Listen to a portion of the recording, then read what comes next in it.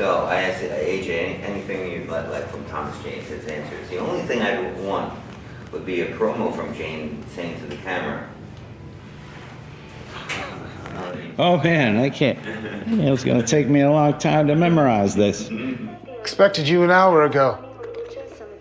He's a long hoof from the Medina, sir. This is your Baratna Miller, telling you to watch the wash valves. Belta Iota.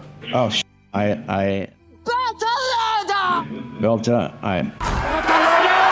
Iota. I think I said it right. Belta Loda! Wait, is that Belta? Yeah, it's Belta Lauda, isn't it? Belta Loda! Yeah, now I'm back to memorizing f***ing lines. Tell AJ, you. That's the answer. Thank you, Tom. That's the answer. You stay there, right there. Baratna. Koman gotta die sometime. About now. This is your Baratna brother, Miller. This is your Baratna Miller telling you to watch the Y-Files. Belta Lauda, motherfucker.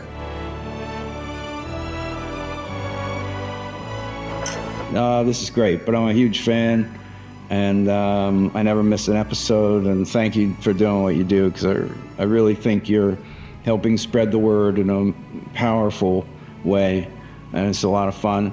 And I was sad that, you fired the Hecklefish. What is this human even talking about? And then you guys had to shut down for a month while Hecklefish renegotiated his contract or whatever was going on there. But I'm glad you guys are back. I was hoping you guys had axed the fish for good, but somehow he weaseled his way back in. So I'm okay with it for now.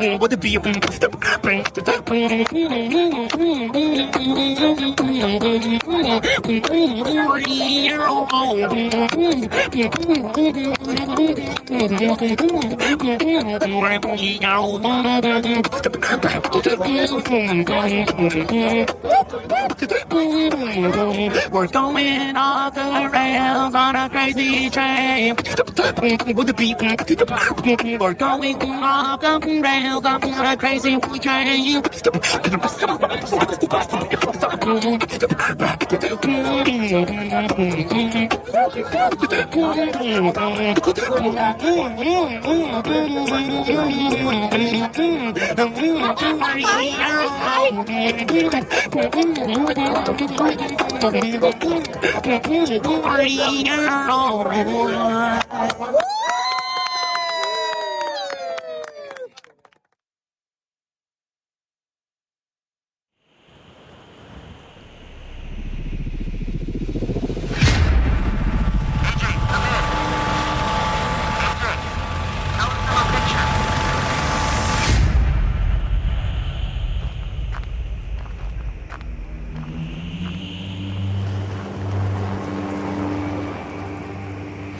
Here he comes. What's going on over there? What's in the box? What? I visited your house this morning. After you left. Put the gun down. What's in the box? Show me the box in the box! What are you doing? Put the gun down. I tried the taste of taking a walk in the shoes of a simple human.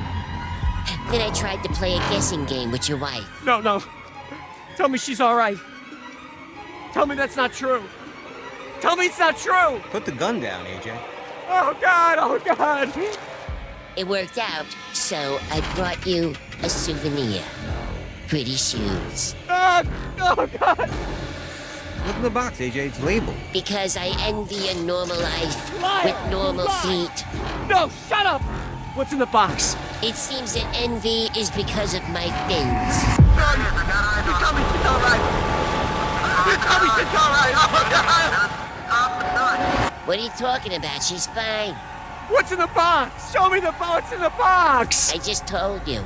Yeah, he literally just told you. Whoa. No, shut up. Oh, easy. Oh, It is God. true. Oh, He God. just Oh, God.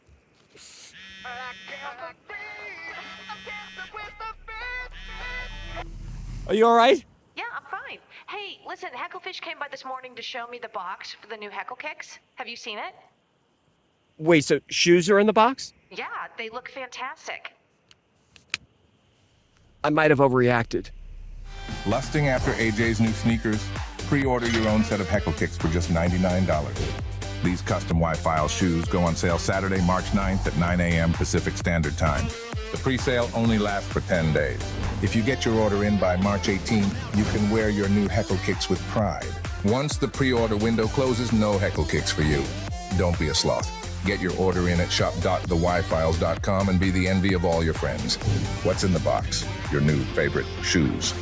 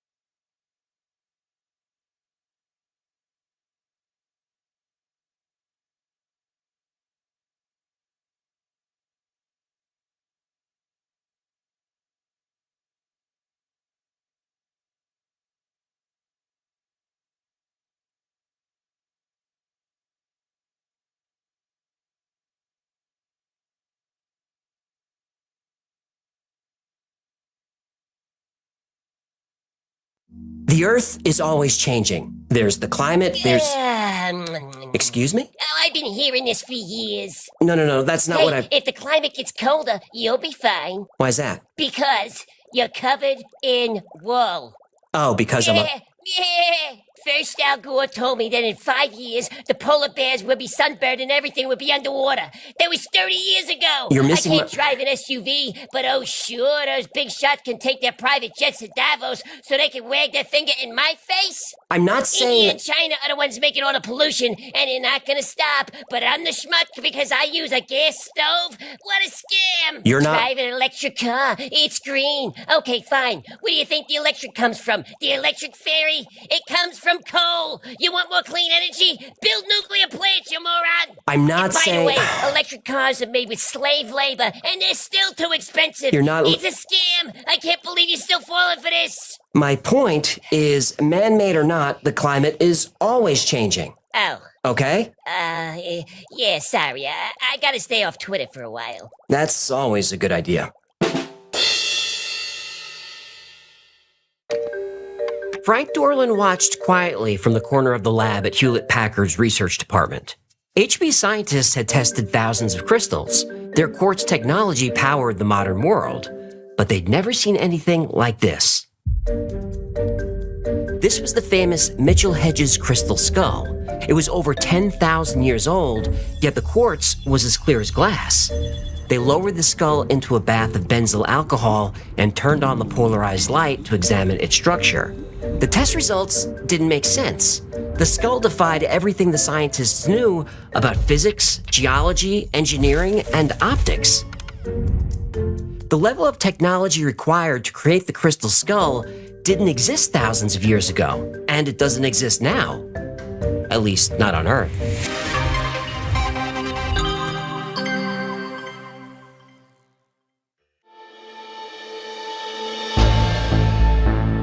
For over 20 years, the CIA ran Project Stargate, a program focused on remote viewing. When the Stargate files were declassified, the targets of interest weren't surprising. The CIA had remote viewers looking at facilities in the Soviet Union, China, and the Middle East. But one target stood out from the rest: Mars. But the CIA wasn't interested in present-day Mars. They were interested in ancient Mars. Using the information in the envelope, please focus on 40.89 degrees north, 9.55 degrees west. I want to say it looks like, I don't know, it sort of looks like pyramids. I just keep seeing very large people. They appear thin and tall, but they're very large, wearing some kind of strange clothes. So in 1984, they sent one of their most talented psychics, Joe McMoneagle, to ancient Mars. He saw tall, slender beings with advanced technology. We did a couple of episodes about this where you can read and hear in Joe's own words exactly what he saw on Mars. Link's down there in your fanny pack. On the surface of Mars were towers made of pure crystal that could store and transmit information across vast distances. These were not just buildings, they were giant computers. The Martian civilization was technologically advanced, but their atmosphere was being stripped away and they couldn't stop it. The Martians knew they were facing extinction, so they preserved their knowledge in 13 crystal skulls. Each skull contained the complete history of a different world where intelligent life existed. 12 skulls represented those 12 planets. The 13th skull connected them all. One skull to rule them all. One skull to find them. So the 13th... One skull to bring them all. And in the darkness, bind them. You done? Oh, sorry, but that was kind of a layup. Keep going, Precious.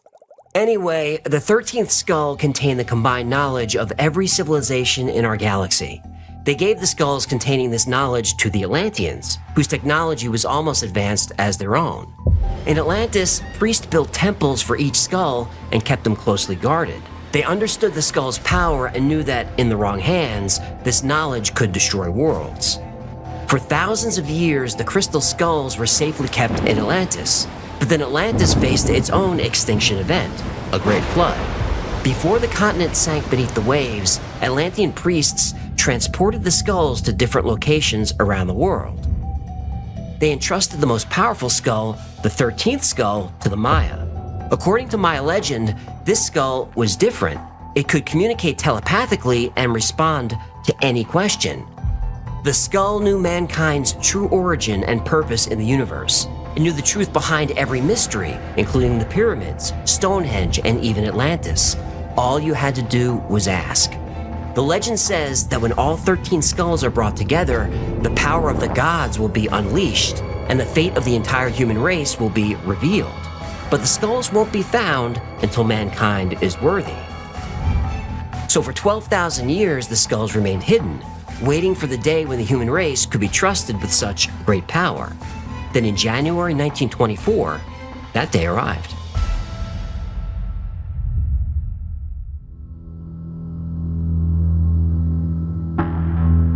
The jungle of British Honduras held ancient secrets, and it was determined to keep them. Fer-de-lance vipers and coral snakes hid in decaying leaves. You had to watch your step. Their venom could kill you within hours. But you also had to watch the trees. Jaguars attacked from above. Their jaws could crush a human skull. Few explorers made it this far into Maya territory, but Frederick Mitchell Hedges wasn't an explorer. He was an adventurer. Mitchell Hedges believed great discoveries weren't made in a library. They were made in the field, in the dirt. He titled his autobiography, Danger My Ally, and here in the jungle, danger was everywhere. Mosquitoes carrying malaria filled the air. Spiders, scorpions, and fire ants covered the vines. Parasites were in the water. Flesh-eating botflies were in the mud. None of this frightened F.A. Mitchell Hedges. He was a spy and a soldier. He was captured by and escaped dangerous tribes. He fought deadly animals with his bare hands. He explored ancient ruins and discovered buried treasure. The stories of his adventures made him a bit of a celebrity back in England. Yeah, this guy sounds like a real-life Indiana Jones. Well, he kind of was. Much of the story from the fourth Indiana Jones movie, Kingdom of the Crystal Skull, was based on this legend of the 13 skulls. Excuse me, there was no fourth Indiana Jones movie. 2008 with Cate Blanchett and Shia LaBeouf? Doesn't ring a bell. Really? Because... There were only 3 Indiana Jones movies, and I'll hear nothing more about it. Fine. Mitchell Hedges had been to Central America many times, but this expedition in January 1924 was unique. Mitchell Hedges was obsessed with lost cities and ancient civilizations, especially the Maya. Their sophisticated knowledge of math and astronomy seemed to appear suddenly in their historical record. He speculated that an advanced culture helped the Maya, or rather, the survivors of an advanced culture, the survivors of Atlantis. Local workers in British Honduras, now Belize, told Mitchell Hedges stories about star people. These beings appeared suddenly, shared knowledge with the Maya, and then vanished. Some descendants of the Maya believed those beings were from Atlantis. Mitchell Hedges believed it too. Now local guides were leading him through the jungle to find a lost city that could finally prove his theory. It was slow going through the jungle when Mitchell Hedges thought he saw a break in the canopy above, barely noticeable. He signaled for everyone to stop. He crouched and started digging in the dirt. About 6 inches down, he thought he felt something. He called for help.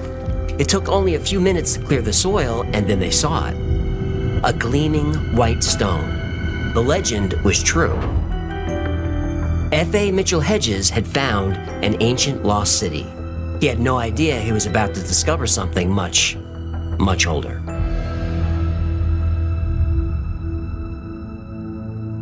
F.A. Mitchell Hedges and his team spent days clearing the site. The ancient Maya city was unlike anything he'd ever seen before. Its stones were perfectly cut and fitted together without mortar. This wasn't typical Maya construction. The walls reminded him of ancient sites in Egypt, halfway across the world. There were homes, markets, temples, an amphitheater, and at the center of it all, a great pyramid. These were the ruins of Labantun, which translates to place of the fallen stones. And you can't help but wonder, where did the stones fall from? Mitchell Hedges documented everything in his field journal, the position of each stone, the alignments of the buildings. He was looking for proof that an advanced civilization once spanned the globe. After clearing some debris from the top of the pyramid, a small opening was revealed. 40 feet below, they saw a glint, a flash of light, like something glowing in the darkness. Mitchell Hedges measured the opening. It was much too small for him to fit through. He needed one of the younger, thinner men. They all refused. They said this was a temple and it was cursed, and they shouldn't disturb whatever's inside. Mitchell Hedges was not deterred. He didn't believe in magic, a lot of superstitious hocus pocus. He didn't, but his local guides did. He looked at their faces. All the excitement turned to fear. He asked, does nobody have the courage to make the greatest discovery in history? There was only silence. Then from the back of the group, a soft voice said, I'll do it. Mitchell Hedges' 17-year-old daughter stepped forward. Anna had been her father's traveling companion since she was 10 years old. She was just as fearless as he was, and maybe just as reckless. Anna crouched over the opening and scanned the cavern below. A few seconds later, she turned around and said, fetch me the rope.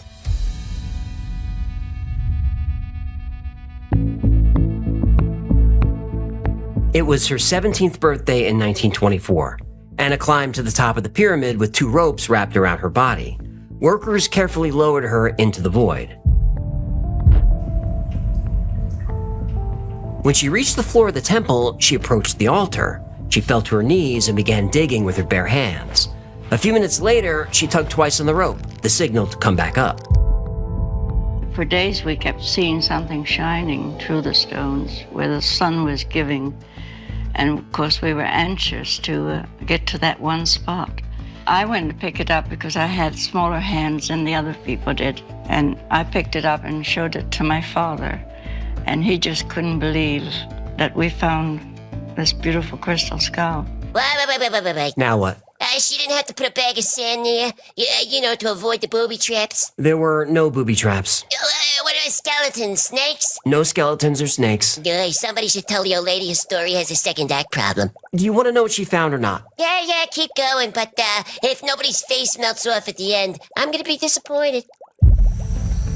When Anna finally emerged from the pyramid, she had something wrapped in her shirt. She handed it to her father. A human skull carved from a single piece of pure quartz crystal. It was flawless. Mitchell Hedges held the skull high in the air. There was a moment of silence. The Maya workers were stunned. Then they erupted with joy. A Maya elder told them that the skull was ancient, thousands of years old. According to legend, the high priest could will someone to death by using the skull. From then on, Mitchell Hedges called it the Skull of Doom. Mitchell Hedges returned to London and packed the skull away. He wouldn't show it to anyone for almost 30 years. He only wrote about it one more time before he died in 1959. When Anna inherited the skull, she took it out of storage. Then she learned why her father never mentioned it. The crystal skull started talking.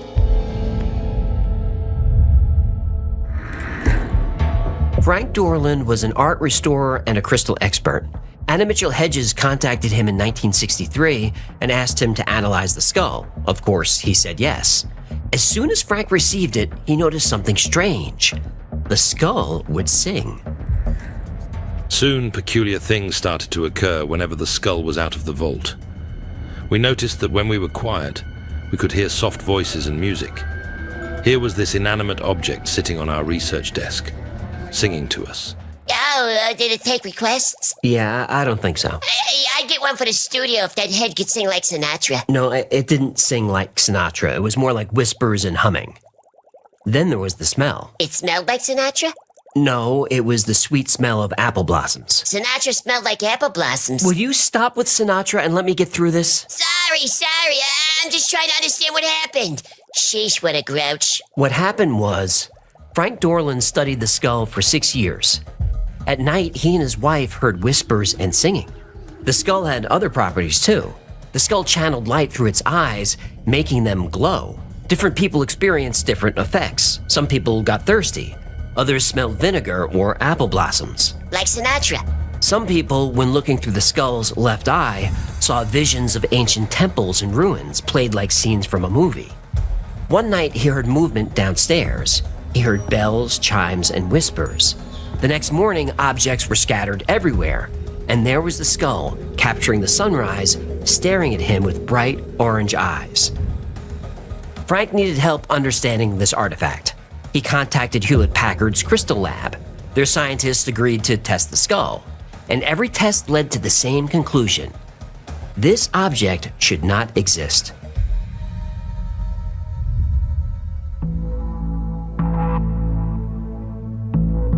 Frank Dorland, his wife, and many other witnesses had strange experiences with the skull.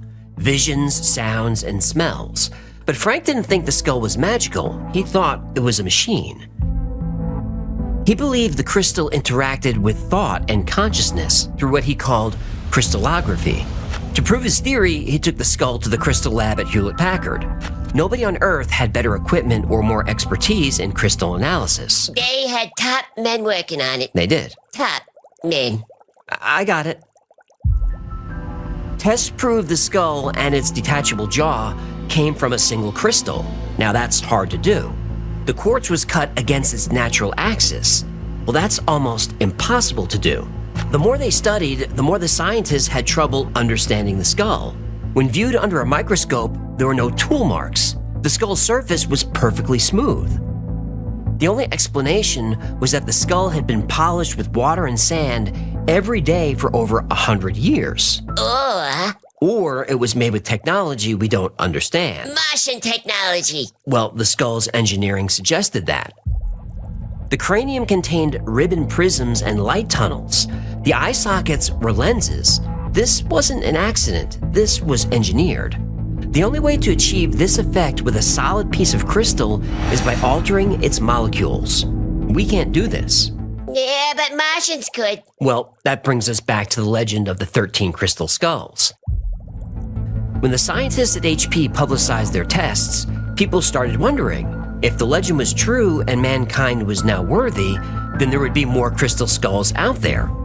So researchers started calling museums to see if they had any ancient crystal skulls in their collections. Did they find more? They found more. Yahtzee!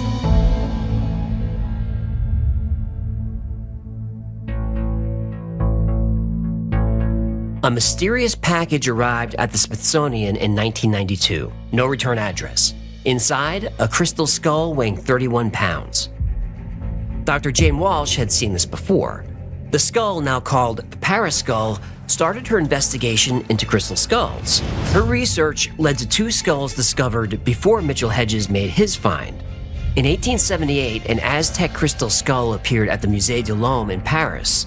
Another showed up at the British Museum in 1897. Both skulls shared a connection: Eugene Boban. Remember that name. Boban was a French archaeologist turned antiquities dealer. Napoleon sent him to Mexico in 1857 to collect artifacts for France. He collected a few for himself too. Everybody wets their beak. Boban opened a shop in France in 1869. He sold a crystal skull to a French explorer, the first publicly displayed skull. 10 years later, he sold another to Tiffany's, which became the London skull. When Walsh and British scientist Margaret Sachs examined these skulls with modern equipment, the legend of the 13 crystal skulls took a hit. No! Under electron microscopes, they found marks from grinding wheels. Martian grinding wheels? No. Crap! The marks matched stones cut at Idar Obenstein in the late 19th century. The German village was famous for its gem cutters. Tests showed the crystals weren't from Central America. They were from Mars? No. Atlantis? No. Brazil or Madagascar. Crap. Around this time, Idar Obenstein received a large shipment of Brazilian quartz. Both Boban skulls were made in Germany between 1870 and 1890. The mysterious Smithsonian skull had identical grinding patterns. Later tests using hydration dating placed the skulls in 1870 to 1890? Yup. Sometimes I hate science. 3 supposedly ancient skulls exposed as forgeries. Modern reproductions sold by Eugene Boban as authentic Mexican artifacts. The world was stunned. The ancient legend of the crystal skulls was unraveling. Skeptics wanted answers. Believers wanted proof. So all eyes turned to the most famous crystal skull of all. It was time to test the Skull of Doom.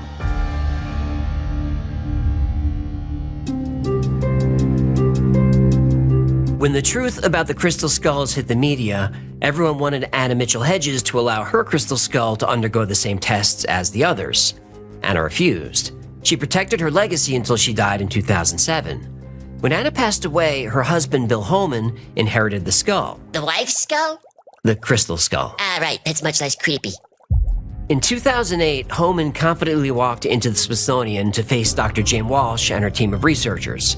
It didn't take much time to prove that the Mitchell Hedges crystal was man-made. The same tool marks as the other skulls were there. Anna's father, F.A. Mitchell Hedges, really was an adventurer and writer, but his adventures were wildly exaggerated or outright fiction. And Anna seemed to take after the old man. Her story is a complete fabrication. She said she found the skull in Lubantun in Belize in 1924, but she was never there. She said she found the skull in 1924 or 1925 or 26 or 1927 or 1928. But it was always her 17th birthday. She admitted she was a little hazy on the date, but you'd think she'd know the day and the year that she was born. You lie about the year you were born. No, so do you. Yeah, touche. Now, speaking of Lubantun, her father didn't discover it. It was found by Dr. Thomas Gann in 1903. Mitchell Hedges got the skull in 1943, and we have documentation of this. He bought it from Sotheby's auction house. That's why the skull isn't mentioned in the 1920s or 1930s by Anna or her father. They'd never heard of it. The seller was Sidney Burney of London. When Anna was confronted with this, she said Burney was holding onto the skull as collateral because her father owed him money. Then he bought it back. But that's not what Burney says. He says he got it from a collection once owned by Eugene Boban.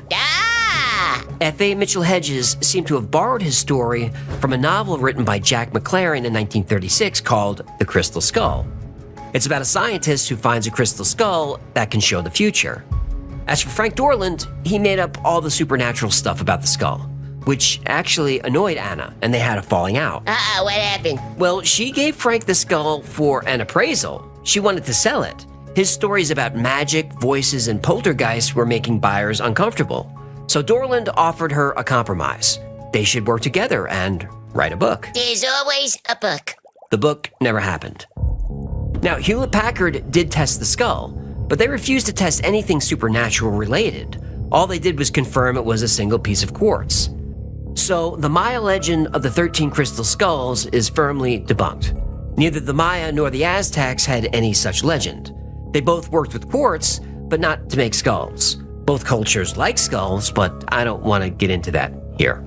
The truth is that the crystal skull myth was created by the New Age fad that popped up in the 1970s and 1980s. This legend fooled people for 100 years, and you know what? It wasn't a waste of time. Quartz crystal is about as close to a magic material as we can get. Crystals can manipulate light frequencies, split them, combine them, create lasers. Crystals can generate electricity.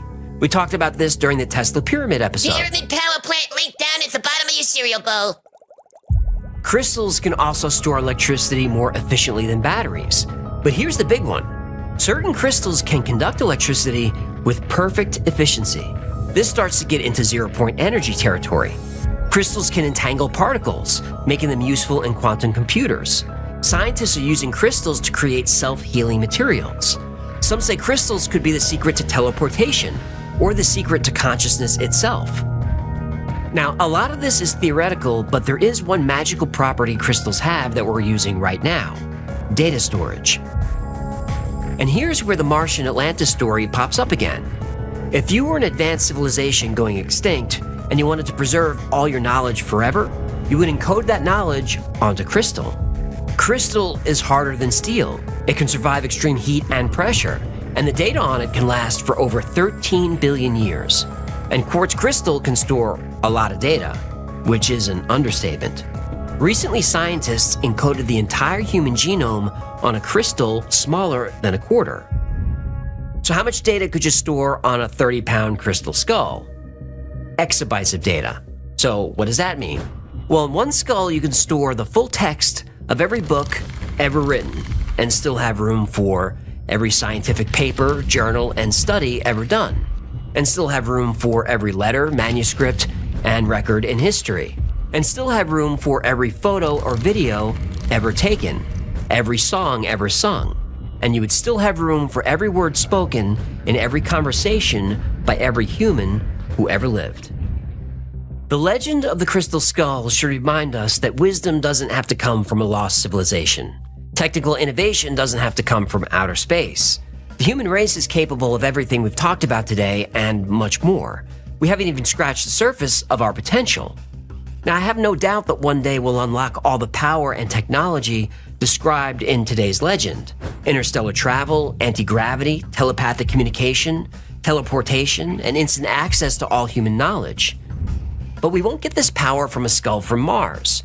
It will come from a machine far more advanced: the skull sitting on your shoulders.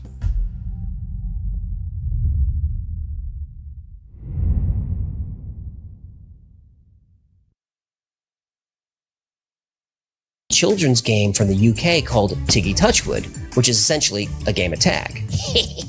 Now what? Touch wood. Don't be an infant.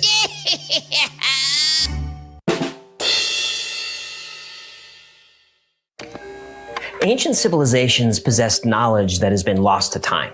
I think that's obvious. But to be fair, most lost knowledge is probably not practical to us today anyway. I mean, who cares what bacterial infection some ancient Swami cured with pine nuts and prayer when we can just use an antibiotic? And if some shaman or witch doctor discovered how I can make Windows not update the very second I start a Zoom call, well, I'd love to know that secret. But shaman are typically Mac people, so not a problem for them. But what about ancient technologies that would be of practical use today? Like levitation. Specifically, levitating large, heavy objects. Now that would be useful. Many people believe levitation, specifically sound or acoustic levitation, was how ancient civilizations like the Egyptians built the pyramids. There's actual science that supports this. Let's find out why. The ruins of several ancient civilizations like the pyramids of Giza, Stonehenge in the UK, and many others are monuments constructed of massive stones. And the first question we have to ask is, why?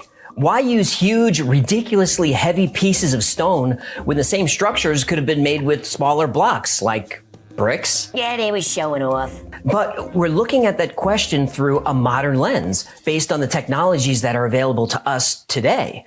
We do know that sound can levitate objects, and I'll get into how that works a little bit later. But current acoustic levitation technology can only move tiny objects with very little mass. Nobody's building pyramids at MIT. And if you are, awesome. Some researchers think ancient cultures may have mastered levitation through sound, which allowed them to easily manipulate massive objects. Hokey religions and ancient weapons are no match for a good blaster at your side, kid. Yes, the Jedi were an ancient culture, but let's look at cultures in our own galaxy.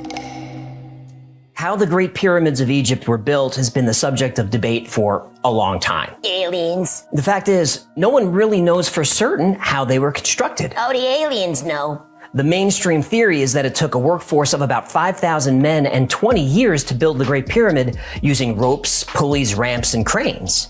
And that may very well be the case, though I have my doubts. And if you guys want a whole video on the construction of the pyramids, let me know in the comments. There's a lot to cover about pyramids. For example, they weren't built by slaves. Aliens don't need slaves. Can we cool it with the aliens for just a minute? But let's talk about the 10th century historian Abul Hassan Ali al-Masudi. He's known as the Herodotus of the Arabs. And al-Masudi traveled all over the world, but finally settled in Egypt, where he wrote a 30-volume history of the world. Like everyone, he was awestruck by the pyramids, and he wrote a very intriguing passage about how the giant stone blocks were transported. First, magic papyrus was imprinted with symbols and placed under each stone. Then the stone was struck with a metal rod that caused it to slowly rise above the ground. The stone then moved along a path that was paved with other stones and fenced in by metal poles. The stone traveled along this path for about 50 meters, then gently settled to the ground. And this process was then repeated over and over again until the builders had the stone exactly where they wanted it. Now, some believe metal poles could have been used to create high-frequency sound vibrations, which would have been responsible for creating the levitation effects. Now, given that the pyramids were already thousands of years old when al-Masudi wrote this, we have to wonder where he got his information. Was this an oral history passed down through the generations, or just a great story created by a talented writer? Can I make a quick point? Go ahead. May I refer you to Clarke's third law? Right. Clarke's third law says any sufficiently advanced technology is indistinguishable from magic. Bingo. The Great Pyramid of Giza does possess some extraordinary acoustic properties and can dramatically amplify sounds at certain frequencies. So the Egyptians clearly knew a lot about sound science and how it could be used to produce powerful effects, possibly including levitation. Did striking the rock create vibrations that resulted in sonic levitation? Maybe the layout of stones and rods created some kind of magnetic levitation. The science for either scenario is sufficiently advanced, and therefore, to al-Masudi and to us, is indistinguishable from magic. Now, the pyramids aren't the only ancient structures made of huge stone blocks. There are monuments around the world that contain stone components of such incredible size that they make the pyramids look tiny, but their construction remains a mystery. Let's look at a few more. The Temple of Jupiter at Baalbek, Lebanon contains the 3 largest stone blocks ever used in a man-made structure. Each block is estimated to weigh as much as 1,000 tons. Now, no industrial equipment in existence today could lift one, no super crane, and certainly no number of people, yet somehow they are positioned together so precisely that a sheet of paper can't fit between them. Now, nearby is an even bigger stone. It's known as Hajar el-Hibla, and it's the largest piece of stone ever cut by humans. It weighs 1,200 tons. It's estimated it would take 16,000 men to even budget, and it would be a huge challenge of modern technology to just create it, yet there it is. How did they do it? Nobody really knows. Let's go to the other side of the planet. On a remote plateau in Bolivia, 12,000 feet above sea level, there's a monument called Puerta del Sol, or Gate of the Sun. This elaborately carved megalith is a single piece of stone that weighs 10 tons. Cool. Well, how did it end up almost 4 kilometers up a mountain? And some scientists think that it may not be in its original location. And if that's so, where did it come from? Here's another. Nam Madal is an archaeological site on the island of Pohnpei in Micronesia, and it's been called the Machu Picchu of the Pacific. It's the only ancient city ever built upon a coral reef, and the engineering of Nam Madal is so complex, nobody can figure out how it was built. The lost city dates back to around 200 BC, and it's made up of hundreds of stacked stone logs, each about 3 meters long and about 1 meter in diameter. The logs, which are stacked kind of like firewood, create walls that are 40 feet high and 18 feet thick. That's taller than a 3-story building, yet each stone log weighs about 2.5 tons. And the logs that make up the high walls, they weigh as much as 50 tons each. How they were moved and lifted into position is absolutely baffling. The locals didn't have pulleys, they didn't have levers, they didn't even have access to metal. This is Stone Age technology, so how did they do it? Well, the locals tell stories about giants who flew great canoes in the sky. Aliens. And those aliens, I mean giants, use some kind of magic to levitate the logs into place. Now, these are structures from very different and diverse cultures from all over the world. What was their secret? Well, these societies are so old that there is no record of how these structures were constructed. But in almost every culture where megaliths exist, a legend also exists that the huge stones were moved by sound, either by striking with a rod to produce acoustic resonance, or by instruments, or by simply chanting stones into position. Let's see how that works. For centuries, travelers from the Far East told tales of acoustic levitation. Some claim to have encountered mystics who possessed the ability to levitate themselves and objects using sound. One famous story comes from a medical doctor named Dr. Yal. He had been brought to a remote area of Tibet in 1939 to treat a Buddhist holy man suffering from an unknown illness. After spending some time with the monks, Dr. Yal eventually gained their confidence, and to show their appreciation, they performed a demonstration of sonic levitation that left the good doctor astounded. They took him to a meadow that was surrounded by high cliffs, and in the middle of the clearing, about 250 meters from a cliff, was a heavy slab of stone. Then the monks arranged 19 musical instruments, 13 drums and 6 trumpets, in a 90-degree arc around the stone and started playing. The other monks began singing and chanting a prayer, slowly increasing the tempo. During the first 4 minutes, nothing happened. Then as the speed of the drumming and the noise increased, the big stone block started to rock and sway and suddenly took off into the air and continued to rise until it landed on a hilltop about 250 meters above the ground. This demonstration was repeated multiple times for Dr. Yal, who actually took film footage of this. What? Where's the film? Oh, that's confiscated and classified. Well, that's a piece of bullshit. I know. I actually found a paper that explains scientifically how this levitation might have actually worked. Link below. And if you're into geometry and geodetics, you're gonna love it. Sounds moving. You see what I did there? Another creation credited with acoustic levitation is the Coral Castle located in Florida. The Coral Castle is a sprawling stone compound built by Edward Leedskalnin between the years 1923 and 1951. The complex is constructed of nearly 1,000 tons of rock, which Leedskalnin somehow cut, shaped, lifted, and maneuvered into place, all by himself. Just him. Now, FYI, he was 5 foot tall and weighed 100 pounds. Ant-Man! I ruined the moment, didn't I? Leedskalnin refused to allow visitors or observers on site while he was working, so there are no eyewitness accounts detailing his construction methods.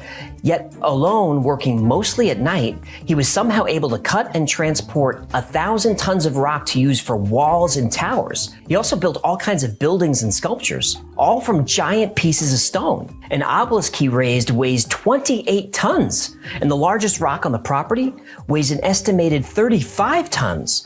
Now, some of these stones are twice the weight of the largest blocks in the Great Pyramid of Giza. All this he did alone and without heavy machinery. The most amazing thing to me is the stone gate. It weighs 9 tons and has about a 1/4 inch of clearance inside the frame.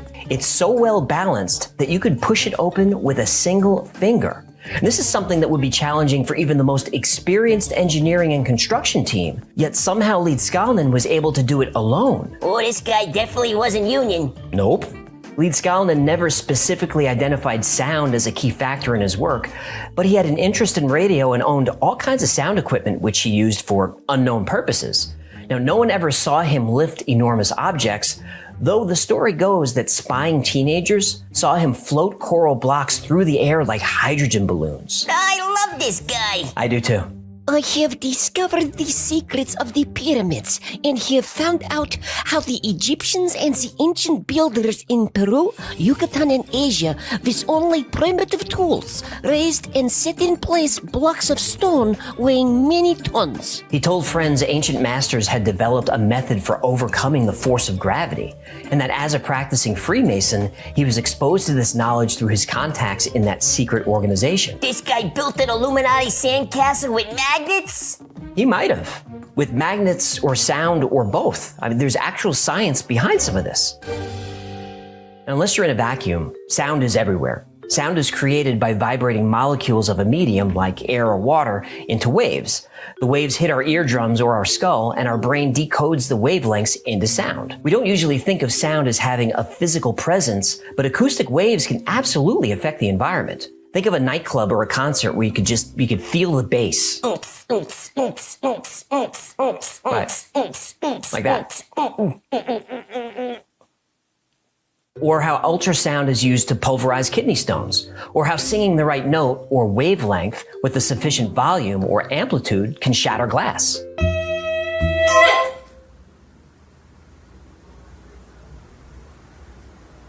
There are even sound waves that can make people sick.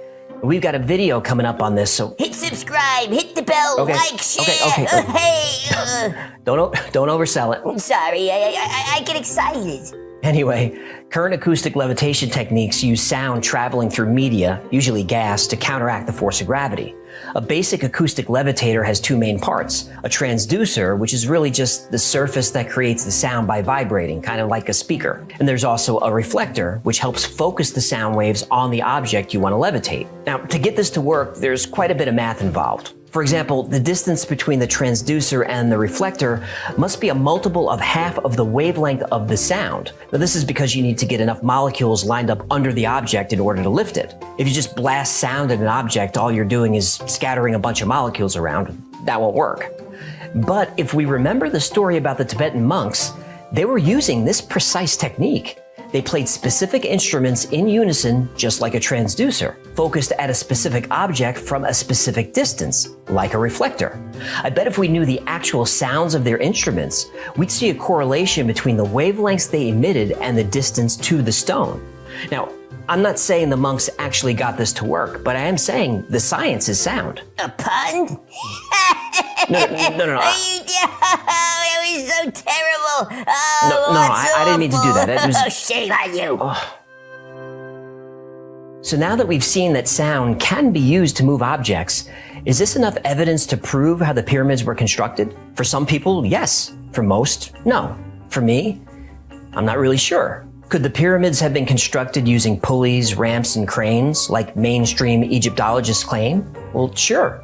But when you look at the sheer size those ramps would need to be, and the distances involved, the amount of materials required to build the scaffolding would be more than the material in the actual pyramids. Much more. So where are all the construction materials? To me, there seems like there's something going on here. But we can't even talk about this without being labeled kooks. Any challenge of established scientific dogma is labeled pseudoscience. Isn't that a bit arrogant? I mean, isn't pseudoscience only pseudoscience until it's actual science? But people are afraid to go up against the establishment. Kepler and Copernicus were ridiculed by their peers. Louis Pasteur's research was rejected by the medical establishment. Gregor Mendel, Nikola Tesla, initially they were rejected. Imagine the hate they'd get if Twitter existed? But that's a long time ago. Surely we've matured since then. Think about this. In 1903, when the Wright brothers and others were building airplanes, the New York Times said manned flight would not be possible for 1 to 10 million years. Oops. And in 1985, the New York Times said no matter how inexpensive or powerful a laptop computer would become, nobody would want one. No, boy. And when Apple announced the iPhone, the Times said they'd probably never build it, and even if they did, nobody would buy it. And speaking of Twitter, here's what the New York Times said when it launched. Using Twitter for literate communication is about as likely as firing up a CB radio and hearing some guy recite the Iliad. Whether the service could be made into a sustainable business, quite unknown. I'm skeptical. Blah, blah, blah, blah, blah. Haven't I always told you don't trust the media? You have. If you suggest that levitating heavy objects with sound or creating free energy is even possible, you're viciously attacked. Not just by Facebook and Twitter, but by the New York freaking Times. Aren't new ideas worth exploring? Did Steve Jobs care what people thought about him? Does Elon Musk care? No. They just went out and changed the world. So my message today is not to the corporate media or social media.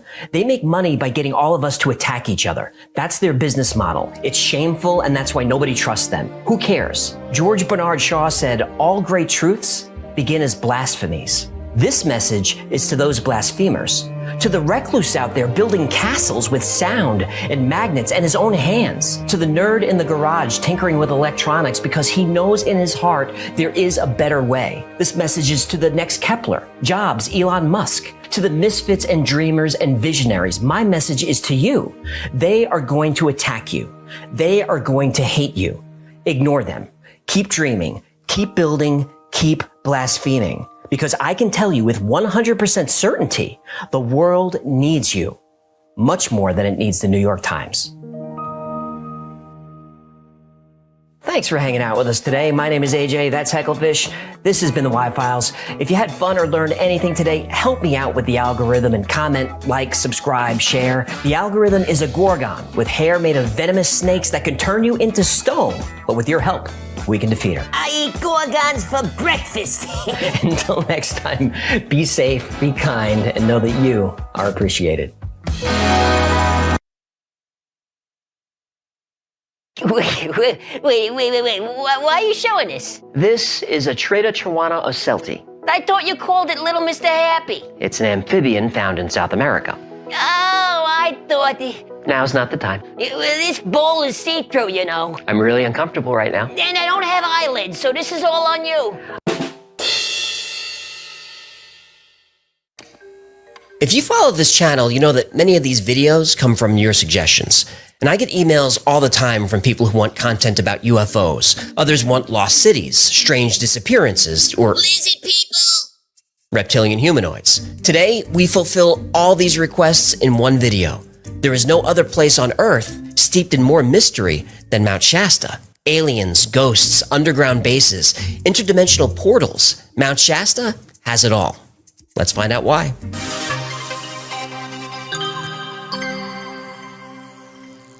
As you approach Mount Shasta, the first thing you notice is how absolutely out of place it is. Though it's one of the tallest peaks in North America, it's not directly connected to any other mountains. It stands alone and seems to leap off the landscape.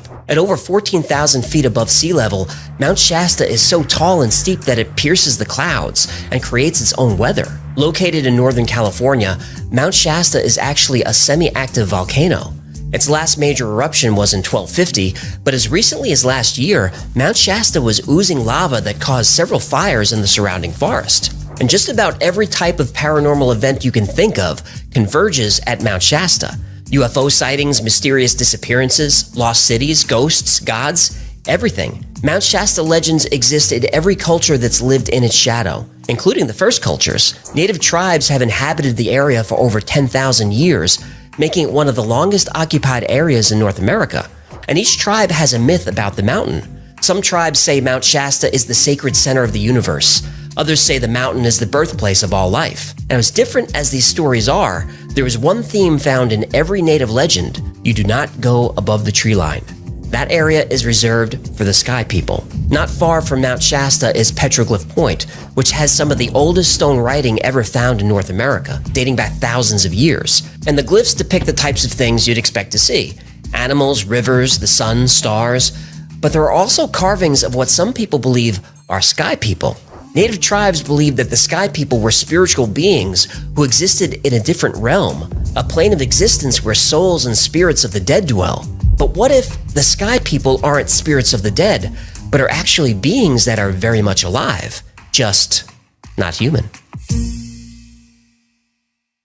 There are Native American legends that describe a race of giants that live on Mount Shasta. The Modoc have the Matagagmi, which are said to be the keepers of the woods. Could these ancient people be describing Bigfoot? Matagagmi is the Modoc word for Bigfoot, and it's similar to the Tibetan word Metogangmi, which is their word for Yeti. Hey, how do ancient Indians in Tibet end up with the same word for Bigfoot? Well, There would have to be some kind of land bridge between India and America. Wait a minute. you're getting way ahead of me on this one, pal. Are we gonna talk about? We are. Oh, baby!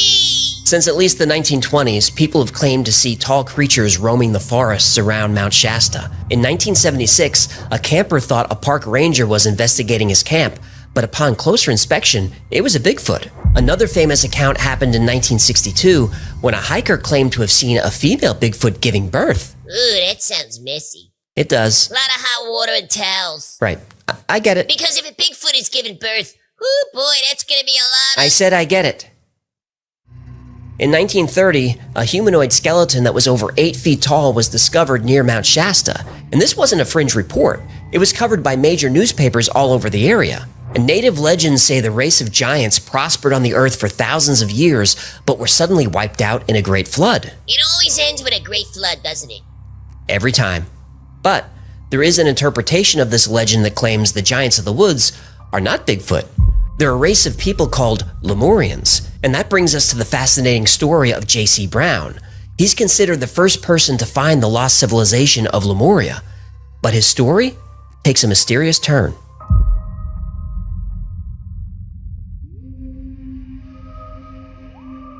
In 1904, J.C. Brown was working as a geologist for a gold mining operation, and he was sent to Mount Shasta to look for gold. During one of Brown's expeditions, he came across a rock fall that looked like something could be buried underneath. And when he cleared the rubble, he discovered the entrance to a cave that disappeared into the darkness for what looked like forever. Brown hiked the length of the tunnel, which turned out to be 11 miles long. And that may sound crazy, but Mount Shasta is a volcano, and the entire area around the mountain is a network of lava tubes. And lava tubes can be huge and stretch miles underground. And when J.C. Brown reached the end of the tunnel, he found what he described as the remains of an ancient city.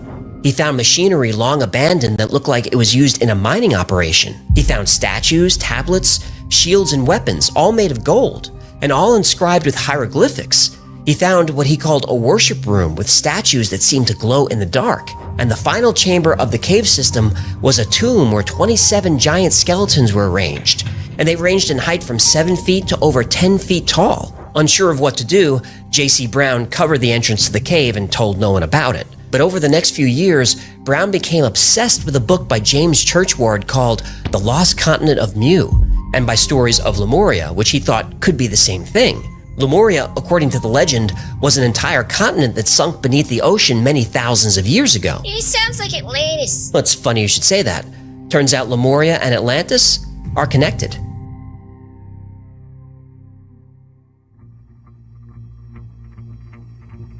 In 1899, Frederick Spencer Oliver published a book called A Dweller on Two Planets, which tells an amazing story that was found written on ancient Hindu tablets. Over 1 million years ago, the Earth was ruled by two very advanced civilizations, the Atlanteans and the Lemurians, and both cultures had technology that far exceeds our own. Atlantis was the dominant culture, and for many years it was benevolent. But about 25,000 years ago, Atlantis became corrupt and wanted to rule all people on the Earth. Lemurians rejected this idea and wanted to be left alone. And after much internal conflict, Atlantis decided to go to war with the Lemurians. And for years, the two mighty civilizations deployed devastating nuclear weapons against each other. The explosions were so violent that they caused the Earth's tectonic plates to become unstable and the magnetic poles to shift. Finally, a massive flood tore across the planet and laid waste to both civilizations. In all, 60 million Lemurians died. Atlantis suffered severe losses as well. The few surviving Atlanteans evacuated to Agartha, an underground city that we'll be covering on this channel. The last remaining Lemurians fled to Mount Shasta and established a city called Telos. And what's amazing is, there's a Hawaiian legend that says the islands of Hawaii were once part of a vast continent called Mu, also known as Lemuria. And once J.C. Brown learned of these stories, he was convinced that he had found the lost civilization of Lemuria under Mount Shasta. So he decided, now 30 years later, it was time to go back to the mountain. And when J.C. Brown returned to Mount Shasta, he put together a search party to help him rediscover Lemuria. Brown had assembled a group of 80 researchers, scientists, and explorers. And after 1,000 years of legend, Lemuria was about to be proven real. Newspapers widely covered the story, and the excitement around the adventure was palpable. Then, on the morning that the expedition was set to begin, J.C. Brown didn't show. People combed every tavern, every street, every inn looking for him, but they would find no trace. J.C. Brown had vanished and was never heard from again. Explanations for J.C. Brown's disappearance covered everything. Some said he was simply a fraud, though he never took a penny from anyone.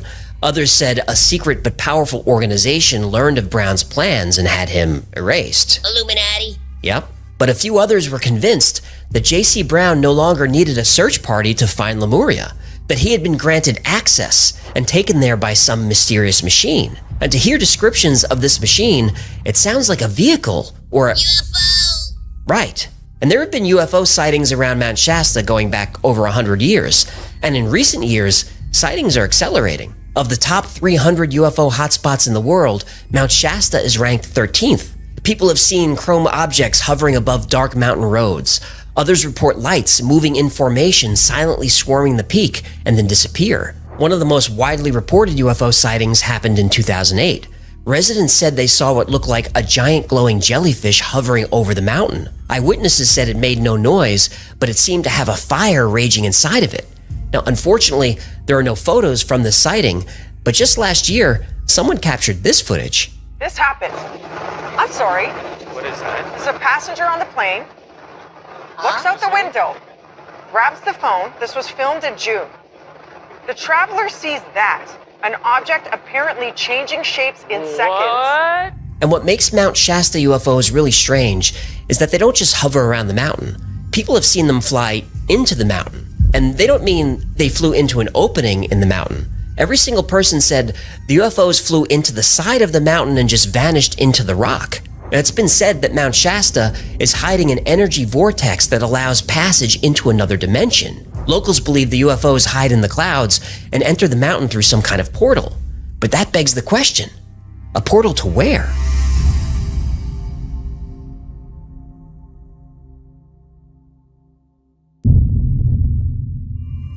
For decades, eyewitnesses have seen strange beings in Mount Shasta's caves that seem to have the ability to walk through walls. They just vanish. And it's not just these strange beings that disappear on Mount Shasta. It's one of the most active hotspots in North America for mysterious disappearances. In 2011, a young couple was camping on Mount Shasta with their 3-year-old son. Suddenly, the boy's parents looked up and their son was gone. They immediately called the authorities and a massive search went on for 5 hours. Then, a sheriff's deputy heard a quiet voice coming from a bush not far from the campsite. This was odd because dozens of trained search and rescue professionals had combed every inch of this area multiple times and found nothing. But the boy was found unharmed, so this was called a successful operation, and that was pretty much the end of it. It wasn't until a few weeks later when the story would take a mysterious turn. The boy was talking to his grandmother, who he called Grandma Cappy, about the incident. He said he liked this Grandma Cappy better than the other Grandma Cappy who found him in the woods. Whoa, what? Yeah. The boy's mother was upset by this. What other Grandma Cappy? The boy said the other Grandma Cappy had taken him to a cave in the woods. And there were other people there too who were just frozen in place. And this new grandma seemed nice enough, but then she wanted to examine the boy. And for some reason, she asked him to defecate on a piece of paper. Did he? No, he said he couldn't go. Yeah, I'm a shy pooper too. But it gets even stranger. Grandma Cappy said that just a few weeks earlier, she was camping in the same area when she blacked out. Then she woke up face down in the dirt and noticed she had a strange puncture wound on the back of her neck. She said she was violently ill and thought it was some kind of spider bite. She was camping with a friend who also had a similar wound and was also terribly sick. DNA extraction. Well, that's one theory, and Grandma Cappy said she's never going to that mountain again. Then there's the story of Carl Landers. In 1999, Landers, along with 2 friends, set out to hike to the summit of Mount Shasta. And along the trail, Landers just vanished. He didn't wander off, he didn't cry for help, he was just gone. And it's not like he disappeared into the woods or fell down a hole. There was good visibility for over 100 yards. Landers vanished in a wide open field. And he was an experienced hiker who knew this terrain extremely well. Yet somehow he disappeared off the mountain without a trace. And for a week, a huge manhunt searched every inch of the area. The National Guard even sent helicopters equipped with infrared sensors. Nothing was found. No equipment, no clothing, no body. All gone. To this day, there is no explanation for what happened. So what's going on at Mount Shasta? Can we use logic and science to explain these mysteries? Well, it's difficult to explain ancient native legends because we have no evidence to support or refute the stories. Since the legends have been passed down over several thousand years, not only is it possible, but it's likely that these stories evolved over time. I mean, who can resist adding a little drama to make a story seem more mystical? I'm guilty of doing it on this channel. Mount Shasta isn't a very active volcano now, but it's erupted many times in the past, and human settlements were present during those eruptions. When native tribes describe Mount Shasta as the home of a god who throws flaming rocks at his enemies, we could certainly see that these ancients were trying to make sense of what they saw. And when American Indians spoke of giants, did they really mean Bigfoot? It's not clear. There isn't much reporting of Bigfoot until 1924, when a few gold prospectors came back from an expedition talking about how they were attacked by giant ape men who threw boulders at their camp. And the story caught fire and grabbed so much attention that park rangers launched a full investigation. What they found didn't impress them. They said the boulders were actually just large rocks and looked like they were placed there by the men, and there were supposedly Bigfoot tracks in the area. But when the rangers looked closely at the tracks, it was clear they were made by one of the miners using his knuckles and the palm of his hand. Still, there's no stopping a viral story, and the legend of Bigfoot was born. But what about these portals that seem to swallow people whole? Is there any science to support the phenomenon that 2 points in space can be joined by nothing but energy? Turns out, there is. In 2013, NASA discovered a phenomenon called an X-point. X-points are places where the magnetic field of the Earth is directly connected to the magnetic field of the Sun. This is an uninterrupted path of energetic particles leading from our planet all the way to our star, 93 million miles away. Another study confirmed these portals and found some of them are short-lived, opening and closing very quickly, but others are stable for long periods of time. Now, obviously, we can't use these portals to travel. Yet. But there is science to support that the Earth is magnetically tethered to the Sun, and the magnetism around Mount Shasta is highly unusual. The entire area is blanketed by an enormous negative magnetic anomaly. Could this area of strong magnetism be creating ruptures in space that cause people to disappear? Well, that's a stretch, but if some kind of electromagnetic event were to occur, there are few places on Earth better suited than Mount Shasta. Now, the story of the missing boy who suddenly reappeared 5 hours later, that's true. The part about his grandma Cappy and the puncture in her neck, that came from someone claiming to be her posting her story on the internet, so I don't know. And the boy's parents conveniently want to remain anonymous. But Carl Landers really did disappear without a trace, as have many people on Mount Shasta. Now, most of the time, missing hikers are discovered not far from their last known position, usually dead from injuries from a fall. But it's worth acknowledging that there are plenty, I mean lots, of people who just vanish with no explanation. Well, what about the UFOs? Well, the UFO sightings can't really be explained. Weather around Mount Shasta is highly unusual and creates what's known as lenticular cloud formations. And lenticular clouds look like giant UFOs, but they're just clouds. As for what looks like flying spacecraft hovering around and disappearing into the mountains, we'd be silly to discount those reports. Even our own government is finally admitting there are objects zipping around the planet that just can't be explained. So what about J.C. Brown and Lemuria?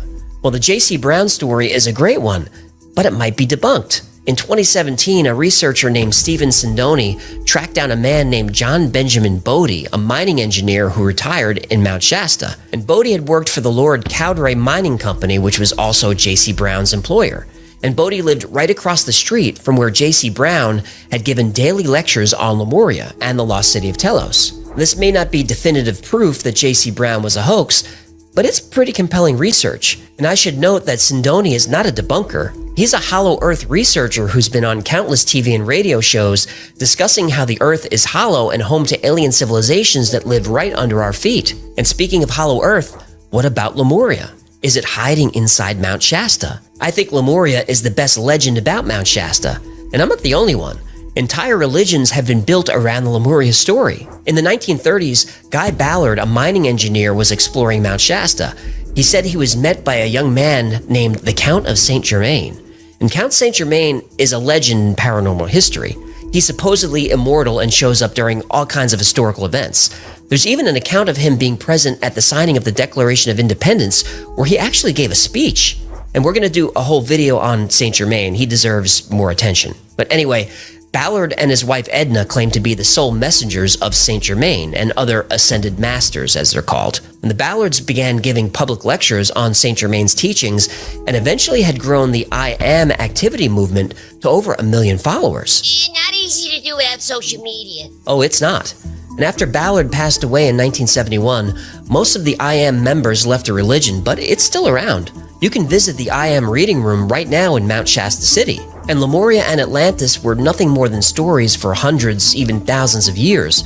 But with the discoveries like Bimini Road in the Bahamas and the Yonaguni Monument off the coast of Japan, we have to start wondering if these myths weren't myths at all, but actual places. Now, skeptics will say Bimini and Yonaguni are natural formations, but I'll put the pictures up for you to decide. To me, Bimini Road is iffy. I lean toward man-made, but I can see the other side of the argument. But Yonaguni? That looks 100% man-made to me, so what if?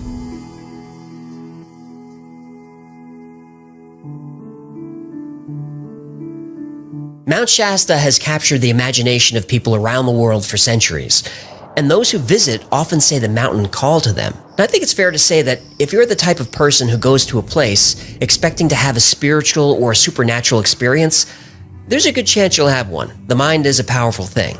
But as long as you're not starting religions based on this, I don't think there's anything wrong with believing what others say is a crazy theory. Our civilization's greatest leaps forward come from heretics who dare to challenge the status quo.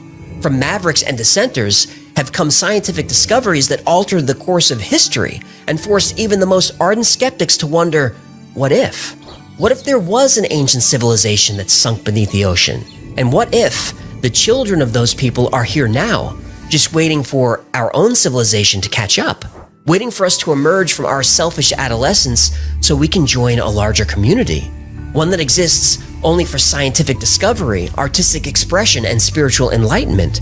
Now, I admit it sounds like fantasy, but when we stop asking, what if, civilization dies. But as long as there are heretics and mavericks and dissenters, we have a chance. And if you're one of those, keep asking, what if? Everyone on Earth, whether they know it or not, is counting on you.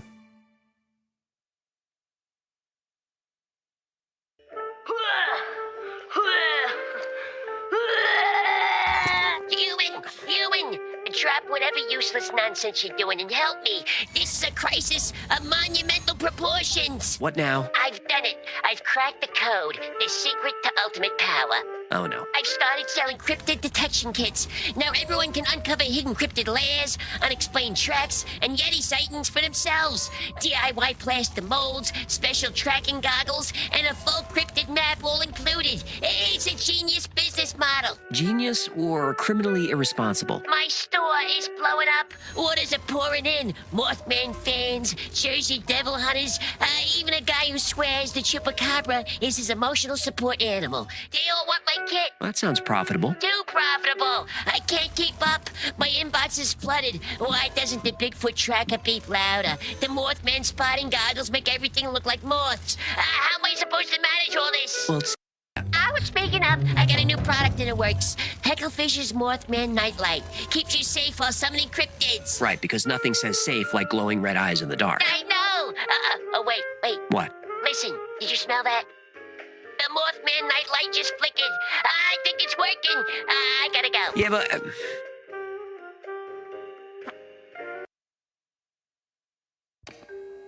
The North American Air Defense Command, known as NORAD, was established in 1958. It was to provide early warning and defense against Soviet bombers and missile launches. But it wasn't long before NORAD would be monitoring skies around the entire planet.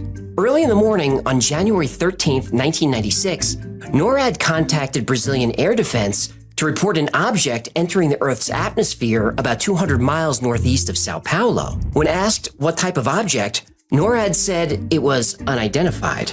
A few minutes later, it crashed somewhere near the town of Varginha. The Brazilian Army and Air Force quickly scrambled to get to the crash site before any civilians did, but they were too late. The craft was seen and the beings driving the craft were gone. Over the next few days, a series of events would unfold that would change the lives of the people in the area forever. Well, at least the lives of the people who survived.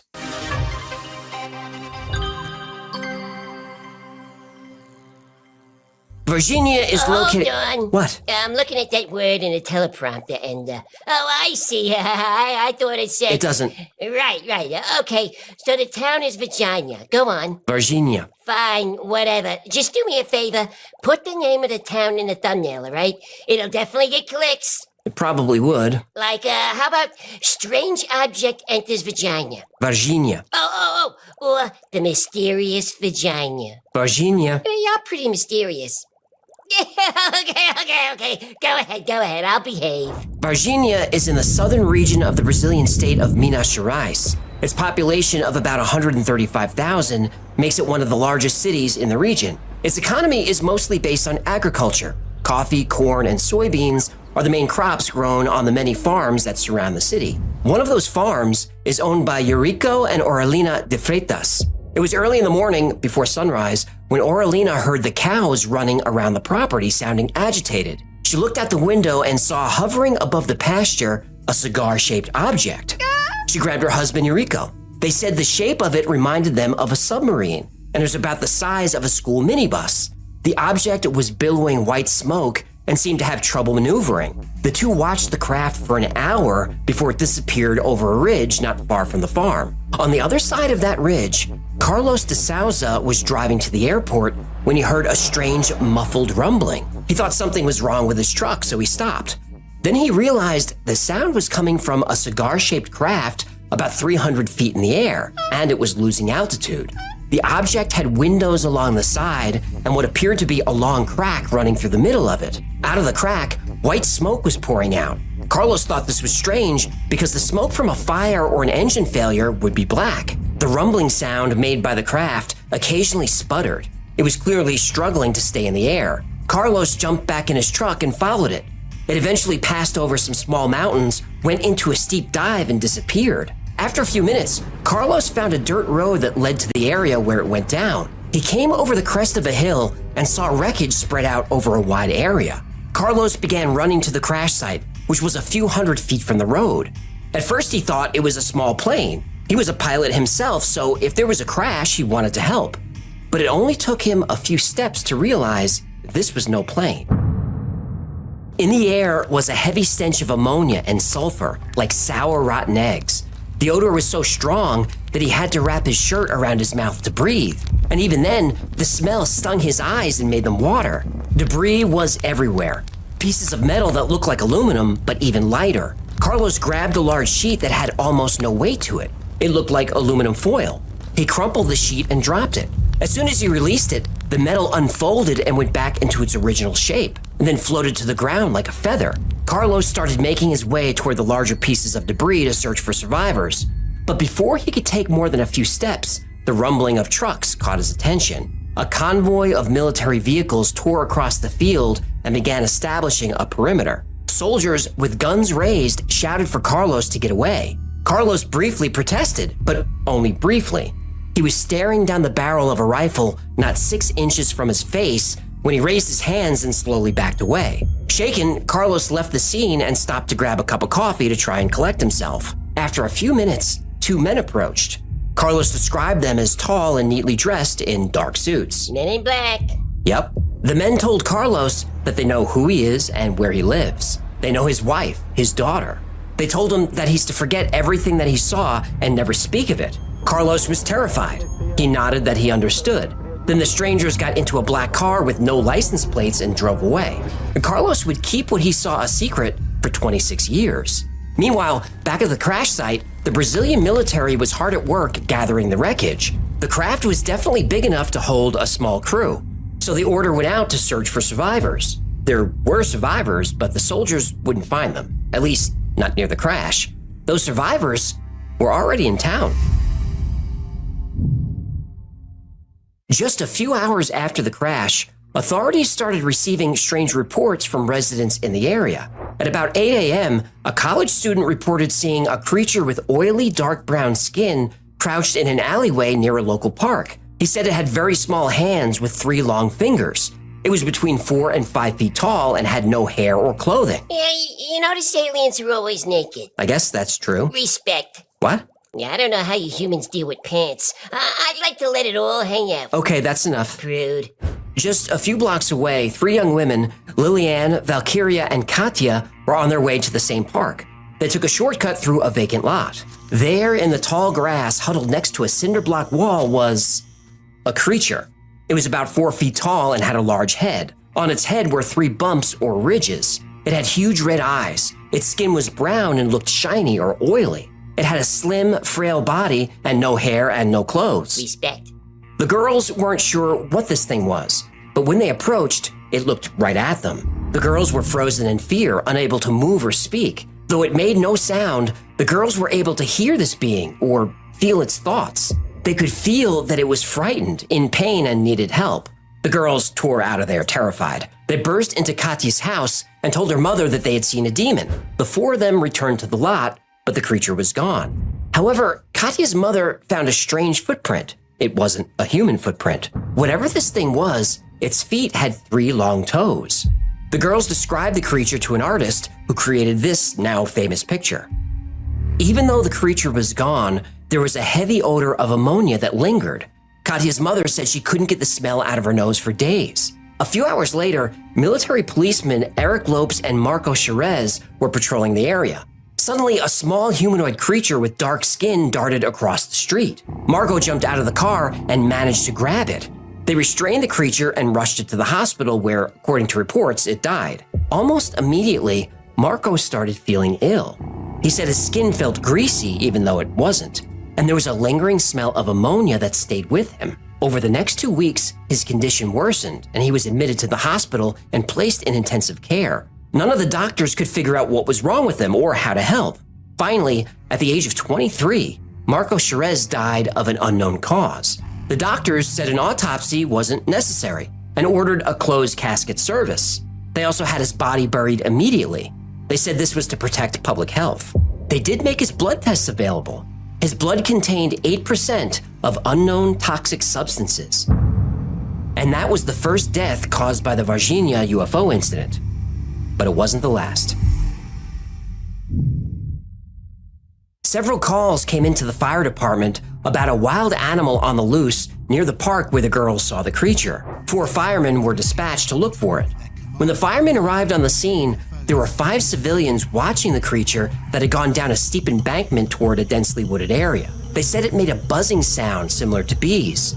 It took the firemen 2 hours to capture it. It kept running away, and the terrain was hard to navigate. And they were afraid of whatever this thing was. Everyone who saw it said it gave off a strong offensive odor like ammonia and sulfur.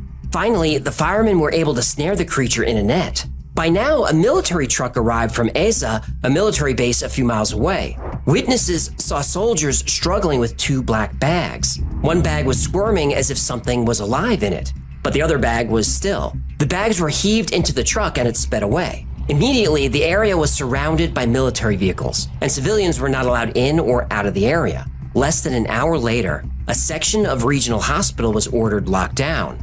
Then 10 military and police vehicles arrived. The truck then pulled up close to the entrance, and 2 soldiers unloaded a black body bag. The bag was taken to the radiology department for x-rays. The x-ray technician on duty that day said the examination room was full of doctors, police, and military personnel.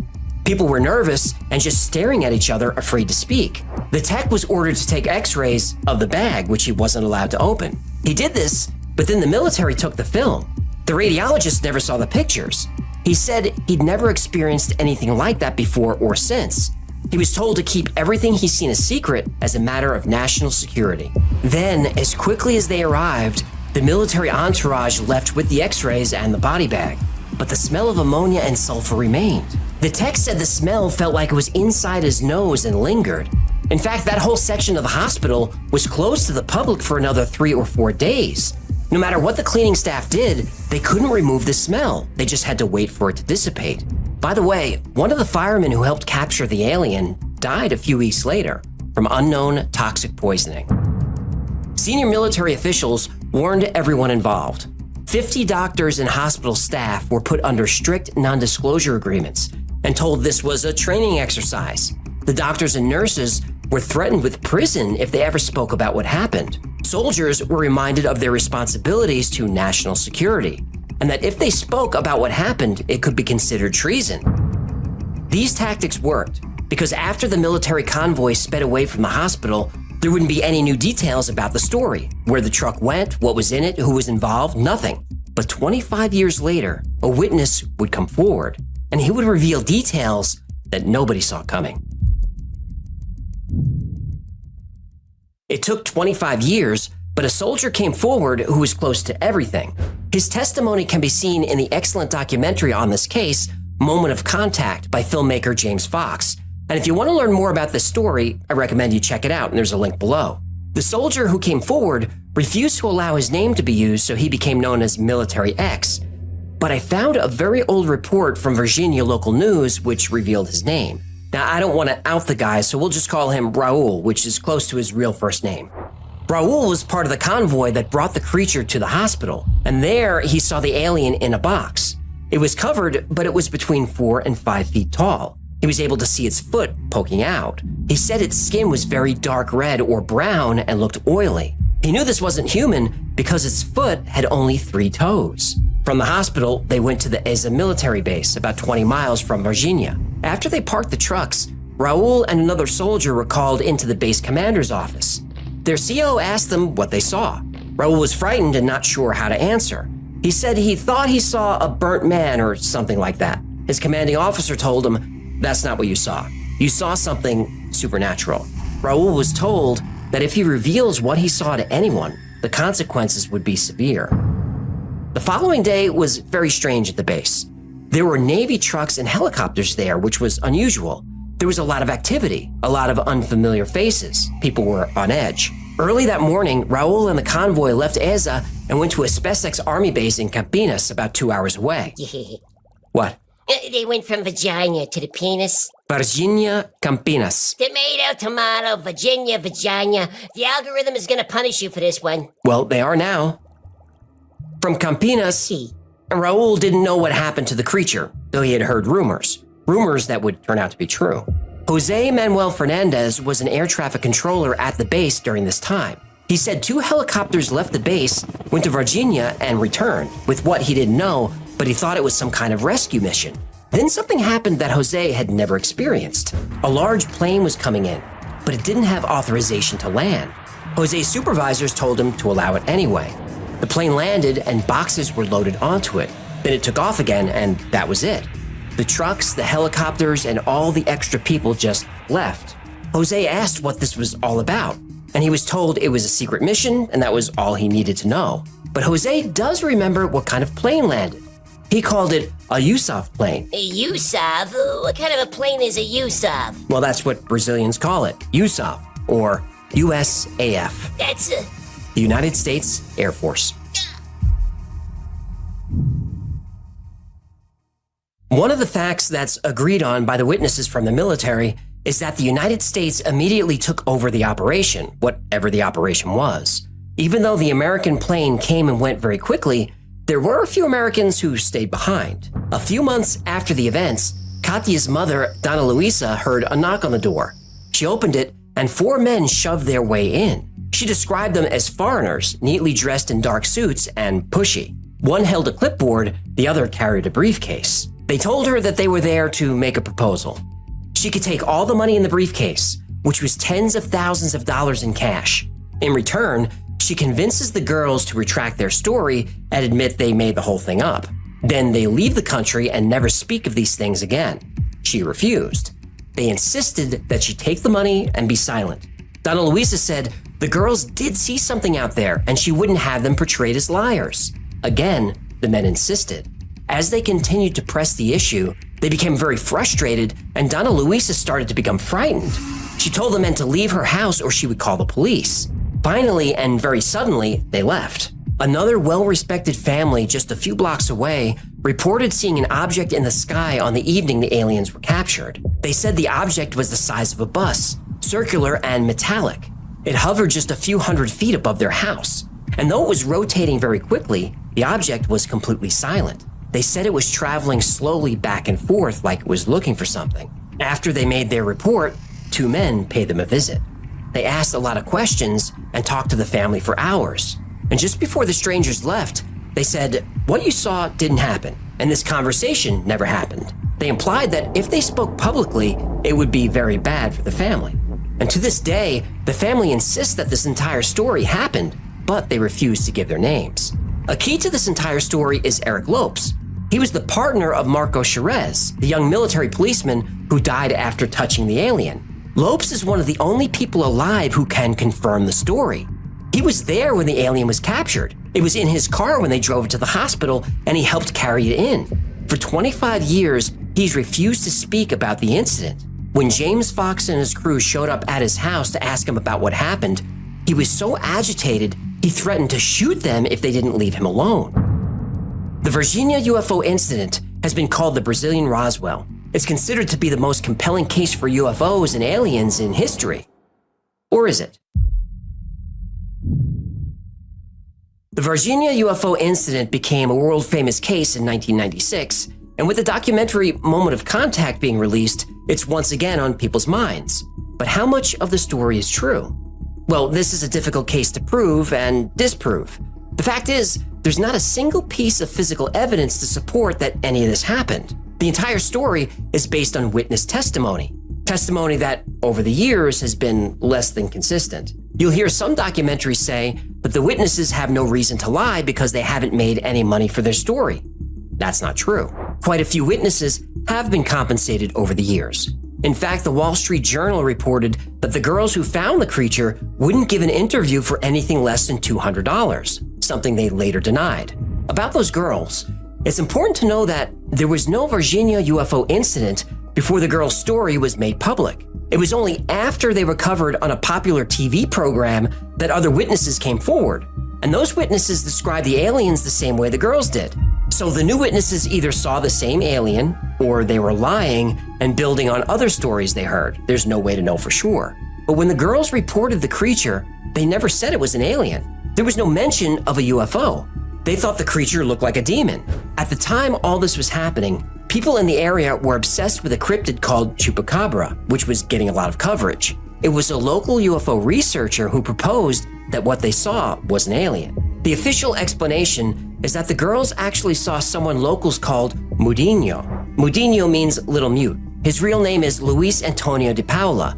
He was a mentally and physically disabled man who would spend hours crouching and looking at small objects on the ground. He lived where the girls saw the alien. In fact, he still lives there. He doesn't live near the location, he lives at the location. The day they saw him, there was a major storm passing through the area. So much rain fell that some parts of the town were flooded. It could be that Mudinho was covered in mud, which was known to happen, and he scared the girls. Now, the girls say that it couldn't have been Mudinho because they know him and wouldn't mistake him for an alien. But in the original report, they said they didn't know him. And when they first saw him, they thought he looked like a demon. They said the same thing about the alien. They may or may not be lying intentionally, but one of their versions of the story is wrong. And this isn't surprising. It's a 26-year-old case. Witness reports are all over the place. This was a huge story in 1996. It made international news. People's memories change over time. If you read an interesting detail about this case, you may, even unknowingly, add that detail to your version of the story. Tell that story enough times, your brain will actually create a false memory to support it. When Katya's mother first told the story about the men trying to bribe her to get her daughters to retract their story, she said they implied there would be a payment. Later, the story included a briefcase full of cash. Now, did she forget this detail early on? Or had she been hearing stories about the men in black for so long that the briefcase found its way into her memory? Side note, the weather conditions make it unlikely that anyone saw an alien footprint in the mud, but who knows, stories vary. Some witnesses gave statements that they later denied. Others denied seeing anything, but then later came forward. And other witness reports don't fit the timeline at all. The couple who first saw the UFO over their farm, they said it happened a week earlier. It's possible they aren't remembering correctly, but if I saw a UFO hovering over my house for an hour, I'd remember every detail about that day. Memories are stored with emotion. The more emotional the event, the more likely you are to recall it. People who lived through the JFK assassination or the 9/11 attack know exactly where they were when they heard the news. People vividly remember the days their children are born and vividly remember when their parents died. Emotions create memories. Now about Marco Cherez, the young officer who died after touching the alien. It's said that he was perfectly healthy and suddenly became ill. That's not true. He had a cyst on his arm that became infected. The cyst was documented well before any of this happened. Marco wasn't connected to the UFO story until much later, and his sister was the first person to bring it up. Now, she says it happened and that's that. But her earlier story said it was possible he was involved, though she didn't know for sure. The Brazilian military released a report of these events that was over 1,000 pages long. According to the report, Marco wasn't even working that night. The report also says all the military vehicles in the area were part of a training exercise, as a base was a training base. The military convoys were just vehicles all going in for scheduled maintenance at the same time, which they do. After all, the base is just a few miles away. The hospital wing was closed, but that was because they had to make it sterile enough for new cardiac equipment that was being delivered. By the way, that equipment was delivered in stainless steel boxes by the military. The body bag was a recently exhumed cadaver that was part of a police investigation. What people thought were aliens at the hospital were actually a dwarf couple there to have a baby, and they were helped in by a soldier. Now, some of those facts sound perfectly reasonable to me. Others, like the pregnant dwarf, not so much. But that's part of the story. It's all a cover-up. The military altered the records after the fact. They even gave a very sketchy press conference about this. Da região. Nada temos a esconder. Pelo que eles estavam fazendo no dia do acontecimento? Trabalhando. Em prol do exército, em prol da nação. Isso tem como ser comprovado? Para quem? Para a imprensa. Por quê? Porque não se quer provar os fatos? Eu tenho que provar. Tudo que eu tinha a dizer foi dito. Is General Lima covering up? He acts like it. But if there really wasn't anything weird about this incident, the general would be pretty irritated that he'd have to deal with any of this. So how you read him and any of the witnesses really comes down to your point of view and toward which side you lean, skeptic or believer. If you watch James Fox's Moment of Contact, some of the witnesses are compelling. In the case of Marco de Souza, the man who found the craft in the field, he's so overcome that he breaks down into tears. Aqui, aqui, aqui, ó. Aqui, aqui, ó. Aqui, ó. Aqui, foi aqui, ó. Aqui, ó. Uau. Foi aqui, ó.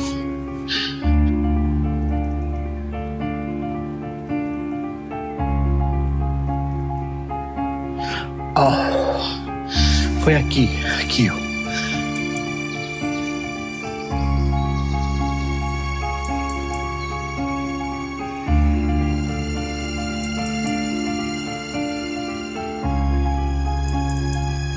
Se eles morreram aqui.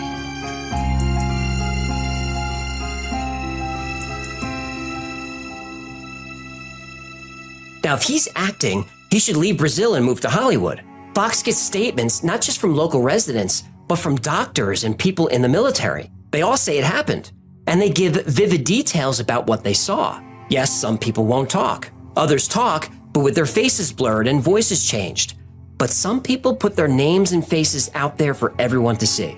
Now, it's been so long that these people could be misremembering, but they don't come across as liars. But there's no way to tell if what they're saying is true. There is one man who could settle this entire case once and for all, Eric Lopes. He was driving the car when Marco Cherez captured the alien. He saw everything, but he's willing to shoot people who want to talk to him about this. Is he afraid? Or is he an old angry man living in poverty who's sick of people bothering him about this? If he came forward to confirm that Marco did capture an alien, then the entire official story unravels, and you could throw away that 1,000-page army report, and you can start rewriting history. Because Eric Lopes is one of the few people on the face of the planet who could confirm 100% without a doubt that aliens are real and they are here. For now, the Brazilian military and government deny everything. And if the Brazilian government is working with the United States on a cover-up, well, they're learning from the best.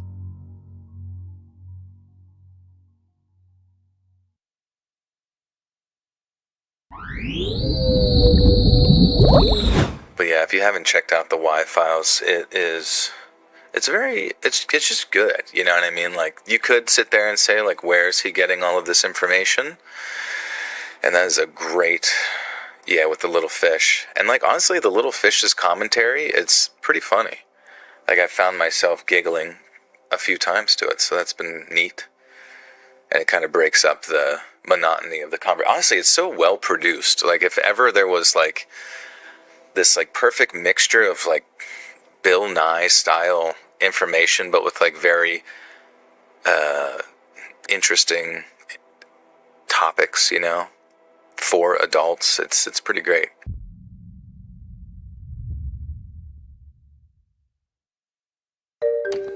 It's human nature to keep secrets. Throughout history, we've made complex codes to hide our secrets. Most codes are eventually cracked, but not all of them. The Voynich manuscript is a book filled with drawings and symbols nobody can read. The Beale ciphers point to hidden treasure, if someone could decode them. There are entire ancient languages we can't understand because they're encrypted. Encryption can be simple or very complicated. Either way, it's just running a message through a series of mathematical rules. For decades, even centuries, some codes used mathematical rules that remain unbreakable. But they're about to be challenged by something new. Machines that don't care about math and don't follow any rules.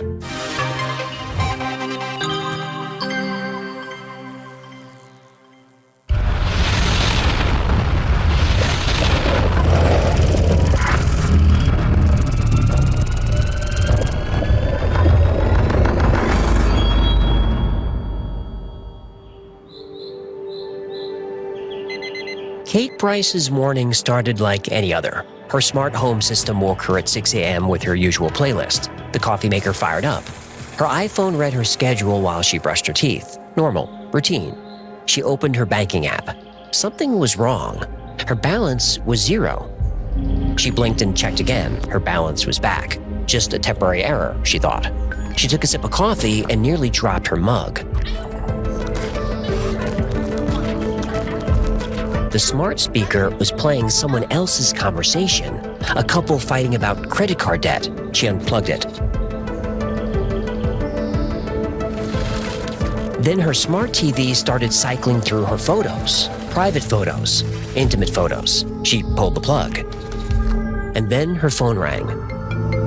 Then she heard the sirens.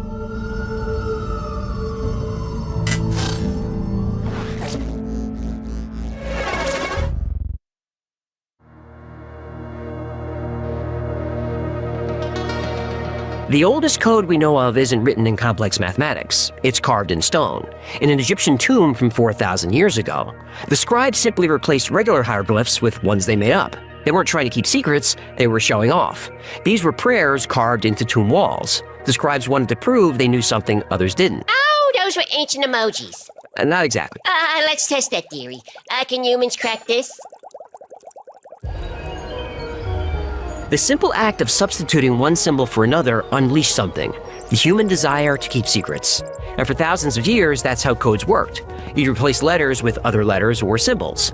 Linear A is a secret writing system created by the Minoans in ancient Crete 3,600 years ago. We can read its descendant, Linear B, but Linear A is still secret. Every attempt to crack it has failed. The Spartans made practical use of codes. This is cryptography! Please don't. Too late. I already ordered the tunic and the cape. Now I just need the abs. Can I get back to this? Go ahead. I need to catch up on my sit-ups anyway.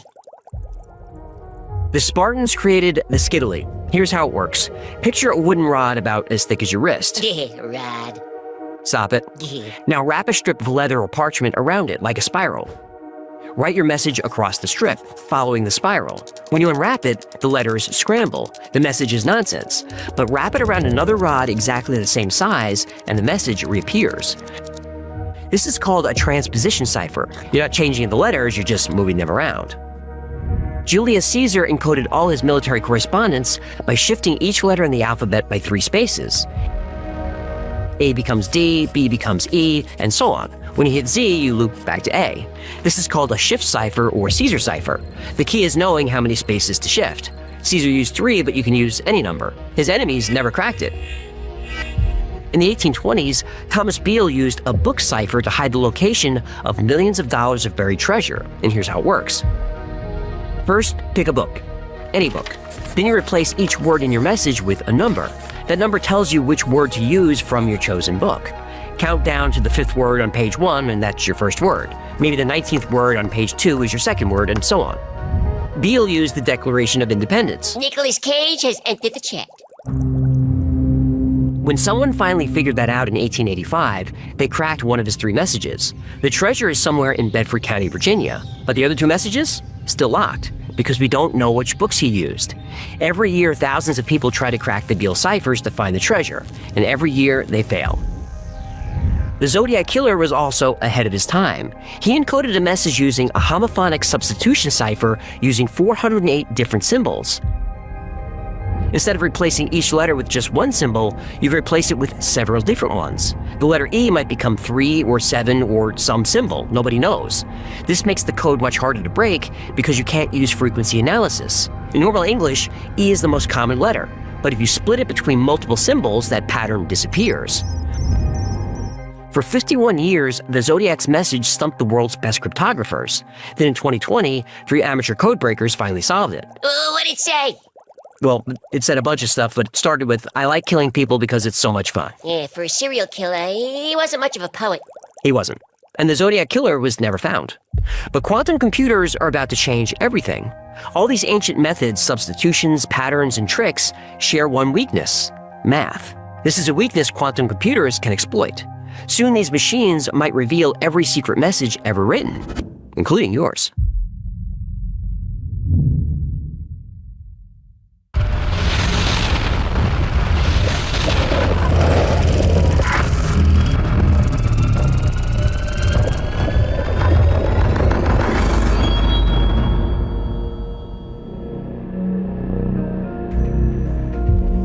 The quantum computer hissed as liquid helium circulated through the processor. Carl Bishop checked the temperature. Minus 460 degrees Fahrenheit, absolute zero. Quantum bits needed to be that cold to maintain coherence. Stanford's quantum lab was empty at 3 a.m. He'd been running simulations for 12 hours straight. His eyes burned. But CTEC's grant requirements were clear. Demonstrate quantum error correction or lose funding. Quantum computers were terrible at error correction. Quantum states are too fragile, too much noise. If the temperature changes by half a degree, they decohere. If radio waves leak in, they decohere. A truck hits a pothole a mile away, the vibration in the earth makes them decohere. But Carl noticed something strange in the error correction data. The errors weren't random. Then he realized they weren't errors at all. The quantum computer was cracking encryption keys, millions of them. Keys that protect everything from banking passwords to nuclear launch codes. Carl decided to test this. He entered an RSA 4096 security key and ran down the hall for another coffee. He wasn't in a hurry. Even the world's most powerful supercomputers would need billions or trillions of years to break RSA 4096. But when he returned 5 minutes later, he couldn't believe it. The key was cracked. Carl now realized his computer was the most powerful and dangerous weapon on Earth. He started to panic. He tried to delete the data, but it was already uploaded to CTEC's private servers. By sunrise, 3 intelligence agencies had flagged the data transfer.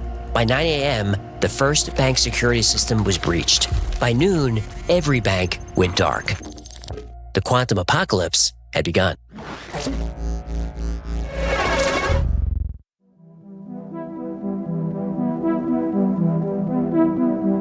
Your entire digital life depends on 2 prime numbers. That's it, 2 numbers, and they protect everything: your passwords, your messages, your bank accounts, all of it. Modern encryption is based on this simple trick. Take 2 huge prime numbers and multiply them together. That creates your public key, a number anyone can use to send you secret messages. But only someone who knows those original prime numbers can read those messages. Working backward, trying to find those original numbers, would take a computer billions of years. Or so we thought. In December 2024, Google unveiled Project Willow. Their quantum computer solved a problem in 5 minutes that would take our fastest supercomputers longer than the age of the universe. Quantum computers do this using superposition. Hang on. You want to pump the brakes in the nerd chat and fill me in? Well, think about flipping a coin. It lands on either heads or tails. Normal computer bits work the same way. Everything is either 1 or 0. It's binary. But quantum computer bits, or qubits, can be 1 and 0 at the same time. Oh, so qubits are non-binary. What? Are they? No, they are, but I need you to stop talking. So instead of flipping that coin, it's a coin spinning on its edge. While it spins, it's not heads or tails, it's both at once. That's superposition. Now imagine trying to crack a safe with a million combinations. A normal computer can only try one combination at a time, but a quantum computer, it tries all combinations simultaneously. The NSA has been warning about this moment for years. They call it Y2Q, the year quantum computers become powerful enough to break our current encryption. They thought it would happen between 2030 and 2040, but Willow changed everything. For 30 years, quantum computers suffered one major problem: errors. Reading quantum data is like trying to read a book during an earthquake. It's too unstable to work properly. But Google fixed that with Project Willow. How'd it fix it? By grouping qubits together. There are groups of qubits handling processing and groups of qubits that do nothing but track and fix errors. The more qubits you add, the fewer errors you have. It may sound counterintuitive, but it's like building a sandcastle that gets stronger the bigger it gets. Now, with AI's help, quantum computers are on track to break current encryption by the year 2029, way ahead of schedule. Yeah, this is bad. In 2024, the Department of Defense accelerated its quantum modernization program. Their latest directive warns that critical systems must be quantum resistant by 2025. But one detail stands out. They're not just protecting future messages. They're racing to protect everything we've ever encrypted.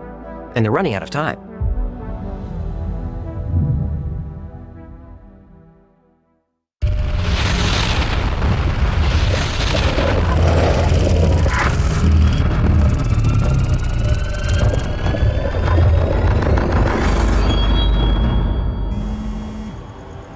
When Liz Emery's phone buzzed at 4 a.m., she almost ignored it.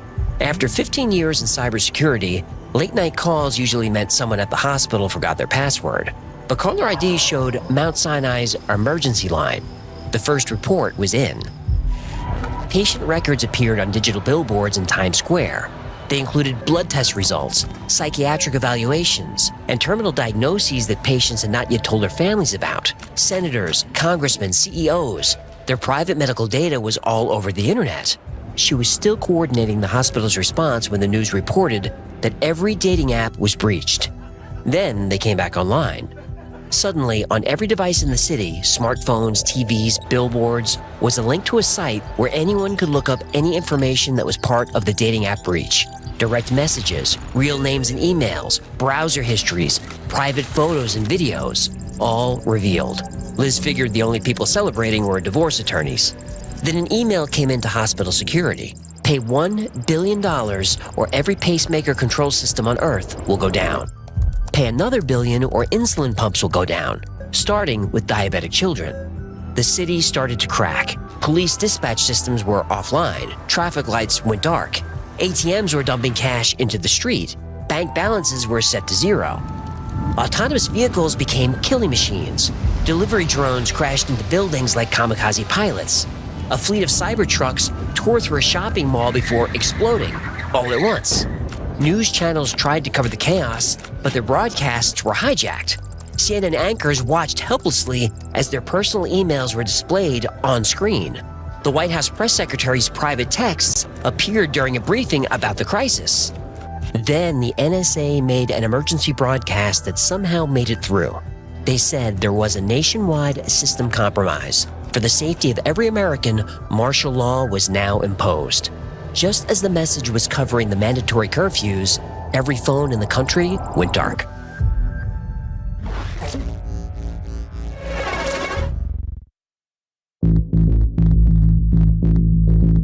Major technology companies are racing to build quantum-resistant encryption. Google, IBM, and Microsoft have teams working around the clock. But there's a big problem. Quantum computers don't just threaten future messages. They threaten everything we've ever encrypted. Every encrypted file, every secure transmission, every protected database becomes vulnerable, even ones from decades ago. Intelligence agencies have been collecting encrypted data since the Cold War. Your old emails, your financial records, your private messages, all sitting in databases waiting to be unlocked. Then there's Bitcoin. Its entire security system depends on the same math quantum computers are about to break. Shadow groups have already collected hundreds of thousands of encrypted Bitcoin wallets. They're just waiting for quantum computers powerful enough to crack them. All that money could vanish in seconds. At current prices, that's billions of dollars. Total till zero, baby! Banks know this is coming. JP Morgan started building quantum-resistant vaults in 2023, not for gold or cash, for computers. These facilities will never connect to the internet. They'll use paper records and human couriers. The military is training for quantum dark operations, missions conducted without digital communication. Teams practice using prearranged signals, dead drops, and one-time codebooks, the same methods that kept secrets during World War II. The NSA's latest reports show Project Willow proves something they already knew. The quantum apocalypse isn't coming, it's already here. The NSA isn't trying to stop it, it's preparing for what comes after. Because the race is no longer about building quantum computers. The race is to survive them.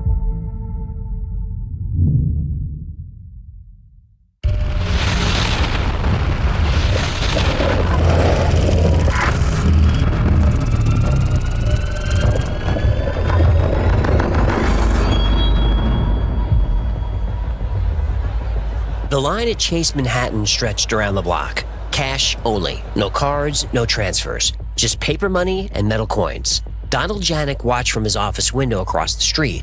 In his 30 years as a security consultant, he'd seen a lot of changes, but nothing like this. The quantum apocalypse was erasing decades of technological progress. His company now specialized in physical security, armed guards, paper record keeping, mechanical locks, the kind of security you couldn't hack. When the hospital records started appearing online, they shut down their networks and went analog. Now armed guards protected rooms full of paper files. Doctors wrote prescriptions by hand. Old mechanical devices became valuable.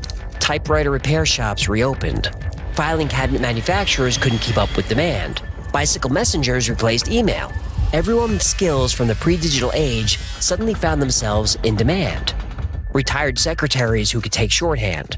Mechanics who could fix cars without computers. Accountants who knew how to keep books by hand. The younger generation struggled to adapt. They never lived in an analog world. The smart ones saw it coming. They'd pulled their money out early and bought physical assets. Gold, silver, land, things you could touch. Things that existed in the real world, not just as numbers in a database. The rest had to adapt or lose everything. Back at Stanford, Carl Bishop struggled with depression. He blamed himself.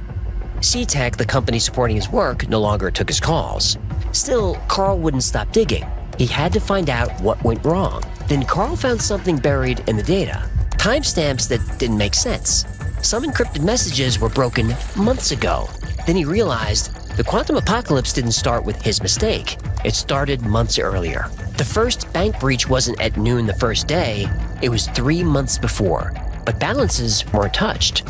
Hospital records, websites, smartphone apps, most have been compromised for months. But again, the data wasn't touched. Carl realized the chaos wasn't an accident. It was cover for something else. Something much bigger. Something much worse.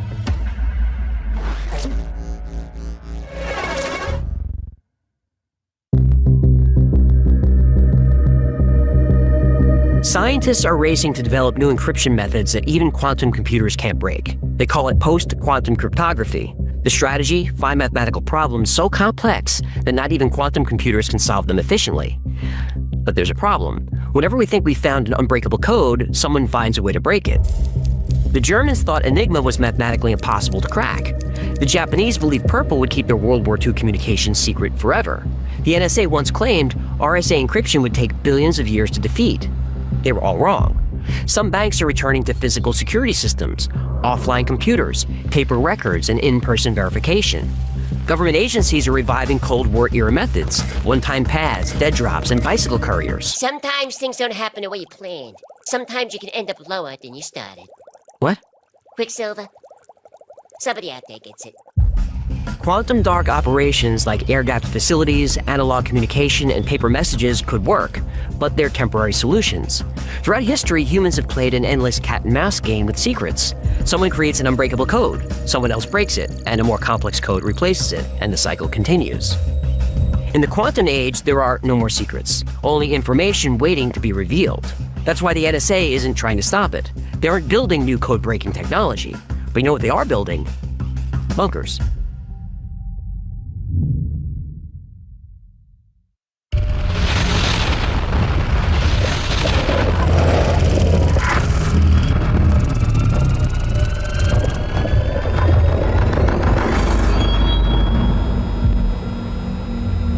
concrete room in the bunker beneath Fort Meade was cold and quiet. Carl Bishop was in his 5th hour of interrogation by 4 government agents. The NSA building above them had been abandoned when their classified files leaked, but this room, which technically didn't exist, still had power and a working computer. Carl learned the truth over the past few months. C-Tech wasn't a tech company. It was a joint NSA-DARPA program that had been running since 2019. They didn't have just one quantum computer. They had a network of them, hidden in secure facilities nationwide. For years, the network had quietly broken every encryption it touched: banking records, medical files, private messages, and government secrets. The intelligence agencies had access to everything, but there was a problem. They couldn't act on any of it without revealing their capability. Imagine knowing about every terrorist plot, every corporate crime, every government corruption scandal, but being unable to stop any of it without exposing how you got the information. The agencies were drowning in intelligence they couldn't use. The solution was elegant: create a world where privacy no longer existed, where every secret was public. If nothing were private, there'd be no need to explain how they obtained their intelligence. No search warrants were necessary. Everything was already exposed. The social chaos was part of the plan. Communities going analog wasn't a problem, it was the goal. Drive the dangerous elements offline, where they could be more easily monitored through traditional surveillance. Let the general public choose between convenience and privacy. They would choose convenience. They always did. But the intelligence agencies had their own solution for secure communication: a return to Cold War tradecraft. Dead drops, one-time pads, face-to-face meetings in soundproof rooms. Their most sensitive operations moved to facilities that never touched a network or used a computer. Buildings that didn't officially exist, staffed by people with no digital footprint. They maintained 2 separate organizations: the public-facing agency everyone knew about, and the shadow agency that operated completely offline. The public agency would rebuild its security and update its systems. All of it would be theater. The real work happened in places like this concrete bunker, places with no windows, no cameras, no phones. Places where messages were still written by hand and burned after reading. The most important secrets were never digitized, never encrypted, and never stored anywhere except in human memory. The NSA didn't break encryption to destroy society. They destroyed society to hide that they'd broken encryption almost a year ago. Carl was set up. The quantum apocalypse was pinned on him. But what could he do about it? Martial law was still in effect. The NSA wanted him to keep working and keep quiet. He could either agree to cooperate or go to prison. Violation of the Espionage Act, willful communication of national defense information, unauthorized access of classified documents. The list went on and on. He didn't have much of a choice. As Carl left the concrete room, he realized that in a world with no secrets, the most powerful people weren't those who could break encryption. The most powerful people were those who could keep secrets without it. And right now, the only people who could do that worked for the NSA.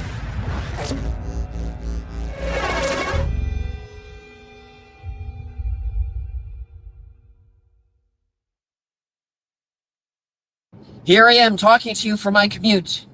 And I just want to say thanks for watching the 24-hour stream. I really appreciate it. Also, if you'd like to consider supporting the stream, supporting the channel, supporting everything we do, we'd greatly appreciate it. There's lots of ways to do it. Forgive me, I'm going to run through the plugs. You know what they are, but I have to do them. I think I'm legally obligated to. That's not true. I'm not legally. I'm required by my wife to ask for money whenever possible. So here's how you do it. The best way to support us is on Patreon. For as little as $3 a month, you get access to all kinds of goodies, like merch only available to members. I'm doing the stuff that I do at the end of the episode. So, what's fun about the 24-hour stream is you can't skip it. You got to wait for me to finish, and I'm dragging it out. You know what? No plugs. I've talked too long. If you want to support, you know how to do it. But thanks for watching.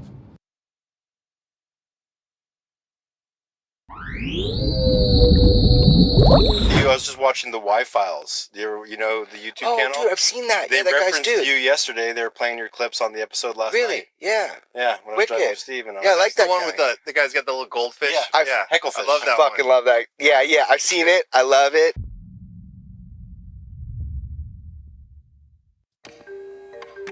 In September 1994, Yitzhak Rabin, Prime Minister of Israel, received an ominous message. It was a warning that his life was in danger. The sender of the message said this information was secretly encoded in the Bible. Rabin ignored the warning. A year later, the Prime Minister was assassinated. The code hidden within the Bible not only predicted Rabin's assassination, but also predicted the date and even the name of the killer. Secretly encoded in the Bible, written thousands of years ago, are predictions of every major world event, including terrifying events yet to come.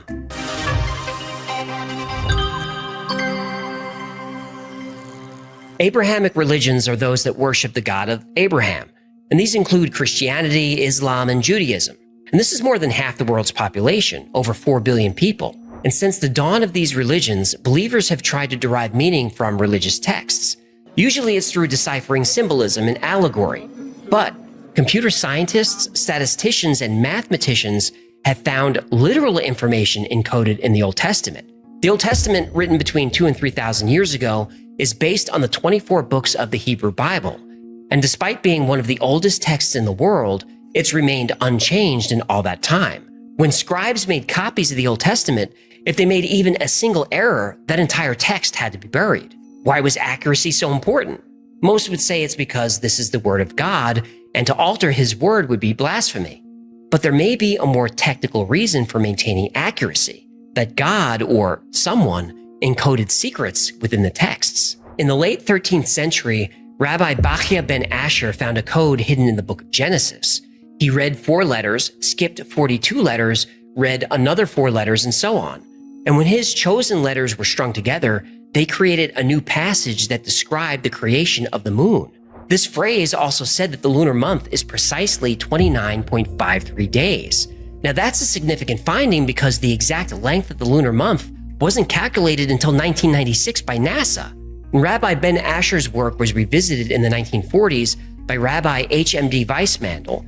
And Weissmandl called this type of code an equidistant letter sequence, or ELS, otherwise known as a skip code. How it works is you take a letter or number of letters, then you skip a certain number of letters, then you take your same number of letters, skip the same number, and repeat. Rabbi Ben Asher skipped 42 letters, but you could use any number. Then you link your letters together to form new words. Now, in the 1940s, this was difficult to do manually, but later, using computers, finding skip codes would become incredibly easy. Computer programs could also expand on the skip code technique using more complicated search parameters. Originally, letters found in skip codes would be strung together to form one long line of text, but computers allowed researchers to take these long strings and divide them into lines, and these lines could be 20 characters long or 50 or whatever you put into the program. Now, with letters arranged on a grid, new messages could be found by searching for text horizontally, vertically, and diagonally, kind of like solving a word search puzzle. So using this technique, mathematicians Elihu Rips, Doron Witzum, and Yoav Rosenberg performed a series of experiments in 1985 called the Great Rabbis Experiment.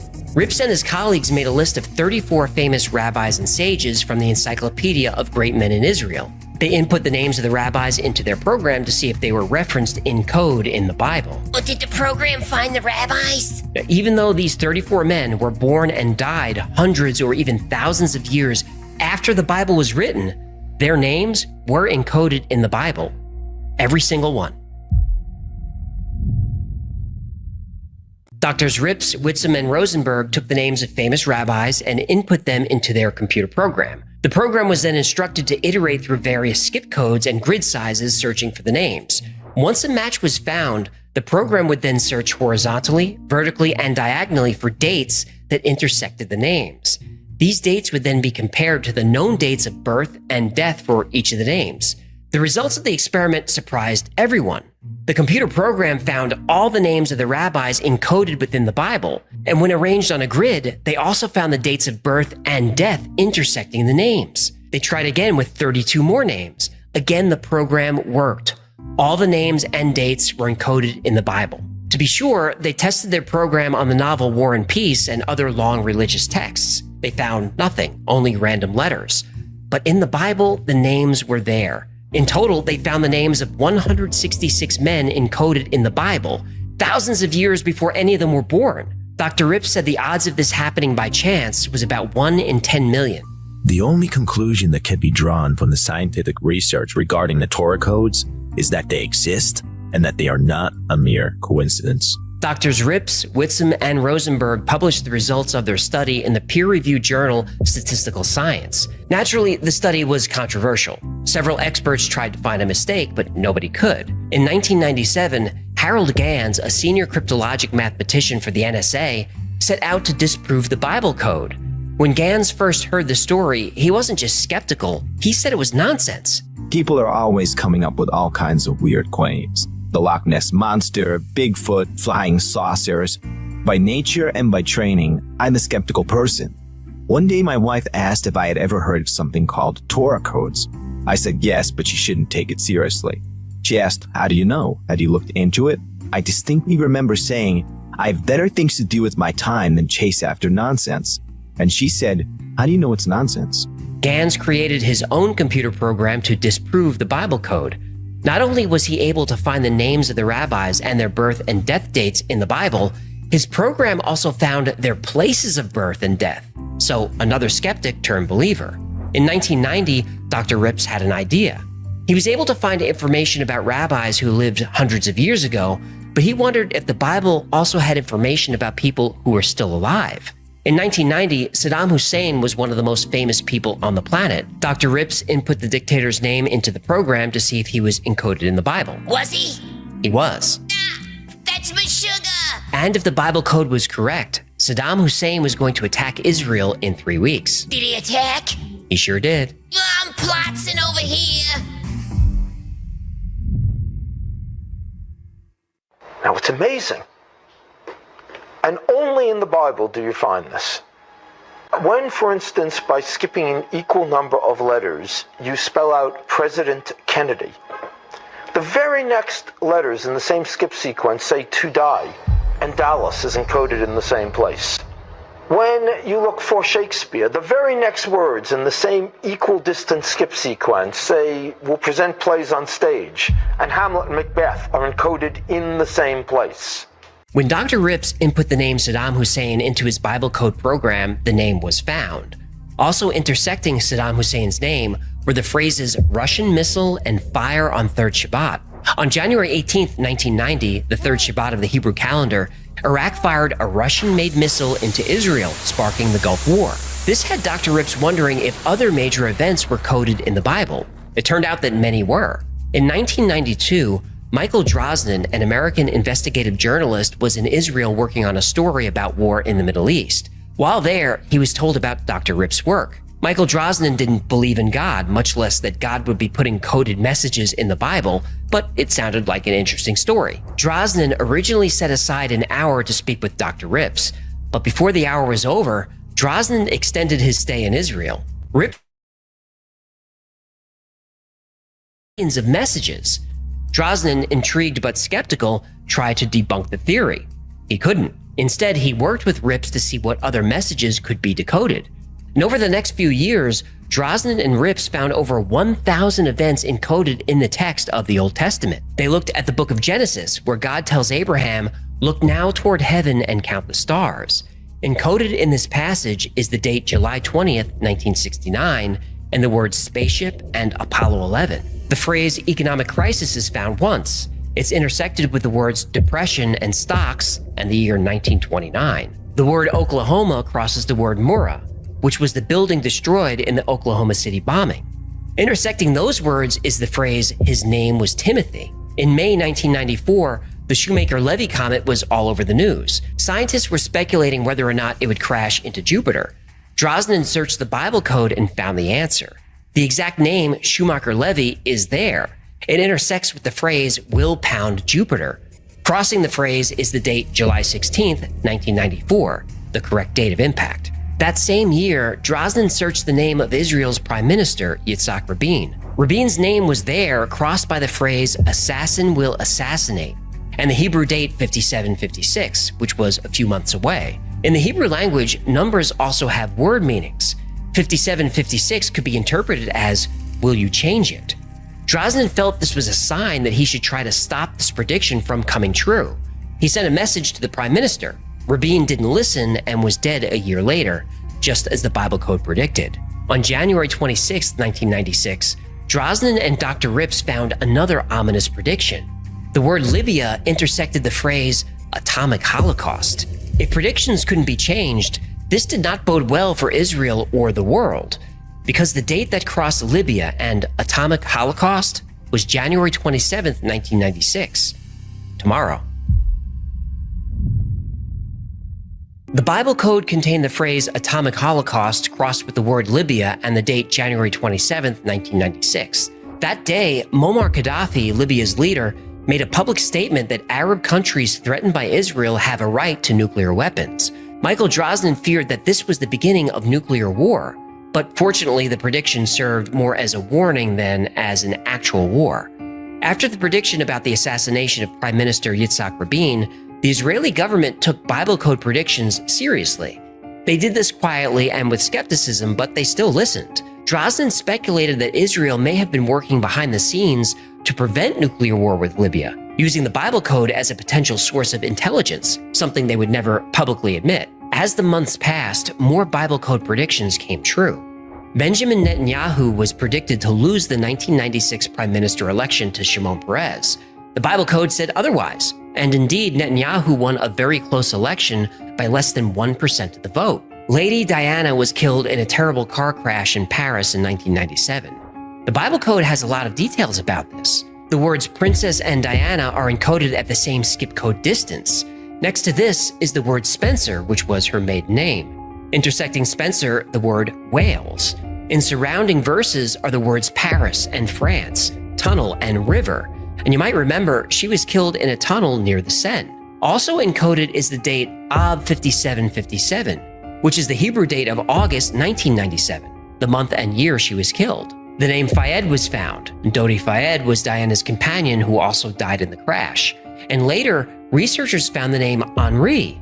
Henri Paul was the driver of her car. In 1997, Michael Drosnin released the book The Bible Code, which became an instant bestseller. His book inspired many other books about the hidden messages encoded in the Old Testament. Codes hidden within the Bible predicted the fall of Saddam Hussein, the capture of Osama bin Laden, both Gulf Wars. Codes were found that saw the 2008 financial crisis, the swine flu outbreak, and natural disasters like earthquakes, tsunamis, and hurricanes. But these were events that happened in the past. Interpreting past events using the Bible code was easier than predicting the future. When an event has already happened, you have all the context. If the word Hiroshima is crossed with the phrases fire from the heavens and blisters and boils, it's easy to see that this refers to an atomic bomb and radiation sickness. Predicting the future isn't so easy. Without context, what would blisters and boils even mean? You'd be guessing the meaning of the phrases, not very scientific. But the Bible code predicts terrible future disasters, and Drosnin felt that if he could locate a key to decipher all the Bible's predictions, these disasters could be prevented. Finally, Drosnin found the key, a stone pillar or obelisk, and according to the Bible code, it was buried in Jordan near the Red Sea. So Michael Drosnin asked the Jordanian government for permission to excavate the area. To his surprise, permission was granted. Logic tells me that the Bible was encoded to give us very important information. It was encoded, certainly, by some intelligence that could see ahead, across time. It was encoded in such a way that it would be found right now by a technology that would exist for the first time now, the computer. In 2002, Michael Drosnin believed that the Bible held a hidden code that predicted an impending nuclear war. He found references to the cities Jerusalem and New York intersecting the name bin Laden and the year 2006. Drosnin contacted the Israeli and United States governments, but they ignored his warnings. Allegedly. Even though nuclear war didn't happen in 2006, Drosnin still felt there was imminent danger and was worried he got the date wrong. Drosnin believed there was a key to the entire Bible code in the form of a stone obelisk hidden somewhere in the Jordanian desert. And if this obelisk was discovered, it would allow all predictions in the Old Testament to be deciphered, averting the coming apocalypse. But who put the obelisk in the desert in the first place and why? Drosnin wasn't religious. He didn't believe it was God speaking to Moses on the top of Mount Sinai. Drosnin actually believed that Moses was speaking to— Please say aliens. Please say aliens. Aliens. Yes, it's aliens. It's aliens. Because the Bible code could be deciphered with a computer, Drosnin believed the only way to create the code was with a computer, an incredibly advanced computer. The theory was that given enough data, an extremely advanced computer program could successfully predict all the events of the future, just like a computer that's used to predict highway traffic patterns or the weather. You put in as much data as you can, and then the computer can predict with reasonable accuracy how fast cars are going to be moving on a freeway or if it's going to rain. If the aliens used computer programs that operated at the quantum level, they could predict any possible outcome. When the Jordanian government approved the excavation request, Drosnin brought in experts from all over the world. Archaeologists, geologists, and researchers of all kinds were flown in. Finally, the obelisk would be discovered, and every code hidden within the Old Testament would be unlocked. No, what did they find? Well, the political climate of the Middle East shifts quickly. At the last minute, the excavation permit was revoked. No! Yep. Michael Drosnin would go on to publish 2 more books about the Bible code, but as the years went on and fewer predictions came true, each new book performed worse than the previous one. In June 2020, Michael Drosnin passed away. After spending 25 years researching, even learning Hebrew in the process, Michael Drosnin wouldn't live to see the Bible code proved. The proof is allegedly still buried in the desert, and to find it would take nothing short of a miracle. And until we get that miracle, we'll have to settle for science. The Bible code does not give us one predetermined future. It tells us all of our possible futures. And by having this information in advance, we can prevent the worst dangers from ever taking place. When Michael Drosnin released his first book, The Bible Code, I was fascinated with it. Whether the Bible was created by time-traveling humans from the future, aliens from another world, or God himself, Drosnin seemed to answer questions that we all have. Are we alone? Or is there something more, an intelligence beyond our understanding? If the research into Bible codes was considered fringe, then Michael Drosnin was considered on the fringe of the fringe. Drosnin built on the work of Dr. Elihu Rips, who first published his paper on the Bible codes in 1985. But Professor Rips didn't believe Drosnin's predictions. He felt that Drosnin was only seeing what he wanted to see, and would manipulate and interpret the results of the computer program to support the predictions.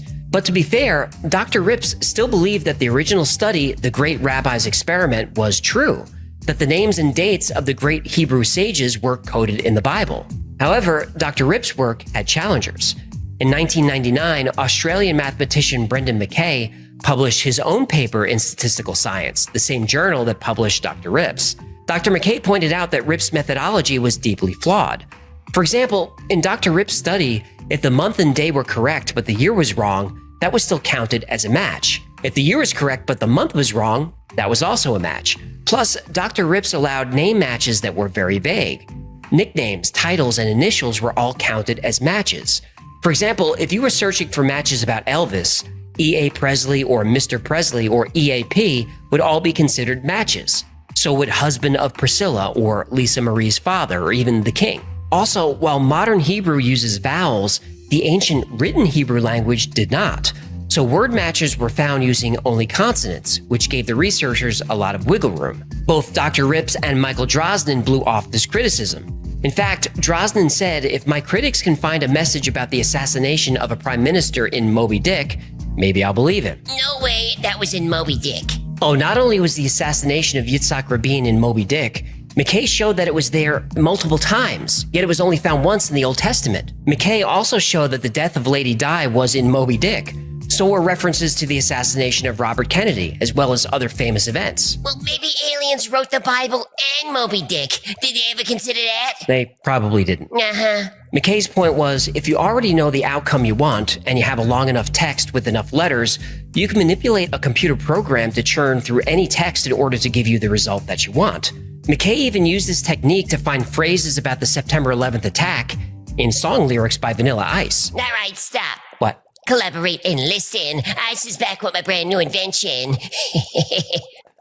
I can't believe I fell for that. Oh, I believe it every time. Another problem is that although the text of the Old Testament is almost identical to the text from 2,000 or 3,000 years ago, it's not a perfect match. Comparisons of the current text to older copies, like the Dead Sea Scrolls, show a discrepancy of a few characters. A human reader wouldn't notice a difference, but a computer program designed to create a message by skipping a certain number of characters, that would break the program. So are there messages hidden within the text of the Bible? Or is this yet another case of the human mind trying to form patterns in randomness, trying to make order from chaos? I don't know. I do know that there are things in the universe beyond our understanding. And as long as mysteries exist, we have a duty to try and solve them. In other words, it is the glory of God to conceal a matter, and it is the honor of kings to search it out. So I guess we keep searching. Hey, it's me. If you're enjoying this stream, and of course you are, I mean, why wouldn't you be? Well, it really depends on what episode I'm following. Some of them are kind of rough. But if you are enjoying this, consider supporting the channel. Patreon, merch, super stickers, stuff. It really helps keep us going. In the meanwhile, if there's anything you want to see happen on this stream, get in touch. We want this to be as much fun as possible because this place is for you. It was a sunny afternoon on June 24th, 1947, and Kenneth Arnold was flying his small aircraft over Mineral, Washington. He was heading to Yakima, but took a slight detour to look for a lost U.S. Marine Corps plane. If he could find it, he could collect a nice reward. Flying near Mount Rainier, he spotted a shiny object in his plane's mirror. Then he saw multiple flashes of light. It looked like a group of aircraft flying in formation, but something was wrong. These aircraft didn't have tails, and they were flying faster than anything he'd ever seen. After about 2 minutes, the objects vanished near Mount Adams. When Kenneth landed in Yakima, he immediately told his friends and airport staff about his bizarre experience. By the time he reached Pendleton, Oregon, his story had spread, and reporters were eager to hear it. In describing the odd movement of these objects, Kenneth said it was like a teacup saucer skipping across a lake. At that moment, the term flying saucer was born. And over the next 2 weeks, events would unfold that would affect every person on Earth and change the course of history.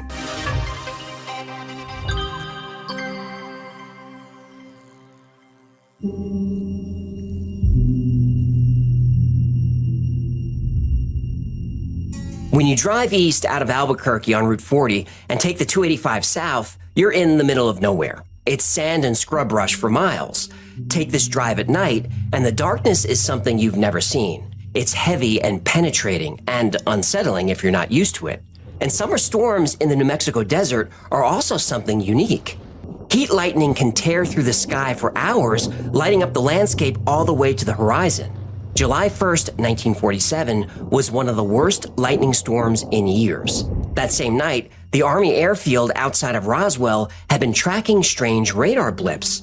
Same with the nearby White Sands Proving Ground, a missile base that had been testing German V-2 rockets since the end of the war.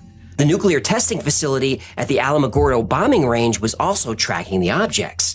The blips were moving too fast to be aircraft. Some blips would disappear off the radar screen, then reappear a few seconds later.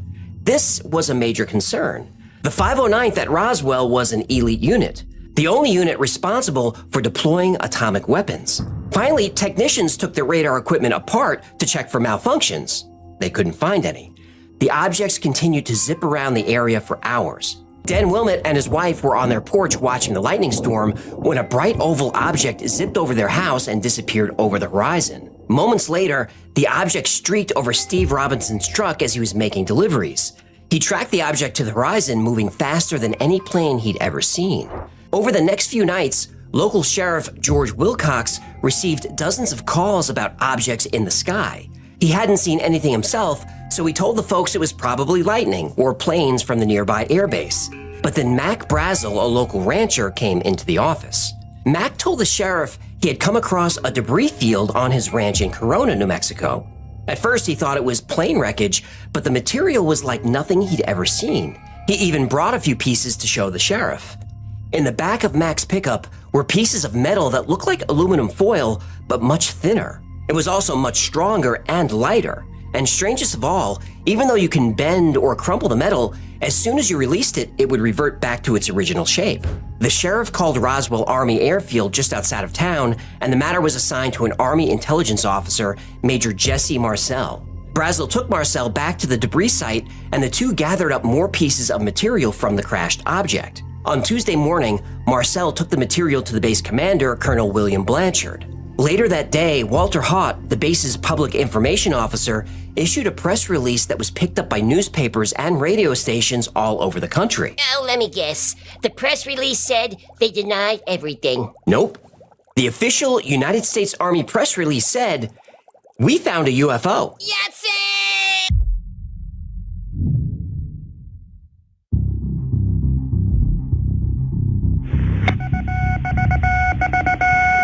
Headline edition, July 8, 1947. The Army Air Forces has announced that a flying disc has been found and is now in the possession of the Army. Army officers say the missile, found sometime last week, has been inspected at Roswell, New Mexico, and sent to Wright Field, Ohio, for further inspection. The report was national news. It was the biggest story in the country. Late this afternoon, a bulletin from New Mexico suggested that the widely publicized mystery of the flying saucers may soon be solved. Army Air Force officers reported that one of the strange discs had been found and inspected sometime last week. But it was only the biggest story for a day. Just a few hours after the news broke, the Army retracted it. Then General Roger Ramey at Fort Worth Army Airfield ordered Major Marcel to personally deliver the wreckage to him in Texas. A few hours after they landed, General Ramey held a press conference where aluminum foil and pieces of wooden debris were spread out in front of photographers and newspapermen. Ramey, with Marcel and Colonel Thomas DuBose backing him up, insisted that the whole UFO thing was a mistake, that the debris was from a weather balloon, and that's all there was to the story. Mac Brazel, the rancher who found the wreckage, also changed his story. He said he regretted coming forward and that the debris was just rubber strips, tinfoil, some paper, and balsa wood. Marcel, in front of the press, backed him up on this and said simply, "We went back to the ranch and found a few more patches of tinfoil and rubber." General Ramey went back to his normal duties and the whole matter was officially dropped. Headlines again spread throughout the country that the flying disc was nothing more than a weather balloon. Hey, they really took the air out of this story, eh? Eh? Yahtzee. After that, everyone seemed to move on. The flying saucer craze cooled down, and the country forgot about Roswell. So that's it? Oh, not even close. The men at the press conference where the famous photos were taken were men of honor. If they're given orders, they follow them. But as they grew old, they remained men of honor, but there were no more orders to follow. All they had left to follow was their conscience. So these men of honor, they started telling the truth.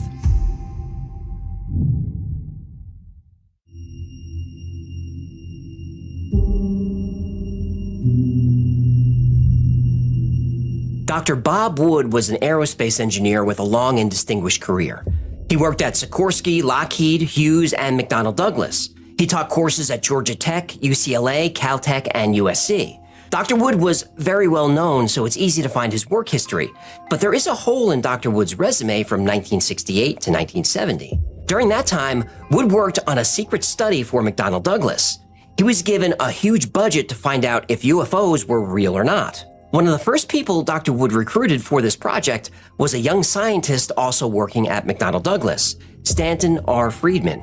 Friedman was a nuclear physicist by trade, but also dabbled in UFO investigation. At the end of their 18-month study, they determined that UFOs were real and worth investigating.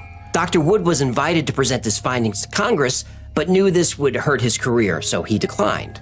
But Dr. Friedman took a different path.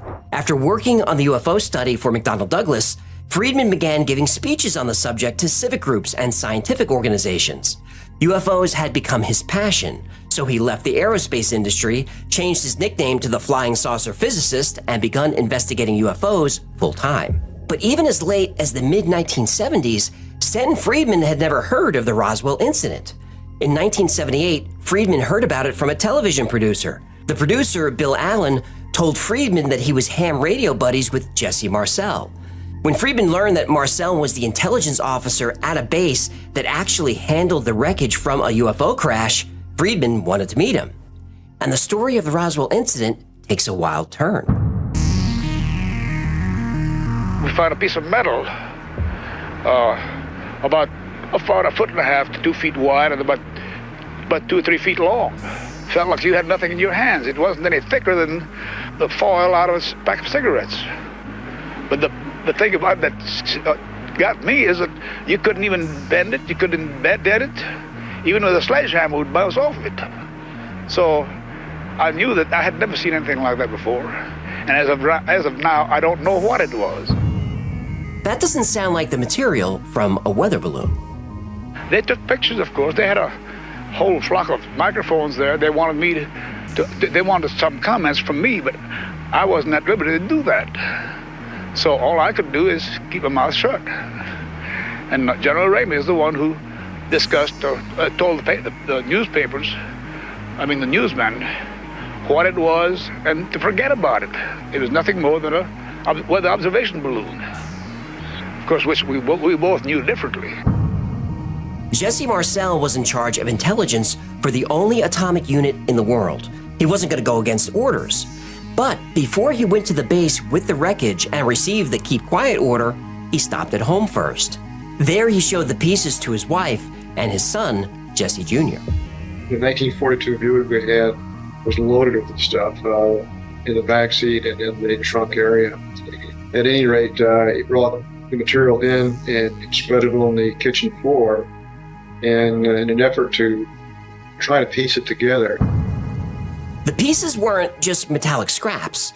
There was a small I-beam that had some kind of writing on it that Jesse and his father described as hieroglyphics. They even had the piece recreated. And that's when I saw the writing or the symbols of some sort. I thought at first, this is hieroglyphics or some kind of writing like that. It certainly looked alien to me. Marcel was extremely familiar with all kinds of aircraft, including top-secret craft being deployed from Roswell Air Base. This wreckage didn't come from anything he recognized. It was not anything from this earth that I'm quite sure of, because being an intelligence officer, I was familiar with just about all materials used in aircraft and in our air travel. This is nothing like that. Colonel Thomas DuBose, who retired as a brigadier general, was General Ramey's chief of staff. He also posed for pictures at the press conference. He confirmed in multiple interviews that the weather balloon story was a lie. It was a cover story. The balloon part of it is the story that's to be given to the press, and that is it, and anything else, forget it. General Clements McMullen in Washington, D.C., called DuBose and gave him 3 orders. 1, get the press off our backs. 2, send some of the wreckage to Washington. And 3, never speak of this again. Not to General Ramey, not to anyone. So he didn't. As deputy to George Kenney, and he in turn responsible to the president, this is the highest priority you can exist, and you will say nothing, and that's the end of it. And Jesus, that's in the commander-in-chief, and he forgot about it. Stanton Friedman kept interviewing witnesses, kept releasing articles, and kept speaking publicly about Roswell and how he believed it was a cover-up. Throughout the 80s and 90s, the military either said the weather balloon story was true or they said nothing at all. But then in 1993, something very unexpected happened. After a lot of public pressure, the military issued a report about the Roswell incident. It turned out that Friedman was right. The debris showed to the press in 1947, and the whole weather balloon story, the military admitted it was a lie.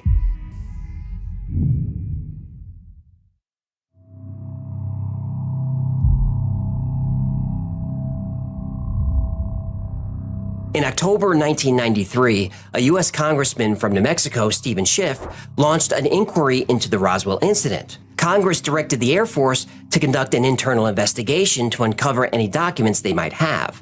In 1995, the Air Force released its findings in the Roswell Report, Fact versus Fiction in the New Mexico Desert.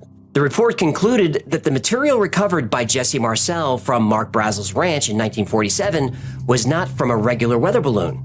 The wreckage was actually from a super-secret program called Project Mogul. Project Mogul was a military surveillance program. Balloons equipped with acoustic sensors were launched to high altitudes to listen for the signatures of Russian atomic bomb tests. So why did some of the men at the airbase think this was a UFO? Well, because they were never told Project Mogul. To attempt to limit unauthorized disclosure, the Air Force employed a security mechanism known as compartmentation.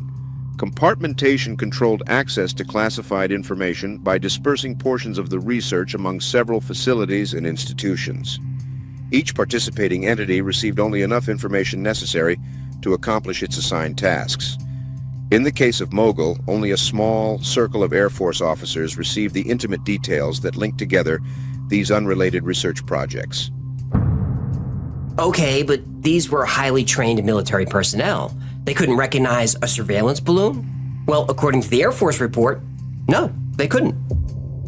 Although members of the 509th possessed high-level clearances, they were not privy to the existence of Mogul. Their job was to deliver nuclear weapons, not to detect them. And to be perfectly clear, the investigators found no evidence of a UFO.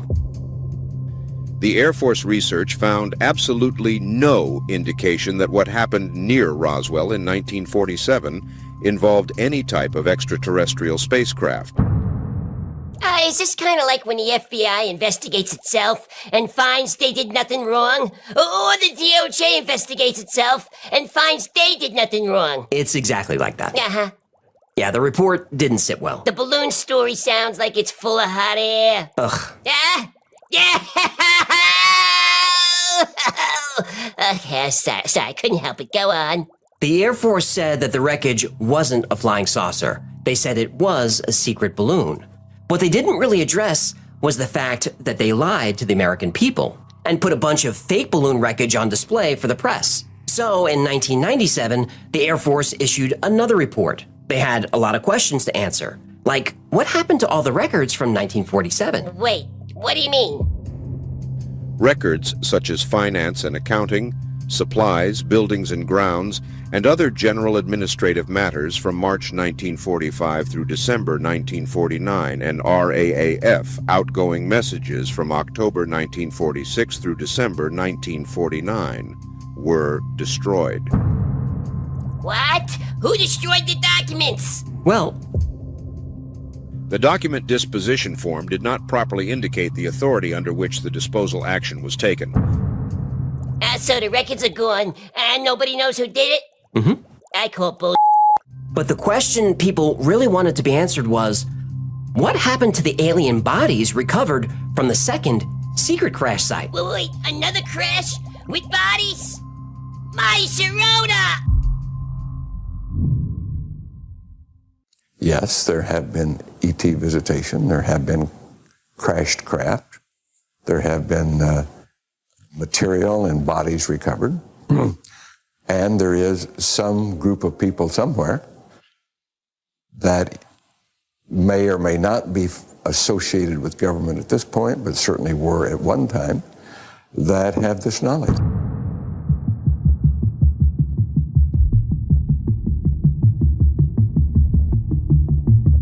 The first public crash site was a few miles south of Corona, New Mexico. But there was a second crash site.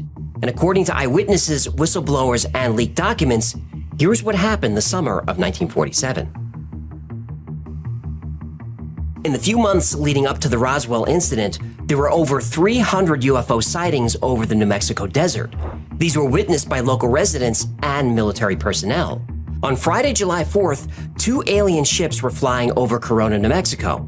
Why they were there is unclear, but best guess is they were surveying White Sands Missile Range. Back then, White Sands was the Alamogordo bombing and gunnery range. It's about 35 miles southeast of Socorro, New Mexico, and was the location of Trinity, the first time the human race deployed a nuclear weapon. That evening, there was an especially violent thunderstorm. Lightning filled the sky. The alien ships, unprepared for and unshielded from lightning, experience an equipment failure. While flying in a tight formation, they collide. Rancher Mac Brazel hears a tremendous thunderclap, but it's different from the rest of the thunder. Others in the area report similar phenomena. Well, wait, what's that word? What? Phenomena? Do-do-do-do-do. Phenomena. Do-do-do-do. Phenomena. Do-do-do-do-do-do-do-do-do-do-do-do-do. And you may continue. At 11:27 p.m., military radar installations all report seeing the objects. Then they pulse and vanish. They suspect a crash. Jim Ragsdale and his friend Trudy are camping in the area. They see a bright flash of light and hear a roaring sound that passes overhead. Then something big strikes the ground nearby. Several archaeologists, including W. Curry Holden, are working a dig near Roswell. They stumble across the impact site where the object has crashed. One of them heads to the closest phone to tell Sheriff George Wilcox they found a crashed aircraft. Wilcox calls the local fire department to alert them about the crash. The site is about 35 miles north of Roswell. The Roswell Fire Department, escorted by members of the Roswell Police Department, respond. These are among the first civilians to visit the impact site. At 5:30 a.m., the military, knowing the approximate location of the saucer crash, move in with a carefully selected team to recover the craft. The soldiers find civilians already on site. The area is secured and the civilians are escorted off. Only those with the highest clearance are allowed near the center of the impact. Guards are posted facing out. The site is cleaned and secured in 6 hours. 5 alien bodies are recovered. The aliens are described the same way by many witnesses. About 4 feet tall, large heads, large eyes, no ears, no nose, only nostrils, and small mouths. They had pale skin. At first, the bodies appeared to be without clothes, but they were actually wearing very tight-fitting suits. The bodies are covered by sheets, then placed in lead-lined body bags. John McBoyle, a reporter for KSWS Radio in Roswell, attempts to access the site. He calls the station and reports seeing a crushed, dishpan-like object and a large military presence. Lydia Sleppy from the parent station in Albuquerque tries to broadcast his report. Sleppy receives a call from the FBI and is ordered not to broadcast. Melvin F. Brown, who is on guard duty at the impact site, has been ordered to not look under the tarp, but the moment that everyone's back is turned, he does.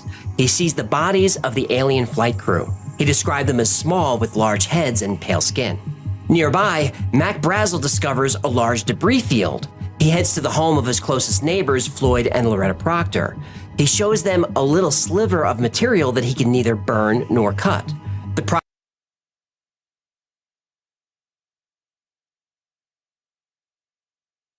Proctor suggests he shows the sheriff. He agrees and gathers pieces of the wreckage and heads home for the night.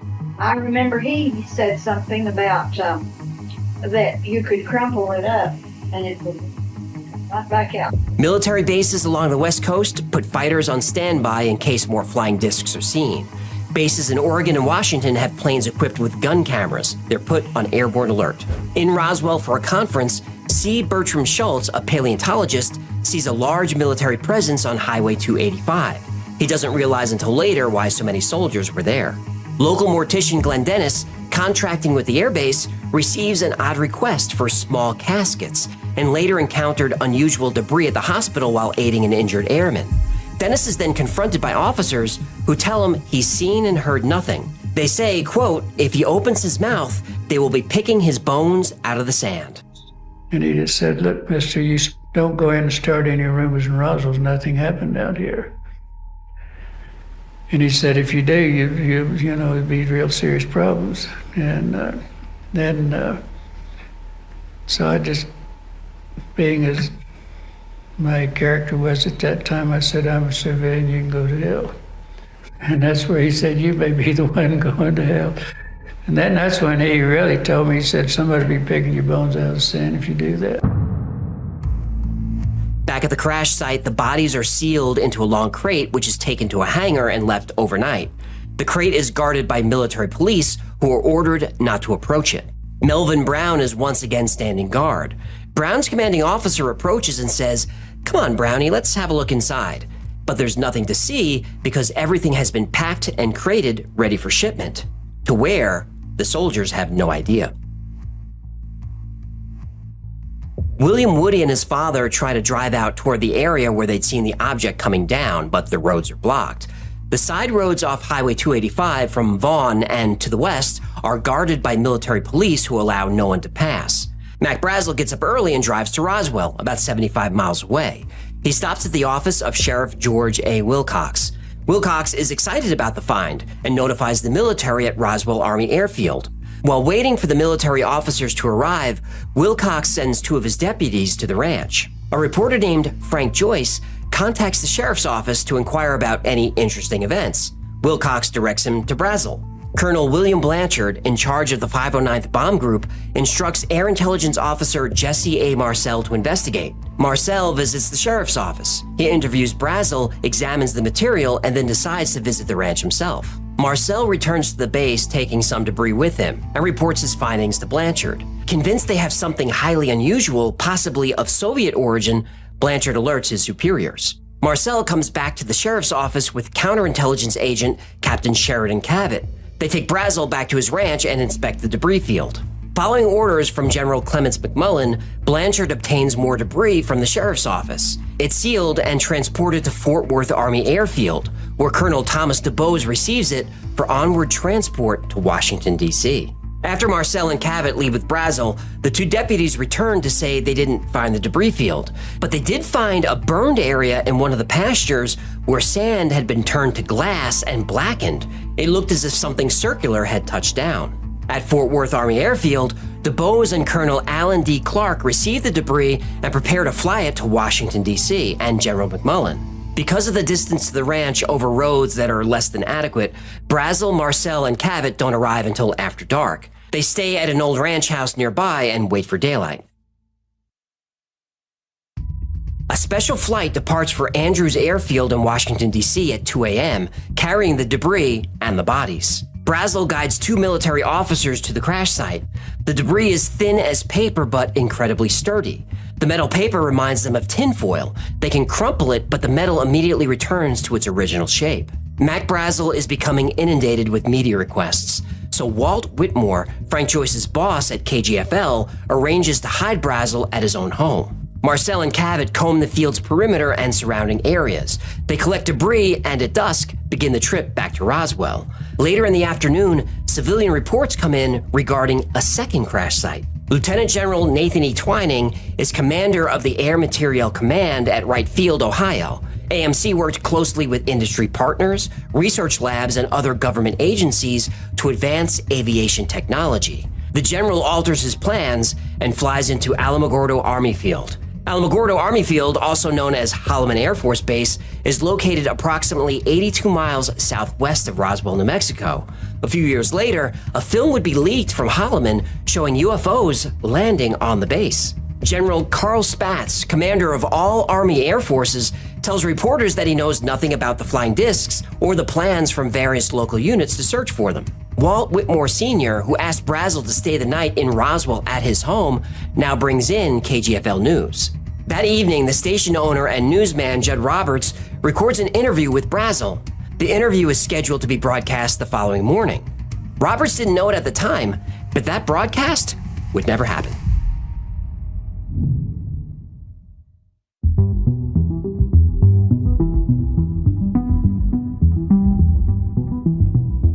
At 2 a.m., Marcel stops at his house on the way to the base, waking his wife and son. They examine the debris on the kitchen floor, believing it to be a flying saucer. They load it into the car with his son's help. At 6 a.m., Marcel and Cavett inform Blanchard about what they've seen. Blanchard orders guards to secure the debris field, denying access to unauthorized individuals. Blanchard contacts 8th Air Force headquarters, dismissing the possibility of material being from a Soviet device. The message is relayed up the chain of command to SAC headquarters. During a staff meeting at 7:30 a.m., the debris is discussed. Samples of the wreckage are examined, but no one can identify it. The main concern is whether to disclose the discovery to the public. General Ramey proposes a plan to divert attention away from the incident. Walt Whitmore at KGFL receives a phone call from the FCC in Washington. He's told not to air the interview with Mac Brazel. If he does, the station will lose its broadcast license. Later, Senator Dennis Chavez, chairman of the Senate Appropriation Committee, called Whitmore to strongly advise him to do as he was instructed. Blanchard confers with higher headquarters. Jesse Marcel is ordered to Fort Worth. Mac Brazel, the ranch foreman who first discovered the debris field, was arrested and detained by the U.S. Army. He remained in custody for 4 or 5 days. Brazel was denied access to a phone, was given an Army physical, and was subjected to rigorous questioning and intimidation while under arrest. Sheriff Wilcox returns to the crash site with 2 deputies. Military police deny them access. At 11 a.m., Colonel Blanchard announces the recovery of a flying disc. Lieutenant Walter Haut distributes the press release to radio stations and newspapers. At 2:26 p.m., the story hits the AP wire. It reads, "The Army Air Forces here today announced a flying disc had been found. The base receives so many calls that it becomes difficult to access an outside line." 4 minutes after this, at 2:30 p.m., Colonel Blanchard officially goes on leave, though he actually returns to the site to oversee additional cleanup. He deploys techniques learned from the less reported UFO crash that occurred in Missouri in 1941. At 3 p.m., Marcel is told that he's going to Fort Worth with the wreckage. Only a few packages are loaded onto the plane. One, a triangular package about 2 feet long, is wrapped in brown paper. The other 3 are about the size of shoeboxes. They're so light that it feels as if there's nothing in them. The special flight, a B-29, takes off for the Fort Worth Army Airfield. Marcel arrives in Ramey's office with some of the debris. The general wants to see where the debris was found. Marcel accompanies him to the map room. Once Ramey is satisfied, they walk back to the general's office, but the debris is gone. In its place is a ripped-apart weather balloon scattered on the floor. At 4:30 p.m., General Roger Ramey, commander of the 8th Air Force and Blanchard's supervising officer, presented to the press an alternate story. He claimed the Army had recovered a high-altitude balloon. Warrant Officer Irving Newton is ordered from the weather office at the Fort Worth Army Airfield to Ramey's office.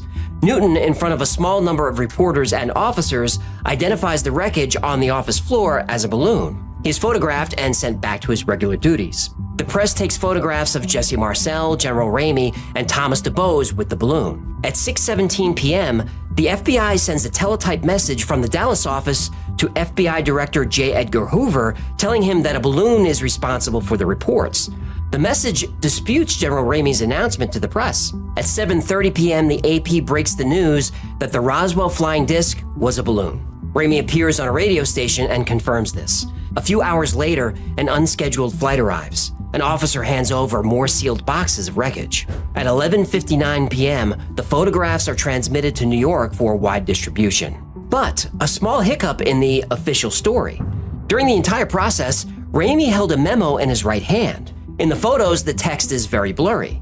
But by the early 2000s, software had improved to the point that enhancing the memo became feasible. But to do this, you'd need the original negatives right from the camera, if they still existed. Well, Stanton Friedman looked into this, and it turned out the negatives did still exist. So he bought them and had them analyzed. Can you read the words? Most of the words, yes. What's it say? Does it mention a spaceship? It sure does.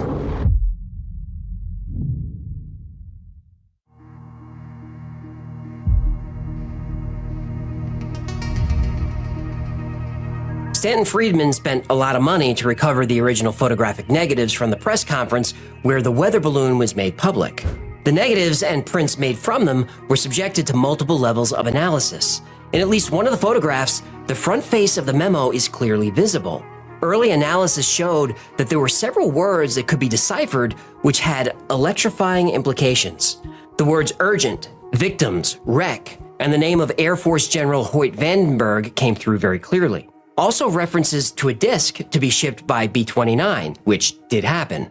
The message then seems to imply that they should misstate the meaning of the story. It then suggests sending out public relations officers with weather balloons, that this would work if photos were used and demonstrated to the press. It did work. Morning newspapers report that the flying saucer near Roswell is a weather device. Second site cleanup resumes at sunrise to ensure civilians don't stumble upon the airfield. At 8 a.m., members of the 1st Air Transport Unit load crates into C-54s. Armed guards watch as 3 or 4 aircraft are loaded for transport to Kirtland Air Base and then on to Los Alamos. Los Alamos was, and might still be, the most secure military facility in the world. Colonel Blanchard personally takes Haut to Building 84, Hangar P-3, which is heavily guarded both inside and out. Inside, Haut observes the recently recovered object, 12 to 15 feet long, 6 feet high, resembling an egg with a metallic surface. No windows, portholes, wings, tail section, or landing gear were visible. He sees a couple of bodies under a canvas tarp. They have large heads and are child-sized. There's been so much that has been brought forward by legitimate people that there had to be something to it, and apparently that's what it was. It's something that crash landed out there in the desert. I'm a firm believer.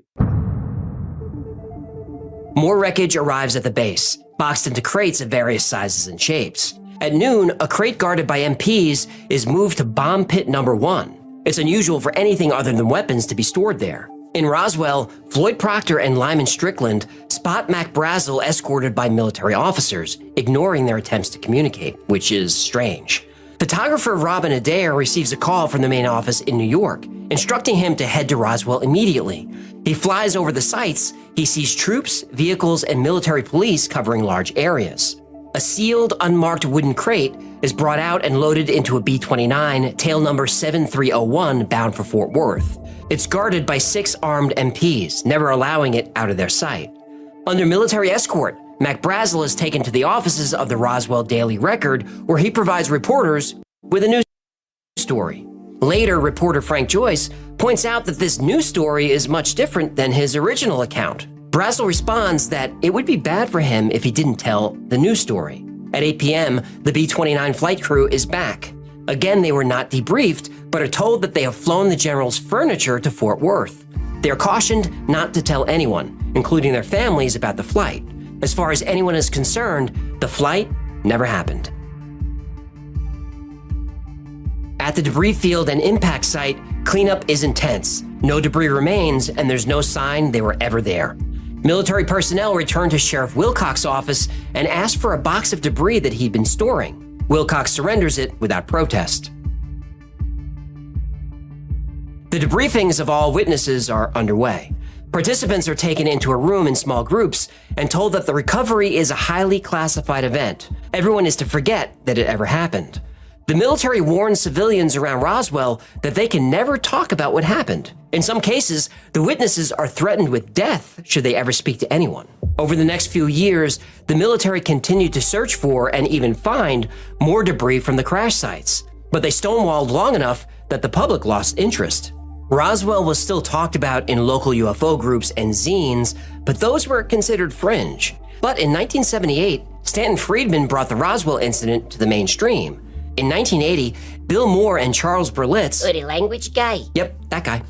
They wrote the Roswell incident, which sold a lot of copies. Roswell was covered on TV shows like Unsolved Mysteries and In Search Of, and later was featured prominently on The X-Files. By the 1990s, everyone had heard of Roswell, which forced the Air Force to release that report in 1995. This brings us back to the second Air Force report released in 1997. And in this report, we finally learn what happened to the bodies.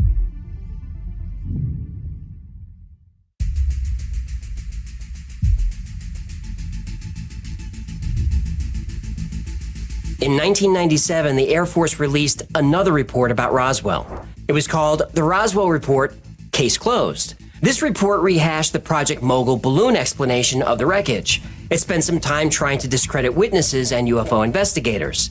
And it explained why there were eyewitness reports of bodies. The Air Force said these recovered alien bodies were actually crash test dummies used in high-altitude parachute tests. Oh, this is gonna be good. The project was codenamed Operation High Dive. High Dive dropped hundreds of dummies from various heights to see what kind of falls could be survivable. So the aliens everyone saw were dummies? That's the word. So they used 4-foot-tall dummies with big heads, huh? Nope. The dummies were 6 feet tall, but some were discovered burned, so their limbs were shorter. Or they were damaged. Damage to the dummies included loss of heads, arms, legs, and fingers. This detail, dummies with missing fingers, appears to satisfy another element of the research profile: aliens with only 4 fingers. I think the real dummies are the people who wrote this report. Yeah, I would agree that this is not as satisfying an explanation as the Air Force thinks it is. Okay. Let's say the Air Force is telling the truth, which they're not, but let's just say they really dropped dummies all over the desert. Okay. And these dummies were confused with, I can't believe I'm even saying it, the dummies were confused with 4-foot-tall aliens. Right. Why not just tell us that in the other report? Oh, because Operation High Jump, the super secret high-altitude dummy dropping project, it didn't start until 1953, 6 years after the Roswell crash. Is this a joke? Nope. They're talking about 1947. Well, you're talking about dummies used in the 50s, almost a decade later. Well, I'm afraid that's the problem that we have with time compression. Oh, did he say time compression? Yeah, that's Air Force speak for people got the dates wrong. Are you punking me? Well, what is this? The report even quotes an eyewitness named Gerald Anderson who found bodies that he said looked like plastic dolls. Credible witness? Well, I don't know. Maybe Gerald was a very intelligent and observant 5-year-old. Precocious, I think they call it. They quoted a 5-year-old witness? They did. But to be fair, Gerald was 55 when they interviewed him. Okay, let me get this straight. They interview a 55-year-old man who tells them what he saw 50 years ago when he was 5? That's right. Geez, I haven't seen an investigation this sloppy since, since every FBI investigation in the last 5 years. Yeah, it wasn't convincing. This is a common government CYA technique. You assert the outcome, then you have your team of investigators and experts fill in the details that eventually arrive at your desired outcome, no matter how ridiculous the details are. Oh, you mean like a bat kebab from a wet market in the middle of nowhere? Well, that theory's still being debated. Yeah. Let's stay focused. Now, it's only fair that we present all sides of the Roswell story. Now, the timeline I went through earlier is all from witness accounts and sworn affidavits. There are a lot of accounts that I didn't cover because I couldn't corroborate them. But even the witness reports I did cover aren't perfect. I've seen videos and books and articles say that there are as many as 600 eyewitnesses who've come forward saying they saw ships and debris and bodies. Now, maybe that's true, but I can only find 7. Almost every witness account comes from a friend or a spouse or a child or a grandchild of a witness. And other witnesses have had trouble with their stories. Loretta Proctor, who saw the debris when Mac Brazel brought it to her house, said they couldn't burn the metal. They tried bending it and cutting it and they couldn't do it. That's a new story. Her earlier story mentions nothing about debris. In fact, she specifically said she never saw debris of any kind. Lydia Sleppy was the teletype operator who claimed the FBI interrupted her broadcast and ordered her to stop. And there's no evidence of this at all. Oh, yeah, but a lot of evidence has disappeared in this case. That's true, but I still would have liked to have seen a memo about the broadcast, and it's just not there. Melvin Brown was the guard who said he saw bodies on 2 different occasions, once at the crash site and once while guarding the hangar. The truth is, his story comes from his daughter Beverly, who only mentioned Roswell many years after her father died. Well, it doesn't mean it's not true. He was guarding something. Yeah, but he wasn't a guard. He was a cook. Oh. Cooks don't guard top secret military facilities? No. But they probably kept the aliens frozen, right? So he was probably guarding the freezer in the kitchen. Remember I said it's a government technique to start with an outcome, then try to find facts to fit? That's that. Yeah, I'll chalk this one up to a maybe. Major Jesse Marcel is one of my favorite witnesses, but take his story with a whole lot of salt. He used to exaggerate his military record quite a bit.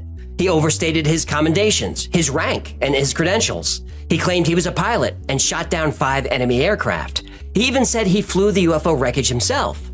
But Marcel wasn't a pilot. There's an evaluation report from General Ramey himself who said Marcel was a competent officer, but, quote, since this officer is not a rated pilot, his assumption of the position of commanding general is not a consideration. Marcel was an intelligence officer.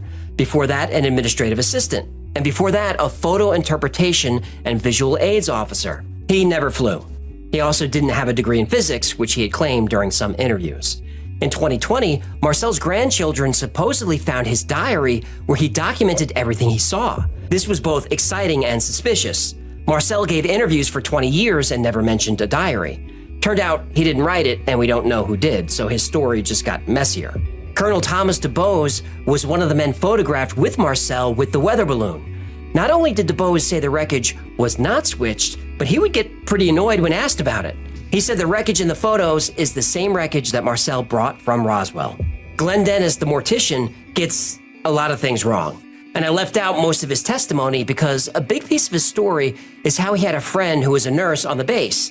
They had lunch one day, she showed him a drawing of an alien body. Then she ended up dead. But this never happened. Then there's Walter Haut, the public relations officer who saw the craft and the bodies.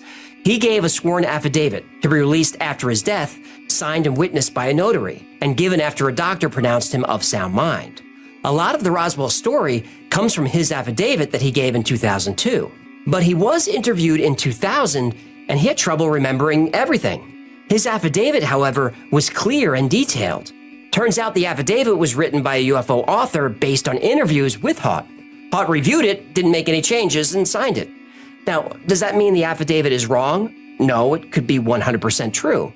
But in every story about Roswell, it's presented as Haut's words when it was not. It's very possible that when he signed the document, he didn't understand what it was.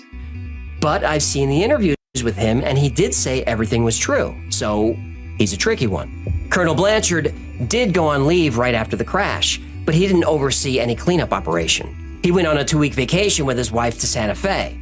Sure, these records could have been falsified, but there's proof that he was with the governor during this time. So a lot of witnesses do change their story over time, and that's to be expected. It's 50, 60, 70 years.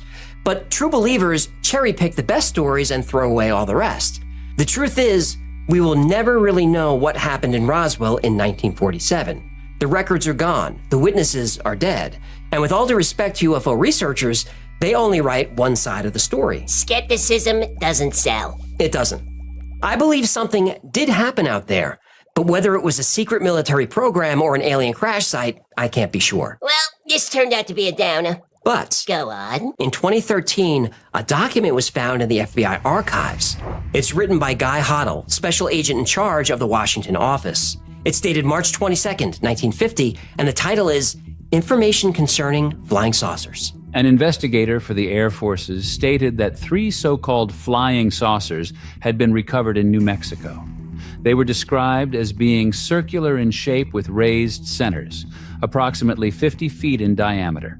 Each one was occupied by 3 bodies of human shape, but only 3 feet tall, dressed in metallic cloth of a very fine texture. That was sent to J. Edgar Hoover, the director of the FBI, who declined to pursue it, which leads to one final twist to the Roswell story. And it's a twist that needs its own video. And if you want me to cover it, let me know. In 1972, a witness came forward with new information. Information that was always hinted at, but now we have a lot more details. Turns out, one of the aliens recovered from Roswell stayed in Los Alamos until 1952. In the freezer? No, he was alive. And he had a lot to say.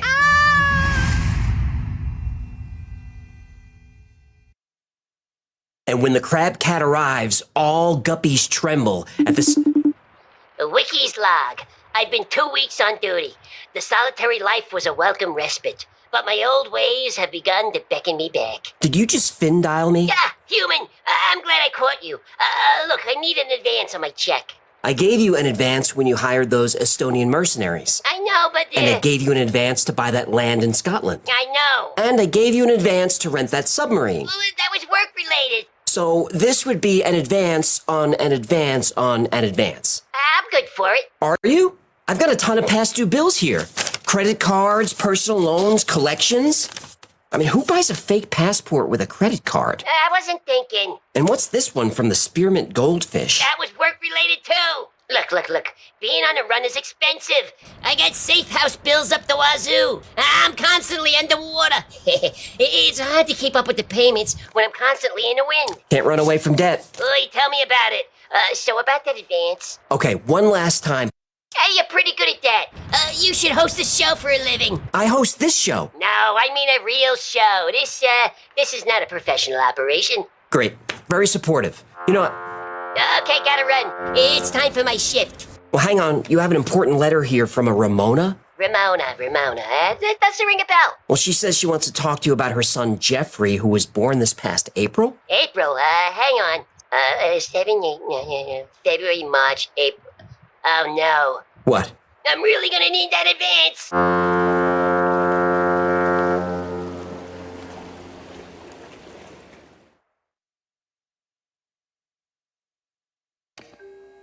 In September 1989, Doug Muchler reported for duty.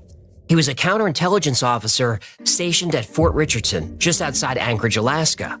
His job was investigating espionage and terrorism, so his first stop was the map room. He needed to get the lay of the land. Doug grew up in Ohio, so learning about the rugged terrain and wilderness of Alaska would take a lot of studying. Alaska is a big place, almost 700,000 square miles, twice the size of Texas. Doug spread out a few maps across the giant table in the center of the room. He scanned the maps. They showed mountain ranges, rivers, lakes, cities, old mining towns, the typical stuff. But then something caught his eye. On a map of Denali National Park, there was an area no bigger than his thumb that was whited out. Doug grabbed a magnifying glass. There were no features. About 60 miles west of Mount McKinley was a small zone labeled, "This area not surveyed to date." Doug thought this was odd. The entire state of Alaska was definitely surveyed, every inch of it. How could this tiny patch be not surveyed? He set the question aside. He was a chief warrant officer in military intelligence. He figured if he needed to know, he'd know. Still, something about that location haunted him. And 3 years later, he'd find out why.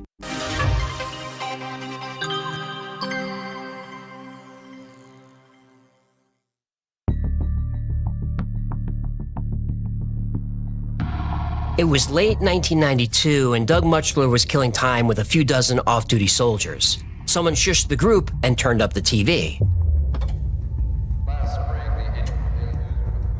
The local news was running a story about an underground nuclear detonation in China. It was so powerful that it sent shockwaves in the Earth's crust all the way to Alaska. But that wasn't the story. When seismologists analyzed the data, they saw the cross-section of a huge object about 100 feet below the surface in central Alaska. It was a pyramid, a huge pyramid, bigger than the Great Pyramid of Giza, 550 feet tall from the top to the base. The news showed the pyramid's location on a map. Doug wasn't sure, but he could swear it was right in the middle of the location marked, "This area not surveyed to date." He ran to the map room. He was right. Next stop, his quarters. He set his VCR to record the 11 o'clock news. He needed to be sure. The late-night news came and went without a single mention of the pyramid. Doug called a few news junkies he knew. Nobody heard anything about it. The next day, with military intelligence credentials, Doug went to the local news station. The station manager said there was no such story and had no idea what Doug was talking about. They returned to his office. Doug stood in the lobby for a minute, confused. Not only did he see the news story, but almost 40 other soldiers did too. The station manager's strange behavior made Doug feel that something wasn't right. Had a men in black stop by. Well, that's what Doug thought. But this visit was off the books. He had no authority here. As Doug was heading out, he heard a voice behind him. It was one of the younger employees.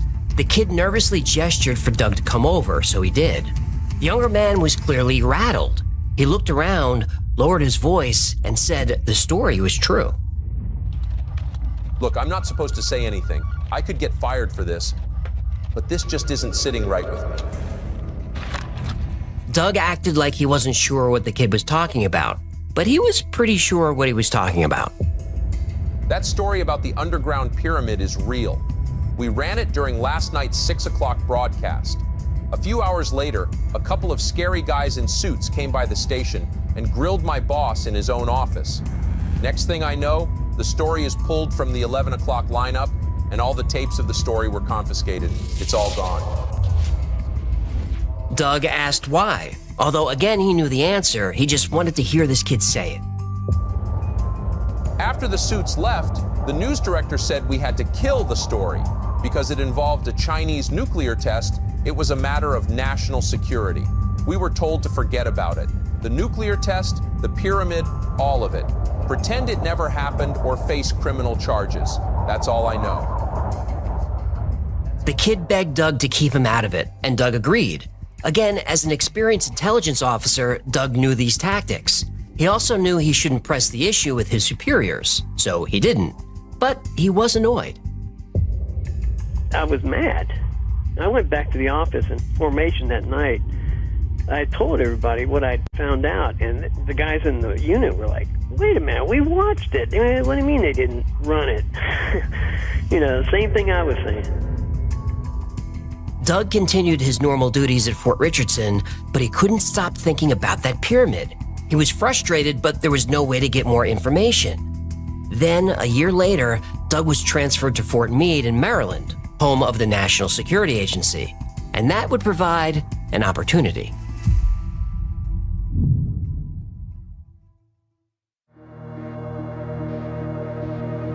In 1993, Doug Mutchler was transferred to Fort Meade, Maryland.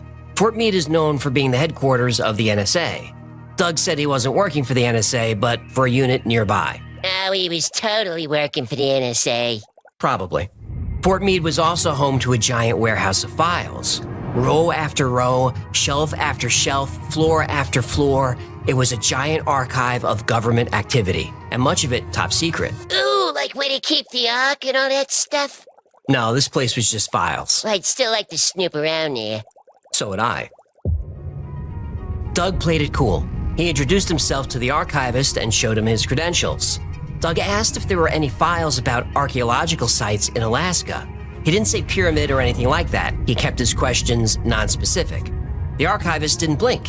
He wrote down a few numbers and handed Doug a slip of paper. The floor, the row, the shelf. Doug was getting closer. He found the Alaska files. He pulled a few and settled into a reading room. But he wouldn't get the chance to learn anything. Here come the men in black. And I had just sat down, and these two guys came. You know, you can feel someone standing behind you. And these two goons go, "Hey, you don't have a need to know for that information." Doug turned around and asked what they meant. He was just looking at archaeological sites in Alaska. They said, "We know what you're looking for. You need to leave the building immediately." Doug asks why. They don't want us messing with them up there anymore. They don't want you messing with them up there. They don't want us, anybody, messing with them. Wait. Messing with who up there? Well, that's what Doug wanted to know, but the two guys... Men in black? Right. They realized they just said too much.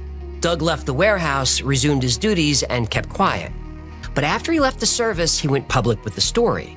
It turned out that not only is the pyramid real, the military knows exactly where it is. They also know what the pyramid is. How? Because they're the ones operating it. Yahtzee!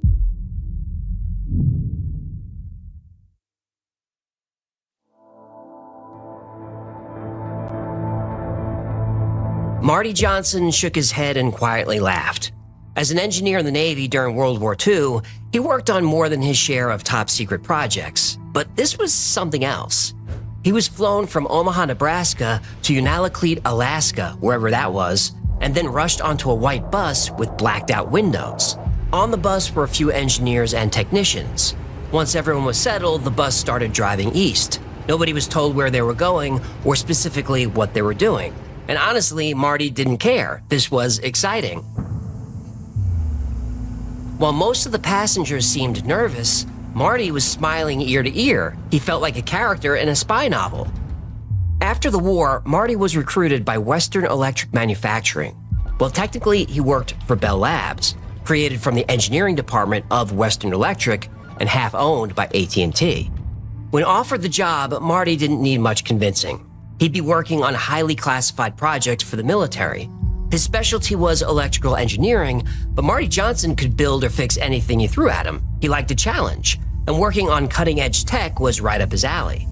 In the late 40s, he worked with transistors. These little devices revolutionized electronics. He had no idea how Bell came up with the idea, but wow, did they change everything. Aliens gave them the transistors. Maybe.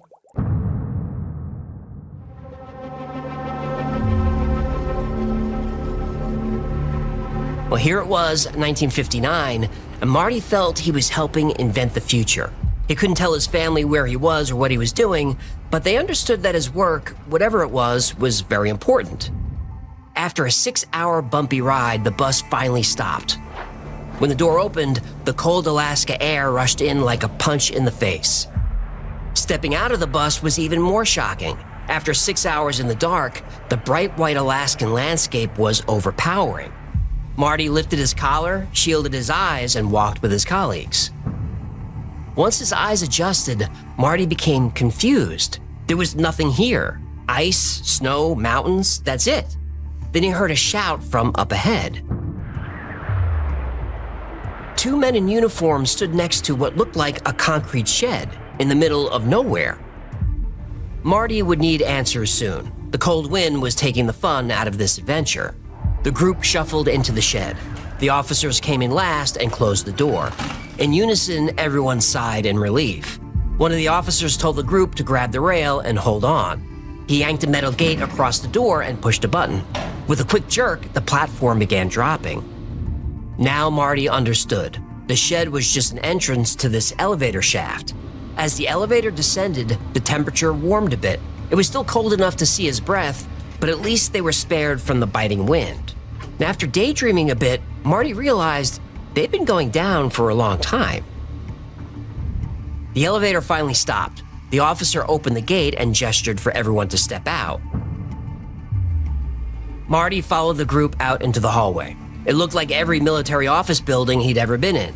The gray concrete floor and walls painted green beige, the constant buzzing of overhead fluorescent lights, all too familiar. The group started moving again. Marty felt like he was on a museum tour, just following.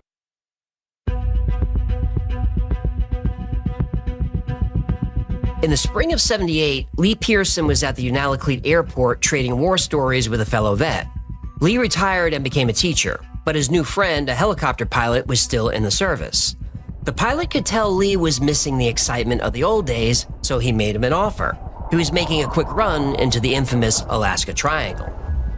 Lee, I got something that will get your blood pumping. We're taking some important equipment out to a secret base near Denali. You know Mount McKinley? We'll be in and out in 4 hours. You want to tag along? Lee said absolutely. They hopped in the helicopter and started flying due east. After just under 2 hours of flight time, the pilot gave Lee a heads up. Okay, we're just about 5 miles out. Things are about to get weird. Our instruments are going to go crazy. You're going to hear all kinds of alarms. Don't panic. And we'll go VFR the rest of the way, and we'll be fine. VFR? Visual flight rules. Basically, you turn off autopilot, keep the ground in sight, and keep your eyes open for obstacles. Got it. Then the helicopter's electronics went haywire. The radar screen went out. The compass needle was spinning like a fan. Lee was visibly nervous. Then all the power in the helicopter, the instruments, lights, everything went black.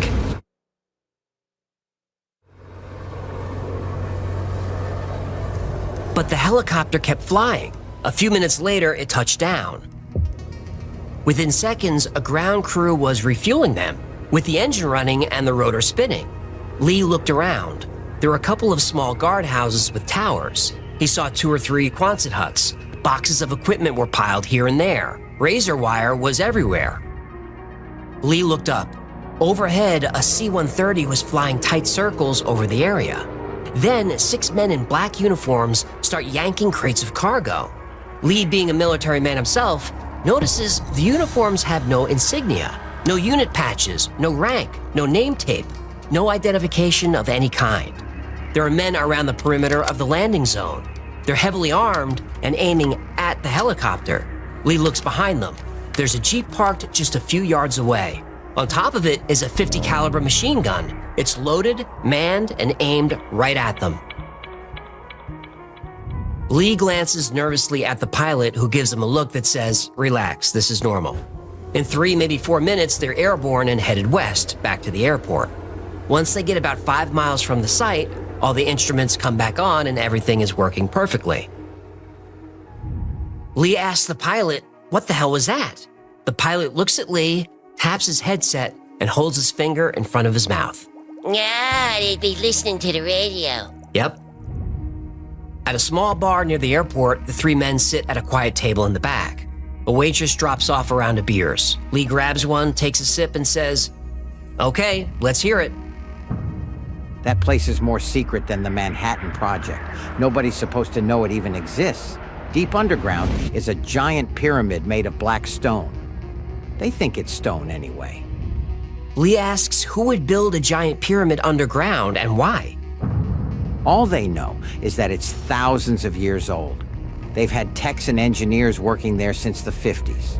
It's a power generator of some kind.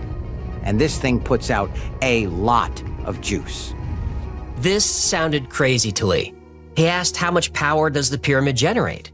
The pilot said, enough to power the whole country.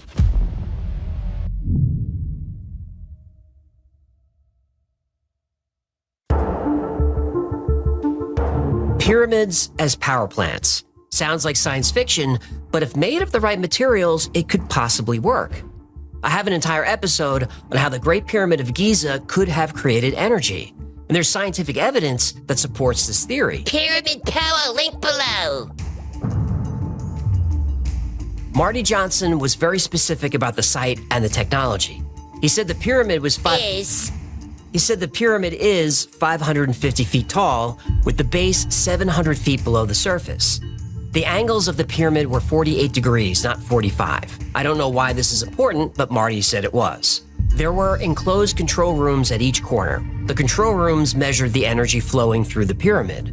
The purpose of the project was energy distribution. If they ever got this to work, we don't know.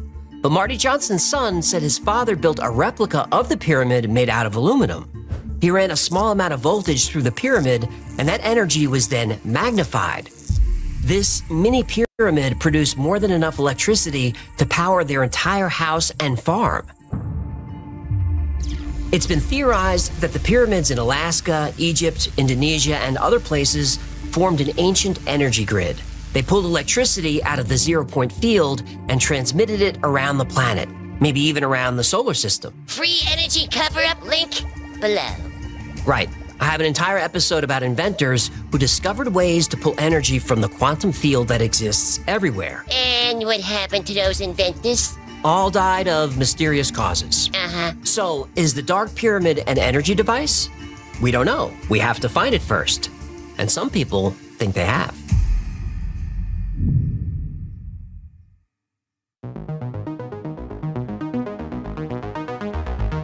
When Doug Mutchler went public with his story, he used the perfect conduit. He contacted Linda Moulton Howe.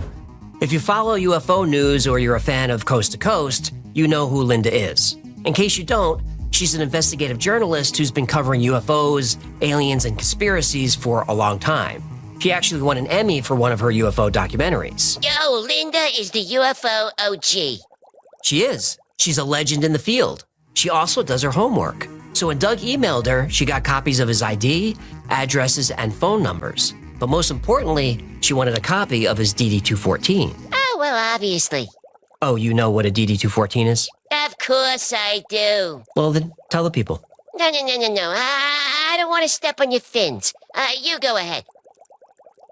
DD Form 214 is a certificate from the U.S. military that lists everything about your service. The date and place of duty, the date and place of release, assignments, rank, education, MOS, job specialty, decorations, medals, everything. Doug Mutchler produced this document. He was telling the truth. Once Linda reported on the pyramid, other people started coming forward with their own accounts of the Dark Pyramid. Marty Johnson and Lee Pearson's stories come from their sons who heard them firsthand. Linda heard from a retired naval captain stationed in Alaska. He noticed that aircraft communications always malfunctioned when flying over a certain area, east of Unalakleet and west of Mount Denali. Radar showed massive electromagnetic energy coming from the area. When the captain saw the report about the Chinese nuclear test, he thought the pyramid could be the problem, so he did the logical thing. He reported it to his superior officer. Stupid. Soon after, he was told to be quiet or face court-martial. Told ya. Lee Pearson's son, Bruce, believes his father's story. In fact, he thinks his father gave him enough information to find the location of the Dark Pyramid. So Bruce took that information, went to Alaska, hired a plane, and he might have found it.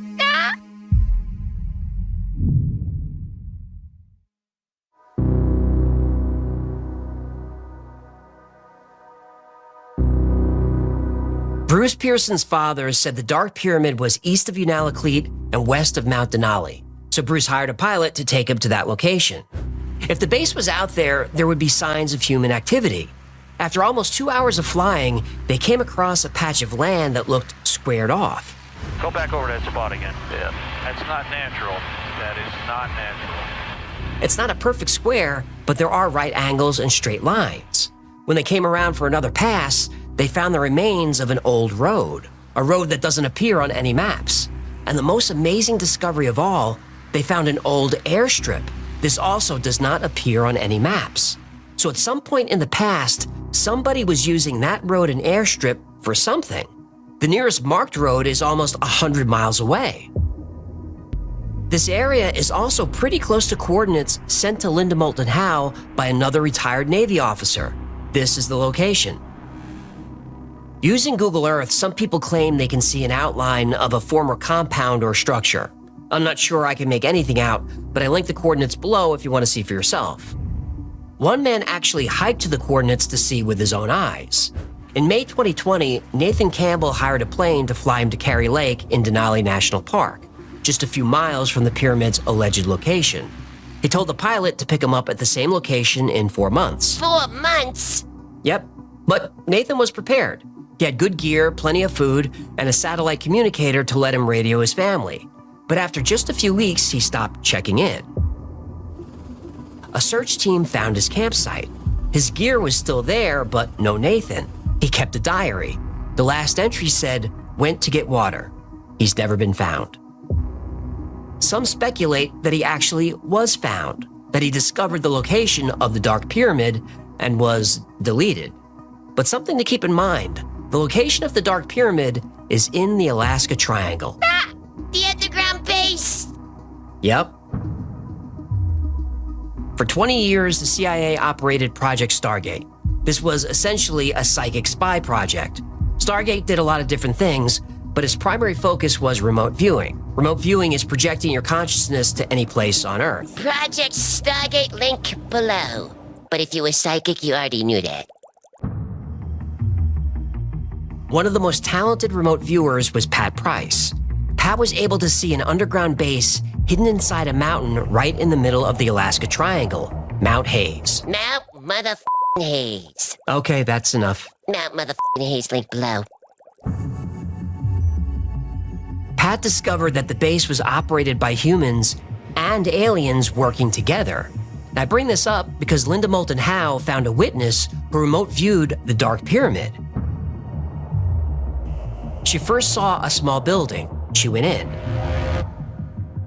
Then she saw an elevator that went hundreds of feet down. She followed that.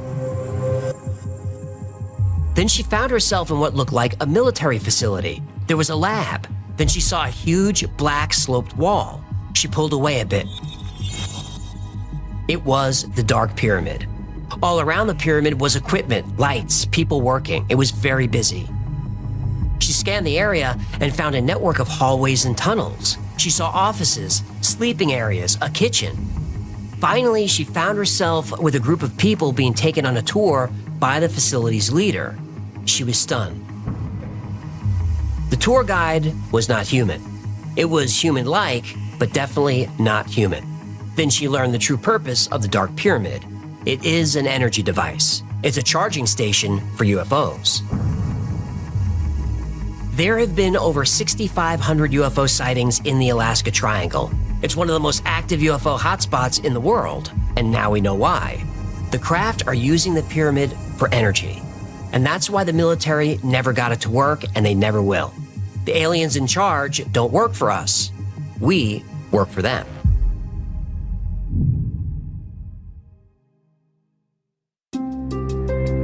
When Linda Moulton Howe exposed the Dark Pyramid in 2012, the story was a phenomenon.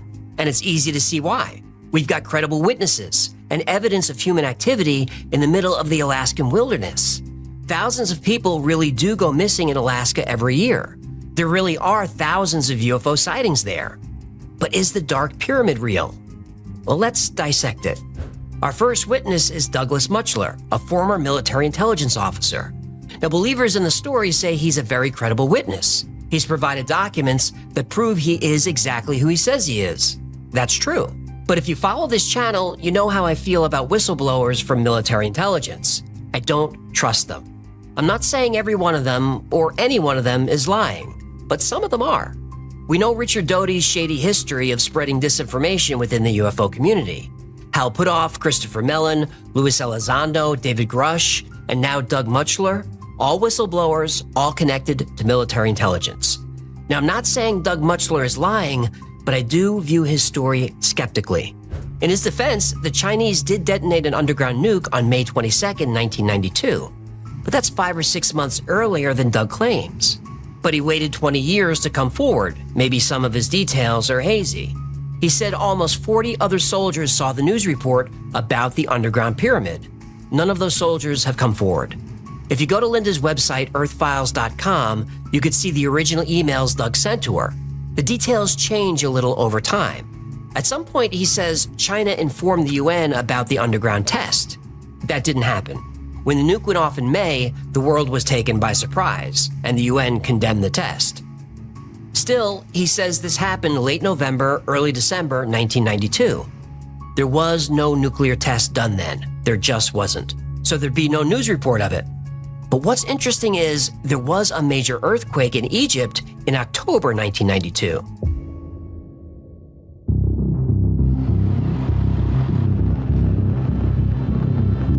The earthquake was a 5.3, the highest ever recorded in the area. At least 500 people died.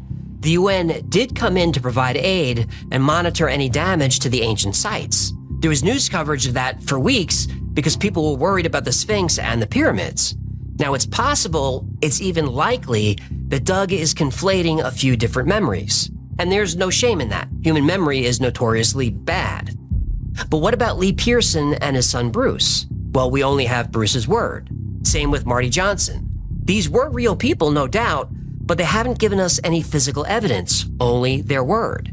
And what about remote viewers? Do you believe them? For the most part, I don't. But I do believe Pat Price saw something under Mount... Not only do I believe in Pat Price's ability, I believe he was killed because of it.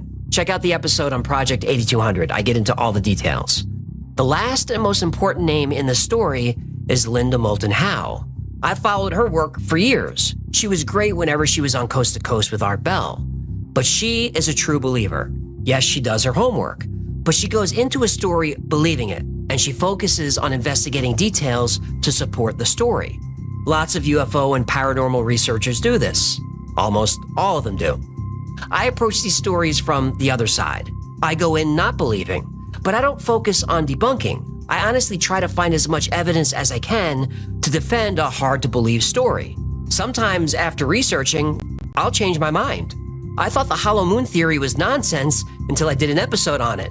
Now I'm pretty sure the moon is weird. I thought crop circles were 100% man-made, but after researching, I can tell you this for sure.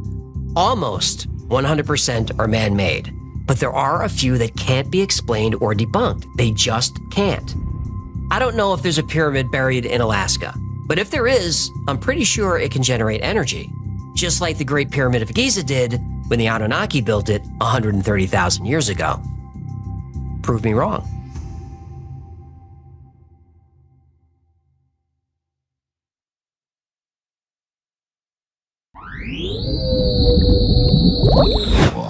My casual viewing is right now is the Y-Files. The Y-Files. AJ is fucking awesome.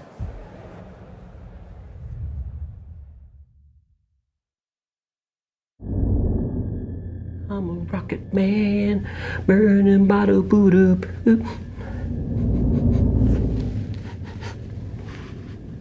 You smell that? I can smell that underwater. Well, don't look at me. Let's get out of here. Agreed.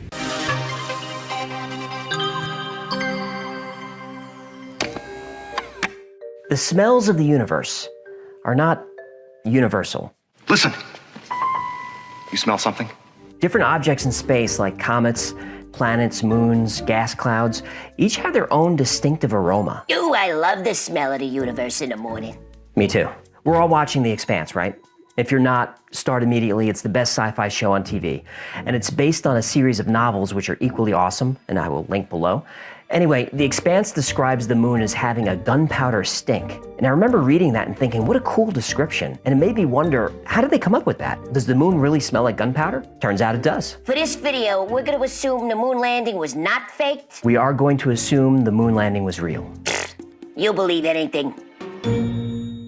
When recalling the smell of the moon, Apollo 17's Jack Schmitt said everyone's impression of the smell was that of spent gunpowder. Now this is strange because the makeup of lunar dust is completely different than gunpowder. Moon regolith is made up of silicon dioxide glass created by billions of years of meteor impacts. It also contains iron, calcium, and magnesium. But modern gunpowder is a combination of nitrocellulose and nitroglycerin. So why the similarity?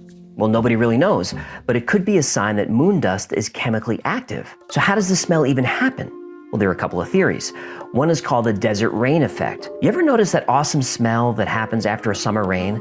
That smell's called petrichor, from the Greek words petra, meaning rock or stone, and the word ichor, which is the fluid that flows through the veins of the gods. On Earth, plant oils accumulate on rocks during dry periods, along with another compound, geosmin, which is a metabolic byproduct of bacteria found in soil. And during rain, the oils and geosmin are released into the air, causing that distinctive smell of petrichor. And if there's lightning, sometimes you could sniff a little ozone. Obviously, there are no plants on the moon, but there's still stuff, right? The molecules trapped in the dry moon dust may have been activated by contact with the moist air in the lunar module, just like petrichor and the desert rain effect. Another theory is solar winds. Hot solar winds of hydrogen, helium, and other ions buffet the moon's surface and may become trapped in the dust. When the ions are dislodged, such as by an astronaut's footsteps, then come in contact with the warm air inside the lunar module, they evaporate.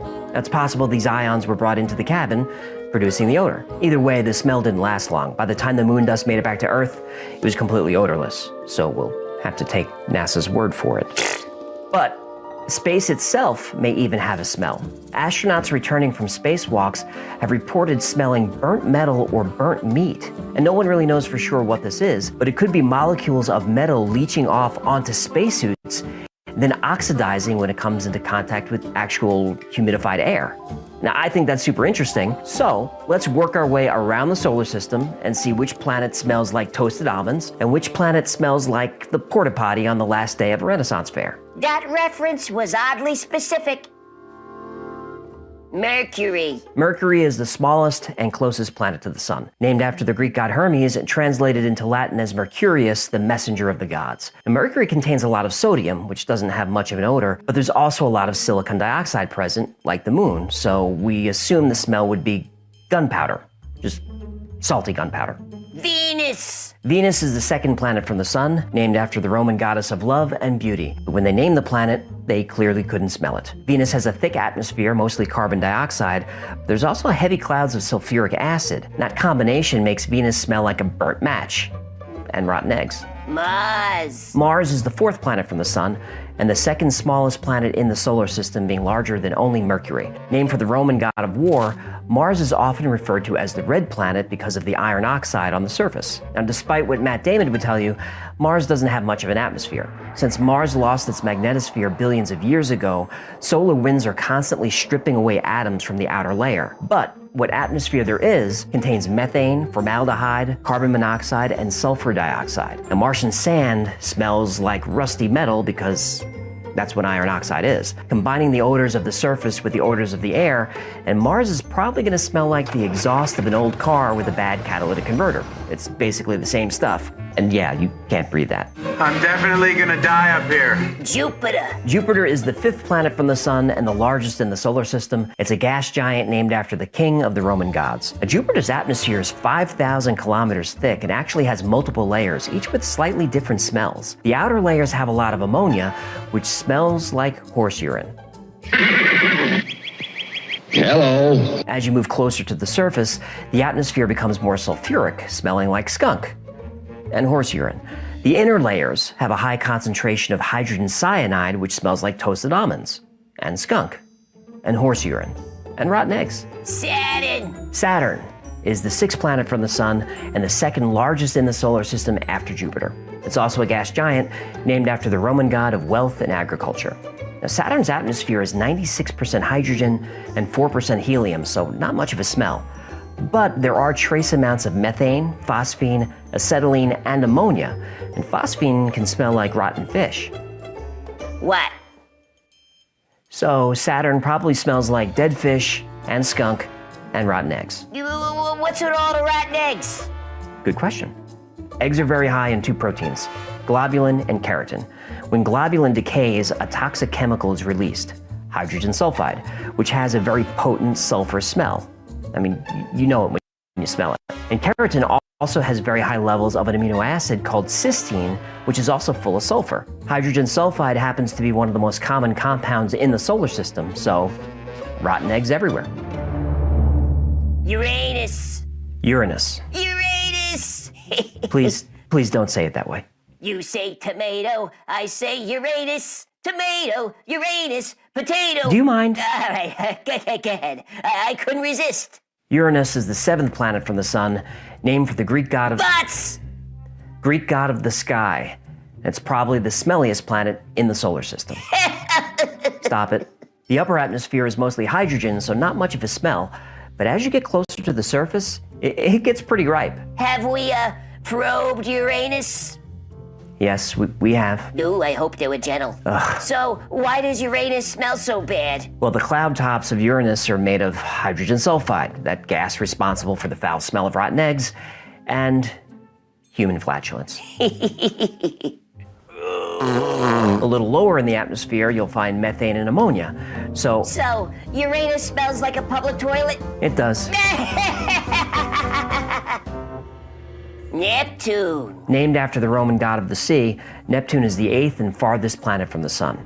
At 17 times the mass of the Earth, it's slightly more massive than its twin Uranus. Does it smell as bad as Uranus? Well, most of the compounds are frozen in the atmosphere, so really just hydrogen and helium are present. Neptune doesn't have much of a smell at all. That's too bad. I got more jokes. No, I'm sure you do.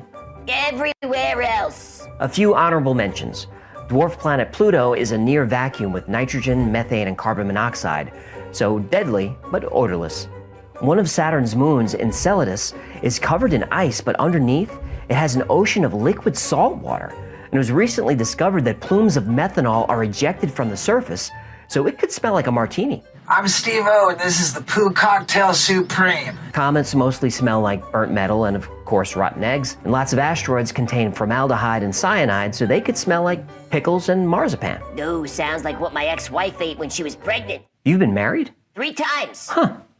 I didn't know that. Well, I had a life before you came along, you know. Okay, take it easy. Sorry. I'm still working through some things. Anyway, the center of our galaxy is the dust cloud Sagittarius B2. And in that cloud, scientists have discovered a substance called ethyl formate, which is the chemical responsible for the flavor of raspberries and the smell of rum. So, not so bad. So, here's what we learned today. What's that? The worst smelling thing in the solar system is Uranus. I hate you. Thanks for hanging out with us today. My name is AJ, that's Hecklefish. This has been the Y-Files. If you had fun or learned anything today, do us a favor, give us a thumbs up. It really helps out the channel. Oh, and whoever makes the best Uranus joke in the comments wins an Amazon gift card. Ooh, I got one. No, you're disqualified. No. Until next time, be safe, be kind, and know that you are appreciated.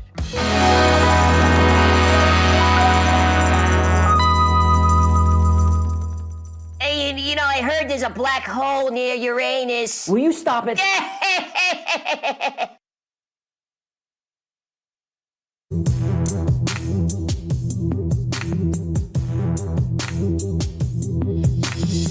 They see me swimming in my waist. Send me money cause you know that my bowl is dirty. Cause you know my bowl is dirty. Cause you know my bowl is dirty. Wanna smell my bowl, it's dirty. Come and sniff my bowl, it's dirty. My poop is nasty. It's floating. Please tip me cause you know that my bowl is dirty. Cause you know my bowl is dirty. Cause you know my bowl is dirty. Wanna smell my bowl, it's dirty. Come and sniff my bowl, it's dirty.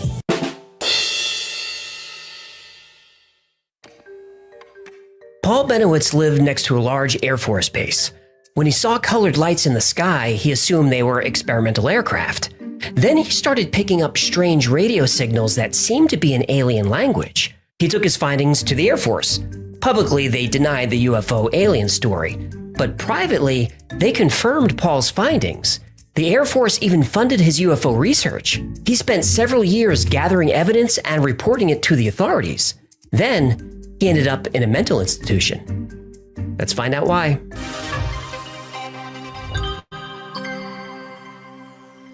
In 1969, while pursuing his PhD in physics, Paul Benowitz started a successful electronics company in New Mexico called Thunder Scientific. Oh, that's a pretty badass name for a company. It is. Thunder. Ooh, ooh, ooh, thunder. Ooh, ooh, ooh, ooh, thunder. Ooh. AC/DC? I know who it is. Paul Benowitz's primary clients were the Air Force and NASA. He did so much business with the Air Force that he actually bought a home and established a lab right next to Kirtland Air Force Base in Albuquerque. Now, Kirtland is a big facility. It's one of the largest Air Force installations in the country. It has science labs, weapons testing areas, observatories, and huge storage facilities for nuclear weapons. From the second-floor deck of his house, Paul frequently saw strange colored lights in the sky around the Air Force Base, lights that were moving too fast to be aircraft. Now, Paul documented and filmed everything he saw. Then Paul Bennewitz had an idea. He was an engineer, a physicist, and an expert in electronics. So he set up his radio equipment and detected transmissions on a frequency in the gigahertz range, much higher than the military used at that time. As a pilot and military contractor, Paul Bennewitz knew what Air Force signals sounded like, but this was something very different. He analyzed these signals and realized they were data bursts, and in the data were messages.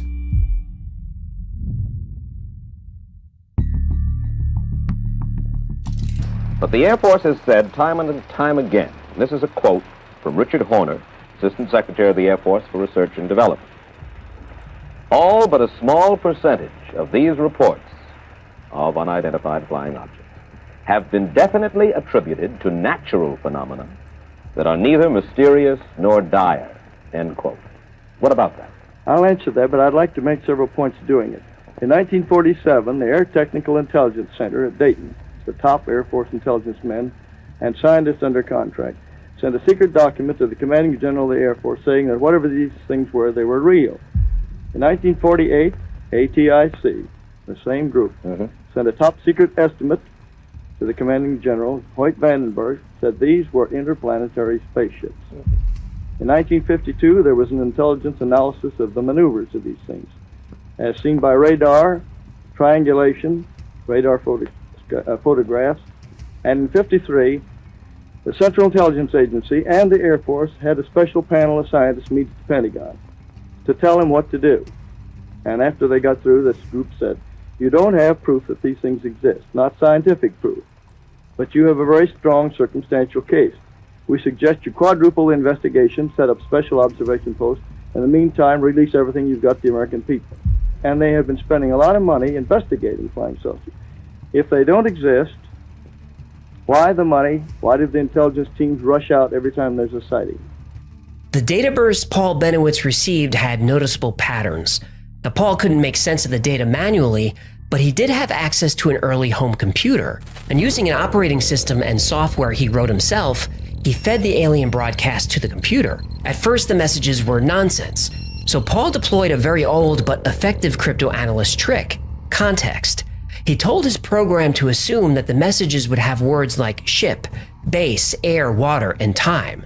That worked. Yeah, but how do you learn to speak alien so you can translate it into English? Good question. You don't. You use the computer to put everything in context. For example, let's say we knew the transmission had something to do with making coffee. You tell the computer the context. You have it look for patterns that coincide with beans, water, sugar, milk, and so on. And once you have the main patterns, you can expand to phrases used less frequently, like grind, brew, and drink. Eventually, you have a pretty good syntax. You don't know what the exact words are, but you do know what they mean. Paul's first translations were almost meaningless, but he kept at it and eventually had a general idea of what the messages were saying. His translation wasn't perfect, but it was good enough to give him an idea of what the aliens wanted and why they were here. Then he did something I'd consider ill-advised. Using the language he decoded, he sent his own message on that same frequency, and shortly after that, he received a reply. This was the first message Paul decoded. Round. Women of Earth are needed. Flexible the next discharges. Our ship. Our women. Do not command the North among us. You have many friends. Water very short. Resist all attempts at alteration.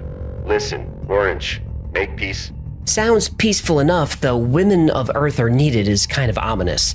Here's the next message. Victory. Our bases obtain supplies from the Starship metal. Time is yanked. Message hit star. Using rejuvenation methods got us in trouble. 6 Sky we realized tell you all might help you. All your base up belong to us. It does kind of sound like that. And there are lots of these messages. This one is interesting. Take vast portion universe against our aggression. The number of our crashed saucers is 8. Nerve you we realize tell the truth. Jump opposite. Alien forces mean no help to you. Metal we come invisible. Keeping change, we will not join sides with anyone, but our race is dying on the home planet. Paul Benowitz now had the first two-way communication with an alien civilization. He suspected that they were not here for good reasons, so he used this communication to try and learn their intentions and hopefully find vulnerabilities. Through many messages back and forth, Paul did learn the aliens' intentions. They weren't good. Paul Benowitz learned that the aliens' homeworld was dying and there were multiple alien races on Earth.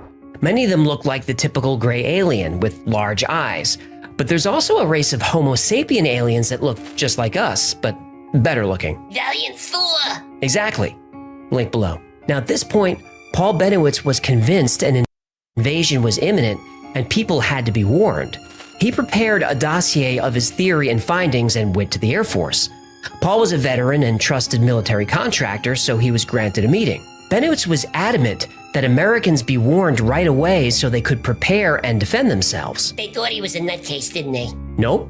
The government took him very seriously. The base commander brought in the Air Force Office of Special Investigation, or OSI, to review Paul's work, and they were impressed. Agent Richard Doty was assigned to Paul's case.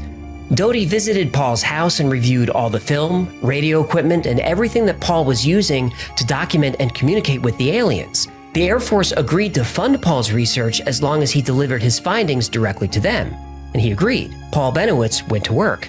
With the help of the Air Force, and specifically Agent Richard Doty, Paul was convinced he could gather enough intel to defeat the aliens and save the human race.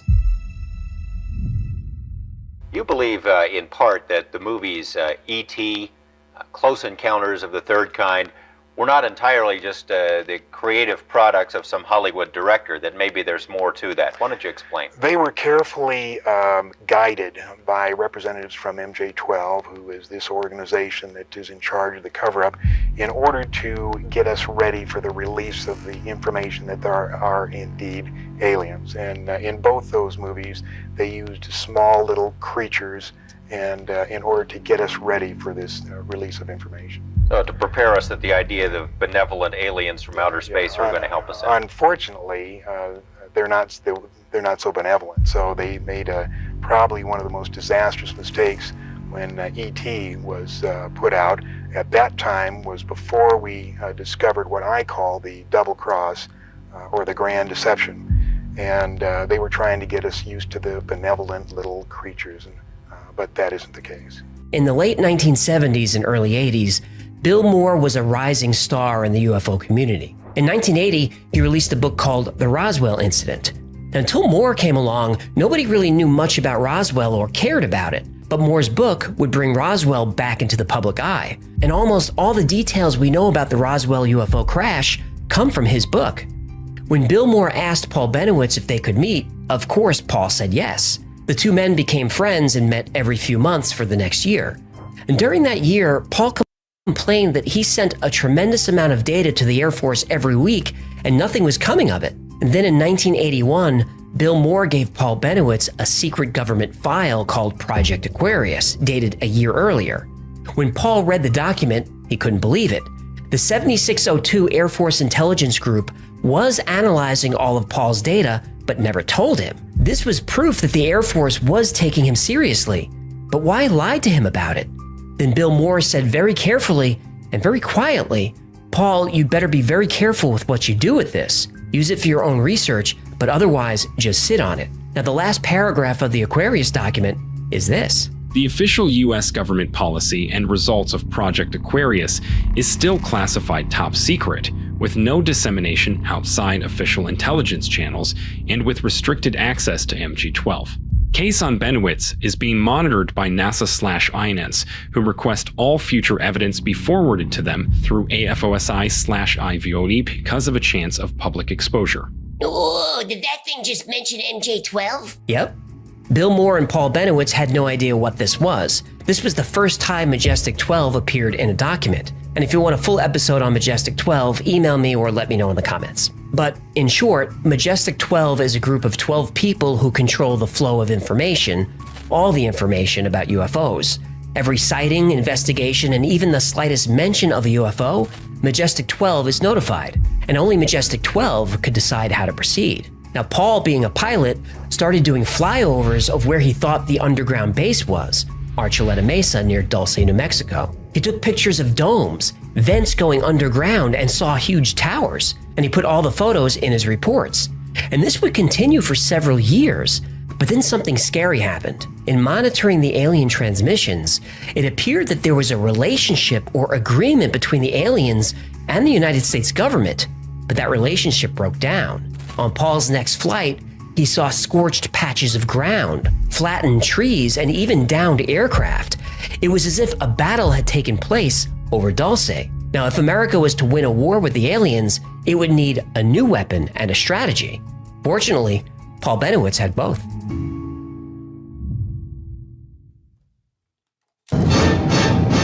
The United States Army presents The Big Picture, an official report produced for the armed forces and the American people.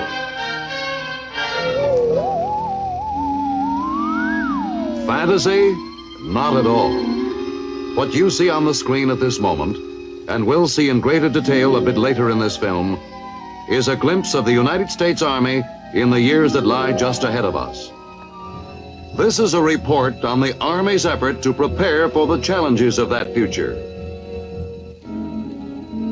It is a report on the Army's effort to achieve a sharper sword and stronger shield with which it can do its assigned part in preserving the peace, or if necessary, defending the nation and the free world against whatever enemy might rise against it. Using the huge amounts of information he intercepted from the alien transmissions, Paul Bennewitz created a document called Project Beta. Project Beta included the alien takeover plan, and a strategy to defeat them, and a weapon we can use against them. He even built a working prototype of this energy weapon. Project Beta said that the aliens have abducted, conservatively, 300,000 Americans, and they have all been implanted with devices and returned to the general population. And these implants turned every human into a walking camera and microphone. And the implants could be used to create false memories, seize control of the mind, or even switch the brain off altogether. And experiments were being done in the base under Dulce. Horrific genetic experiments like splicing alien DNA with humans. And Paul Bennewitz sent Project Beta to his senators and other elected officials, even to the President of the United States. The only reply he got was a standard form letter that said Project Blue Book has been closed and the Air Force no longer investigates UFOs. Paul knew this was a lie. He had the Project Aquarius document that proved it. The only thing that made sense was that the government was compromised. It could be that senior military officials, politicians, and even the president himself could have been implanted. And over the next couple of years, Paul Bennewitz became more and more frustrated and paranoid. When Bill Moore and Richard Doty paid him a visit to check on his mental state, it wasn't good. Paul kept knives and guns all over the house. He insisted that he was being watched and followed all the time. He lost so much weight that he looked ill, and he was smoking a full pack of cigarettes every hour. He said the aliens were coming into his house at night, injecting him with something that made him drive out into the desert. Then he'd be back home with no recollection of what happened. Both Bill Moore and Richard Doty said they saw needle marks on his arm. By now, Bill Moore, Richard Doty, and all Paul's friends were telling him to stop, to leave it alone. Paul's family begged him to stop. They wanted him to destroy all the equipment and go back to focusing on his business. But Paul wouldn't do it. His research was too important. Paul's mental health continued to decline. He didn't trust anyone around him. He thought his wife had an alien implant. His children had to take over his business. He became so paranoid that one day he barricaded himself in his house and covered every door and window with sandbags. His family had seen enough. They committed Paul to a psychiatric facility. And after multiple hospitalizations, Paul Bennewitz died in 2003 at the age of 75. He spent the last 25 years of his life paranoid, obsessed, and in mental agony because he could not get anyone to believe what he knew about the aliens. Even with all the evidence, it literally drove him insane. But what's really sad is, none of it was necessary, because the entire story about the aliens, the secret base, the transmissions, the genetic experiments, the abductions, the plot to take over the world, all of it was a lie. It was all a made-up story fed to him by Richard Doty and the United States government. Oh, you gotta be freaking kidding me. The Air Force Office of Special Investigation, or OSI, has a couple of purposes. One of those is counterintelligence. A common technique of counterintelligence is disinformation. When Paul Bennewitz intercepted signals from Kirtland Air Base, he didn't really think they were aliens, not at first. He was concerned that if he could detect transmissions from the base, then anyone could, including Soviet spies. And after reviewing Paul's equipment and research in detail, the Air Force realized that Paul was right. The signals were coming from the base and were vulnerable. That's a problem. When the Air Force reviewed Paul's photos and film, the objects that seemed to be UFOs were actually secret experimental aircraft. That's another problem. But rather than tell Paul Bennewitz the truth, which according to the Air Force would compromise security, Special Agent Richard Doty was given an assignment. Feed Paul Bennewitz information to lead him to believe that he had discovered a hostile alien presence. Why not just tell him to back off? Because the Air Force didn't know who Paul's friends were. If Paul was compromised by a Soviet agent, the Soviets would know there were secret projects happening on the base, so the Air Force would go a different way. Now, at first, this was just a simple nod from Doty. All I had to do was say, well, you know what, Paul? Maybe what you did see was UFOs. So nothing very specific, but over time, the lies Doty told Paul became more detailed, and other government agencies got in on the action. At some point, Paul was sure he was being watched from the vacant house across the street. Now, it was easy to say this was Paul's paranoia and not take him seriously. But Paul was right. The National Security Agency was surveilling him from that house. And to make things even worse, the alien transmissions that Paul decoded, they were actually sent from the NSA. The NSA also swapped out Paul's computer to ensure that he would decode the messages the way they wanted him to see them. It was all fake, and Paul Bennewitz ate it up and suffered because of it. Paul was a victim of the government's counterintelligence plan, but he wasn't the only one.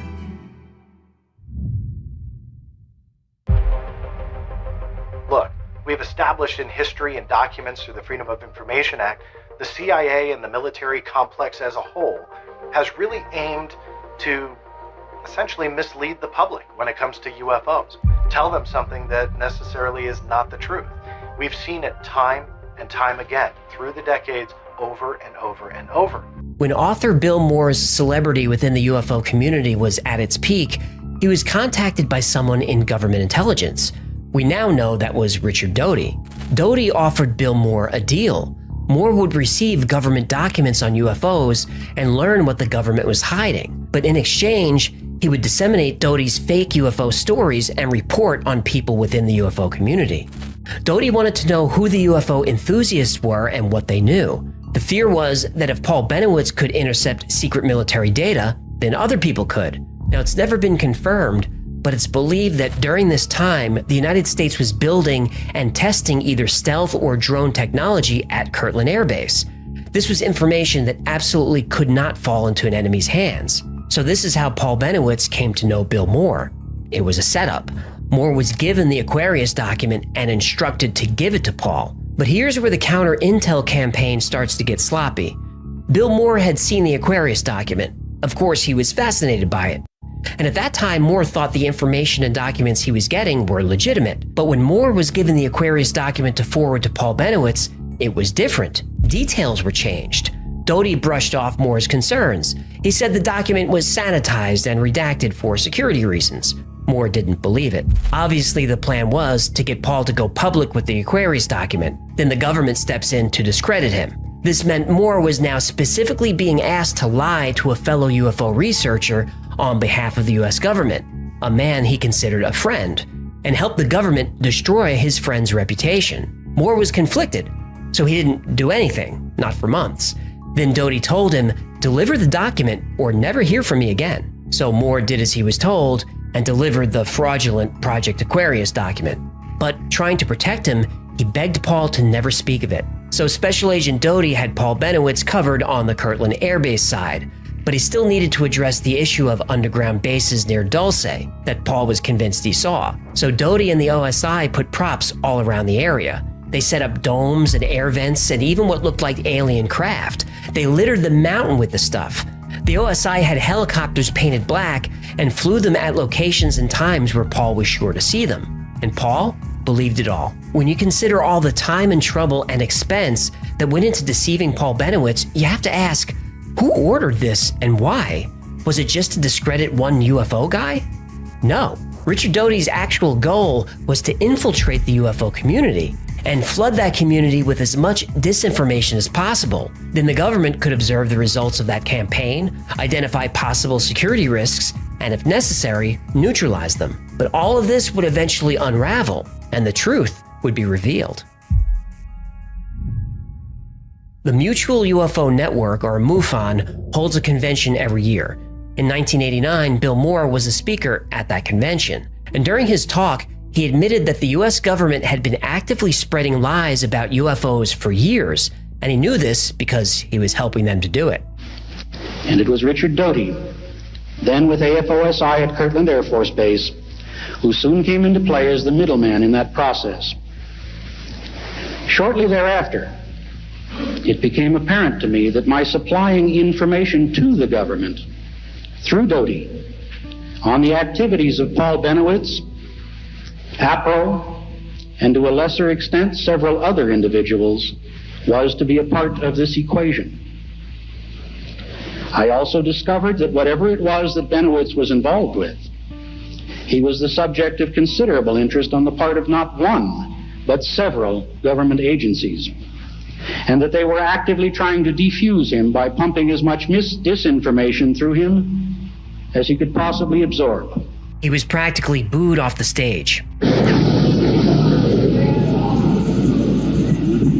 Frankly, I'm a little ashamed of some people in this audience, regardless of what you believe, what you hear, or not. It was really hard for these people to learn that everything they believed regarding UFOs was a lie. And this confession ended Bill Moore's career in UFO research. Bill Moore said that he was one of several high-profile UFO personalities who had made deals with Doty, though he never revealed the names. He also said Doty was feeding disinformation to tabloids like the National Enquirer and to journalists like Linda Moulton Howe.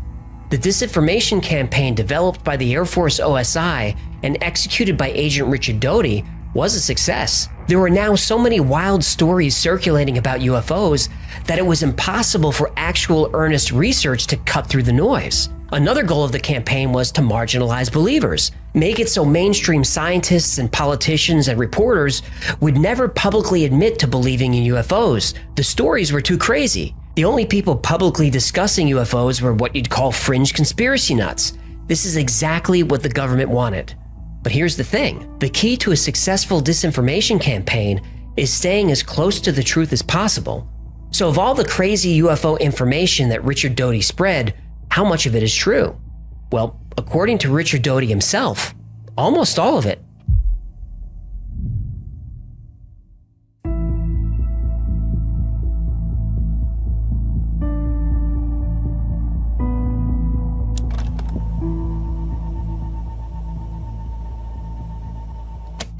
I'm Richard Doty.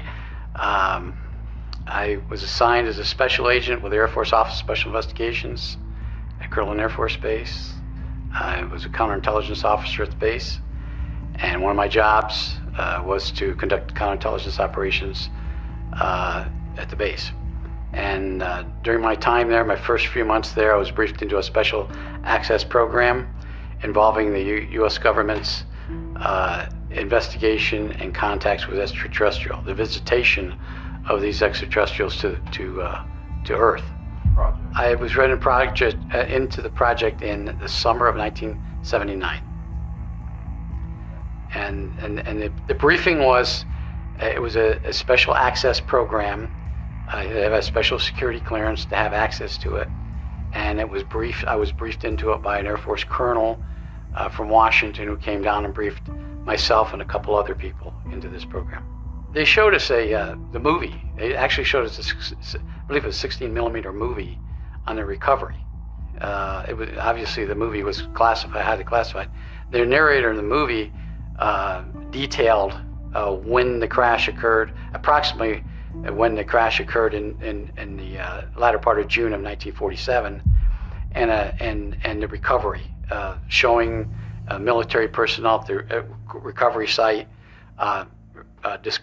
recovering the bodies at the site, and the craft that was at that site. The story of Air Force OSI agent Richard Doty is a complicated one.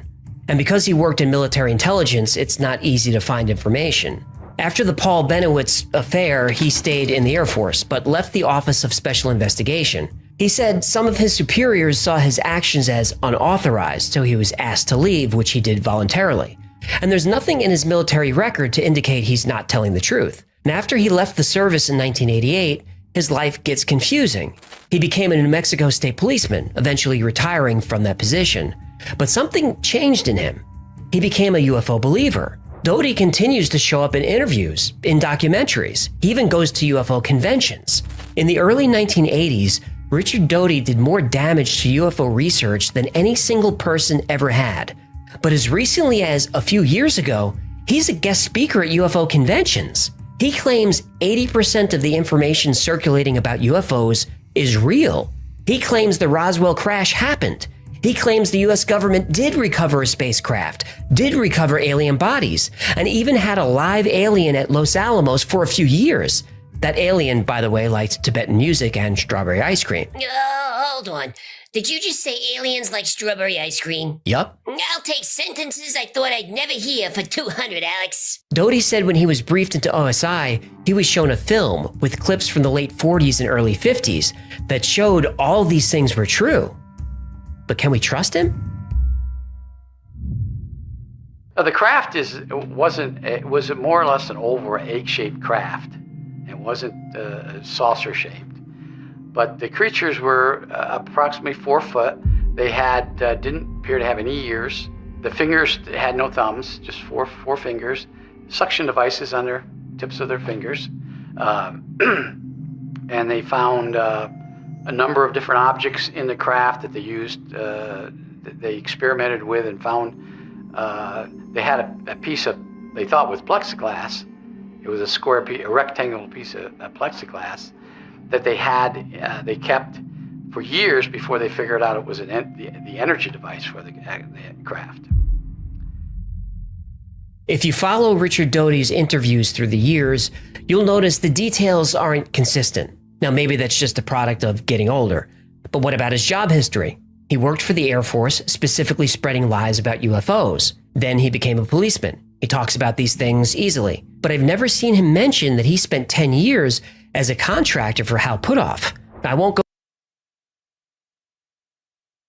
into detail about Puthoff here, but for those who don't know, he's the founder of To the Stars, a private venture that investigates UFOs. Fine. Who else is on the board of To the Stars? Well, there's Christopher Mellon of the Mellon family.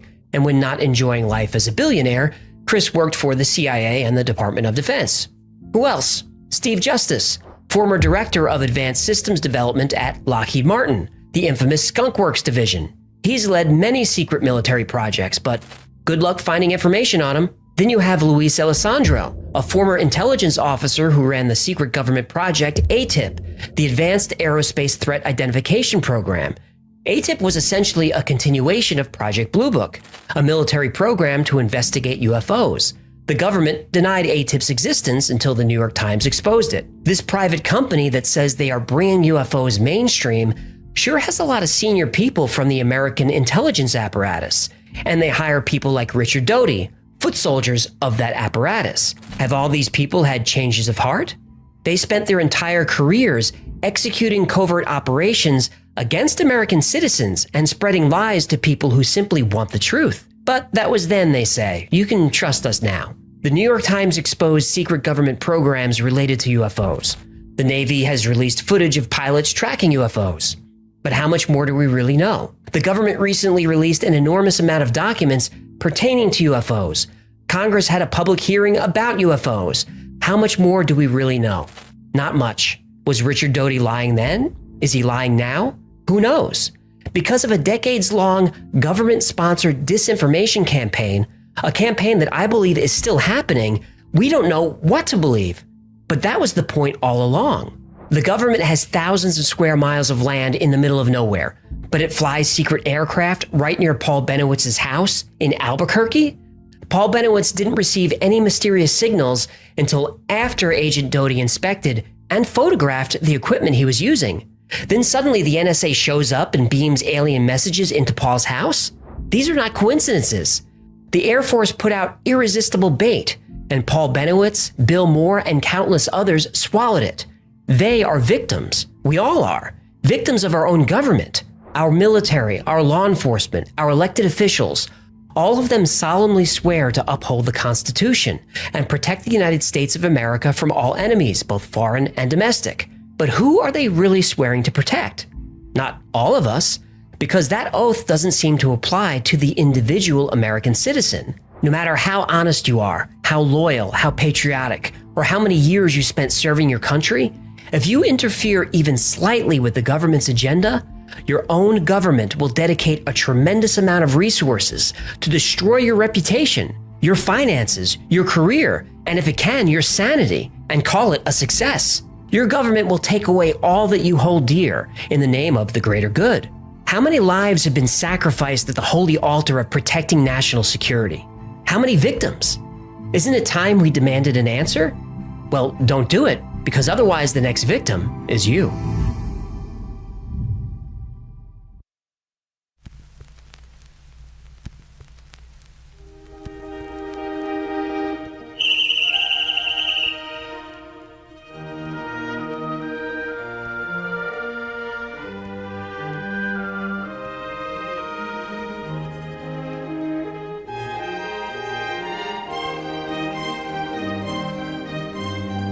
On the after files, when the stars align, Gino's voice shines like his neon sign.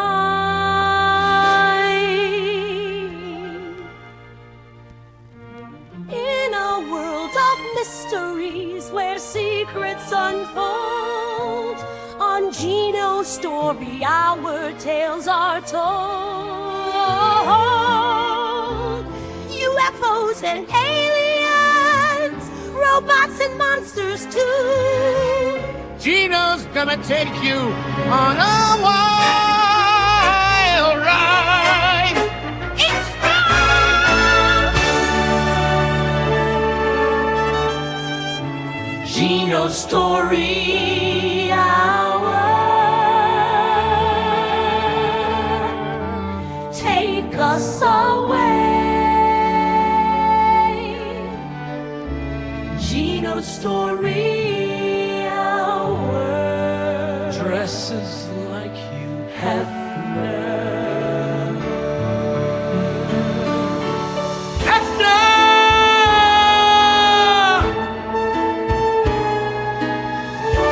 On the after files, when the stars align, Gino's voice shines like his neon sign.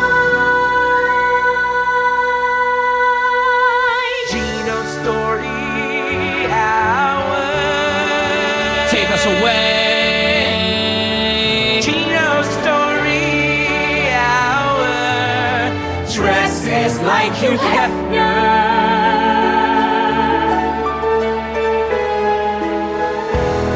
He spins his stories, weaving magic in the air, sitting in a comfy chair, and all that velvet that he wears. Gino's Story Hour. Take us away, Gino's Story Hour. Dresses like Hugh Hefner.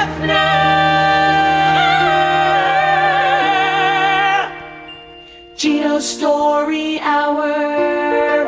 Take us away, Gino's Story Hour. Dresses like Hugh Hefner. Gino's Story Hour. His jackets are the best. Gino's Story Hour. Take us away. Gino's Story Hour. And Alaska round his neck. Gino's Story Hour. Take us away.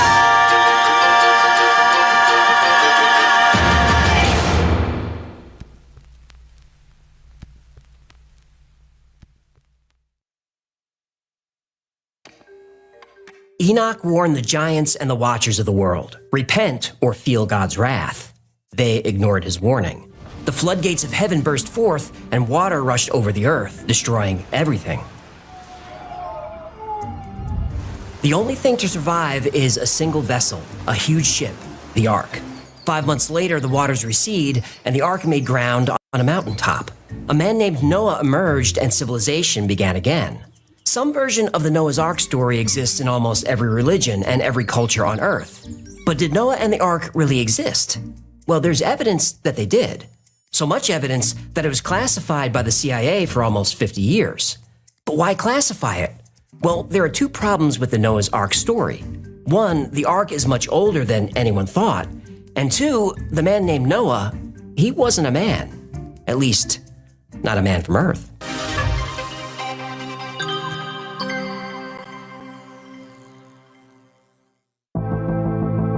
James Bruce was born to a wealthy Scottish family in 1730. His family wanted him to study law, but James Bruce had different plans. He had a dream. He wanted to be the first person to find the legendary source of the Nile River. Now, this might sound like a mundane task, but for hundreds of years, the race to find the source of the Nile was as gripping as the race to put a man on the moon. Well, nobody won that race.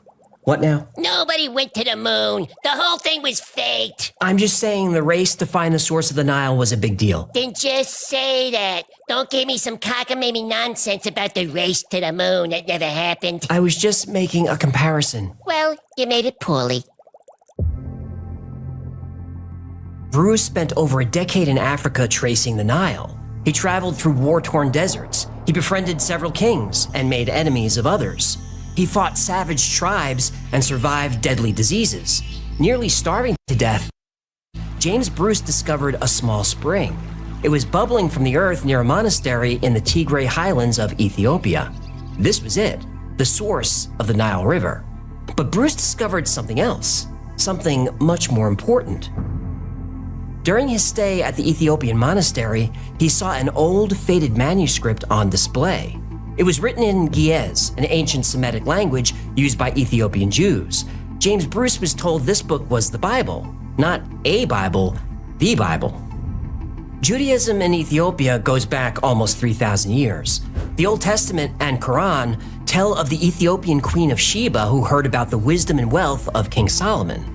She was intrigued by these reports and decided to travel to Jerusalem to meet him for herself. The specifics of their meeting were not specified, but the Queen of Sheba was so impressed, she praised the God of Israel and gave King Solomon many gifts. She brought caravans of gold, gems, and spices. King Solomon, grateful and equally impressed, gives the Ethiopian queen all that she asks, and then the queen returns home. In the Old Testament and Quran, that's where the story ends. But religious texts in Ethiopia go into much more detail. When the queen finally made it home, she learned that Solomon gave her one last gift, a son. Ah, King Solomon the player. Their son was Menelik I. When Menelik grew up, he returned to Jerusalem to meet his father. King Solomon was so happy to finally meet his son that he offered Menelik the throne. Menelik declined and chose to return home. But before Menelik left, some of his men stole the Ark of the Covenant and brought it back to Ethiopia. There's been a large Jewish population in Ethiopia ever since. According to the Ethiopian Orthodox Church, the Ark of the Covenant is still in Ethiopia. It's in the town Axum in the Church of Our Lady Mary of Zion. And it's a great story, and if you want to hear it, I've linked it below. Back at the monastery, James Bruce was fascinated by these new texts. Bruce was a well-read, well-educated man, and he knew his scripture. But these Ethiopian texts contained hundreds of stories that weren't in the Bible. Not in his Bible, anyway. The Ethiopian Bible contains 81 books. The Catholic Bible removed 8 of those books and contains only 73. The King James Bible, the one known to Bruce, has only 66 books. Bruce didn't understand. There was so much more detail in the older texts. People merely mentioned once or twice in the modern Bible had their entire lives documented in the Ethiopian Bible. Their lives, their families, their deeds, their misdeeds, they were all there. James Bruce didn't understand why so much of the original Bible was removed. And then he did. While thumbing through the stiff, dusty pages, Bruce came across the Book of Enoch. James Bruce knew Enoch as the great-grandfather of Noah. He was mentioned a few times in the Bible, but only in passing. Here was an entire book on Enoch, 108 chapters. Now James Bruce understood why the church wanted this book hidden. It described heaven not just as a spiritual place, but as a physical place that could be visited by men. That was heresy. No mortal man is able to visit heaven, and certainly not able to visit and return. But Enoch did, and he wrote down everything he saw. He didn't describe heaven as souls floating in the clouds playing harps. He describes it as a city in the sky with many different rooms with walls covered in gems of blinking lights, and godlike beings going about their business. Now, Enoch wouldn't have known it at the time, but he was describing a spacecraft.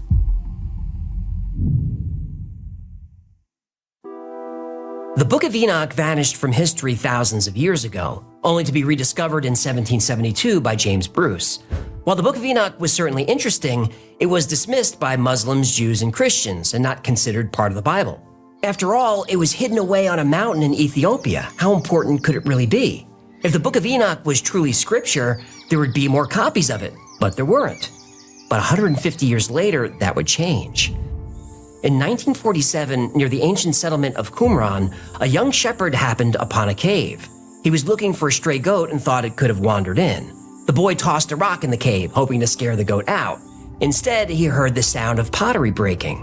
Within the cave were clay jars filled with ancient scrolls, almost 1,000 manuscripts. The scrolls cover every part of the Hebrew Bible, and there, amongst the well-known books, was the Book of Enoch. In fact, in ancient times, the Book of Enoch was so widely read and regarded, 11 copies of it were found among the Dead Sea Scrolls. They were intact, complete, and perfectly matched the text of the Ethiopian Bible. Still, the Book of Enoch is considered apocryphal and not part of the Bible. Apocryphal is a nice way of saying it's fake. Some even consider the Book of Enoch to be heresy, a crime against God. When you read the book, you can understand why. Enoch may actually be the first case of alien abduction ever documented.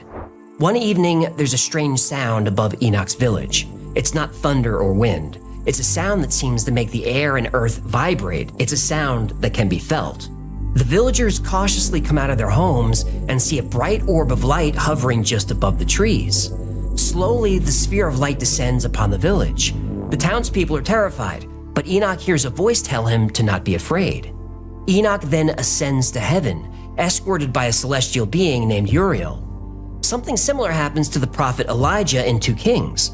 Elijah is physically taken to heaven in what he calls a chariot of fire. Do do do do do. Do do do do do do. Do do do do do. What? It's easy to see that a man living thousands of years ago would describe a rocket or a spacecraft as a chariot of fire. Do do do do do do do do do do do do. That's enough. Okay, sheesh, what a grouch.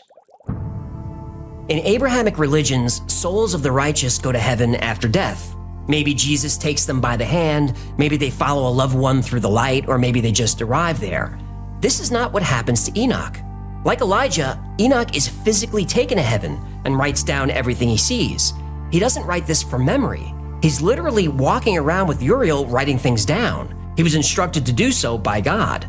And although Enoch describes this journey in religious language, he's also pretty scientific. He describes seeing mountains below. He sees every river on earth. He describes seeing how the winds are made, possibly referring to cloud formations. Enoch sees all of this as divine, but his account could be referring to technology.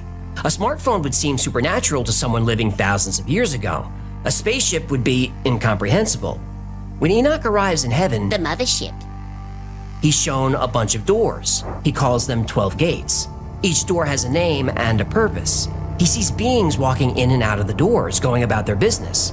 Enoch calls these beings angels and archangels. Like Uriel, they radiate light. It's been suggested that these beings could be holographic projections. Though they're extremely bright, Enoch can see through them. Enoch is then taken on a tour of the cosmos. He travels the galaxy. He's shown the movement of celestial bodies. He's told about man's place in the universe. Uriel teaches Enoch about the solar system. He's told the length of an Earth year is 364 days. He's shown the lunar cycle. He's shown how constellations move across the sky.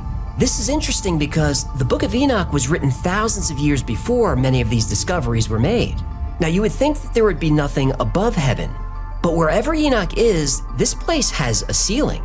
Enoch specifically calls it a lofty roof. Enoch is taken to a giant room full of plants that he doesn't recognize. Uriel calls it one of the storehouses of nature. Now, this could be an arboretum or a garden. When humans finally travel through space, there will definitely be gardens on their ships. Enoch is shown an object with writing on it he calls the Book of Life. He says this records all the deeds of man. It sounds like the angel works for the FBI. Right. The Book of Life is essentially a database of surveillance records. There's a room for the wicked. Enoch describes it as a place of torture and mutilation. But this room has also been interpreted as where alien abductees endure experiments. Finally, Enoch enters the room with the throne of God. He said there's no way to describe or comprehend him. He averts his eyes. God tells Enoch the secrets of the angels and the nature of the universe. He shows Enoch the different dimensions of existence. He shows Enoch visions of the past, present, and the future. And that's when Enoch finally learns why he was summoned and told to write everything down. God needs a witness. He needs someone to describe what heaven and hell are like, someone whose words will be passed down for generations so mankind has a written record of the afterlife. God also needs Enoch to deliver a message to some of God's angels on earth. And the message is not good news.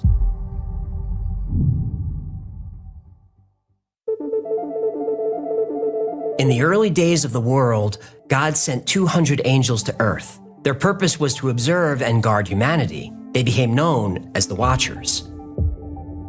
Typically, angels are considered spiritual beings, but in the Book of Enoch, the Watchers are physical entities.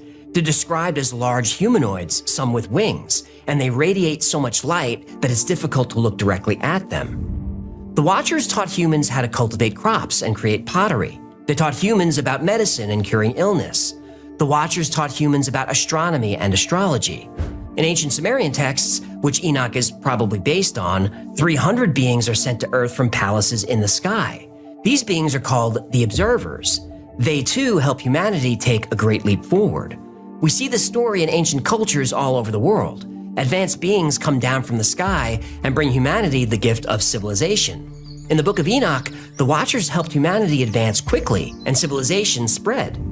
But the Watchers became vain and proud. They were instructed by God to withhold certain knowledge from man. The Watchers ignored these instructions. The Watchers taught men how to create new metals for weapons. They taught men how to harness fire and wage war. They taught women witchcraft and alchemy. The Watchers revealed the secrets of the heavens and changed the course of human development. They violated the Prime Directive. They did. This transfer of knowledge was a double-edged sword. While it propelled humanity forward, it also brought about corruption, a deviation from God's order. The corruption didn't just affect men, it affected the Watchers as well.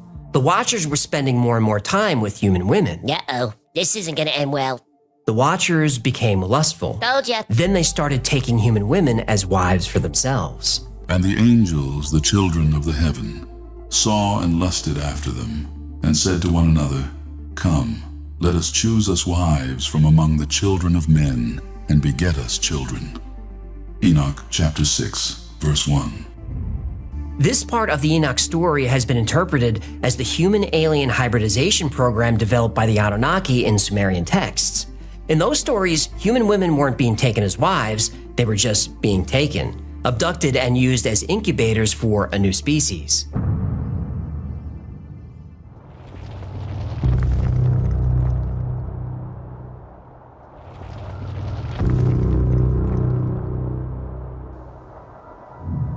This union of celestial and mortal bloodlines gave birth to a race of giants, the Nephilim. Another ancient text found in the Dead Sea Scrolls was called the Book of Giants. This book, along with the Book of Enoch, described the Nephilim as creatures of immense size and strength and immense cruelty. The Nephilim brought even more corruption and violence to the world. Torn between divinity and humanity without a home in either, they go insane. Soon they turn on humans and torture anyone they can find. The Nephilim needed to consume so much food that eventually they began feeding on human flesh. Humans are helpless to stop these advances. Many are enslaved by the powerful Nephilim. Many more are killed. Then a few humans decide to follow the example set by the Watchers. They think if angels can torture and kill and enslave and sleep with whoever they want, why can't we? Then the world becomes filled with people like this. Soon, God can't tell who's a Nephilim and who isn't. Enoch delivers the message to the Watchers, to the Nephilim, and to all mankind. Repent for your sin or suffer the wrath of God. Enoch's warning is ignored. He's brought back to heaven where he begs God to help save the earth. So God makes a decision. The earth has become so corrupt and so foul that it needs to be reset. He will cause an event so cataclysmic that everything and everyone will be killed. Humans, angels, Nephilim, all of it, gone. But one man and his family will be spared. The only man who can't be corrupted. The only man who could be trusted to restart civilization. Enoch's great-grandson, Noah. But here's the thing. There's a lot more to Noah than we've been told. In the book of Enoch, we get the full story.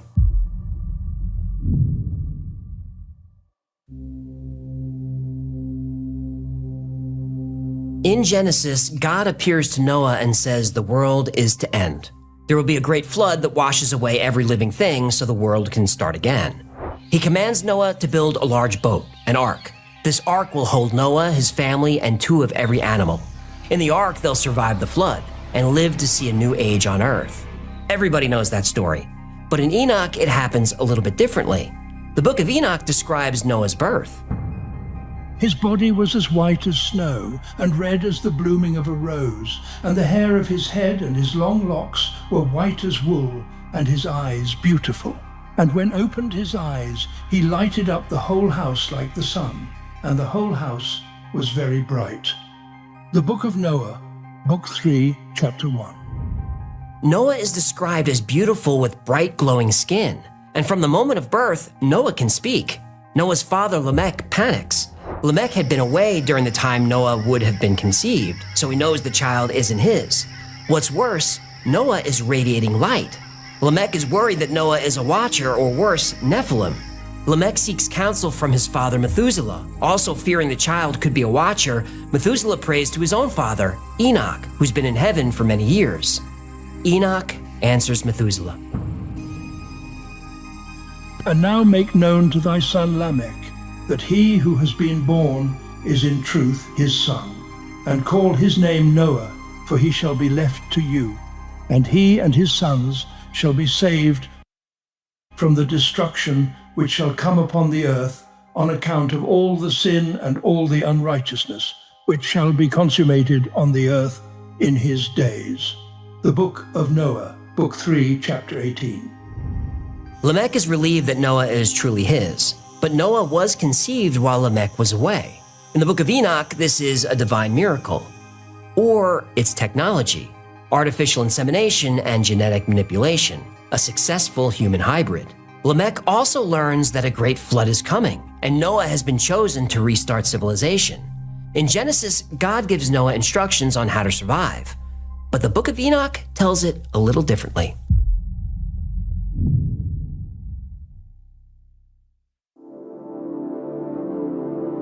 The story of Noah and the flood is primarily found in the book of Genesis, chapters 6 through 9. This narrative is one of the most well-known in the Bible. So God said to Noah, I'm going to put an end to all people, for the earth is filled with violence because of them. I am surely going to destroy both them and the earth. But the book of Enoch tells it a little differently. First, it's Uriel who tells Noah about the flood, not God. And the intention of the flood is not to destroy all humans. According to the book of Enoch, the primary targets of the great flood are the fallen angels known as Watchers and their human hybrid offspring, the Nephilim. Most humans will also die, but this is considered necessary collateral damage. It's the only way to reset creation and wipe the slate clean. If some humans survive, great. If they don't, it doesn't matter. Only Noah matters. Noah was given specific instructions on how to build the ark and survive. Make yourself an ark of cypress wood. Make rooms in it and coat it with pitch inside and out. This is how you are to build it. The ark is to be 300 cubits long, 50 cubits wide, and 30 cubits high. Make a roof for it, leaving below the roof an opening 1 cubit high all around. Put a door in the side of the ark, and make lower, middle, and upper decks. This is a big ship, longer than a football field, almost 100 feet wide, and taller than a 5-story building. It would need to be big because Noah had an additional responsibility. You are to bring into the ark 2 of all living creatures, male and female, to keep them alive with you. 2 of every kind of bird, of every kind of animal, and of every kind of creature that moves along the ground will come to you to be kept alive. At this time in history, there were well over 1 million species of animals on Earth. Obviously, these wouldn't fit on the ark, but there are explanations and interpretations. The biblical interpretation is that Noah wasn't saving every breed of animal, just the type. So he wouldn't have brought any dogs. He would have brought a male and female gray wolf, and the wolves would eventually become dogs. They should have left the cats. Stop it. The vicious little hell beasts they are. That's enough. What about huge animals like elephants? Those were definitely on the ark. Some biblical scholars say the animals delivered to Noah were infants, allowing a lot more to fit. But there is an ancient astronaut theory that says there were no animals on the ark at all. Instead, it contained DNA samples of all living creatures on Earth, essential for rebuilding civilization. Whether it was God's doing or not, the time finally arrived. The end of the world. Or the beginning.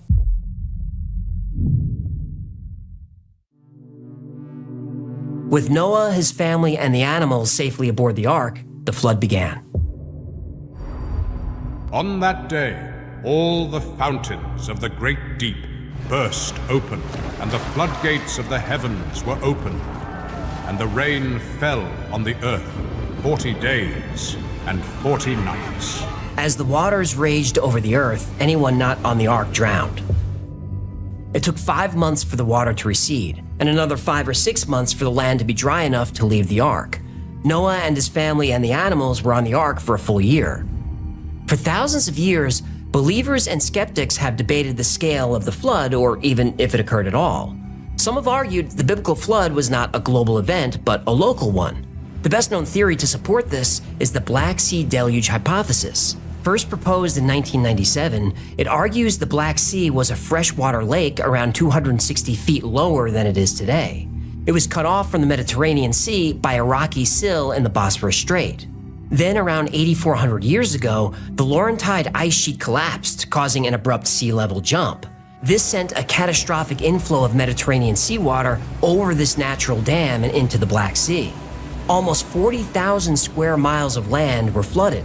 This significantly expanded the shoreline to both the north and the west. 200 times the flow of Niagara Falls poured through every day, and each day the level of the Black Sea rose several feet. And this continued for 300 days, creating the Black Sea as we know it today. Undersea surveys have revealed human-made structures. The remains of freshwater fish have also been found. The memory of this massive flood could have been passed down through the generations. Then it was finally documented in flood narratives found in both the Sumerian Epic of Gilgamesh and the Book of Genesis. So there's evidence of a local flood, which would have been the entire world to the people living there. But how about an actual global flood? A flood that affected every part of the earth? Skeptics claim the biblical flood could not have occurred because there's no actual evidence for a global flood. With all due respect, those skeptics are wrong. Many Jews, Christians, and Muslims believe the Great Flood is symbolic, an allegory to serve as a warning to mankind: be righteous or be destroyed. Others take the Bible literally and claim Noah was a real man who built a real boat to survive a real flood. What if they're both kind of wrong? What if there was a flood, but the man known as Noah is known by different names in different cultures? The ancient Sumerian Epic of Gilgamesh is the first flood story. Utnapishtim is warned by the god Ea about a great flood. He builds a large boat to save his family and animals from the deluge sent by the god Enlil. And Enlil was also Anunnaki! Right. In Hinduism, Manu, the first man, saves a fish who later warns him of a great flood. The fish instructs Manu to build a boat, and when the flood comes, the fish guides the boat to safety, carrying Manu, the 7 sages, and the seeds of life. In Native American Ojibwe mythology, a great flood occurs. Nanabojo, a cultural hero, survives by floating in a boat along with various animals. And there is an Australian Aboriginal myth, Tiddalik. A giant frog drinks all the water in the world, causing a drought. When he releases the water, it causes a great flood. A boat is used to survive this deluge. The Chinese have the Gunyu flood myth, which cleansed the earth.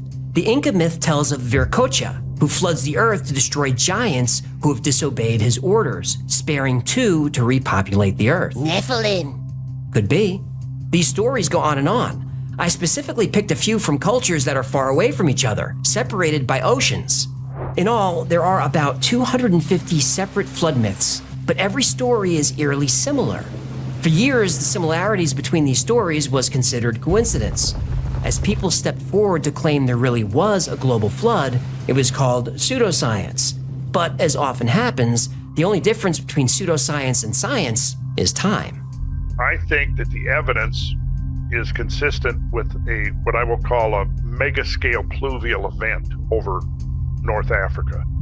Most likely consistent with the Pleistocene-Holocene transition and the great flooding events that we know are well documented from other places in the world. Huge tsunamis and torrential rain flooded the entire continent of Africa, reshaping the landscape.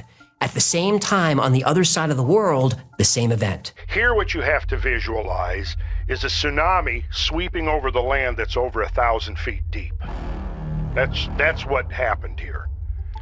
And we know that because we can trace the high water marks on the hillsides are clearly left. The high water marks are clearly etched into the hillsides. This is the Great Flood at the end of the Younger Dryas, where the ice caps suddenly melted and raised the sea level of the Earth by hundreds of feet. Anyone living near a coastline would be gone. Any settlements or cities below a certain elevation would be destroyed. The cause of this event is still being debated. Some believe a large asteroid impact or a series of impacts caused the sudden melting of the ice. Another theory, the one I believe, is that a massive solar flare hit the Earth. This would cause the ice to melt everywhere at once and explain why flood myths exist in every corner of the world. Whatever caused it, it was a catastrophic event, an event of biblical proportions, literally. But there were survivors. Maybe not just Noah. Maybe there were many Noahs. If an asteroid or solar flare hit, there wouldn't be much time to prepare, but there would be some time. Maybe groups of people anticipated the rising seas and built boats. Or, as some theorize, and many myths say, a being came down from the sky and warned people of the coming catastrophe. Those who heeded the warning would get to building boats right away. Those that survived passed down the story to their descendants. There could have been arks all over the world. Or maybe there really was only one ark. And if there was, where is it? Does it still exist? Can it be found? For that answer, we turn to the CIA.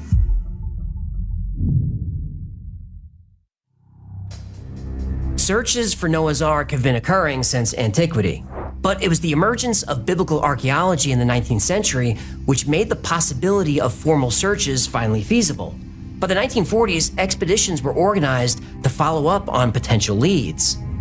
As for where the Ark came to rest, the book of Genesis gives us a hint. The waters kept receding steadily from the earth, so that they had gone down by the end of the 150 days. On the 17th day of the 7th month, the ark came to rest on one of the mountains of Ararat.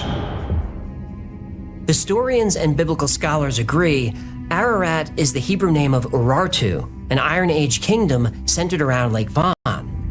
This indicates the mountains of Ararat must be found in the eastern part of Turkey, near the border of Armenia, Iran, and Azerbaijan. Azerbaijan. What? Azerbaijan. It's fun to say. I guess. Azerbaijan. It feels really good in the mouth. Azerbaijan. Can I get back to this, please? Go ahead, I ain't stopping you. On June 17th, 1949, the U.S. Air Force was photographing the mountains in eastern Turkey. On Mount Ararat was a rectangular barge-like structure west of the summit. This information was passed on to the CIA, who sent spy planes to analyze the object that they called the Ararat Anomaly. What they saw concerned them so much, they immediately classified it as secret. All subsequent photographs of the object taken in 1956, 73, 76, 1990, and 1992 were all classified. Over the next 45 years, all requests from within the government to see these photos were denied. The photos were never seen outside the CIA. In fact, for years, the CIA said the photos didn't exist at all. Thanks to the Freedom of Information Act, 6 frames from the 1949 footage were released to the public in 1995. By 1999, the CIA finally made their Noah's Ark files available to the public. And these documents proved that the search for Noah's Ark had reached the highest levels of the American government. Later, higher resolution photos show no barge. The 1949 picture was most likely a rock formation. Maybe. Probably. Maybe. But the Ararat anomaly is not the only structure that looks like Noah's Ark. There is another, a ship made of solid stone.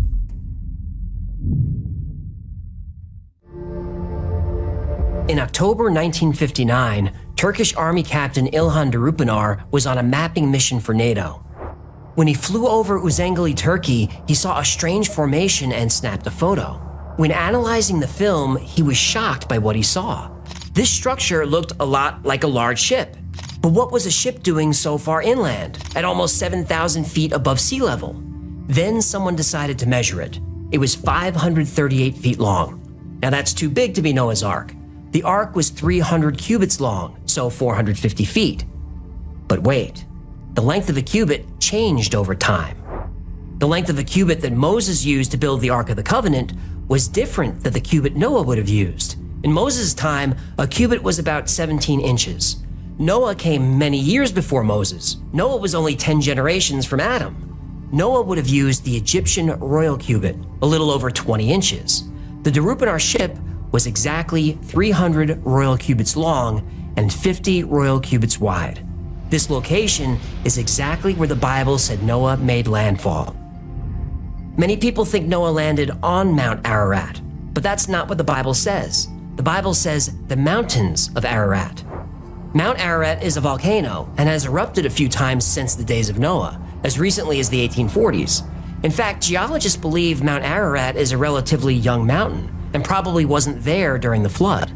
The Darupınar location is only a few miles from Mount Ararat. A ground investigation was done. In the area was found about 30 drogue stones. A drogue stone is a heavy rock with a hole at the top. Ropes went through the holes. Then they were hung from the bottoms of ancient ships to stabilize them in rough seas. Why are there anchor stones in the mountains of Ararat? They're 200 miles from the closest ocean, but there they are.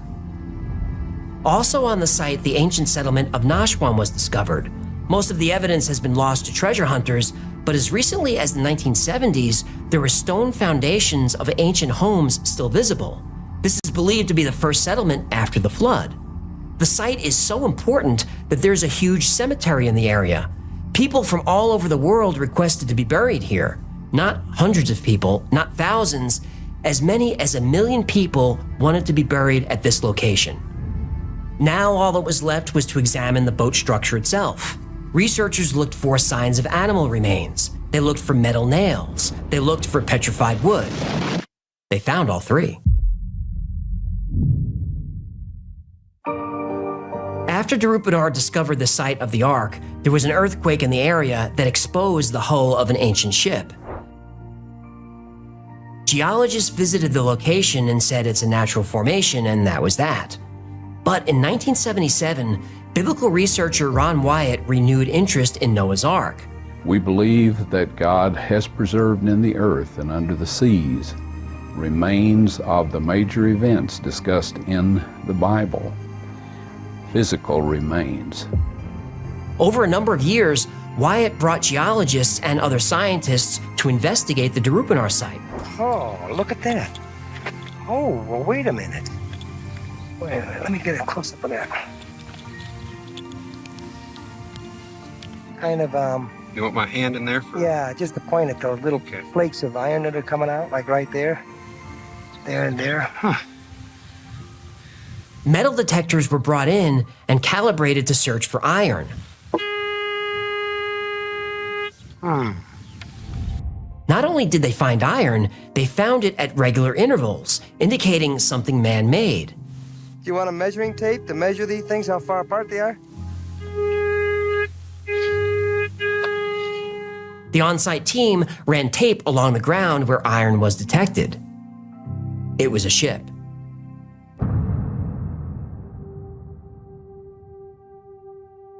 Ron Wyatt found a metallic object next to the Ark, which had the shape of a large rivet. It was surrounded by what appeared to be an equally large metal washer. Part of the metal was tested. It contained a man-made metal alloy. Ground-penetrating radar, or GPR, was used in the 1980s.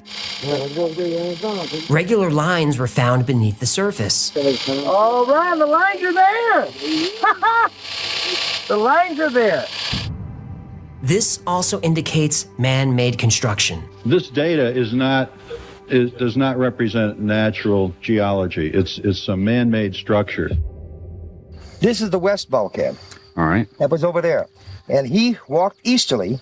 Here we start getting the longitudinal bulkheads. Here, here, here, here, here, here, here, here. As a scientist, do you really honestly believe that you have been on the remains of Noah's Ark?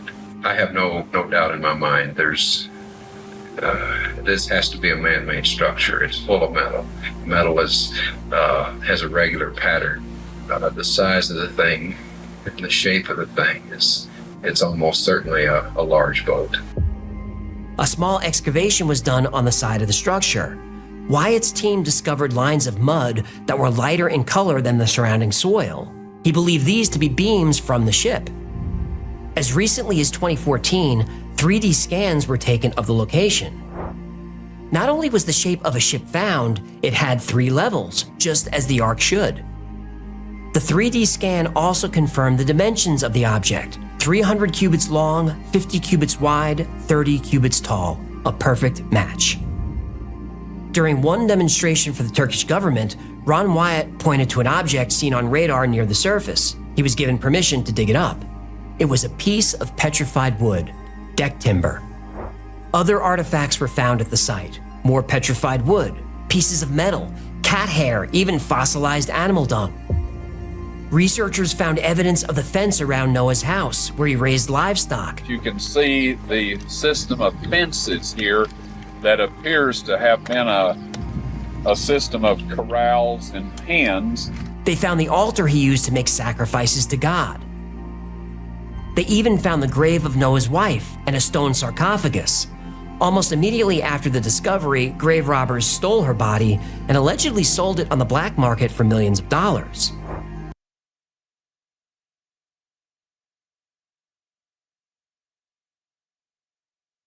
All this evidence was so compelling that the Turkish government officially claimed this was the place where Noah's Ark landed. There's even a visitor center, and the area is open to the public. But if the Ark really has been found, what does that mean?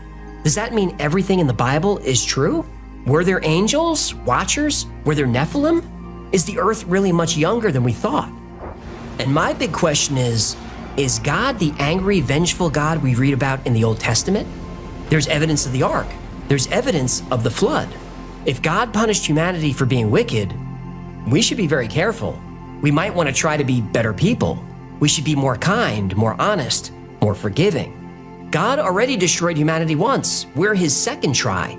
And you know what they say? Third time's a charm.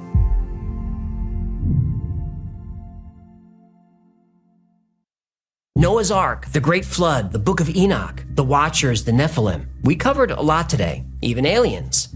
But is any of this true? Well, let's work backwards because that's the easiest way to do this. Ron Wyatt was not an archaeologist. He was a nurse by trade. He claimed to have all the requirements for a master's and a PhD in antiquities. That wasn't true. He claimed to be a Korean War veteran. That wasn't true. He claimed to have discovered the Ark of the Covenant, but he didn't. I'm always amazed, and again, I don't hate Ron Wyatt. I don't even really dislike him, to tell you the truth. I dislike what he's doing. I realize that he's deceived, in my opinion, thousands of people. He said he found the ancient cities of Sodom and Gomorrah. He didn't. Ordinarily, I don't say anything without I can prove it, because it's rather embarrassing to make a statement and somebody say, well, can you show me some evidence? And I can't. He claimed he found the location where Moses parted the Red Sea. He even said he found evaporated blood of Jesus Christ. He had the blood rehydrated and examined. He said Jesus' blood had 24 chromosomes, 23 to form a baby, and 1 from the Holy Spirit, which proves the virgin birth. So all of his physical characteristics were determined by his mother's side of the family, her autosomes. His maleness was determined by this one Y that came from a source, not a human male. But this whole thing is a lie. Then they said, this blood is alive. And then they said, whose blood is this? And tears would come in his eyes when he talked about blood dripping down from the cross to the, the mercy seat. I mean, I said, it's the blood of your Messiah.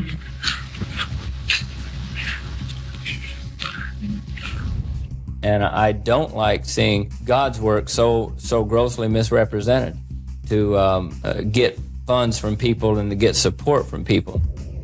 Ron Wyatt's work is still very popular on the internet, and I can understand why. This is an incredible story. But if you look just a little deeper, you'll find statement after statement from people who were lied to by Wyatt and defrauded out of quite a bit of money. One patron of Wyatt's lost $30,000 on one of these holy adventures. Wyatt said he needed another $10,000. This patron said only if you take a lie detector test. At first, Ron Wyatt scoffed, but he needed the money. He took the test. The man who administered the test said, and I quote, he failed just about everything except his name. But what about all the evidence? The metal detectors, ground-penetrating radar? Well, most of it was faked or cherry-picked. The metal detectors used weren't professional. They were purchased from the back of treasure hunting magazines. Modern professional metal detectors have found iron at the site, but it's the same type of iron found in soil all over the area. No trained scientist has ever seen any of the petrified wood or petrified dung or anything like that. The only people who saw these things were Ron or the people paid by Ron. Now, the Drogue stones are a compelling piece of the story because they are there, and they've clearly been there a long time. But the stone is locally quarried. Drogue stones from Noah's Ark would have come from Mesopotamia, not the mountains of Turkey. And the boat-shaped formation is probably the result of a mud flow. You can see shapes like this all over the area. Now, supporters of Ron Wyatt's theories, and there are a lot of those, have answers for all of this. That the boat was actually higher up the mountain but traveled down a lava flow. But boats don't float on lava. They burn. They burn real good. But thousands and thousands of people throughout history did and do consider this a holy place. Maybe Noah's Ark was there. I can't prove it wasn't, but I can prove Ron Wyatt was a liar. Now, as to why the CIA kept the photos classified, well, it was the Cold War, and these were photos from spy planes, and a few of those planes weren't exactly in friendly airspace. After the fall of the Soviet Union, releasing the photos wasn't a problem. Now, the Great Flood.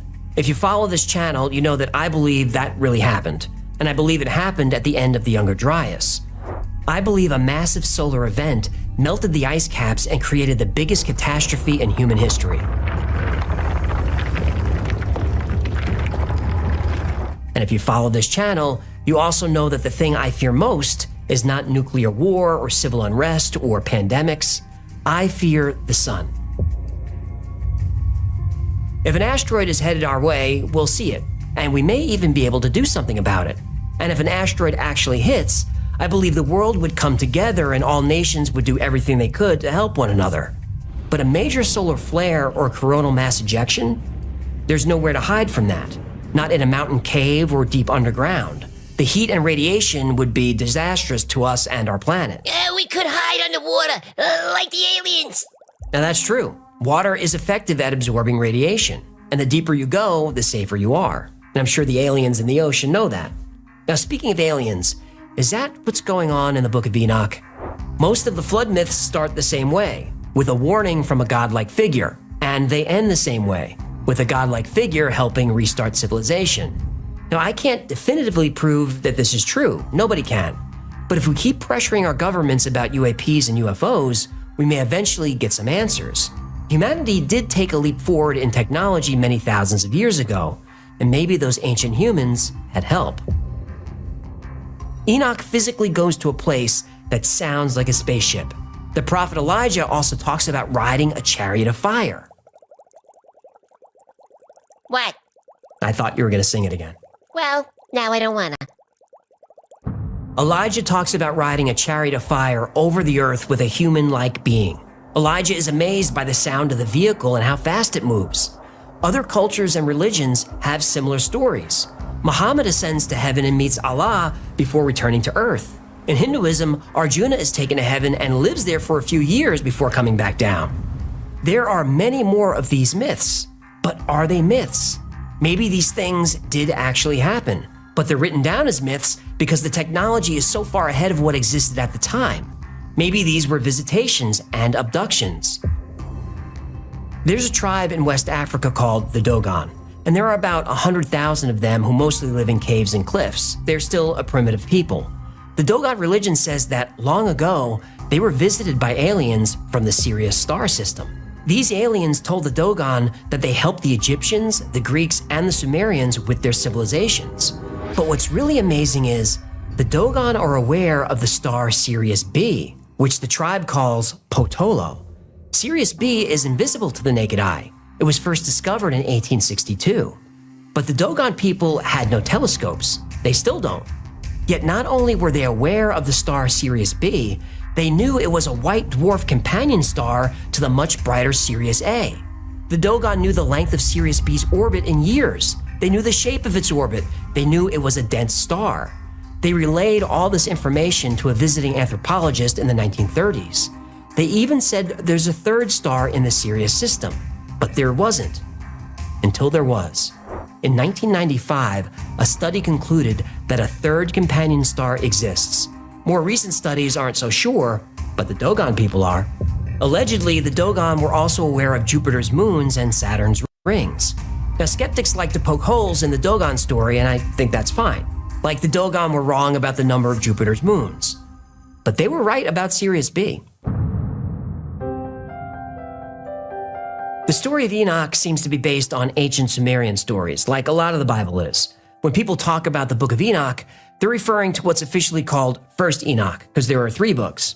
Biblical scholars consider the books of Enoch pseudepigrapha, that is, a biblical work that falsely claims authorship by a biblical character. That doesn't mean the books of Enoch weren't known or weren't important.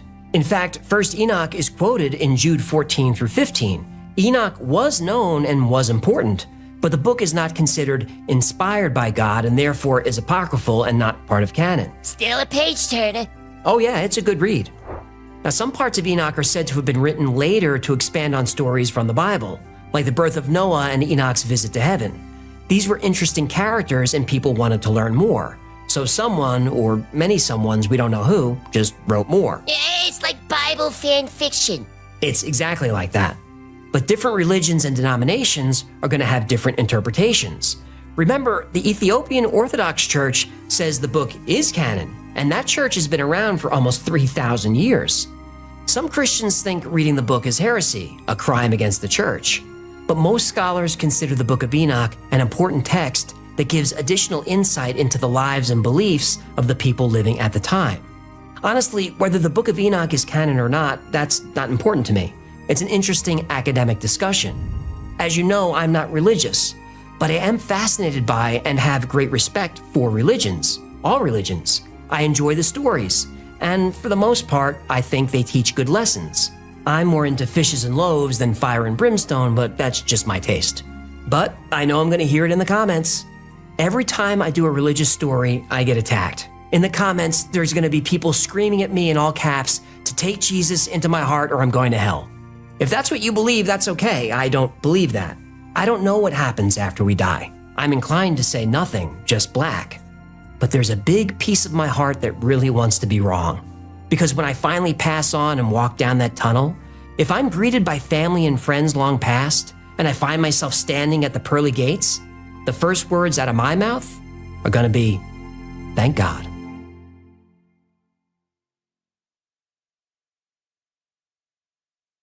Hey, it's me. Whoa.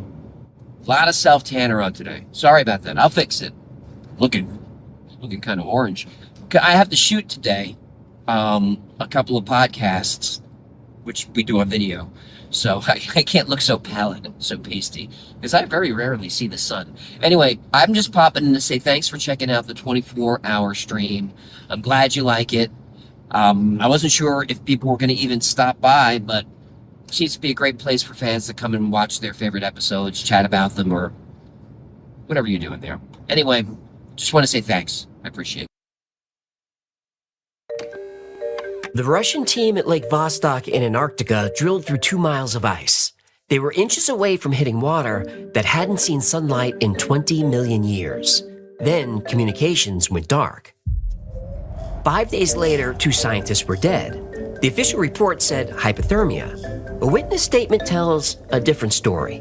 No country owns Antarctica, but you need permission to visit.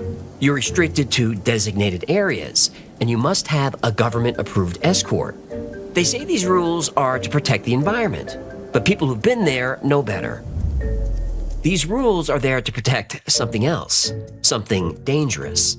At the bottom of the world, there are monsters, and we created them.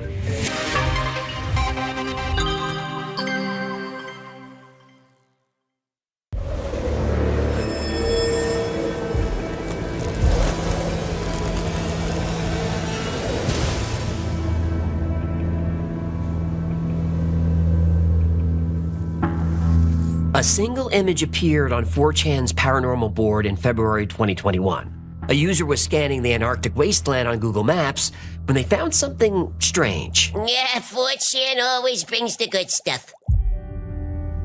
A massive spider-like creature clearly visible against the ice and snow.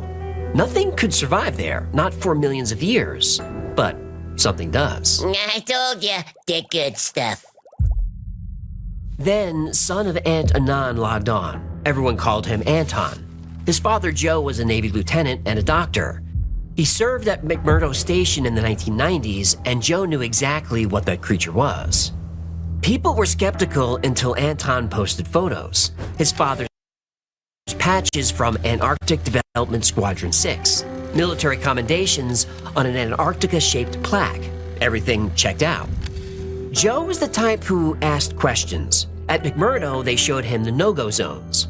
Most of Antarctica is restricted by international treaties, but there is one zone about 30 miles east of the base that even military expeditions avoided. When Joe asked about it, they said it was classified. Anton posted the coordinates. When you check them on Google Earth today, the entire area is blurred. Another user found something else in the area, a gray monolith. Soon that image was censored. On Joe's first night at McMurdo, there was an incident. 7 soldiers burst through the infirmary's door. They wore snow camo, but no insignia, no unit patches. SFODA, he figured. There were lots of special forces at McMurdo. The soldier they carried in was a mess. His white Gore-Tex parka was shredded. Steam rose from cuts, too precise for any animal. Razor-thin lines that went straight to the bone. The bleeding wouldn't stop. The injured soldier was screaming. We let them loose! They were frozen and we let them loose! Joe needed to know what caused these injuries. He scanned each soldier's face looking for the leader. He asked, "What did you let loose?" He heard a familiar click behind him. He turned around. A gun was in his face.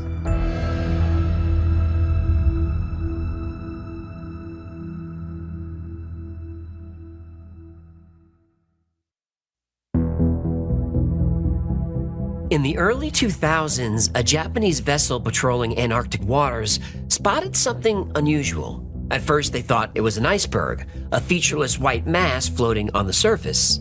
Then it moved. As the ship approached, they realized it was alive. It was 60 feet long with smooth white skin. Some crew members saw limbs, arms, hands, even fingers. Others reported a tail like a mermaid. Yeah, a tail like a mermaid and smooth white skin, huh? I think I dated her in Atlantic City. You didn't. Because of that broad, I'm still not allowed at the Harris. Can I get back to work here? Who hits on 18 against a 6? Was it a soft 18? Don't you dare. All reports agreed on one detail. Its eyes were large, round, and black, and they looked almost human. They weren't the first to see it.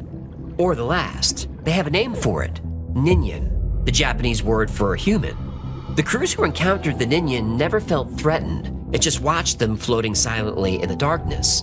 These veteran sailors knew every whale, seal, and fish species in the area. This was something new. The pattern was always the same. First, a disturbance in the water. Then a pale form rises to the surface, almost invisible against the ice. The creature observes the ships for a few minutes, then disappears silently underwater. In 2007, a Japanese magazine brought the Ninyan to the mainstream.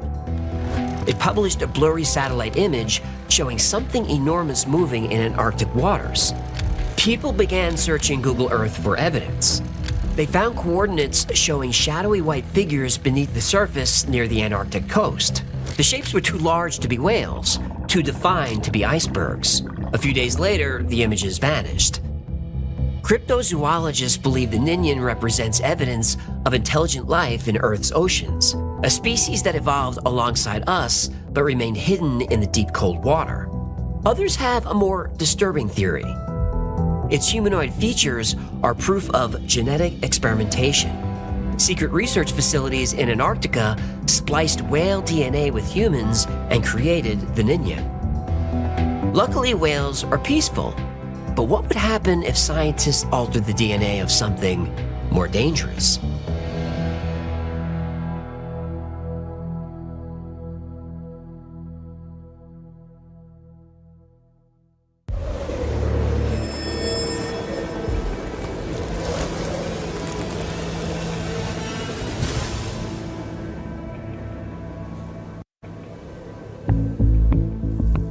The injured soldier wouldn't stop screaming, so the others gagged him. Joe stared down the barrel of a .45 caliber M1911. The man holding it said, "Treat him, no questions." Joe got to work. The kid was losing blood fast. The soldier kept the gun trained on him for a few seconds, making a point. Joe grabbed a trauma kit and asked, "Army?" The guy nodded. "Captain Jones, 10th SFG." Joe knew the 10th Special Forces Group. Green Berets trained for cold weather combat. Jones holstered his weapon. Joe glanced at it and said, "No Beretta?" Jones shook his head. "Not enough stopping power." Joe wanted to ask, but anger flashed across Jones's face. Joe just said, "I'll take care of your boy, Captain." And Jones relaxed, then nodded toward the door. His men filed out. Jones said, "Thanks, Doc. You'll be seeing a lot of me." And he was right. Day after day, bodies arrived with devastating injuries. These weren't tears or gashes. They were incisions, perfectly straight lines that went bone deep. Joe had seen bear attacks, shark bites, industrial accidents, but this was different. This was butchery. In every case, the base commander ordered the same cause of death, hypothermia, even when the body was still warm. But Joe's most disturbing experience happened during a storm. He was driving with another officer when they hit something big and heavy. Joe hopped out to check the damage, but his partner started screaming for him to get back in the truck. Joe ignored him and looked under the mangled front end. At that moment, the no-go zones, the secrecy, the injuries, everything made sense.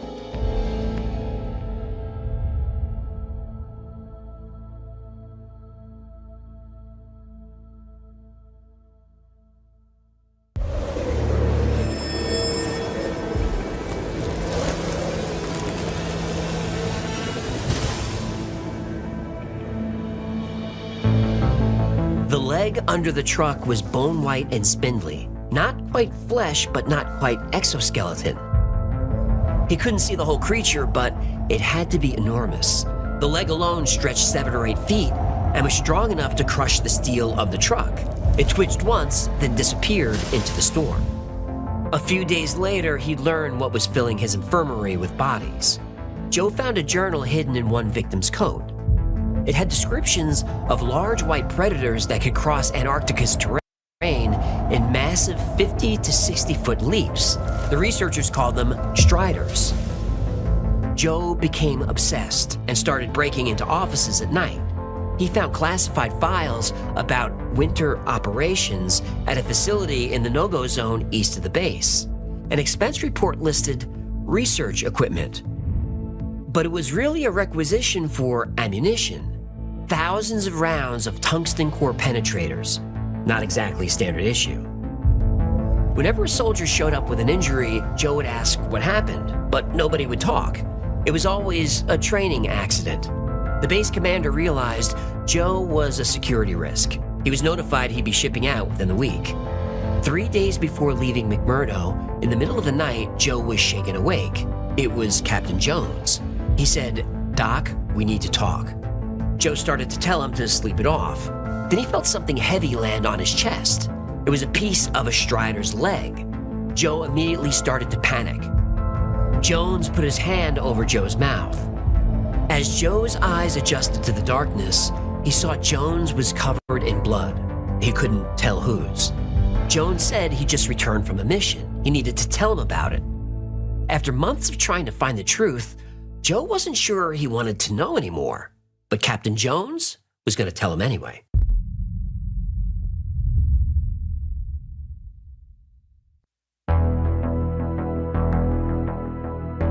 Lake Vostok lies 2 miles beneath Antarctic ice. It hasn't seen sunlight in 20 million years. The Russians spent decades drilling toward it. In 2012, they broke through. Then, everything went dark. Hello, darkness, my old friend. Not now. Sorry.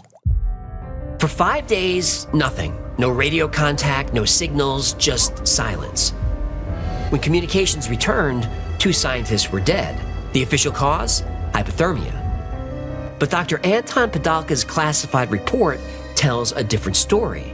The team found something in Lake Vostok that evolved in complete isolation for millions of years. They called it Organism 46B.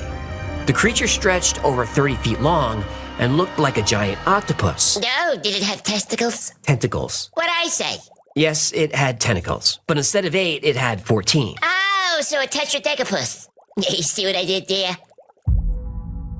Its skin was almost transparent, perfect camouflage in the darkness. But its most terrifying feature wasn't its size, it was its intelligence. The first diver was 10 feet from the creature when it released a toxin into the water. He was instantly paralyzed. He tread water, wearing blissful smile as Organism approached him. We watched helplessly as it used its arms to tear off its head, then popped its remains in mouth. It's like it had hypnotized him telepathically. The second death was worse. The creature could shapeshift.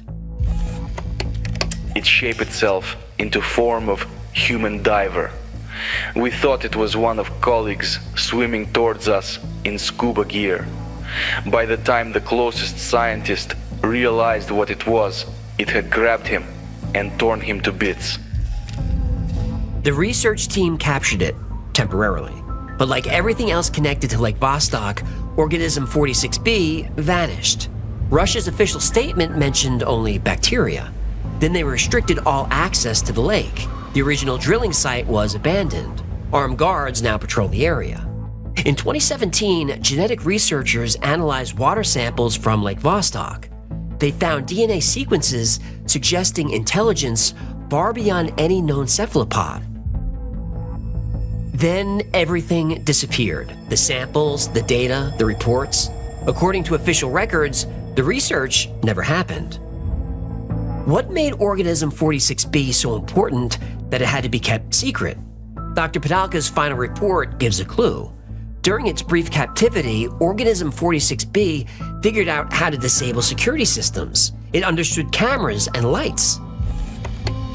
This wasn't just ancient predator. This was something else. Something that had evolved in complete isolation, developing abilities we can't comprehend. The shape-shifting, the toxins, the intelligence. These weren't just survival adaptations. They were weapons.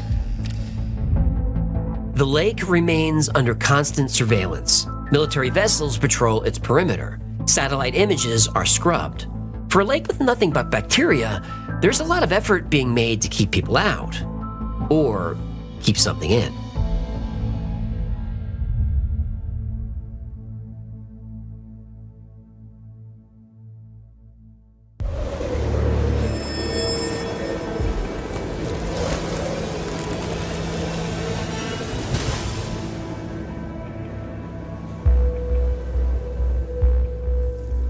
Jones' team was ordered to secure a facility deep in the no-go zone. They loaded up for war. Heavy weapons, body armor, an M134 minigun that could fire 4,000 rounds per minute. They weren't taking any chances. The entrance looked normal, just another research building in the middle of nowhere. That was the point. What was underneath wasn't normal at all. The first body they found was face down in a hallway. These weren't slash marks. These were surgical cuts, clean and deliberate. Then they heard skittering. Something moved in the shadows. Before anyone could react, it lunged. A strider the size of a large dog. The soldiers opened fire, but it was already on Henderson. The thing didn't just attack, it dissected with perfect cuts. Henderson was still conscious and screaming when the strider peeled his face off. 11 men became 10. Large striders were dangerous, but at least you can see them coming. The small ones were the problem. Not much bigger than house cats, they moved in packs through the vents. They could climb, they could jump. The team learned to watch the ceiling after finding Mitchell. He'd been dragged down a hallway and into an office. His legs were still twitching while the striders went to work. 10 men became 9. It took 18 hours to clear the facility. In the basement, they found a lab the size of an airplane hangar. There were cages of all sizes. Most were broken open and empty. Bodies were everywhere. Blood trails led to the vents. The largest cage held a strider nearly 40 feet tall. Then they realized this was a breeding facility, and something went very, very wrong. But what they found in the next room is what broke them. 2 medium-sized striders in a cage feeding on something. Jones' team moved closer. The air smelled sweet and tasted metallic. This cage wasn't broken, it was fully intact, with a chute for dropping in food. The striders were loud and violent as they tore through their meal. Then they saw small shoes, a tiny backpack. One of the men vomited. The striders were eating children.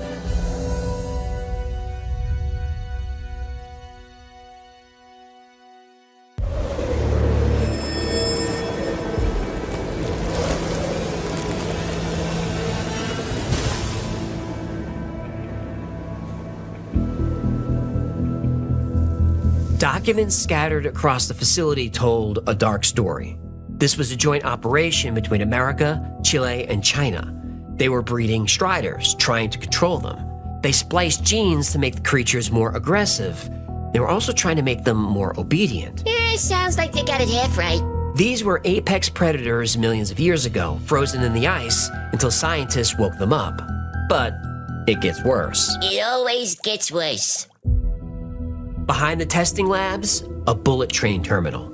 Tunnels stretched beneath the ocean floor to cities all over the world. Hong Kong, New York, Melbourne, London. The trains used magnetic levitation technology decades ahead of its time. Lab notes mentioned delivery schedules, regular shipments from major cities. The striders were being conditioned to hunt specific targets. The shipments were people, mostly children. This was the largest human trafficking operation in the world. After his father died, Anton found his old computer, an Apple IIe from McMurdo.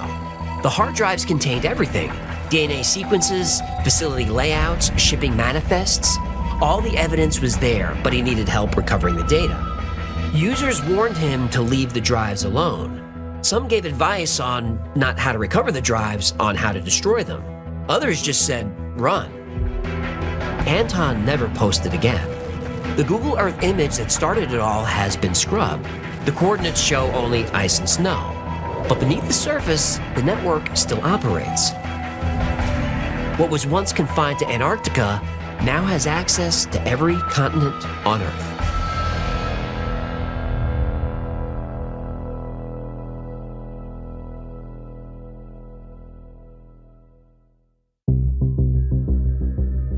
Antarctica is Earth's true last frontier. No country owns it. That's what the lizard people want you to think. They own everything below sea level. In 1947, Admiral Richard E. Byrd led Operation High Jump, one of the largest Antarctic expeditions in history. They loaded up with enough firepower to start a war. Operation High Jump, link down and you lose papoose. The expedition ended early, very early. During World War II, the Nazis launched Operation Neuschwabenland. Rumors spread about discoveries beneath the ice, underground caverns, ancient ruins, evidence of something that predates humanity. We know high-ranking German officials fled to South America after the war. Link to Operation Eagle Flight down in your Kickstarter. Kickstarter? Yellow. Most Nazis fled to Argentina. Others, according to theories, escaped to a hidden base beneath Antarctica. The US government took this theory seriously. In 1959, they locked down the entire continent. The Antarctic Treaty banned military presence, private exploration, unauthorized access. And it's true that some coordinates are censored. That's what allowed the Strider legend to start. Google does scrub images. I had to clean up Anton's posts to make them coherent. I tried not to add too much, but Anton typed like a typical 4chan user. All lowercase, no punctuation, random slurs for some reason. Anton's military patches and documents seem compelling, but those are easy to fake. But the underground bullet train network stretching across continents, that's impossible. Subs can't go that deep. No hollow tunnel could survive that pressure. I couldn't help but notice a lot of his story mirrors The Thing. Yeah, very underrated movie. Kurt Russell in the 80s is gold. I agree. I can't say for sure that Anton's story is fake, but he was probably riffing on The Thing. He got some things right, though. McMurdo Station has restricted areas. Military personnel conduct classified operations there. The no-go zones are real. The Ninian is another fun story. A massive humanoid creature with pale skin and human features lurking in Antarctic waters. But like most cryptid stories, the evidence doesn't hold up. The photos show exactly what you'd expect. Blurry white shapes in dark water, and most are icebergs. Some are photoshopped.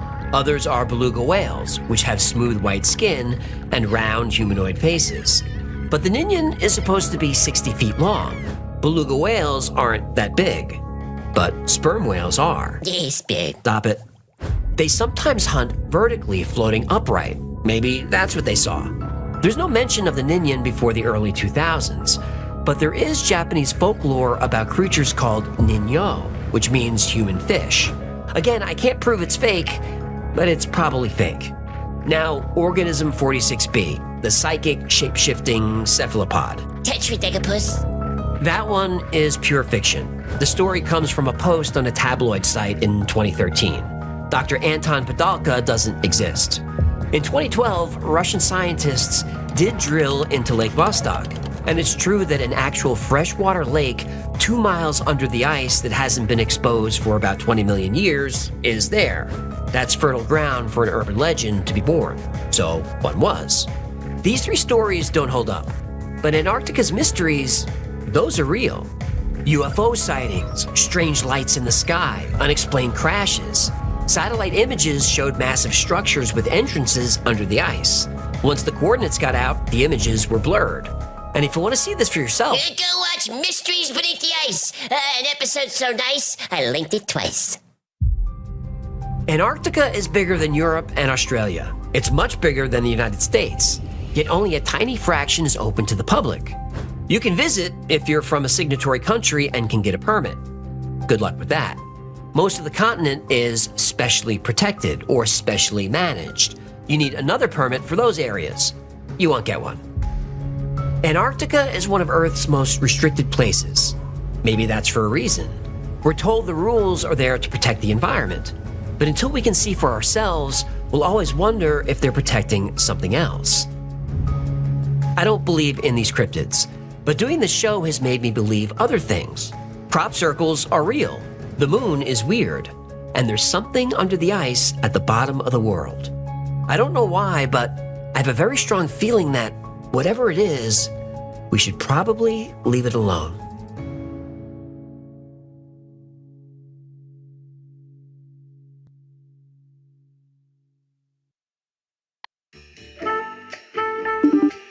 Human, perfect. Look, I need your help. It's an emergency. Of course you do. Aren't you supposed to be here? Look, I'm trying to get it. Hang on. Don't worry about that. Yeah, try. That's nothing. Hang on. Crap. Don't look at that. Don't. Look, all I'm trying to do is send a message to my Uber. Look. I need to borrow your laptop. I keep getting all these, Oh, I am absolutely not letting you borrow my laptop again. You remember what happened last time? We said we'd never speak of that again. The FBI came to my house. Now I'm not allowed within 50 feet of a petting zoo. Oh, don't be such a baby. The good stuff never happens at the petting zoo. Wait, what do you mean the good stuff? Stop changing the subject. I need your laptop. Mine is all, Listen, you don't need my laptop. Hey, listen, do me a favor and don't mention this to Gertie, yeah? She doesn't like it when Hey, Gertie, you home from the spa. How was it, honey? No, I wasn't on the internet. You know I would never lie to you. That was one time. Now you're gonna hold that over me forever? Hey, I don't get on you about watching the Kentucky Derby, do I? I know that there are breads, but there's more to someone than muscles, you know? Look, I gotta go deal with this. Yes, please, I'm begging you. And don't get me started on how often you talk about Clydesdales.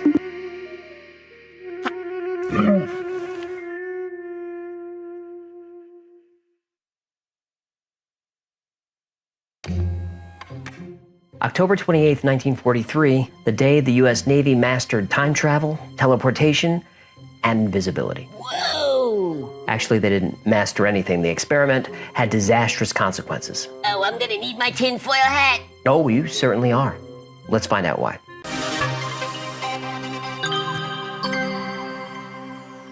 Welcome to the Y-Files, where cool nerds like us laugh and learn. In the summer of 1943, 2 years after the U.S. entered World War II, American destroyers were being decimated by the infamous German U-boat submarines, and German mines were making combat and commerce dangerous enterprises. So the U.S. Navy knew something had to be done. A few months later, on October 28, 1943, the USS Eldridge, a Cannon-class destroyer, was docked in the Philadelphia Naval Shipyard, and the Eldridge held some secrets. It was a newly commissioned vessel that was equipped with several large generators as part of a top-secret mission to win the Battle of the Atlantic once and for all. Now, rumor aboard the ship was that the generators were designed to power a new kind of magnetic field that would make the warship invisible to enemy radar and undetectable to enemy mines. So, with the full crew aboard, it was time to test the system. And in broad daylight, in plain sight of nearby ships, the switches were thrown on the powerful generators, which hummed to life. What happened next was unexpected, and it would baffle scientists and fuel decades of speculation. Witnesses described a murky green fog that surrounded the entire hull of the ship and then swallowed it whole. And then when the fog faded away seconds later, the Eldridge wasn't just invisible to military radar, it was invisible to everyone. It was gone. Invisibility. That is, until it mysteriously turned up in Norfolk, Virginia. That's a distance of about 250 miles. Teleportation. And the strangest part, when it arrived in Virginia, it was 10 minutes earlier in the day than when it disappeared from Philadelphia. Time travel! Then, the Eldridge reappeared in Philadelphia 20 minutes later, or 10 minutes later, because of the whole time travel thing. It's hard to tell. Either way, it came back. But something had gone terribly wrong. Here it comes. According to reports, when the ship rematerialized, members of the Eldridge crew suffered from terrible burns and disorientation, and some of its crew had been fused into the metal walls at the molecular level. Unable to free their skin from the metal that it clung to, they died in agony. Other members of the crew just went insane, and some of the crew disappeared altogether. Whoa! You okay, bud? I feel kind of funny.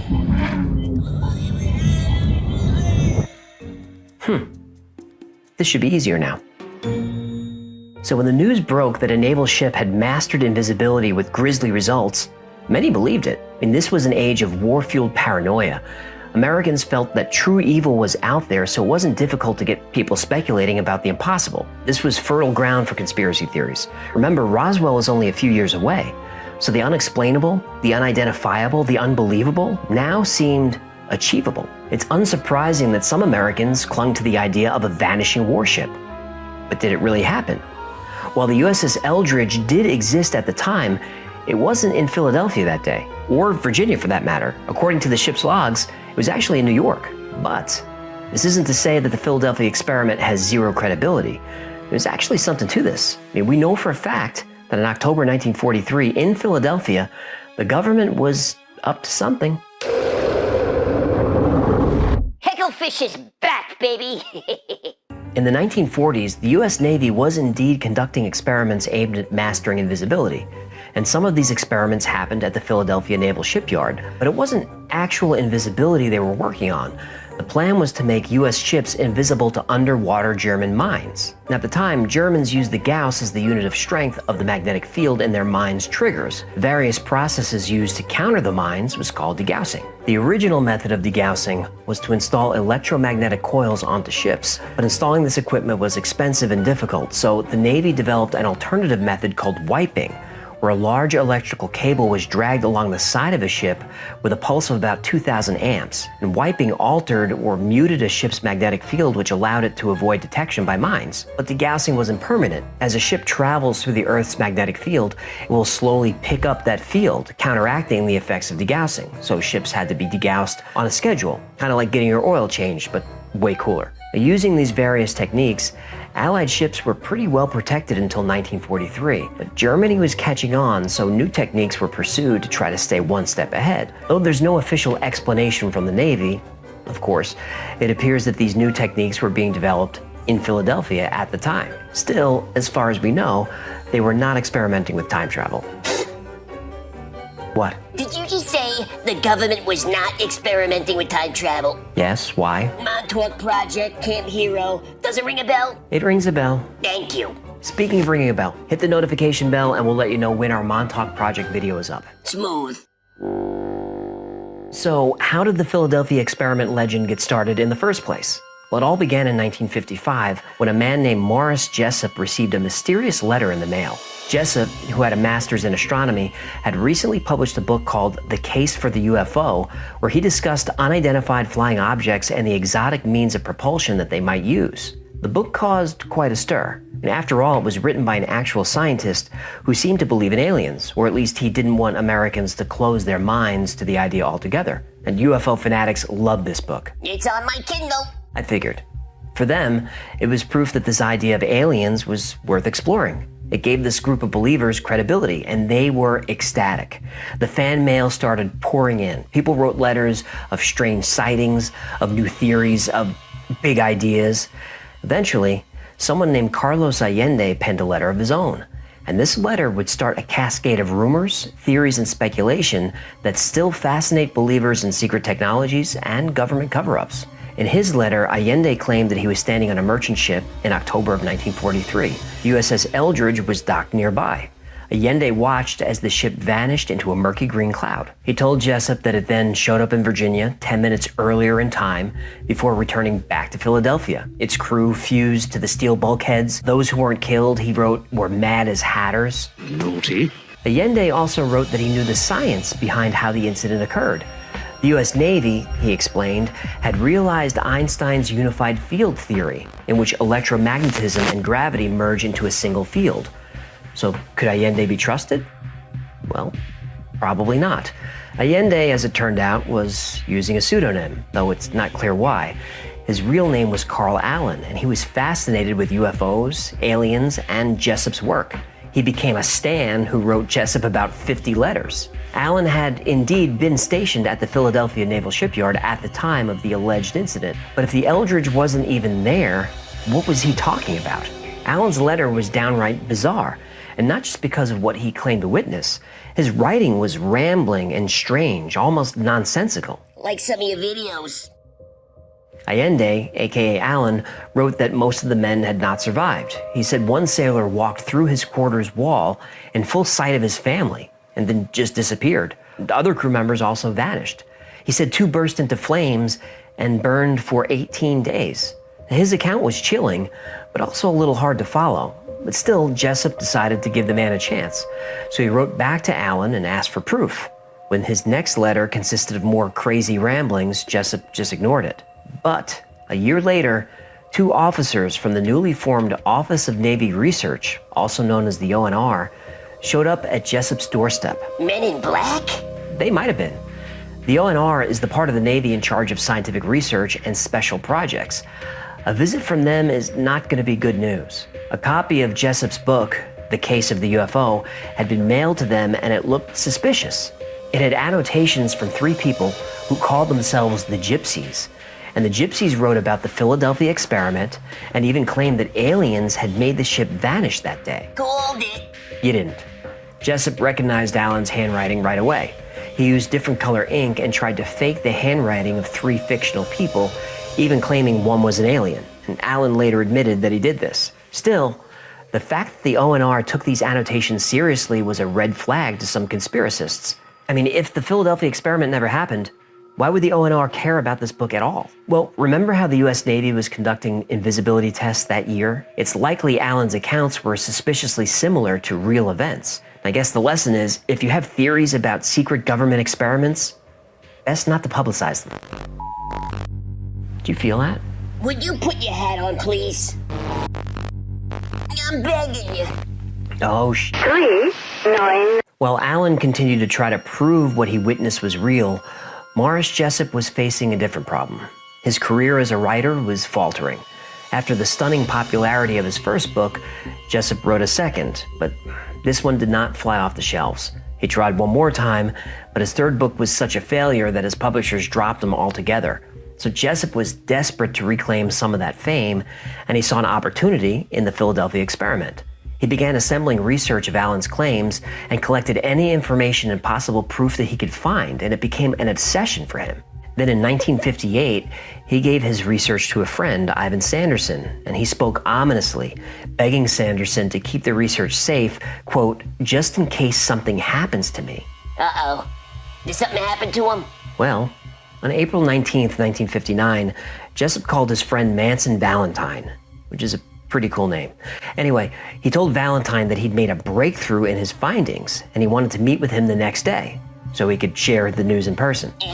And he never showed up. No.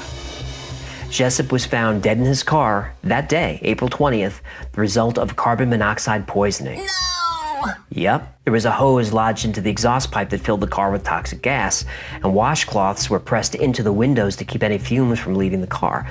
Though officials said he took his own life, no autopsy was ever performed. Of course not. Jessup's death was definitely clouded in mystery. Had he come too close to finding something? Did someone need to get rid of him? I mean, there are a lot of theories about what happened to Jessup, and I'll link to some of those below. Jessup had been depressed in the years and months leading up to his death. His books weren't selling, his wife left him, he'd been in a serious car accident that left him with chronic pain, so it's possible he died by his own hand. Still, it's unlikely that a military ship really vanished into a mysterious green fog, as fun as it is to speculate. So then the real mystery is about us.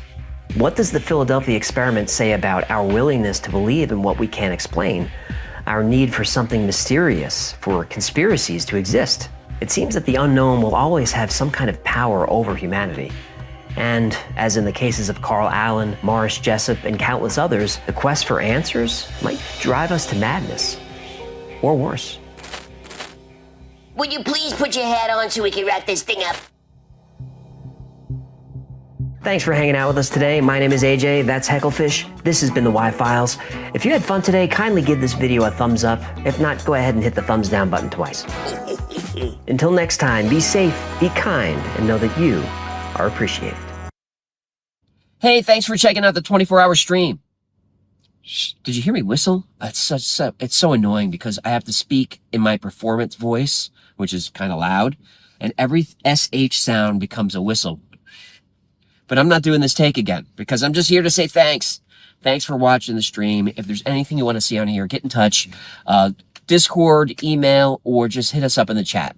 This place is for you, and we want you to have as much fun as possible. Thanks again.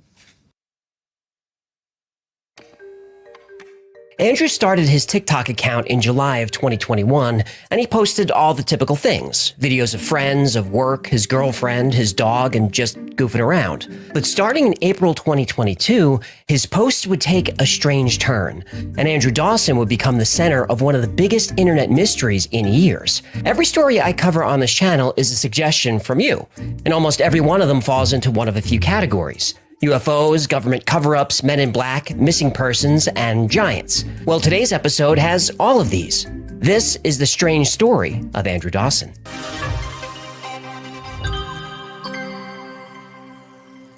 Andrew Dawson, going by the handle Andycapped, was just another guy on TikTok. Although TikTok is full of people posting conspiracy videos, Andrew wasn't one of them. His videos reflected the life of a nice, normal guy, 34 years old, living in British Columbia, good job, nice friends, close relationship with his girlfriend and her kids. That's probably why he wasn't prepared for the rabbit hole he was about to go down. On April 9th, 2022, Andrew was driving with a friend when he spotted something on the ridge of Whistler's Peak in Alberta, Canada.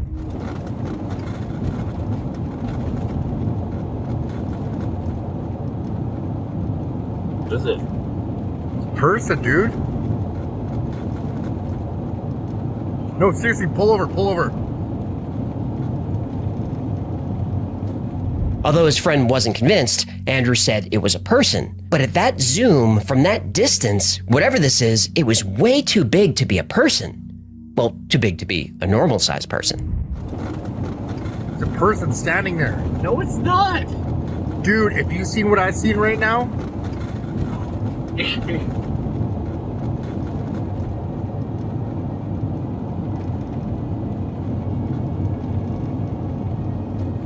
that video got millions of views. Well, they keep telling you that videos about giants are a good idea. Yeah, they do keep saying that, but you know I don't You don't like cryptids. I know, you've said. Right. Well, which is more important? What you like or views?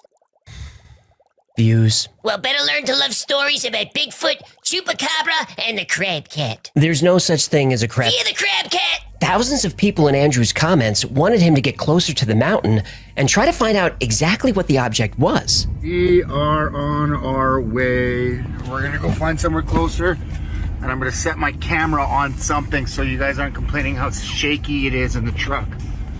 Because, yeah, internet has no chill. I have to agree with Andrew on that one. The internet definitely has no chill. Just look at all the comments on YouTube Shorts. But that's the mountain we're going to. But we're just gonna try to get closer.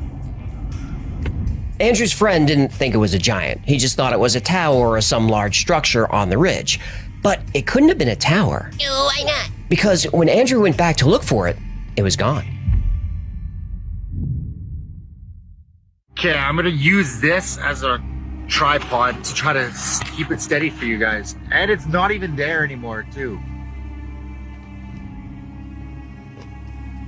That's where it was yesterday.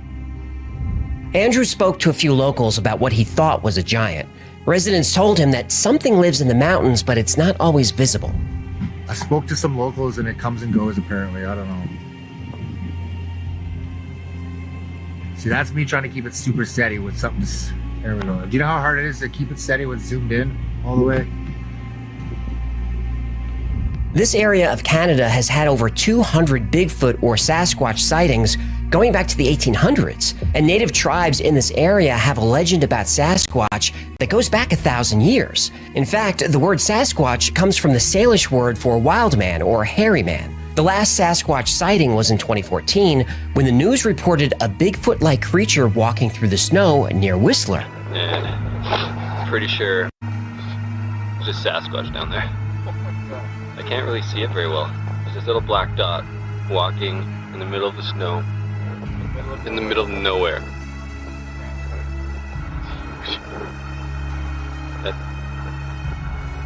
That is pretty big. I can't zoom in anymore. This guy's just scampering up snow lines like it's no big deal. This is Jasper National Park, the same area. Locals gave Andrew directions to the location where he saw whatever it was that he saw. But even though he was driving on a public road in a national park, he was stopped by some type of government agent.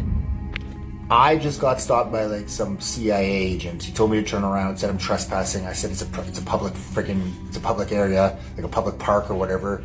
Some local told me to take this path. I didn't get it on camera, but I'm gonna go again tomorrow and be prepared to be filming right now because he stopped the vehicle. His truck was blocking it. Said some like environmental issue was going on. I don't know. He told me to go back and said I was trespassing. I don't get it.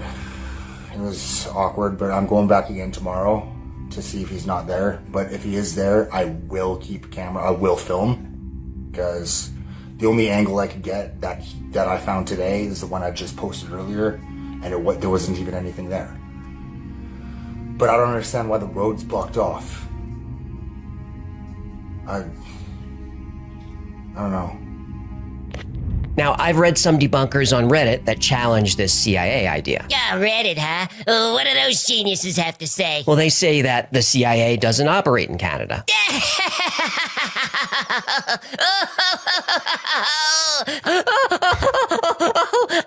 Oh, it hurts. It hurts me. Oh, I gave myself a stitch. Oh. Hey, Reddit, the CIA operates everywhere. They operate everywhere.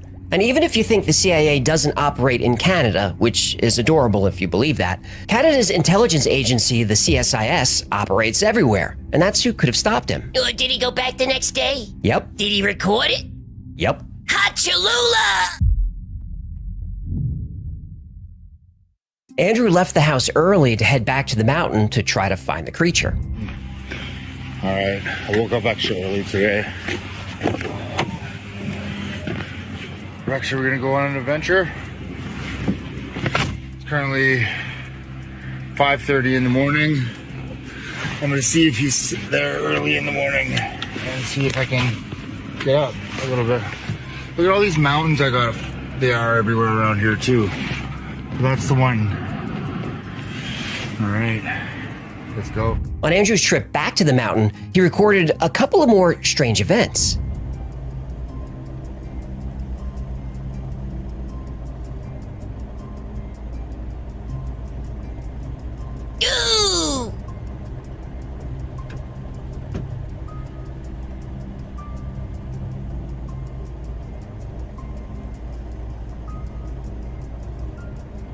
What the is that?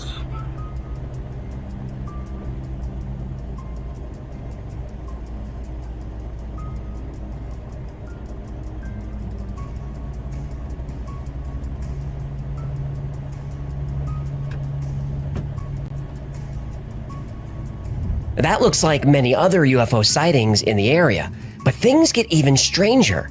Andrew then spotted this over the mountain. So they're extracting something out of here. There's 2 helicopters. What the Black helicopters, UFOs, big feet. What the hell is going on in this mountain? All this is happening on Andrew's drive to the mountain within the same hour or two. Now, he looked all over, but he couldn't find the giant in the mountains. But later that evening, he does find the road where he was stopped previously. And just like he said, there is an agent there in an unmarked car. The agent once again tells Andrew the road's closed. The guy's here again. Yeah, this is him. What's going on? Road's closed. Turn around. Really? Yeah, man. Just turn around, please. Okay. Have a good night, man. Andrew doesn't argue. He turns his car around and heads home.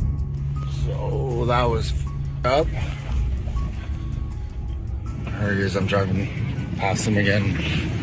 Just turned around. I don't understand why it's closed off though. It's a public park or a public road or whatever.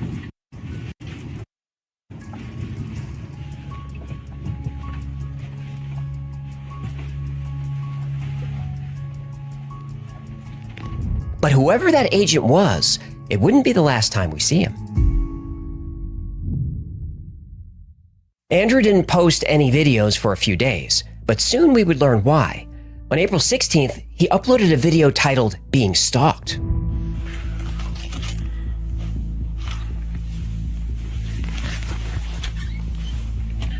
I think that's the same vehicle from...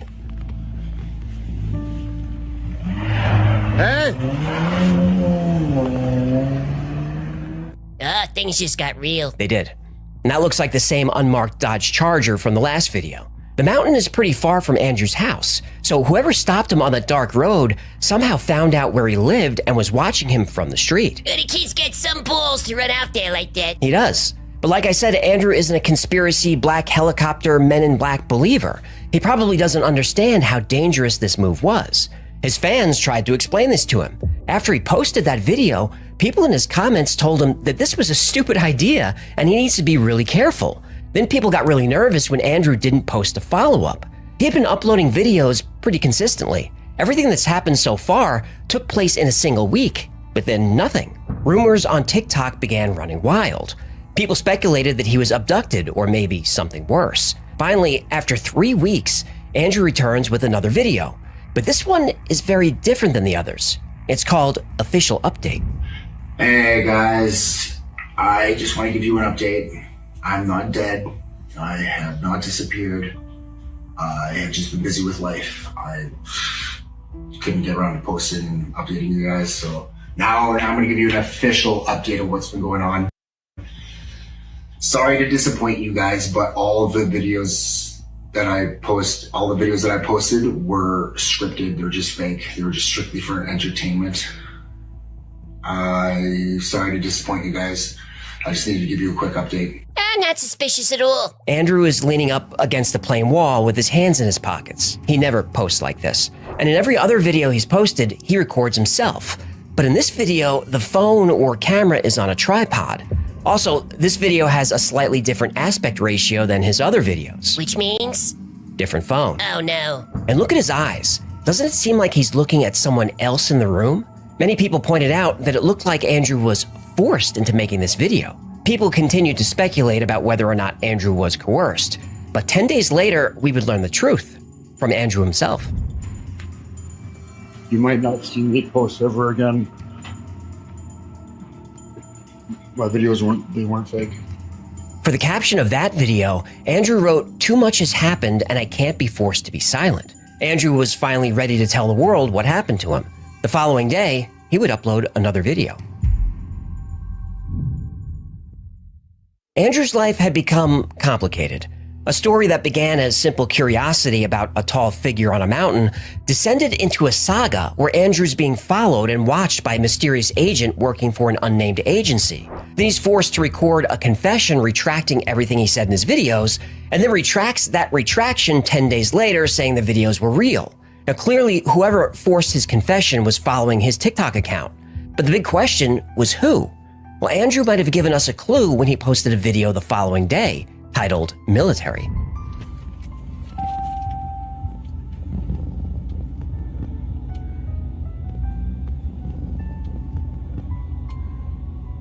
What is that?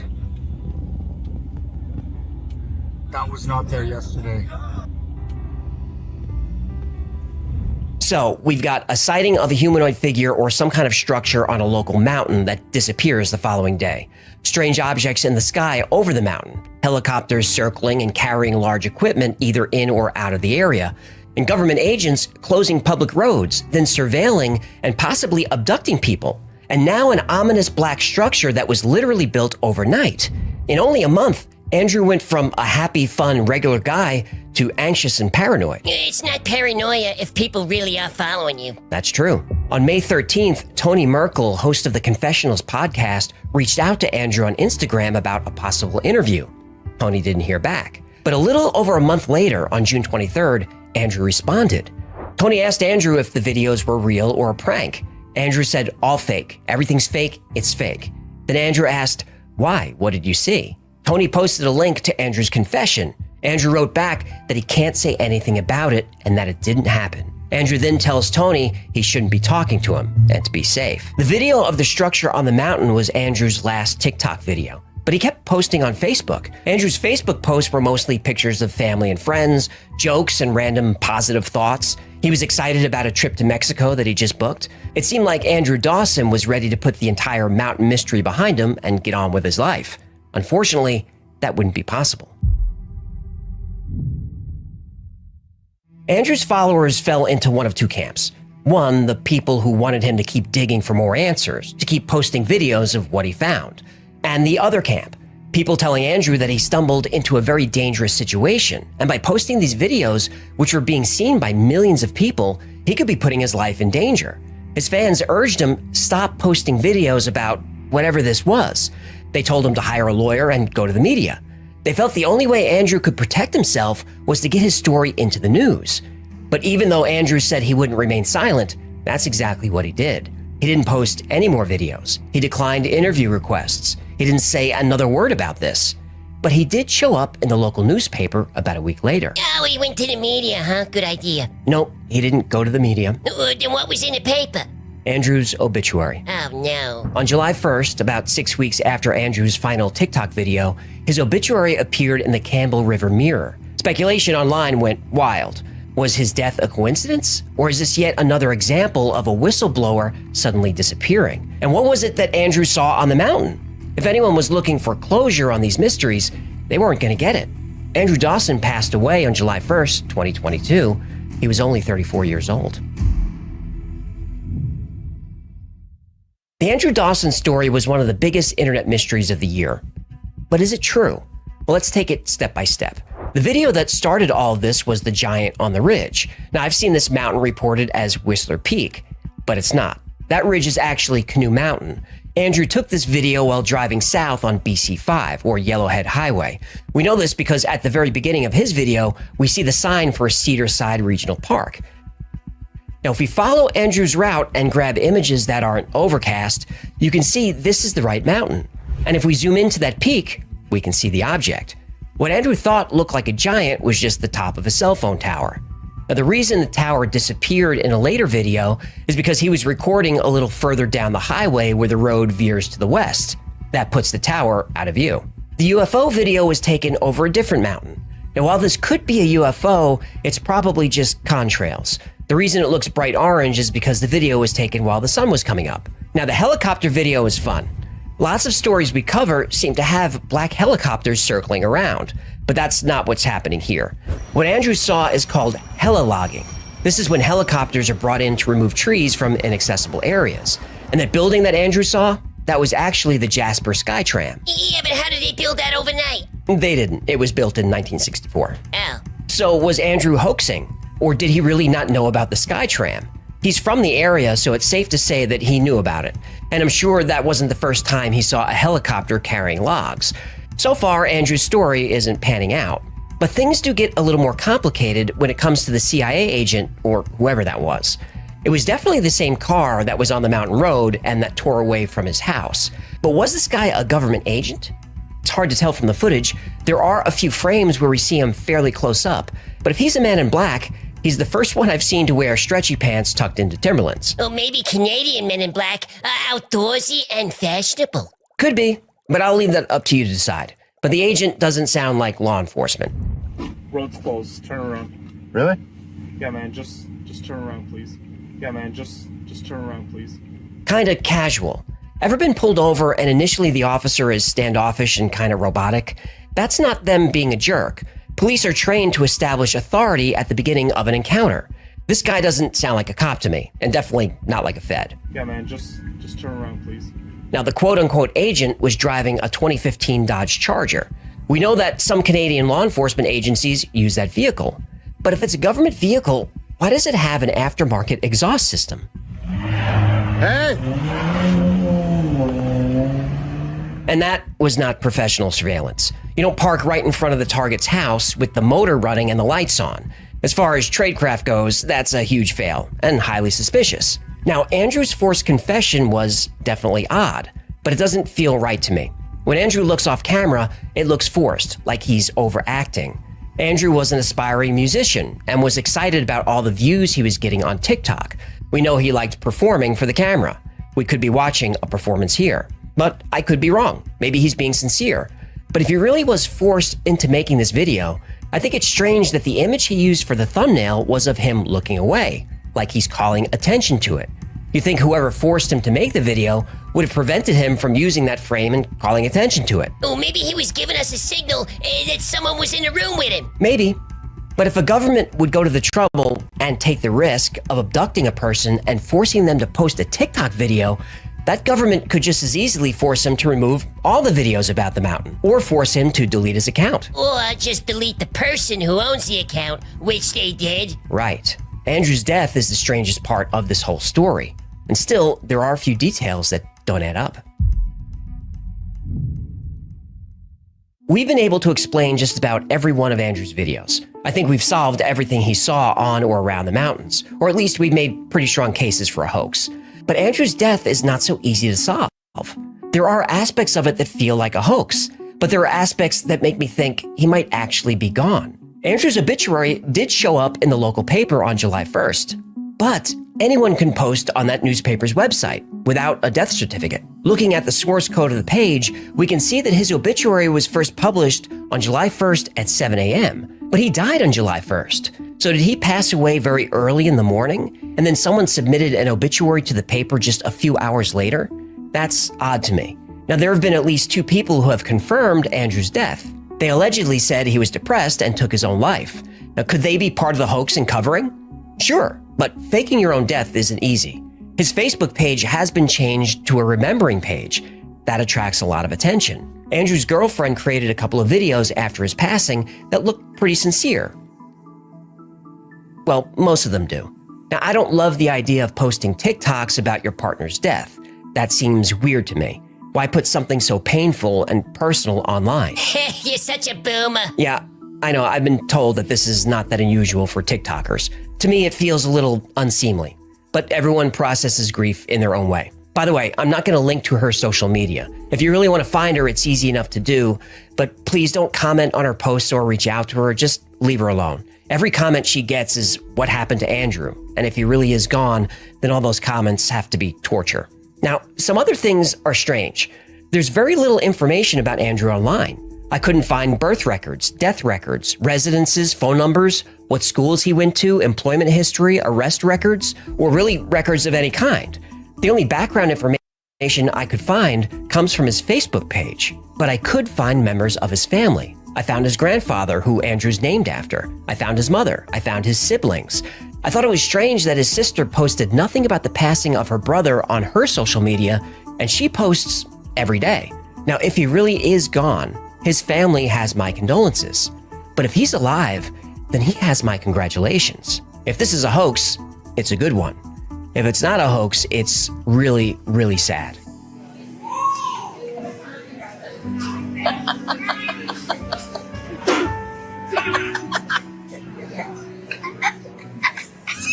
You have a pencil on your ear.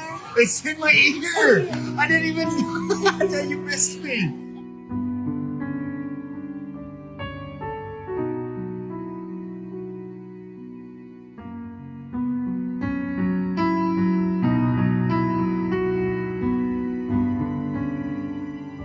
Yeah, I really hope this is a hoax, and at some point Andrew reappears. Maybe he posts a TikTok video explaining everything and how difficult it was to keep this secret for so many months. Then he could live his life, raise his kids, and when they grow up, tell them the story about how daddy fooled everyone on the internet. Something tells me he's never going to get that chance.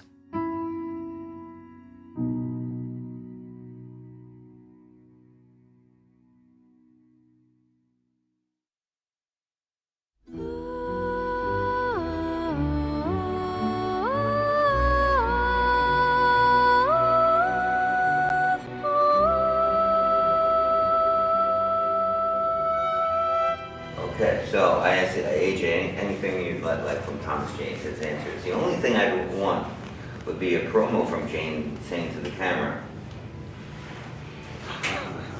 Oh man, I can't. It's gonna take me a long time to memorize this. Expected you an hour ago.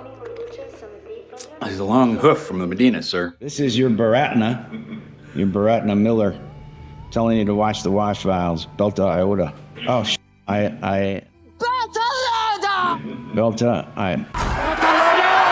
Iota. I think I said it right. Belta Lauda! Wait, is that Belta? Yeah, it's Belta Lauda, isn't it? Belta Lauda!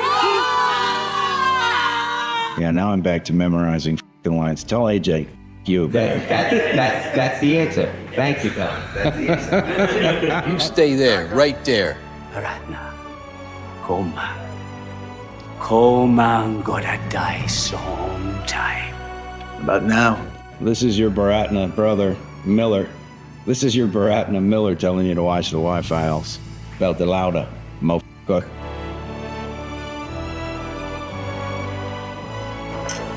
This is great, but I'm a huge fan, and I never miss an episode, and thank you for doing what you do, because I really think you're helping spread the word in a powerful way, and it's a lot of fun.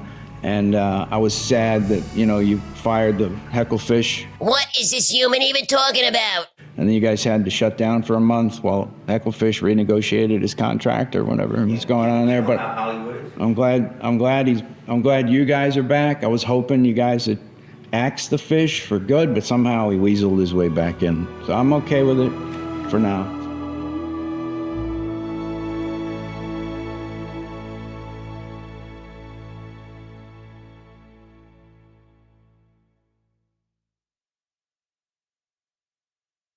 This episode of the Y-Files is brought to you by PDS Debt.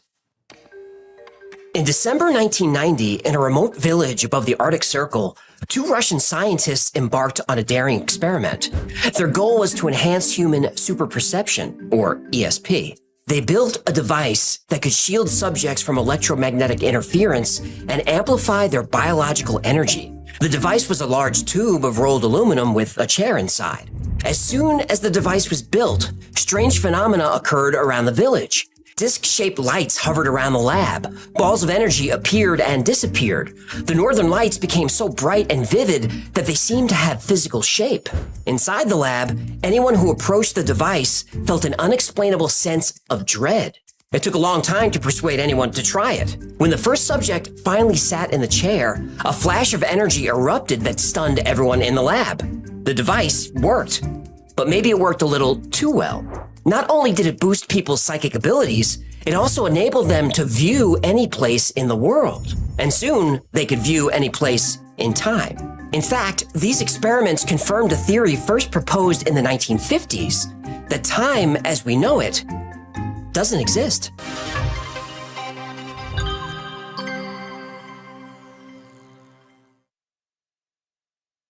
The man did as the scientists told him.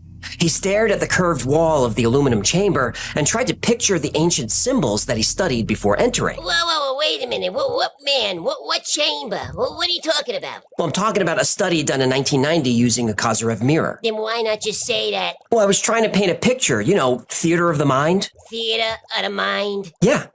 Okay.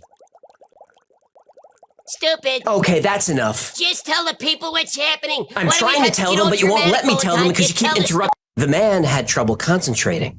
The more time he spent in the chamber, the more he felt an overwhelming sense of fear. It was instinctual. It was primal. Every fiber of his being told him that he needed to leave the machine now and never come back. Then there was the dizziness and nausea. He felt a deep, permeating sickness everywhere. Dr. Trofimov and Dr. Kaznachev, the scientists in charge of the experiment, told him this was common and that if he could push through it, he would be okay. There were a lot of volunteers taking place in the study in multiple sites in Russia. They communicated freely and openly, and they all had similar experiences. After an hour, the nausea started to ease. His dizziness became something that felt like floating, and the feeling of overwhelming fear became a feeling of overwhelming calm. His warped reflection in the shiny concave wall started to fade, though that wasn't the right word. Then he realized the wall was translucent. He could see through it. But this aluminum chamber was in a small concrete lab in a remote village in the Arctic Circle. But that's not what he saw through the wall. Whatever it was that he was seeing, it was a sunny day. He could hear birds and children playing. The more he relaxed, the more vivid this vision or experience or whatever this was became. Then, without any effort at all, he was through the chamber wall and into the vision. It was like he was there. It felt real.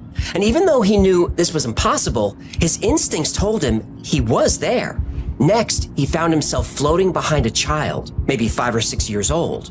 He got closer and saw this was a boy walking on a sidewalk somewhere. The man tried to look around to get a sense of where he was, but he couldn't tell. It was like the edges of his vision were smeared. But the boy was in focus. Then the boy stopped. The man floated closer and recognized the boy's shoes, and he felt a wave of nostalgia. The boy's clothes, too, were familiar. The boy turned around, and the man felt electricity surge down his spine. The boy was him at 5 years old. The surroundings now came into focus. He was a few blocks away from his childhood home. The sounds became clearer. He could hear distant traffic that he knew was from a busy intersection a half-mile away. The sound of children playing was coming from a park nearby. He turned and saw the park and familiar faces playing. Without realizing it, His small aluminum chamber faded away, though he still had a sense that he was connected to it somehow, somewhere. And after a few seconds of contemplating this experience, the man realized that the boy seemed to be watching him. But that wouldn't make sense. The day the man stepped into was 30 years ago. But then the boy said, "Who are you?" Whoa! In an instant, the man snapped back to the present day. The portal closed and the vision ended. That was theater of the mind, huh? Yes. Not bad. That experience and dozens of others are documented in the case notes of this study. And that one isn't even the strangest. As far as scientists go, Nikolai Kozyrev isn't exactly a household name. But in the early 20th century, he was a prominent Russian physicist whose innovative and controversial theories are still debated today. Kozyrev made discoveries in astrophysics that were at first rejected but later proven true. In 1958, he reported volcanic activity on the moon. At first, this claim was dismissed by the scientific community. Later, the Apollo lunar missions proved Kozyrev was right. What? Moon landing was fake. Well, the volcanism was photographed by unmanned missions to the moon. Okay. But later confirmed when astronauts brought moon rocks back to Earth. Fake! They filmed the moon landing on a soundstage in Burbank, California. The rocks are probably from the parking lot or some hippie hiking trail. Volcanic rocks. Yes. In Burbank. Yes. Near the movie studios. Yes. Anyway, Kozyrev conducted extensive research on variable stars, stars that change brightness. He claimed stars emit torsion fields, an idea that was controversial. Now, torsion is a cornerstone of Kozyrev's work, and if his theories are proven correct, he might have solved, well, everything. Torsion, in simple terms, is the twisting of an object due to an applied torque, like wringing out a wet cloth. That's torsion in action. In theoretical physics, torsion is the twisting of space-time itself. You've heard of Einstein's theory of relativity, which describes gravity as not a force, but as the warping or curving of space and time by mass and energy. Now, this is always shown with the rubber sheet example. Imagine a rubber sheet stretched out, that if you put a bowling ball on it, representing a massive object like a planet or a star, it'll create a dip or curve in the sheet. Then if you drop marbles onto the sheet, representing smaller masses, they roll toward the bowling ball. That's general relativity. Now, the Einstein-Cartan theory upgrades this theory with a new feature, torsion, where the rubber sheet or space-time can be completely twisted. And to understand torsion, imagine you're holding one end of a slinky. What walks downstairs, a loner in pairs, and makes a slinkety sound? A spring, a marvelous thing. Everyone knows a slinky. Great, now that's gonna be in my head all day. It's fun for a girl or a boy. Anyway, if you pull the ends of a slinky or a spring, it doesn't just bend, it also twists. In a similar way, the Einstein-Cartan theory proposes that the fabric of space-time doesn't just curve due to mass and energy, it can also twist. This twisting, according to Einstein, comes from the spinning of subatomic particles. But Kozyrev said that torsion is not caused by particles, it's caused by time. Stick with me. Mainstream science says space is empty, but Kozyrev disagreed. He claimed there's an invisible medium that fills the universe that he called the ether. The idea of the ether has been around since ancient times, but was mostly abandoned after 19th century experiments failed to detect it. But just because it wasn't detected doesn't mean it's not there. Think about birds flying in the air or fish in the water. These creatures need mediums to live and move. I prefer not to be called a creature, but I won't be a snowflake about it. Go on. So what about light traveling from a distant star to your eye? What medium does it move through? Well, mainstream science says it moves through nothing. Kozyrev said that's impossible. The medium is the ether. But the ether is not a static, passive medium. It's dynamic and interacts with everything. And time is not a passive dimension. Time possesses energy and structure. And this time energy flows through and interacts with the ether. Just like a school of fish creates waves and ripples in water, time creates ripples or waves of torsion in the ether. Hey, it's not the size of the fish that counts, it's the motion of the ocean. You know what I'm saying, fellas? Kozyrev believed time is a physical force, actively participating in the universe's existence. Time is the heartbeat of the universe. It creates energy that impacts matter in space. And because time has a physical structure and energy, it could have different densities. Time can move at different speeds. Time can be sped up, slowed down, and can even move in reverse. We perceive time as a river. In our daily life, we're floating down this river with the current of time carrying us from the past through the present and into the future. But a river influences the landscape it flows through and the life that grows around it and in it. Time is the same. Time energy influences everything like gravity and electromagnetism. Time also influences physical matter, including the Earth and the people who live on it. Time energy influences the spin of galaxies and the orbits of planets. Time energy feeds every star in the universe and influences the way they shine. But time energy also influences the weather on Earth, the way plants grow, and how your DNA decided what color your eyes would be. Now back to our raft. If you're in a raft on a river and you do nothing, you'll float along with the current. But with a little effort, you can paddle the raft to go faster down the river. You can make the raft stop. Though it takes work, you can also go backward against the flow of the river.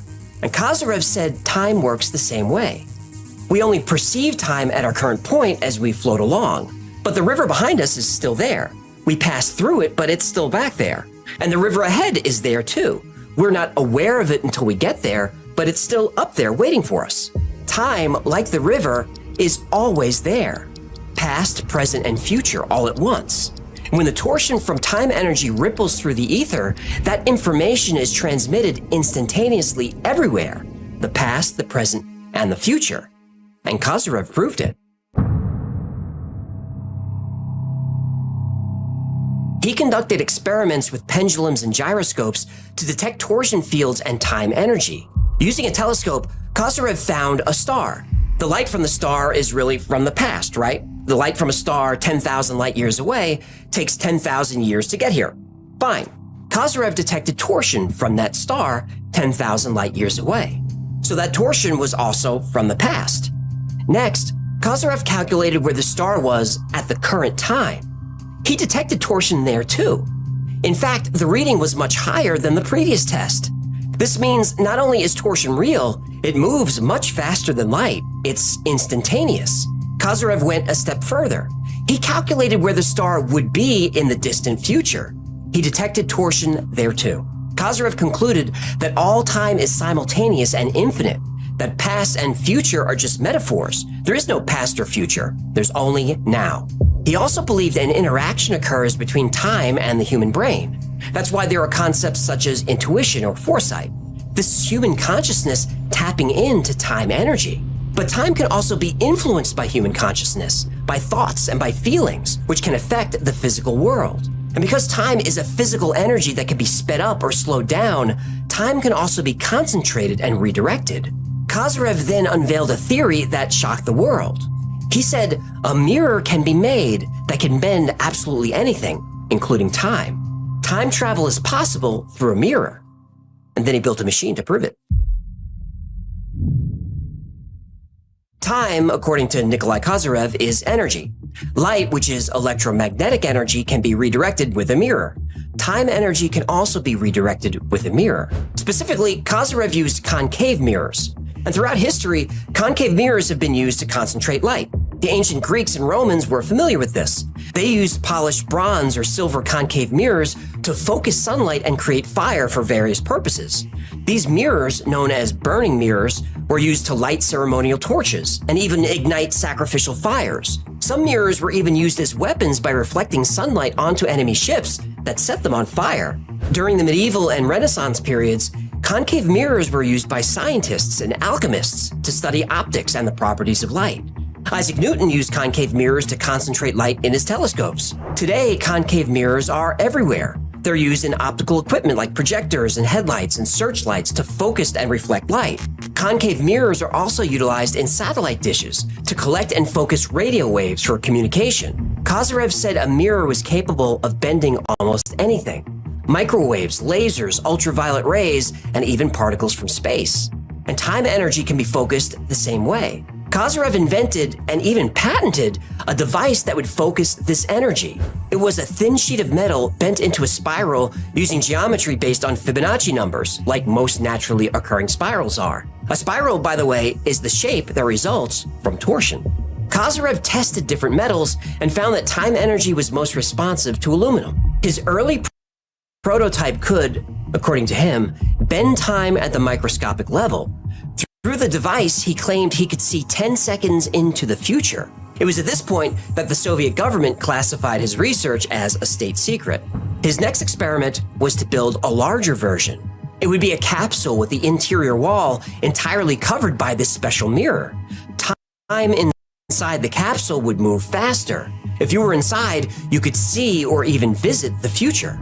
Other scientists throughout history may have intuitively come up with the same idea. Nostradamus had his metal egg, which was nothing more than a wraparound concave mirror. And Nostradamus made his predictions by gazing into a dark bowl of water that he actually called a magic mirror. And of course, a bowl of water is a concave mirror. In one of his notebooks, Leonardo da Vinci sketched what he called the mirror chamber. This was an octagonal room where each of the 8 walls were made of mirrors. By the time Kozyrev was building this new prototype, the Soviet government was keeping a very close eye on the research. The technology also ended up on the CIA's radar. Of course it did. And then, on February 27th, 1983, Uh-oh. just as he was about to test his new machine, Oh, no. Nikolai Kozyrev suddenly and mysteriously died. You gotta be f***ing kidding me. The secret research into psychic phenomena by American and Soviet intelligence is not so secret anymore. The most famous American program was Project Stargate. This program explored various psychic abilities, but specifically concentrated on remote viewing, which is trying to visualize a distant target using only the mind. Now, the results of Project Stargate were mixed, but there were a few reported successes. The Soviet Union also engaged in psychic espionage, and they invested heavily in parapsychology and psychic phenomena. And the Soviets, according to declassified CIA documents, seem to have been more successful in their attempts. The project we talked about earlier, led by Dr. Travimov and Dr. Kazanachev, was one of these successes. The program began in December 1990 at the Institute of Experimental Medicine of the Academy of Sciences, Siberian branch. The equipment was assembled at a facility in Dixon, the northernmost settlement in Asia. The main piece of equipment is called a Kozyrev mirror, based on Kozyrev's research and patents. The mirror is a spiral-shaped metal structure the size of a small closet. It's designed to capture and focus psychic energy in the middle of the spiral. There, the occupant, called a psychonaut, embarks on their psychic journey. At least, that was the plan. As soon as the Kozyrev mirror was built, strange events started occurring in the facility and all over the town. And everything is documented in the book Cosmic Consciousness of Humanity by Drs. Kazanachev and Travimov. The book includes interviews with test subjects, transcripts of recordings, and illustrations of everything that happened during the study. It's really interesting and easy to read, and down below is a link where you can check it out for free. Now, as soon as the mirror was activated, the researchers noticed that around the device was an intense field of fear.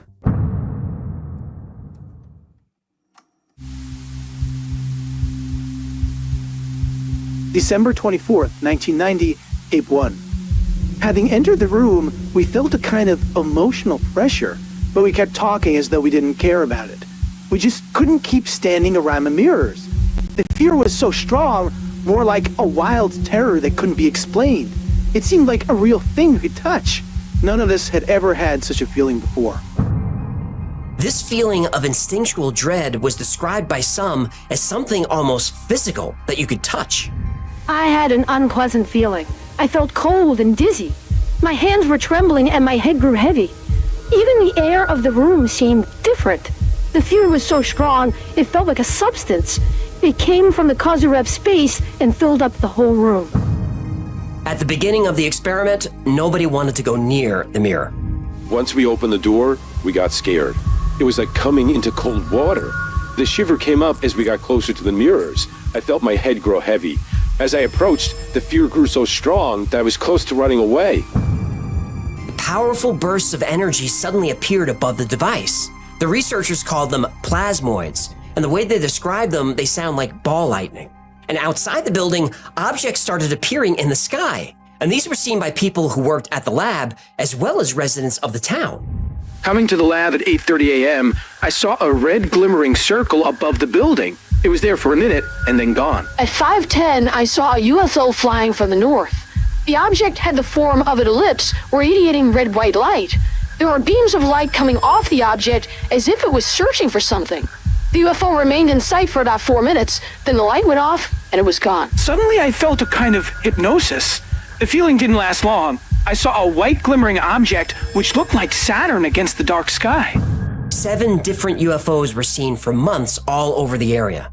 Finally, some participants of the study worked up the courage to enter the Kozyrev mirror. And that's when things get really strange. Here's how the first experiment works. An operator sits in a Kozyrev mirror at the lab in Dixon. Another person sits in a mirror at the town of Novosibirsk, 1,400 miles away. The operator is then told to concentrate on a symbol and send that symbol to the receiver in Novosibirsk, and the results were surprising. On days when the Earth's magnetosphere was quiet, the success rate was between 0 and 10%. But when the magnetosphere was active, like during solar storms, the receiver could successfully detect the image being sent by the operator between 30 and 45% of the time. It seemed like human consciousness was somehow connected to the Earth's magnetic field. Now, this completely aligns with Nikolai Kozyrev's theory that sunspots and solar weather emit torsion waves that have far-reaching effects. And these waves influence many processes on Earth, from weather patterns to human consciousness.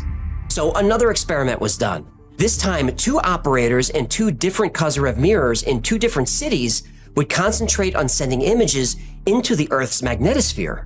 Then, 5,000 participants in 12 countries around the world would try to tune into this energy and view the symbol being sent. When the magnetosphere was active, the success rate jumped to 95%. Not only did this shock the scientists running the experiment, but it also shocked the CIA, who had been watching closely. And it turned out that children, specifically female children from spiritual and shamanic families, were extremely good at this. During one test, rather than thinking of an image, the mirror operator just thought of a number. The children were able to receive this number, look up the image, and draw what they saw. For symbol number 63, this is what they drew. And for symbol 32, this was seen. Over the next few months, volunteers learned to tolerate the Kozyrev mirror device for longer periods of time, and some people stayed in for 7 hours or more. Being inside Kozyrev's space, at first I felt my body shaking to and fro. I felt pressure from all around my head grew heavy. Later this feeling went, and I felt so light that it was like I was coming out of myself. When they were inside the mirror, they started calling this Kozyrev space. And when they were in Kozyrev space, participants were feeling and seeing the same things. At first, I felt my head grow heavy. It was also shaking a bit, and then it was gone. I saw people's faces flickering in my eyes. Then I saw black clouds. Then it was like I was falling through a black hole. Almost everyone felt weightless, and then like they were flying. I felt waves coming over my head. Then I felt like there was somebody else in the room. And then there was a series of images. In their book, Travamov and Kaznachev included a chart of common experiences. Almost 90% of participants felt like they were flying. Most saw outer space, celestial bodies, and even UFOs. During longer sessions, another strange phenomenon was common: visualization and the manifestation of symbols. People started seeing symbols hovering in the air, and they're described as swirling and floating around the room. And each symbol emits an eerie glow like neon. But people weren't seeing these symbols in their minds. The symbols were appearing in the room. Even more amazing, people who were completely isolated from each other were seeing the same symbols. 2,000 distinct symbols were recorded. A linguist researched them and found that 80% of them came from ancient cultures. In fact, the most frequent symbols were from ancient Sumerian. The experiments continued for months and exceeded all expectations. Participants of the study who experienced Kozyrev space found that the effects lasted for a long time after leaving the mirrors. People were thinking more quickly, scoring higher on IQ tests. They had increased memory capacity. They were more creative. Some people had illnesses that were completely cured. Doctors Travamov and Kaznachev believed this technology was a breakthrough that could elevate all human consciousness, if the technology was handled carefully and responsibly. The scientists were very aware that using Kozyrev mirrors to activate superhuman abilities could be dangerous. The CIA shared the same fear. there was also another issue that had them worried. It turned out that when people were in Kozyrev space, they weren't alone.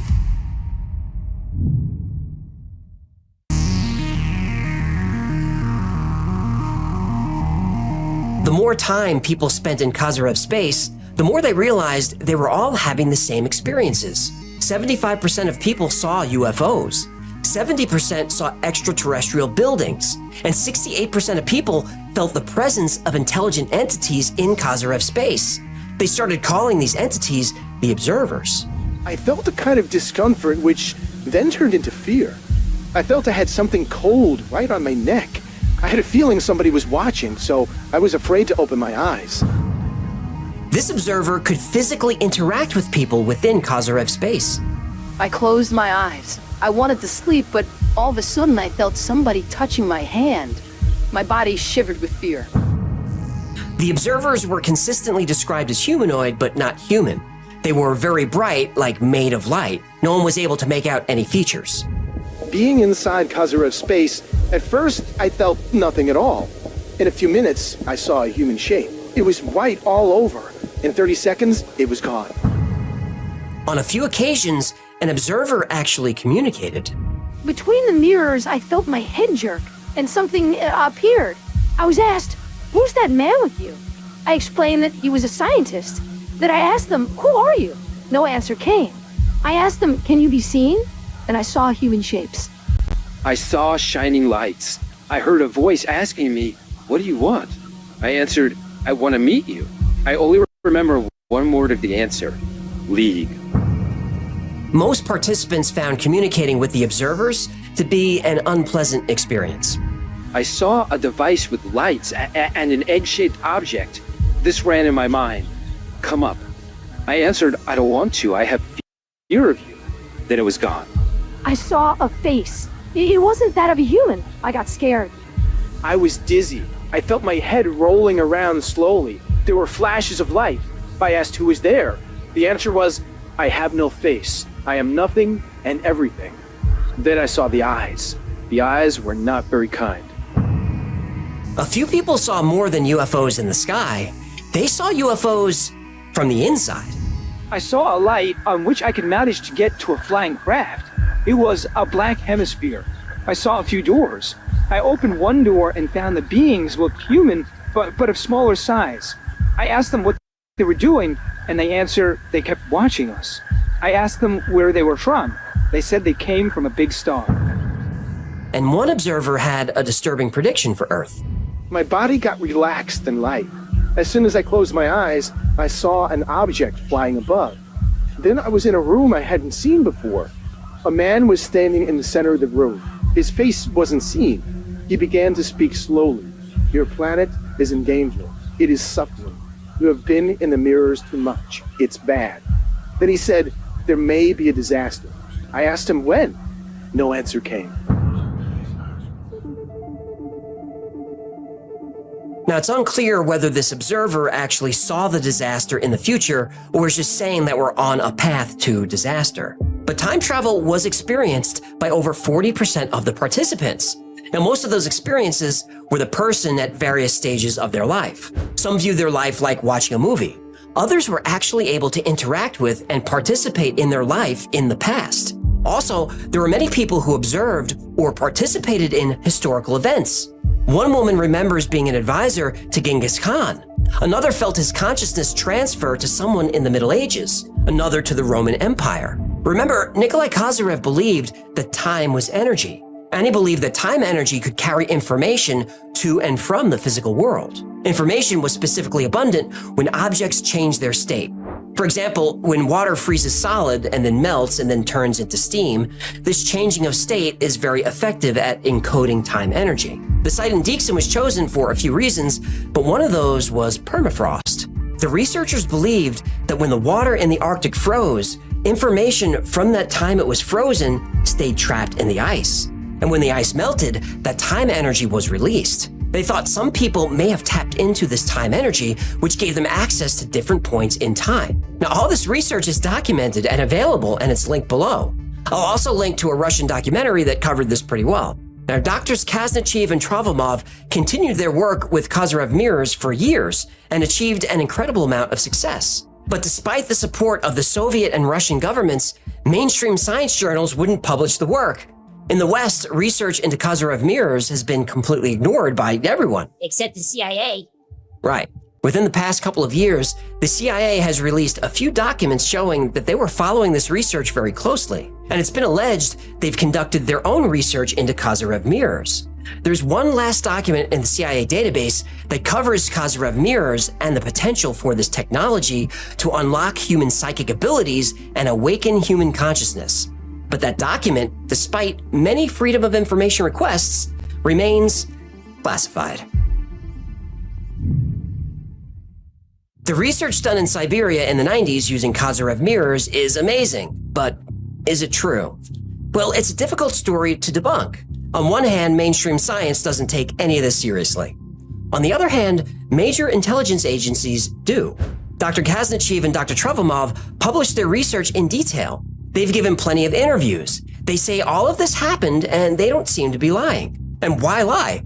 Remember, their early research was funded by the Soviet state, and lying to that government seems unwise. But if their technology works, why isn't it more widespread? You absolutely can buy Kozyrev mirrors. You can buy blueprints to build your own. The process is well documented. There are even a couple of patents. The materials are not that expensive. Still, it's a technology that's way on the fringe. Now, whether you believe in the Kozyrev mirror or not comes down to, do you believe Nikolai Kozyrev's theory about time energy and the ether? Mainstream science doesn't believe in anything called the ether. But if instead of ether, Kozyrev called it dark matter or quantum foam or emergent space, maybe more people would have accepted his ideas. Now, Kozyrev had a few ideas rejected by mainstream science that were later proven to be true. What if he's right about this too? But using a mirror to reflect time, that sounds very science fiction-y. And it was, until last month. Scientists at the Advanced Science Research Center at the City University of New York conducted an experiment. They sent an electromagnetic wave through a metamaterial. These waves also have a time component that can be measured. The wave went in moving forward and came out moving backward. This is what's called a time reflection. And this was pure theory until now. So Nikolai Kozyrev was right. Time isn't as linear as we thought. Kozyrev also said time affects everything in the universe physically. Well, Dr. Travomov has been using Kozyrev's theories and Kozyrev mirrors to predict earthquakes. Again, sounds like science fiction, but geologists' accuracy in earthquake prediction is on average 8%. In 2018, Travomov's accuracy was as high as 61%. According to Travomov, we can use Kozyrev mirrors to predict dangerous weather, volcanic eruptions, and even solar storms. Kozyrev mirrors could be used to study our solar system, or even deep space. We can use it to look for landing sites, or help us search for extraterrestrial civilizations. Kozyrev mirrors could be used to slow down the rate of aging in the human body and cure incurable diseases.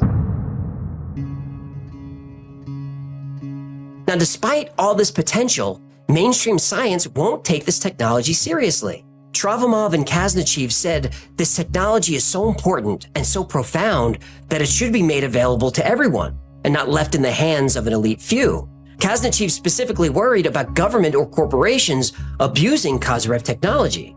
And I think it's fair to worry about that, but I also think it's worth the risk. Kozyrev's theory, whether real or not, has a great message for humanity. That we're not bound by fate or determinism, but have the potential to shape our own reality with our choices and actions. It reveals that we're all connected to each other and to the universe through subtle fields of energy and information.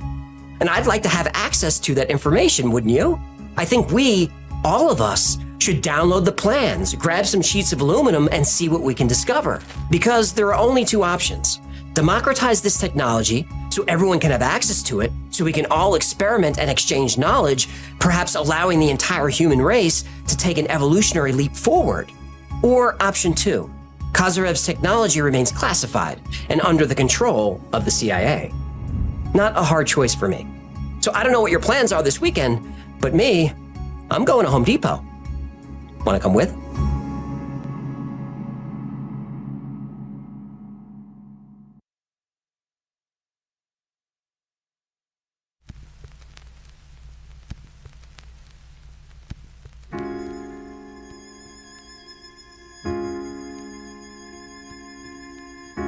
when they say there's nothing to see. Why Files members know what could be. With minds that hunger for truth untold, each week we gather as stories unfold. Question everything, that's our call. The Why Files members standing tall. From ancient myths to modern lore, we always search for something more. Knowledge is treasure we seek to find. Why Files members with open mind. Strange sights that keep our screens alive. A community where mysteries thrive. Question everything loud and clear. Why Files members year after year. Your passion keeps our journey strong. Together where we all belong. We search for truth that others miss, with hearts and minds that won't dismiss. One family standing side by side. As we shout, question every.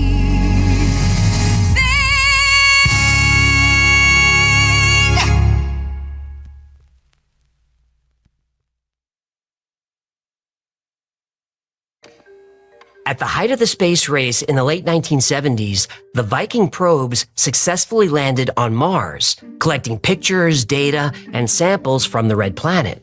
It was so successful that Soviet scientists wanted their shot at glory. But their focus wasn't on Mars. It was on its moon, Phobos, named after the Greek god of fear. After all, if NASA could land on Mars, landing on one of its moons should be easy, right? Well, it turns out Mars's largest moon was right to be named after the Greek god of fear. Because as barren as the landscape looks, as impossible as it is to live there, something does. And that something does not want to be seen.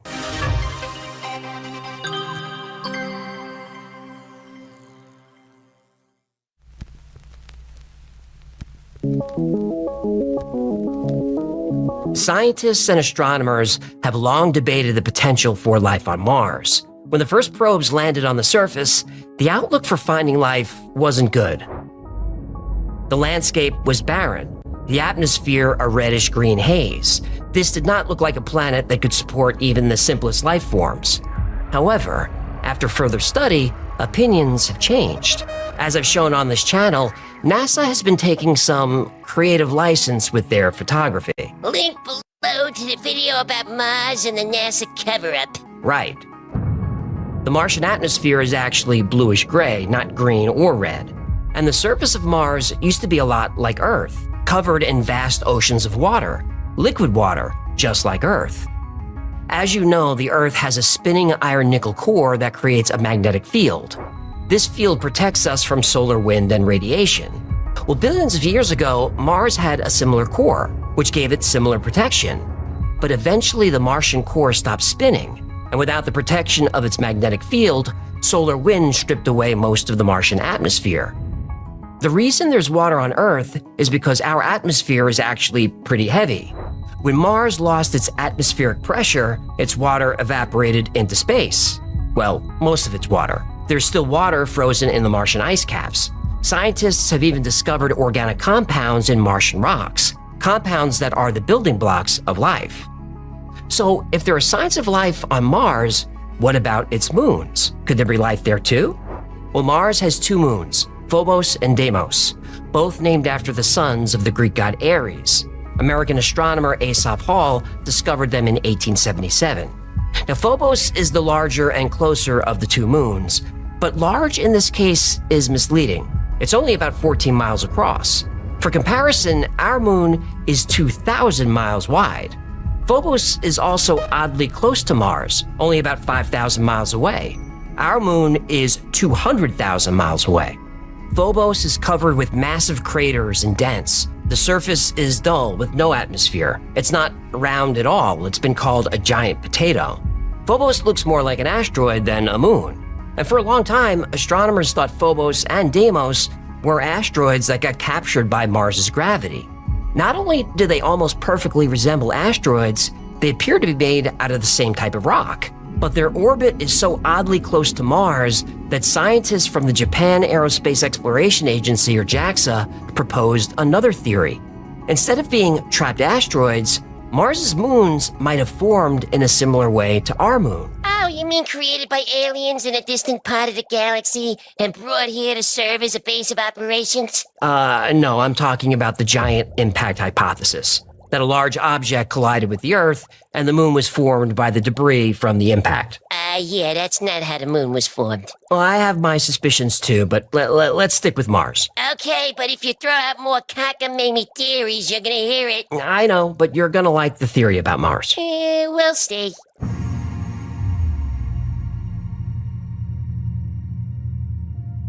If an asteroid strikes a planet hard enough to create debris, a moon can form, or in the case of Mars, two moons.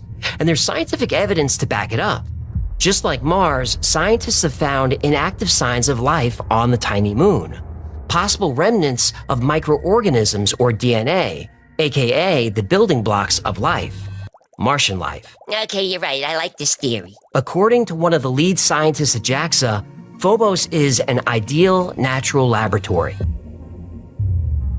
If Martian life once existed and was widespread elsewhere on Mars, the chance that its dead remains exist also on Phobos is, in my opinion, relatively high.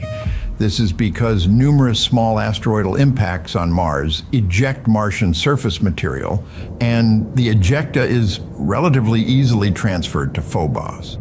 Another scientist on the team had a similar thought.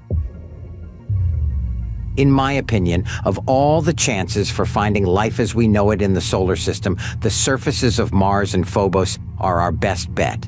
Phobos is a time capsule of ancient Mars. If ancient life existed on Mars, its moons could be the key to unlocking the Red Planet's secrets.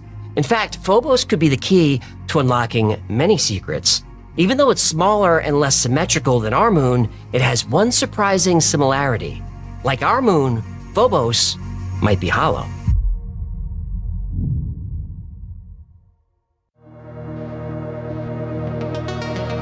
In the 1960s, Soviet astronomers started noticing Phobos' orbit wasn't exactly normal. It was orbiting faster than Mars was spinning, meaning it was lighter than expected, much lighter. A faster orbit also means the gravitational field was extremely weak. So weak that a 150-pound human on Phobos would weigh only 2 ounces. Oh, how much would you have weighed on Phobos when you had your COVID weight? I don't want to talk about that. The idea of Phobos being hollow gained traction in the 1950s and 60s. Russian astrophysicist Yosef Shklovsky and even Carl Sagan proposed that the moon's unusual orbit could mean only one thing. Phobos must be hollow. Not only that, but Shklovsky hypothesized that Phobos must have a thin sheet metal structure on its outside. In other words, Phobos is artificial, unnatural, alien, whatever you want to call it. And other scientists agreed. Dr. Fred Singer thought that a hollow Phobos was a perfectly sound explanation. If the satellite is indeed spiraling inward, as deduced from astronomical observation, then there is little alternative to the hypothesis that it is hollow and therefore Martian-made. Fred Singer wasn't a nobody. He was the science advisor to President Eisenhower. Even NASA admits the moon is odd. In their words, the interior of Phobos could be a rubble pile barely holding together. One Phobos researcher said the moon appears to be held together by a kind of mildly cohesive outer fabric. Outer fabric like Martian sheet metal? Could be. Whatever it was, astronomers and scientists from around the world were beginning to suspect Phobos was hiding some secrets. And the Russians? They wanted in.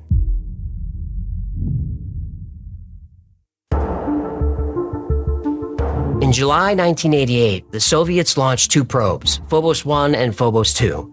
These were sophisticated spacecraft equipped with state-of-the-art instruments.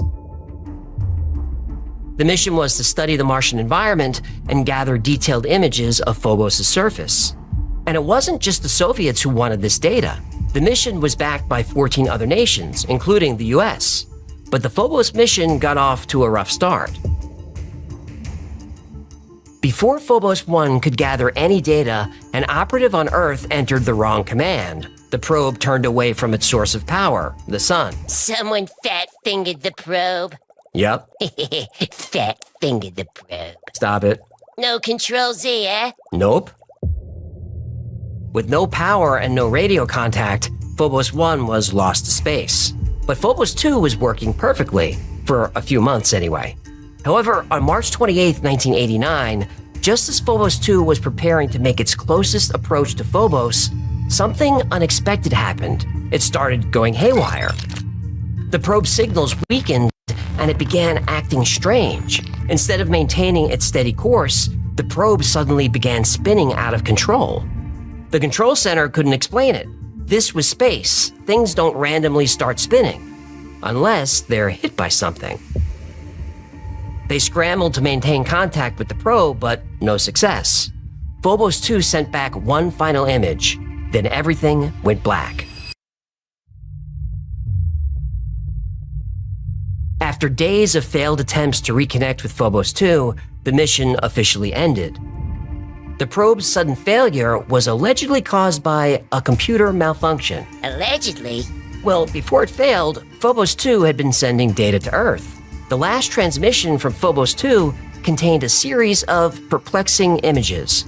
And the last image Phobos 2 sent to Earth provided proof that it didn't fail because of a simple computer malfunction. Phobos 2 was attacked by a UFO.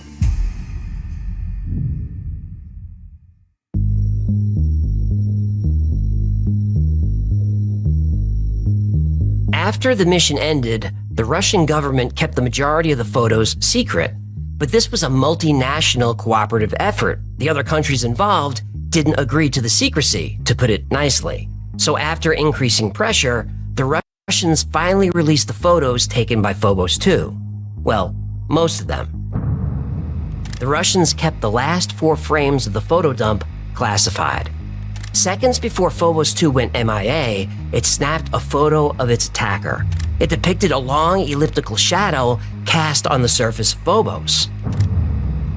A massive oval object was hovering above the moon. The shadow's shape and size could not be explained as natural phenomena. Some scientists thought it might be a shadow or a trick of the eye, while others speculated that it was an object. Either way, something was there that shouldn't have been. But without those last 4 classified photos, it was hard to know exactly what it was. Then, in 1991, Soviet test pilot Maria Popovich revealed one of those top secret Russian photos, and suddenly it all became clear. In the picture, a long elliptical object is clearly seen approaching Phobos. It's estimated to be 15 miles long. On a recent Sightings episode, we brought you information about the possible destruction of a Soviet space probe called Phobos by a UFO. Phobos 2 was sending back pictures, as usual when suddenly the last picture from Phobos arrived.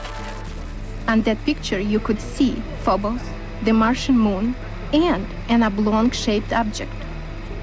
The object cast a passing shadow on Mars. And it's interesting to note that these photos were taken with infrared cameras. Infrared is used to measure the temperature of objects. If the object were a shadow or trick of the eye, it wouldn't appear in an infrared photo. The question then became, what was it? And why would it attack the Phobos 2 probe and cut its transmission? Did it think the probe was a threat? Or was there something it was trying to hide? Because Phobos 2 sent back another very interesting image. It was a close-up photo of a region of Mars, and in that photo is what looks like the ruins of an ancient city.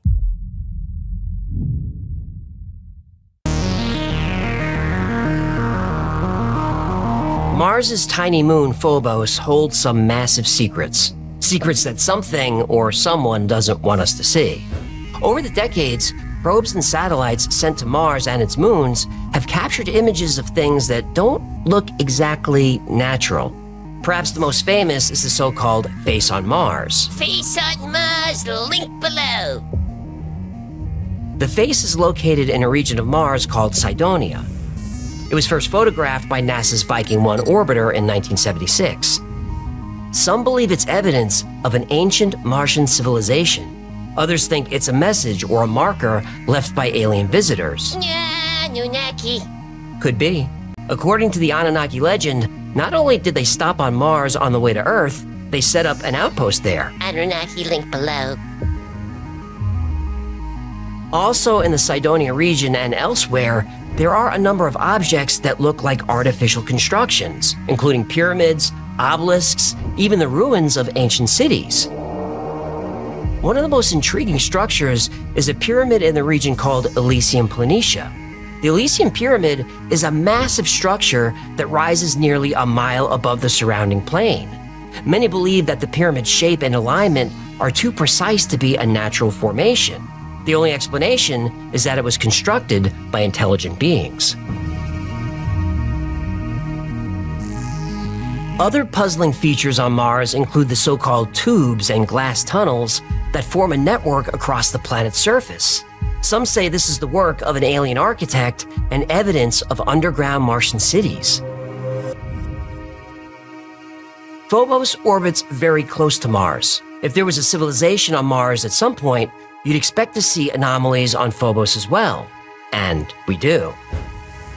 Phobos has deep, uniform grooves. The grooves are not only parallel to each other, but they're nearly the same width, 700 to 1,000 feet, and they're the same depth, 75 to 90 feet. Not only that, but they're brighter than the rest of the surface, as if they were made from a different material. And over the years, new grooves have formed, grooves that suddenly appeared in between space missions.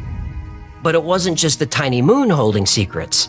The Phobos 2 probe also took pictures of what looked like remnants of a city on Mars. Again, you can see rectangular shapes and even grid-like straight lines, as if there are buildings and roads below. Now, scientists claim these anomalies on Mars and Phobos are a trick of the eye, nothing more than pareidolia, our tendency to see patterns in random images. Phobos' craters, too, are strange. The largest is Stickney Crater, named after the wife of Asaph Hall, the man who discovered the moons. Stickney Crater is a massive 6 miles wide. It takes up almost half of Phobos' surface. The rim is so circular that it almost looks fake. Believers of the hollow Phobos theory believe that the crater is the entrance to the moon's cavernous interior, caverns potentially harboring alien life. And only a short distance from the giant crater is the Phobos monolith. It's 279 feet across and 300 feet tall. It's oddly bright and oddly rectangular. Nature likes circles and curves, not sharp edges and straight lines. American astronaut Buzz Aldrin even talks about the monolith. We should go boldly where man has not gone before. Fly by the comets, visit asteroids, visit the moon of Mars. There's a monolith there, a very unusual structure on this little potato-shaped object that goes around Mars once in 7 hours. When people find out about that, they're going to say, who put that there? Some say the monolith is an artifact, a remnant of an ancient Martian civilization, placed near the crater as a beacon or marker. But there is another theory about the monolith, that it's evidence of technology shared between worlds, because there are structures on Phobos and Mars that are almost identical to structures found right here on Earth.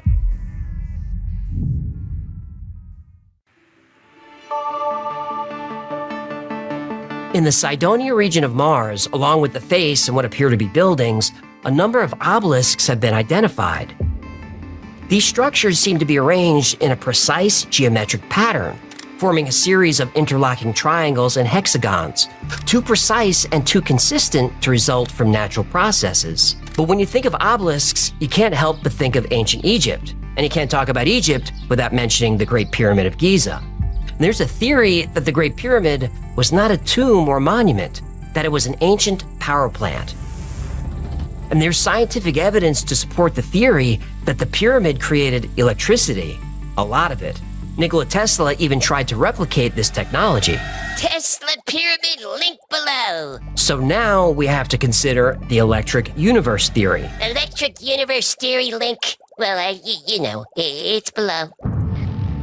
This theory says that electricity, not gravity, is the dominant force in the universe.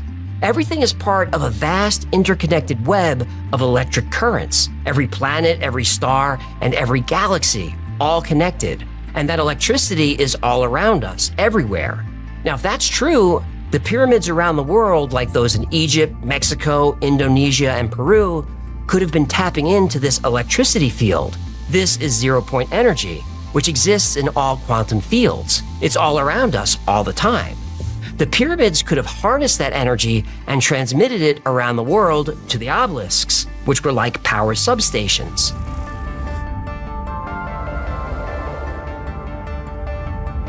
And if that's true, then the pyramids and obelisks on Mars could have served the same purpose.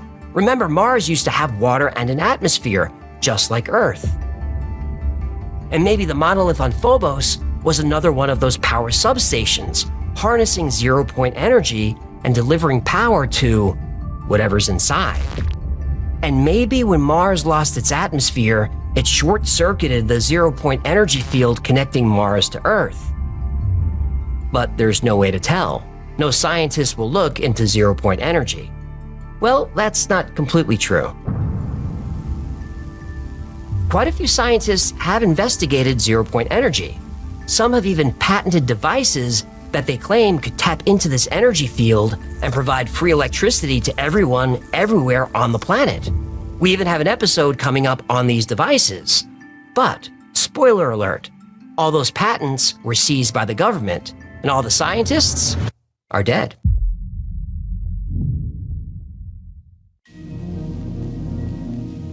So what exactly happened to Phobos 2? Why did it start spinning out of control? Why did Russia keep the photos classified for so long? What are the anomalies and who or what created them? Well, like the Mars episode, this one is difficult to debunk. But not impossible. Let's start with the facts. All the mystery surrounding Phobos 2's sudden failure is true. In 1989, Soviet scientists published a report in Nature magazine about Phobos 2's experiments. Only 3 paragraphs in the 37-page report discuss the probe's loss. They admit not only that it was spinning, but that it was possibly struck by something. Now, whether it was targeted by an alien ship, we don't know. But what the Russians downplayed was it was spinning before it got to Mars. Phobos 1 went dark, that's true, and Phobos 2 was malfunctioning the whole time. Because it was spinning, Phobos 2 was transmitting data all over the place. The data that did get back to Earth was messy. The cameras weren't working properly. The giant 35-mile-long cigar-shaped UFO, it was a data glitch. But the story is worse than that. Remember how Marina Popovich came forward as a whistleblower? She said that the image of the giant cigar-shaped craft was the last one sent before the probe went dark. Well, that wasn't true. There were actually 57 more images sent back to Earth for 2 more days. In those images, you see a white line going down the center of every frame taken with the infrared camera, no matter what the camera was pointing at. When Phobos took pictures of Jupiter, there's the white line again. White lines, vision dreams of passion, going through my mind, and all the while I think of you. Grandmaster Flash. I know who it is. Okay, so there was no cigar-shaped UFO. That was a glitch with the infrared lens. When we look at the same pictures that aren't infrared, there's no object. Now, most articles and videos about the Phobos 2 incident will say that Marina Popovich was a cosmonaut who'd been to space, but she wasn't. But she really was a test pilot, and she was a rock star. She reached the rank of colonel and was the first Soviet woman to break the sound barrier. But she was also a big-time UFO believer. Now, whether she was lying about the image or is just misinformed and excited, I'm not sure.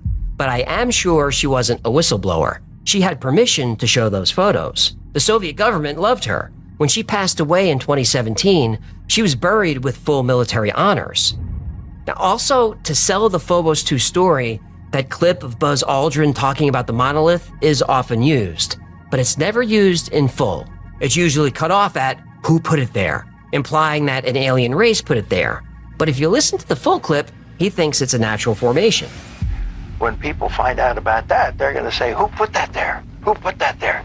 Well, the universe put it there. If you choose, God put it there.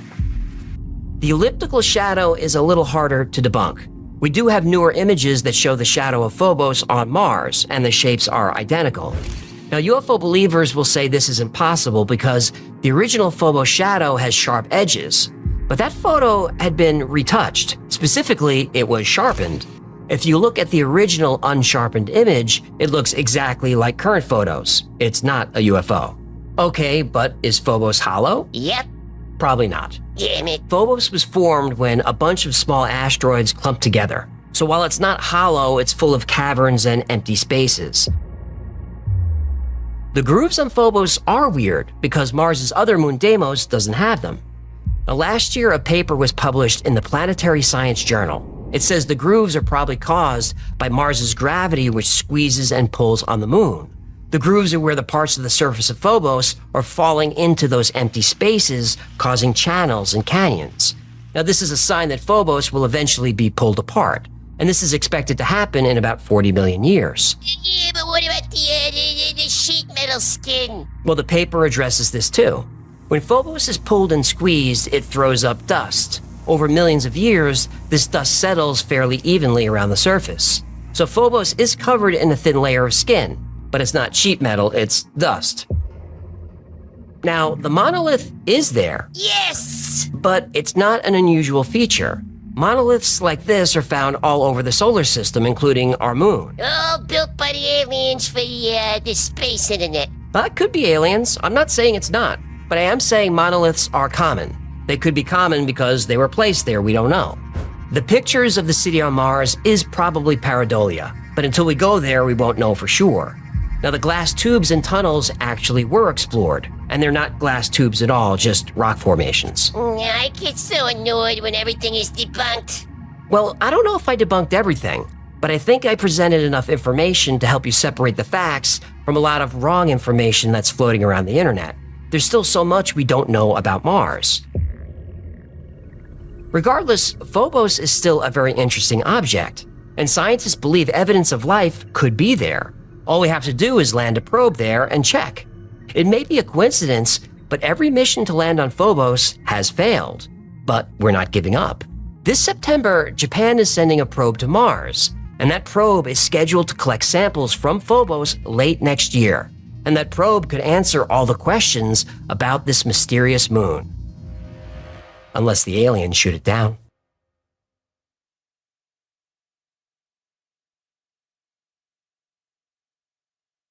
Does the moon really smell like gunpowder? Turns out it does. For this video, we're going to assume the moon landing was not faked. We are going to assume the moon landing was real. You'll believe anything.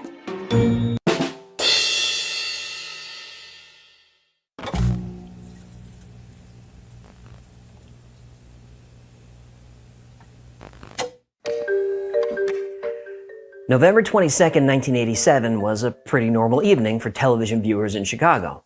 That night, like every night, Dan Rome was covering sports on WGN-TV Channel 9. Then suddenly, the signal was disrupted and screens across the city cut to black. Engineers at WGN-TV thought their transmitters were failing. They weren't. A few seconds later, this happened.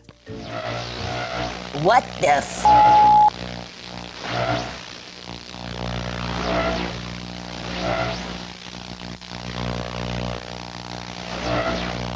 WGN's broadcast signal had been hijacked in what is now known as the Max Headroom incident. WGN-TV was able to act quickly and get their signal back, but 2 hours later it would happen again to another TV station, and there was nothing they could do to stop it. So what happens next remains one of the most bizarre, unsolved crimes in television history.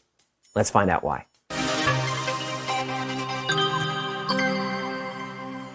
Because you are going to see it as well.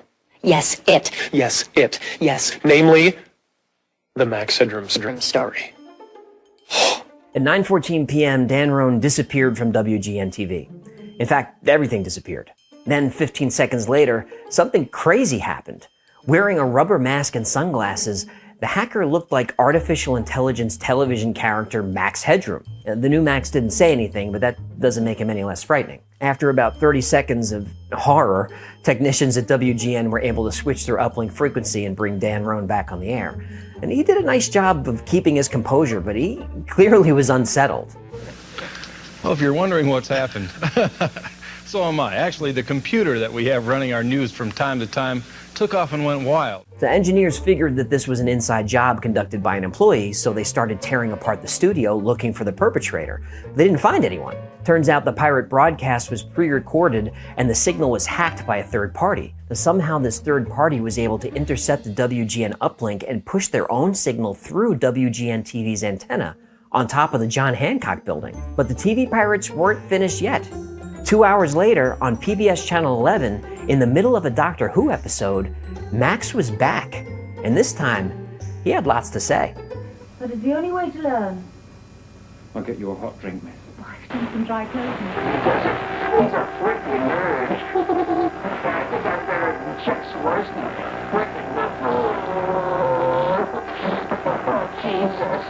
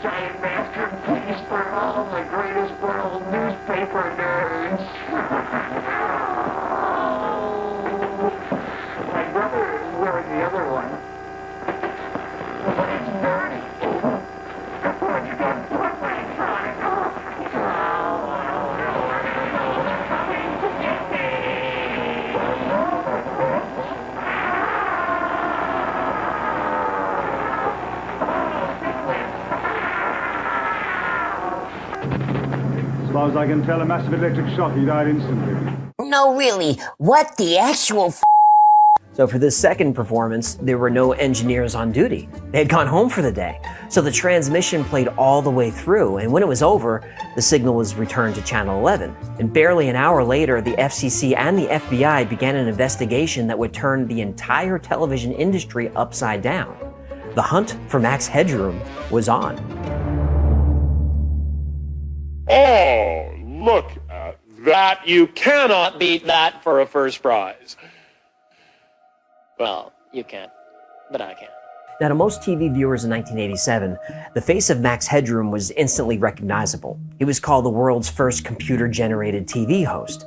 Max Headroom originally appeared in the cyberpunk TV movie Max Headroom 20 Minutes into the Future, which was broadcast in 1985. In fact, he had a show on the air at the time. It ran on Channel 4 in the UK and on ABC in the US from 1987 to 1988. The show was eventually canceled when it was beaten in the ratings by Miami Vice.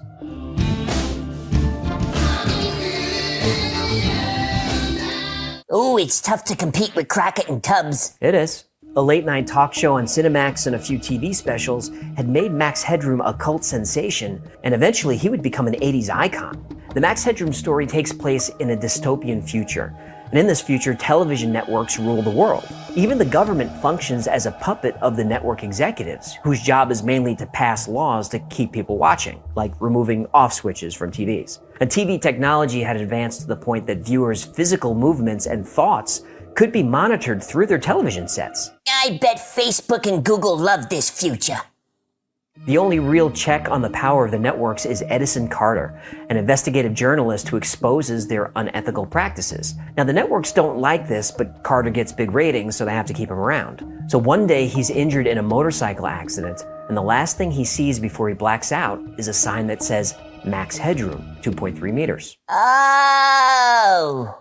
So desperate to maintain ratings with its star reporter, the network hires a hacker to upload Carter's mind into an AI, and Max Headroom was born. And despite what most people think, Max was not really computerized. He was played by Matt Frewer, who wore makeup and prosthetics and sat in front of a blue screen. And Max Headroom was designed to be a parody of real-life TV newscasters where the line between news and entertainment was getting more and more blurry. That line is gone now. It definitely is. Max Headroom was conceived as a cyberpunk on mainstream TV, a voice to rail against the establishment and corporate conglomerates. And the world he described in 1987 turned out to be pretty close to what we're living now. Have you any idea how successful censorship is on TV? Don't know the answer? Successful, isn't it? Okay, let's break down the video and how the hacker managed to pull this off in the first place. Max starts with, he's a freaking nerd. The people have speculated that the beginning of the video was cut off, so we're not really sure what he means, but we do know how he created this voice. By running the audio feed through an analog ring modulator, you can create this effect.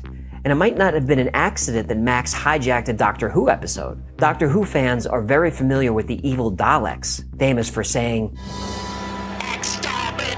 and to create the Dalek's voice, the audio was run through a ring modulator. Now today this is completely done with software, but in 1987, this would have been done with an analog effects pedal that could have been purchased from any music shop. So maybe Max was a Doctor Who fan. Max is referring to the Chicago Bulls announcer who was then WGN Radio's top sportscaster. In the background behind him was a cheap piece of corrugated metal that you can get at any hardware store.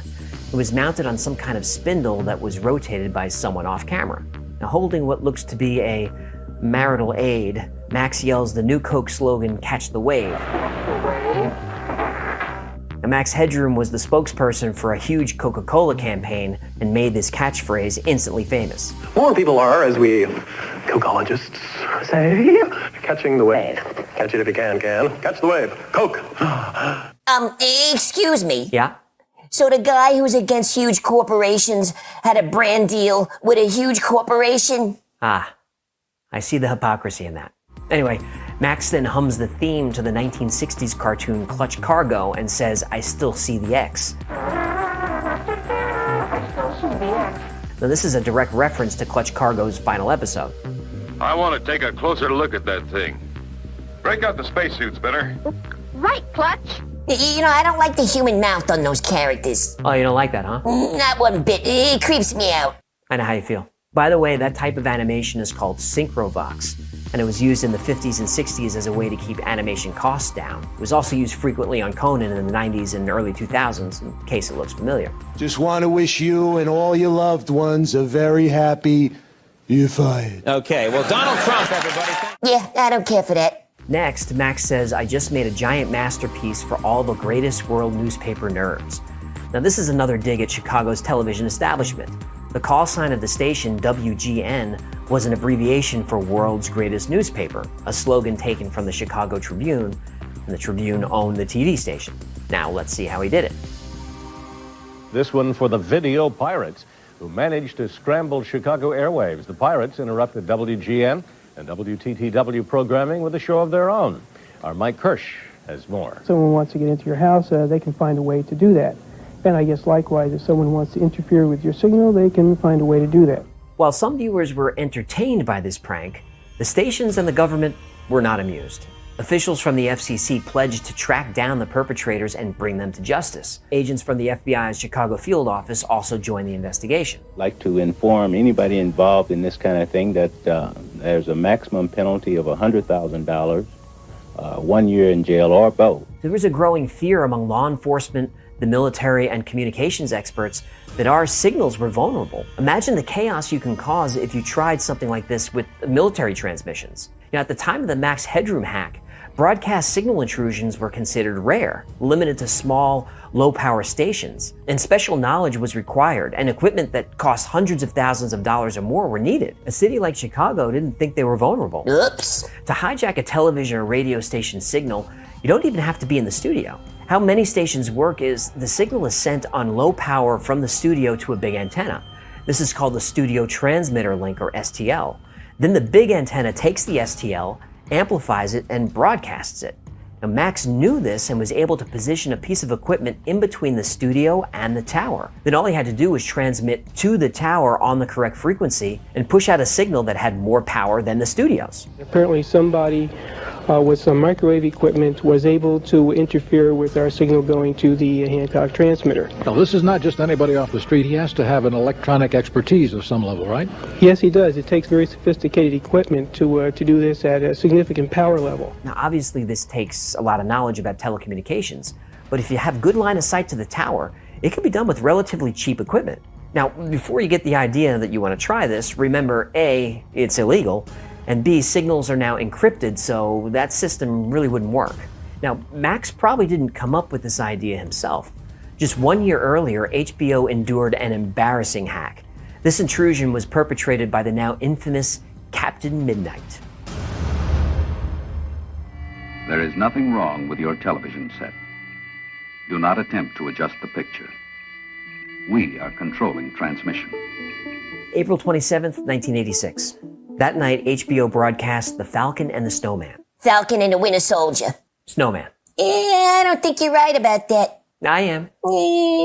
Anyway, at around 32 minutes past midnight, the screen flickered into color bars with a message superimposed on top.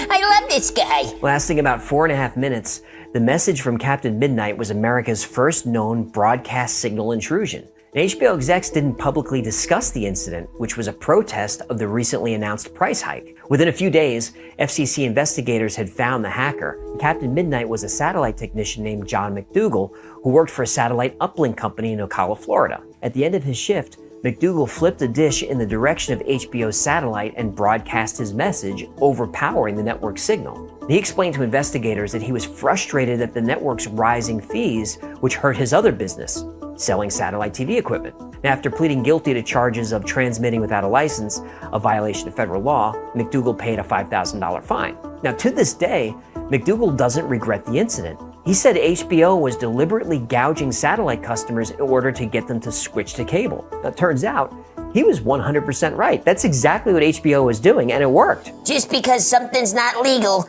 doesn't mean it's not right. I couldn't agree more.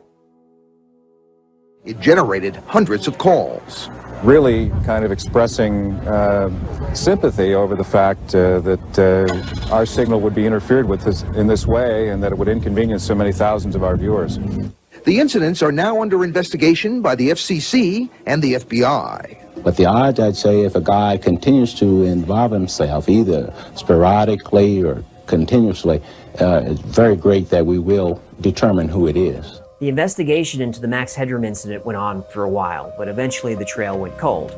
The FCC and FBI weren't prepared for this type of investigation, and the agencies weren't cooperating with each other. Ever since 1987, people have speculated about who Max was, from local dial-up BBSs to Reddit. There are tons of theories. Eventually, each theory is debunked, and to this day, nobody has come forward. Now, most people believe that it was an employee with an axe to grind against WGN, but nobody really knows for sure. There was no message, there was no motive, and decades later, no perpetrator. It seems like it was done purely for the curiosity and the glory of simply doing it. That's good enough for me. Thanks for hanging out with us today. My name is AJ. That's Hecklefish. This has been the Y-Files. If you had fun or learned anything today, comment, like, subscribe, share. It really helps out the channel. The algorithm is a succubus who wants to seduce us and harvest our essence. But with your help, we can defeat her. When you say essence, do you mean... Never mind that. Until next time, be safe, be kind, and know that you are appreciated.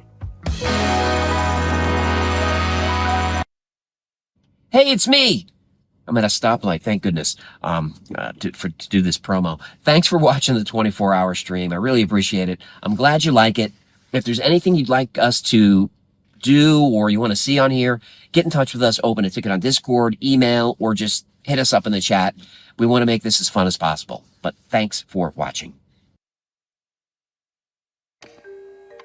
In 1988, aerospace designer Brad Sorensen went to Norton Air Force Base for the annual air show. The show was the chance for aerospace companies and military contractors to show off new technology to top military and government officials.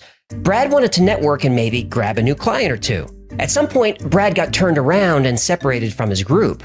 He hopped into another group and ended up in a large hangar watching a presentation given by a 3-star general. At first, it was the typical rundown for various top-secret aircraft. Brad figured he was in the right place. He wasn't. The general signaled to someone, and a huge curtain was pulled, revealing 3 aircraft that nobody was expecting.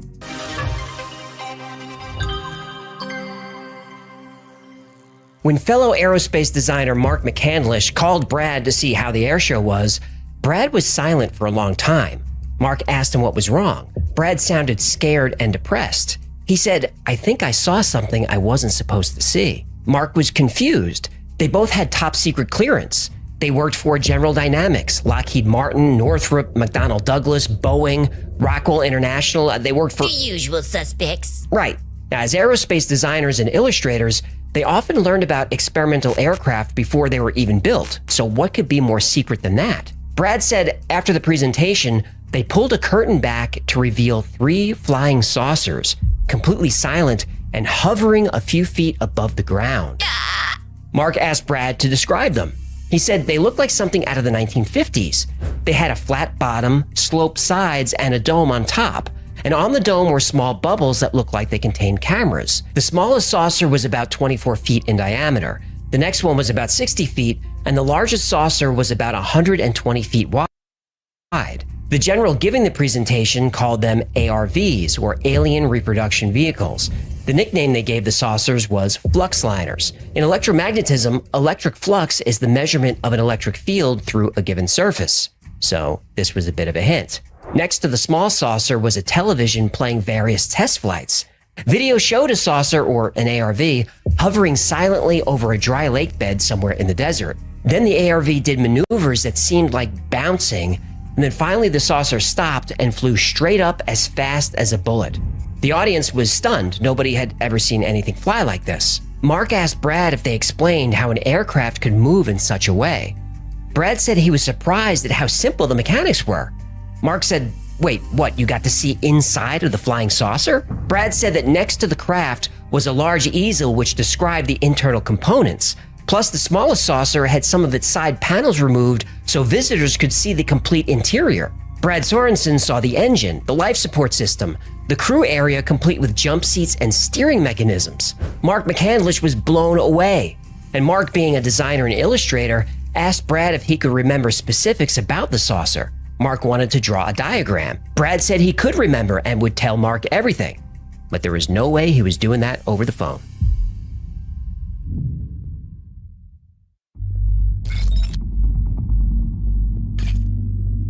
Brad Sorensen and Mark McCandlish met for lunch the next day to talk about the alien reproduction vehicles that Mark had seen at the air show.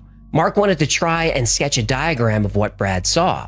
Both men worked in aerospace as designers and illustrators, so they were familiar with a lot of the technology and were trained to pay attention to detail. The first thing Brad noticed is that the ARV seemed kind of worn. They had chips in their paint, fingerprints, and smudges all over them. Clearly, the American military had this technology for a long time. Brad went on to sketch out and describe the interior of the ARV. The dome at the top is actually half a sphere. The crew jump seats are in the top of the sphere. The flat bottom of the saucer is a large capacitor array over a foot thick. On top of the array are oxygen tanks for the crew to breathe and to maintain air pressure within the craft. Then Brad revealed 2 bombs dropped by the 3-star at the air show. 1, the saucer can travel faster than light. Wait, what? And 2, it uses zero-point energy. Wait, what? Well, zero-point energy would require its own episode to really get into it, but here's the gist. 0 point is the lowest possible energy that a quantum mechanical system can have. Excuse me, did you just yawn? Well, that explanation did not help. Well, in classical mechanics, empty space is just empty space. But in quantum mechanics, no space is truly empty. There are fluctuating fields in constant motion, and there are particles that act like waves that wink in and out of existence. These fields and particles require energy to do that. energy that exists everywhere, even in the vacuum of space. For example, liquid helium at absolute zero in a vacuum is still liquid. You can't have liquid unless the atoms are in motion. Helium doesn't freeze because zero-point energy keeps the atoms moving. Well, yeah, but how much energy could there actually be in nothing? Well, physicists John Wheeler and Richard Feynman calculated that zero-point energy in the vacuum of space is so powerful that the amount of space that fits in a coffee cup has enough energy to boil and evaporate all the oceans on Earth. A coffee cup. Well, if zero-point energy boils away the oceans, we can refill them with the tears of oil company executives. And the politicians in their pockets. You're catching on. It was at this point where Mark McCandlish put his aerospace design skills to work. He converted Brad's rough sketch to a technical blueprint to scale of a functioning flying saucer. Over the next couple of years, Mark would perfect his drawing after speaking with other eyewitnesses who gave him more and more details. Wait. More people saw this flying saucer than just the one guy? Oh yeah, many more people.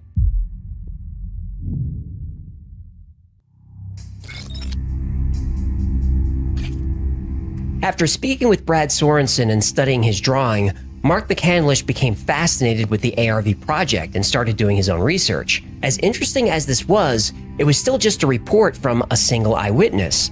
But the more Mark looked into the secret project, the more people he would find that saw the ARV, worked on it, and even flew it. In the early 1990s, Mark ran into Kent Sellen at an air show. A lot of action at these air shows, huh? There is. You want to check one out? Nah, I'm good. Kent was a crew chief working at Edwards Air Force Base, and one day he was sent out to repair a piece of equipment.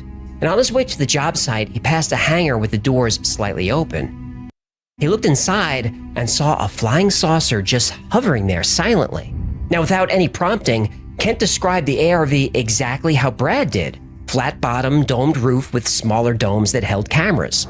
And just as the initial shock was wearing off, Kent had a gun in his face. A voice told him to shut his eyes and get down on the ground. A bag was thrown over his head and he was dragged to an interrogation room for an 18-hour debrief. Verbal colonoscopy. Exactly. The aggressive military reaction didn't surprise Mark. What surprised him was, this happened in 1973, almost 20 years earlier. So how long has the military been sitting on this thing? Well, what happened? He says, well, this thing, was flat on the bottom, sloping sides, a little ledge around there, and then a dome on the top with these little glass things on top. Looked like there was a camera under each one. And I said, really? He said, yeah. No, no landing gear. It was hovering. And I said, let me borrow your pen. So I took out a Kodak lens cleaning tissue package that I had in my camera bag. It was the only thing I could think of to draw on. I did a quick sketch of this alien reproduction vehicle as described by my friend Brad Sorensen back in 1988. And I said, is that what you saw? And he says, oh, you've seen one. And I said, no, but I wasn't sure until this moment that the story was absolutely true. And so that was when I knew there was a second point of confirmation. In addition to Kent Sellen, there is at least one other person from the military who's been willing to go on record about the ARV. That there was one facility at Norton Air Force Base that was close hold. Not even the wing commander there could know what was going on. And during that time period, throughout my career, it was always rumored by the pilots that that was a cover for, in fact, a location of one UFO craft. And the reason for that location was folks that could come out, land at Norton, play golf, be part of a golf tournament and so forth, and during that process could go by the facility and actually see the UFO.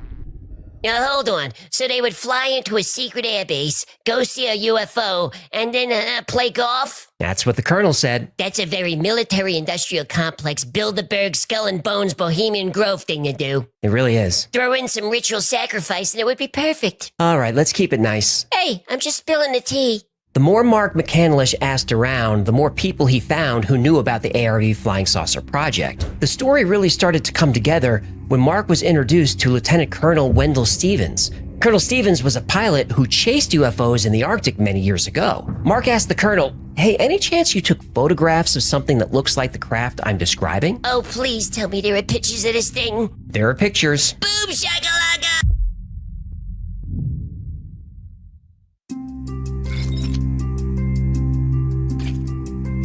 These photos were taken in 1967, so it would seem that the design changed slightly over the years. The only major difference between the 1967 ARV and the one Brad saw in 1988 was that the bubbles on top were larger in the older craft.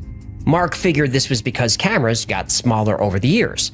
Cameras are now so small that we can assume that the current ARV models have even smaller or no bubbles at all. Mark McCandlish noted that even though there's a large variation in the shapes of the UFOs that have been photographed over the years, the general design is the same, round with a flat bottom, angled edges, and an upper compartment. Some UFO photos go back to 1950, so these vehicles have been around for at least 75 years. But they may have been here longer than that. A lot longer. In ancient Hindu and Sanskrit texts, there are many stories about Vimanas, the flying machines of the gods. The Mahabharata, written about 3,000 years ago, describes events that happened as far back as 5000 BC, and Vimanas are mentioned quite a bit. They can fly at great speeds, fly into space, and even fly underwater. But what's really interesting about the Vimanas in the ancient texts is the engines are described in detail. Strong and durable must be made the body of the Vimana, like a large flying bird of night material. Inside one should place a mercury engine with its iron heating device below. Through latent force in mercury, which triggers the buoyancy swerve, a man sitting inside can travel great distances in the sky. The Vimana's movements are such that it can climb vertically, descend vertically, move forward and backward. With the help of machines, humans can fly in the air, and celestial beings can come to Earth. In other passages and texts, Vimanas are described as having a mercury vortex engine. That's pretty specific. So, a couple of questions. If mercury is in a cylinder and is then heated, will it circulate and cause a vortex? Yes, it will. But what if the Vimanas weren't using heat? What if they were using electricity like the ARV does? Will mercury circulate if a current is applied to it? It sure will. This technology was very interesting to Germany in the 1930s. You might be familiar with Die Glocke, or the bell. Die Glocke was about 12 feet high and 9 feet in diameter. It used two high-speed counter-rotating cylinders filled with solutions of liquid mercury. The rotating mercury supposedly allowed the bell to defy gravity. We know that if you apply current to mercury, it will rotate. Reverse the polarity of the current, it rotates in the opposite direction. At this point in Mark's research, he was convinced the ARV project was real, and he began to unravel the mystery of its method of propulsion. In order to completely solve that piece of the puzzle, Mark would need to speak to people who claimed to have been inside a UFO. So, he started talking to abductees.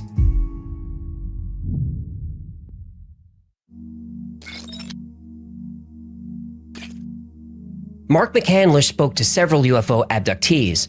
Most of them remembered the aliens and the experiments they endured, but none of them remembered seeing the engine, except one. She said the craft she was on was round, and in the center was a column full of silver liquid rotating very rapidly. And there was a wheel or device on the column that was rotating in the opposite direction. People who have found UFO crashes like the Roswell crash have reported seeing similar technology in the wreckage. And there are dozens of patents for anti-gravity devices and vehicles that use electricity to fly great distances at great speeds. Unsurprisingly, most of these patents appeared after Roswell in 1947, but a lot of the patents are built on the work of Nikola Tesla. Mommy! Between the many eyewitness accounts from military contractors and the accounts of alien abductees, Mark was able to discern how the ARV operates. The circular base was essentially a huge Tesla coil, multiple metallic layers stacked on each other with a slight gap in between acting as a capacitor to store and redirect electricity. Because the craft uses a lot of electricity, possibly 1,000,000 volts or more, it generates a powerful electromagnetic field. By manipulating this field, the ARV pilot can generate thrust. The center column contains two counter-rotating cylinders of liquid mercury. The upper platform acts as an additional capacitor, working with the lower capacitor to allow the craft to move in any direction. The control system that the pilot uses is simple. With his right hand, the pilot has a lever which controls how much electricity is deployed from the capacitors. At the pilot's left hand is what looks like a large trackball. This control sends power in any direction, 360 degrees. Oxygen tanks and the life support system is attached to the lower platform. The ARV has no windows. It uses what's called a synthetic vision system. The cameras on the exterior of the vehicle allow the pilot to see. These cameras work in conjunction with each other and send separate feeds to the pilot's left and right eyes so he can see in 3 dimensions, like how a VR headset works. That's the entire thing in a nutshell. There's not much to it. Aren't you forgetting one thing? What? How the hell do these things go faster than the speed of light? Ah, right. That's where it gets really fun.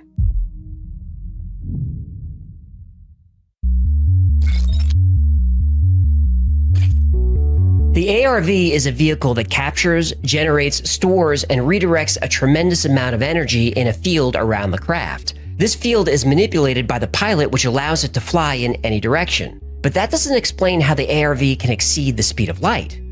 Or does it? A number of papers have been released by physicists within the last 20 or 30 years that explain how a craft like this could travel beyond the speed of light. The reason nothing can go faster than light is because as you go faster, your mass increases. The closer you get to light speed, the closer your mass gets to infinity. Oh, that's a lot of mass. It is. It's way too much. Zero-point energy is everywhere and is responsible for the effects of gravity, inertia, and mass. So a vehicle that utilizes zero-point energy, drawing it in from its environment, could theoretically reduce gravity and lower its mass. And the faster the ARV goes, the more energy it absorbs, the lower its mass gets. This is like the opposite of E equals mc squared. But the math shows that this process doesn't actually violate the laws of physics. In September 2000, physicist Miguel Alcubierre released a paper called The Warp Drive. He describes how a vehicle could go faster than light without violating relativity. What the vehicle does is compress space-time directly ahead of it and expand space-time directly behind it. That would allow the ARV to go extreme distances very quickly, like to the edge of the solar system in a few minutes. Alcubierre's paper also describes how the vehicle at the center of this warp field would not experience any change in gravity at all. No matter how fast you accelerate or how sharply you turn, the bubble around you maintains the exact conditions you had when you started traveling. This would explain why UFOs can maneuver so dramatically. An aircraft moving at 7,000 miles per hour doing a sharp right turn would turn the human body into chunky salsa. Seatbelts wouldn't matter, your organs would be crushed by the G-forces, though you would stroke out before that happened. But using Alcubierre's warp drive, you don't feel any of it. You could literally accelerate at 100 G-forces and not spill your martini. Ooh, there's martinis on this flight? I figure if I'm traveling to another solar system, I'd like to be relaxed and a little buzzed. Ooh, how did the stewardesses look? They're called flight attendants now. Pilots have reported that UFOs moving at extreme speeds do so without generating any noise or any exhaust of any kind. UFOs have been said to generate energy out of thin air. Well, that's because they do. Now, what is zero-point energy? I'm going to show you many different definitions, but let me quote Nikola Tesla. Quote, "Throughout space, there is energy. Is this energy static or kinetic? If static, our hopes are in vain. If kinetic, and we know for certain it is, then it is a mere question of time when men will succeed in attaching their machinery to the very wheelwork of nature. Many generations may pass, but in time our machinery will be driven by a power obtainable at any point in the universe." And so there, ladies and gentlemen, is the basic birth of the concept of zero-point energy.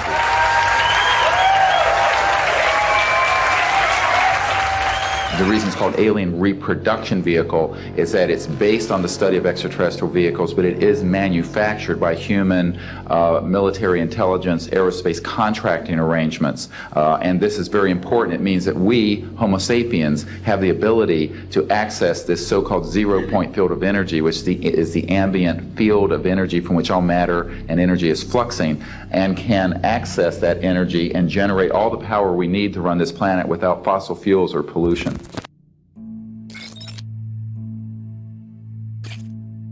Most of the information in today's episode comes from a documentary created by filmmaker James Allen. It's called Zero Point, the story of Mark McCandlish and the Flux Liner. If you're interested in this topic, and how could you not be, I'll link to the full doc below. It's 90 minutes of jaw-dropping stories.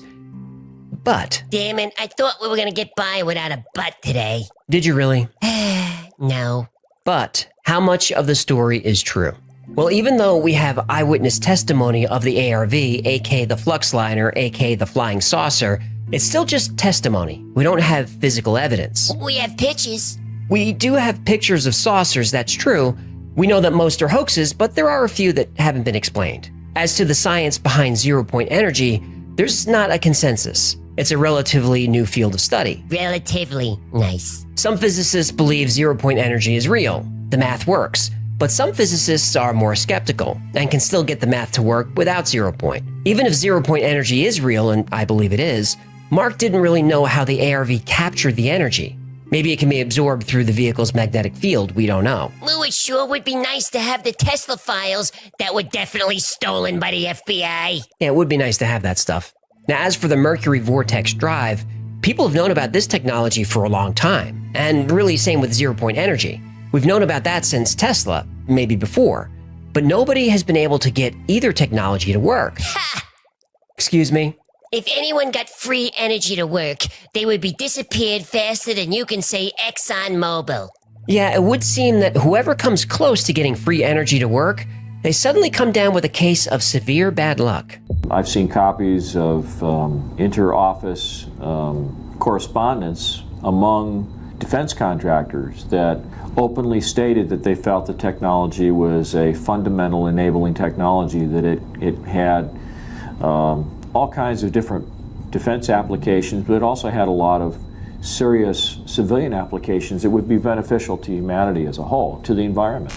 It seems obvious that someone, perhaps a group, maybe some kind of a rogue civilization within our society has captured the technology. They're exploiting it for their own aims, for their own interests, whatever those might be. There's not a sliver of doubt in my mind that it exists.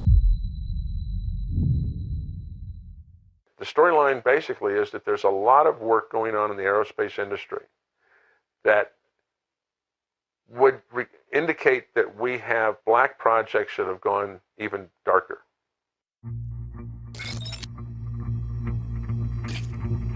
Stefan Marinov was the leader of the European free energy movement.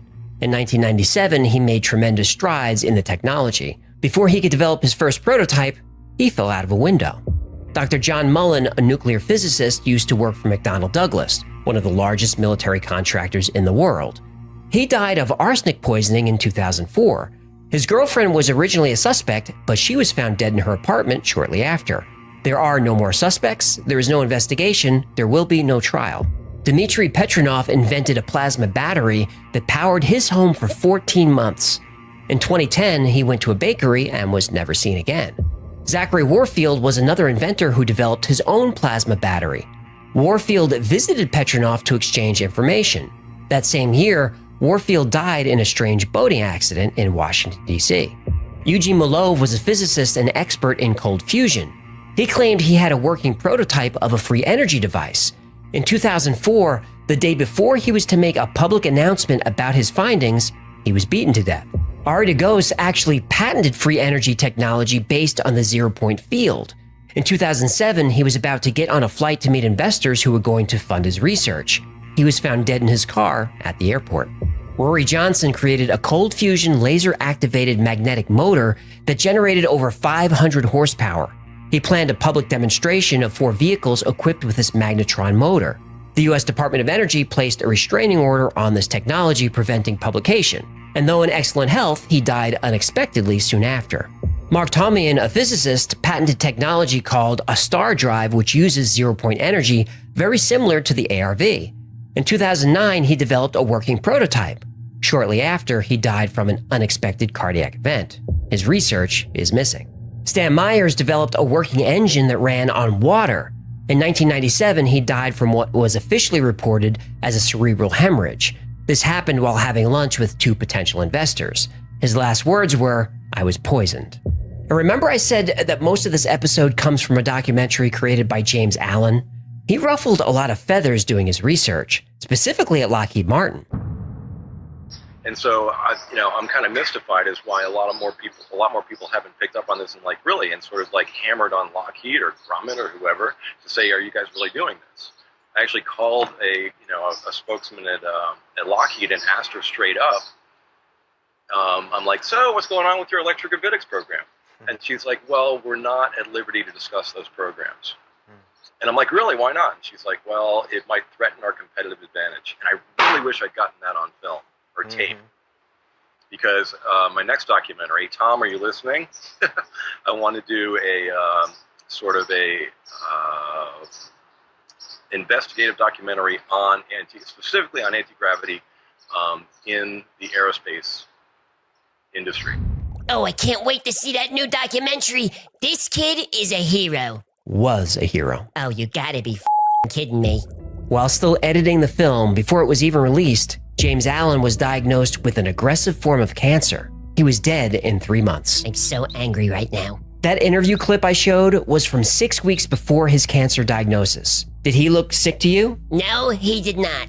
Autopsy results revealed an unbelievably aggressive tumor that usually occurs in patients with cancer for years, not weeks. And his blood contained 12 heavy metals and radioisotopes at toxic levels. Manganese, beryllium, thorium, and uranium were found in his blood. James Allen never got to see his documentary released. And his next film, which would expose anti-gravity technology being pursued by military contractors, now that would never happen. This is a bunch of these government companies doing the when are we going to stand up and something about these Yeah, I know. Even Mark McCandlish was afraid. You've actually heard a couple different stories about people being shut down when they're trying to implement this. Or killed. Or killed. Yeah. I mean, there's many times I lay awake at night with my 9mm under my pillow, loaded, and I wonder why they haven't killed me. You know, I honestly did. Well, at least he made it, right? Tell me he made it. Did he make it? Well, oh no. This past April, Mark was found dead in his apartment. Let me guess. He took his own life. Yep. You better watch your back, sport. I do. I honestly believe the only thing keeping me safe is all of you. I just hope that's enough.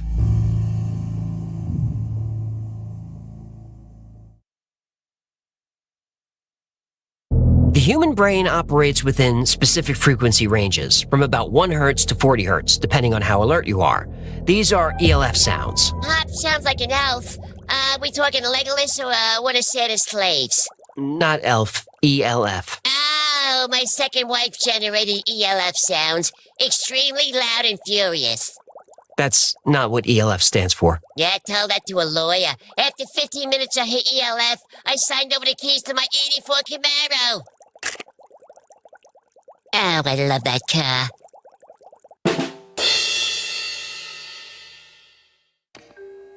On July 25th, 1976, a NASA scientist was studying the images of a region of Mars called Cydonia when something caught his eye. He had to take a second to process what he was seeing. He grabbed a magnifying glass. There was no doubt. On the surface of Mars, 140 million miles from Earth, was a structure in the shape of a human face. It was huge, about a mile wide, and showed 2 eyes, a nose, and a mouth. Around the face were pyramids and structures that didn't look natural. They looked like they were built by someone. The following day, NASA held a press conference. Of the thousands of photos sent back from Mars, all anyone asked about was the face. Who built it and why? Is it a message from an advanced civilization now long extinct? Is it a religious artifact? Is it solid like the Great Sphinx, or could it contain chambers like the Great Pyramid? Then NASA threw cold water on the speculation. They said there was a second photograph of the area taken shortly after, and that photo showed that the face was nothing more than an optical illusion. Small problem, that second photo doesn't exist. So why did NASA lie? Well, the answer to that question is in the other pictures.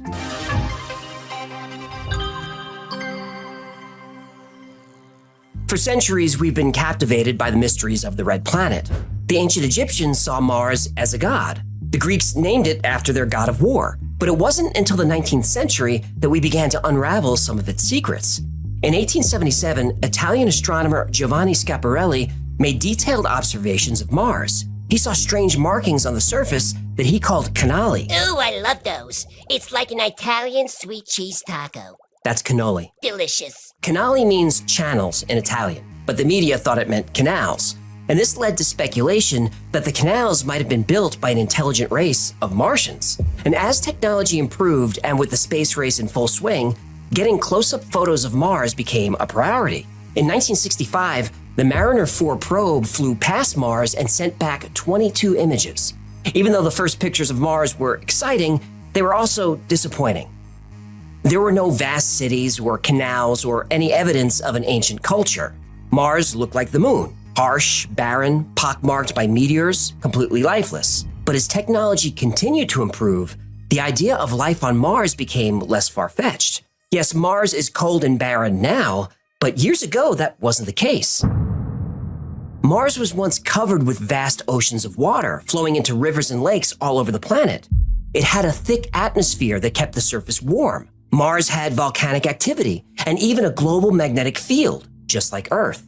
It was a long time ago, but the red planet was, at one time, a blue planet, with all the ingredients necessary to support life. In 1975, NASA sent 2 spacecraft to Mars, Viking 1 and Viking 2.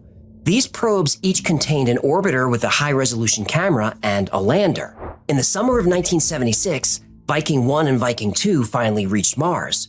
Both orbiters took thousands of photographs of the Martian surface. NASA scientist Toby Owen was one of the first researchers assigned to look for landing sites. And when Owen found the face on image 35-A72, he was beyond excited. NASA released the image to the press as a way to increase public interest and attract attention to Mars. This worked, but a little too well, because the face was the only thing the press wanted to talk about. It became such a big story that NASA had to release a follow-up statement about the face, saying it was just an optical illusion, and they took another photo to prove it. Isn't it peculiar what tricks of light and shadow can do? When we took another picture a few hours later, it all went away. It was just a trick, just the way the light fell on it. Except that second photo was never produced, and nobody thought to ask. Face or not, Cydonia was the top contender for the landing site of Viking 2. The terrain is flat, visibility was good, and there are interesting rock formations to explore. But a few days after the release of the face photo, Viking 2 landed in a barren, rocky region called Utopia Planitia. One scientist working on the mission complained that this was like landing in the Sahara Desert and expecting to find a garden. So why the last-minute change of the landing site? Is there something going on in Cydonia that NASA doesn't want us to see? Well, the answer is yes, lots of things. Monuments are not built in isolation. The pyramids found in Egypt or in Central or South America were not single structures. They were part of sprawling complexes of buildings, town squares, and temples. If an ancient culture living on Mars created a monument of a humanoid head, we'd expect to see other structures close by. And that's exactly what we see. There's a cluster of pyramids near the face that people call the City Square, and near those is an object nicknamed the Fortress, which appears to be a collapsed pyramid. There's a formation called the D&M Pyramid, named for NASA imaging scientists Vince DiPietro and Greg Molinar. D&M is a massive 5-sided, 1.5 mile tall structure. This is 3 times the size of the largest pyramid in Egypt. But what's really interesting about the D&M Pyramid is that it's symmetrical around 2 different axes. Now, it's easy to dismiss these findings that it's nothing more than a coincidence that all these weird-looking structures and pyramids are within a few miles of the face. But then a professional satellite imaging specialist named Errol Torin started looking into it. He worked for the Defense Mapping Agency, and his job was literally to analyze satellite images and decide which objects were natural and which were artificial. He said that all the objects, including the face, were not of natural origin. But the D&M Pyramid really blew his mind. The geomorphic natural hypothesis is thus left with no mechanism that can explain the formation of the D&M Pyramid.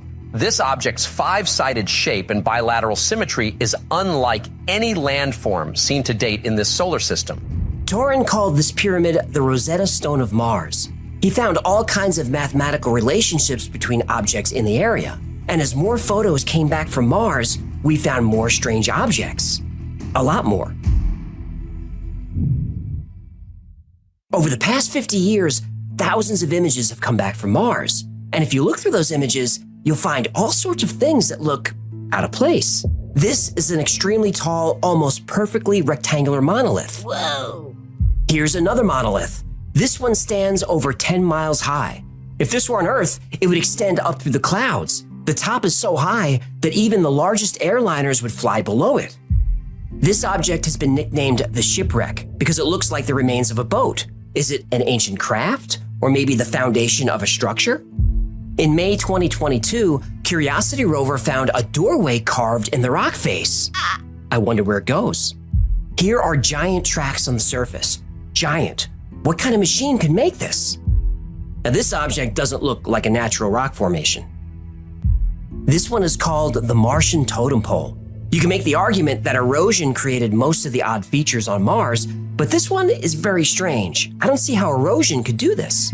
Curiosity took this picture in 2015. It looks like something is hanging onto the cliffs. Here's a dome or the top of a sphere. These structures were famously called glass worms by Arthur C. Clarke. Here's an object that's definitely not a rock formation. A series of still images shows an orb of light moving around the Martian landscape. What the? Skeptics say this is a dead pixel, but dead pixels don't move around the frame. Besides, whatever this is, it's larger than just a pixel. Here's one that blows my mind. This looks like the imprint of a valve or a gear. This was taken with the Opportunity's microscopic imager. Could this be the imprint left by the piece of an ancient machine? How could this mark be formed naturally? How about this? This was taken by the Mars Global Surveyor in the year 2000. Whoa! This saucer-shaped formation or structure really stands out from the surrounding landscape.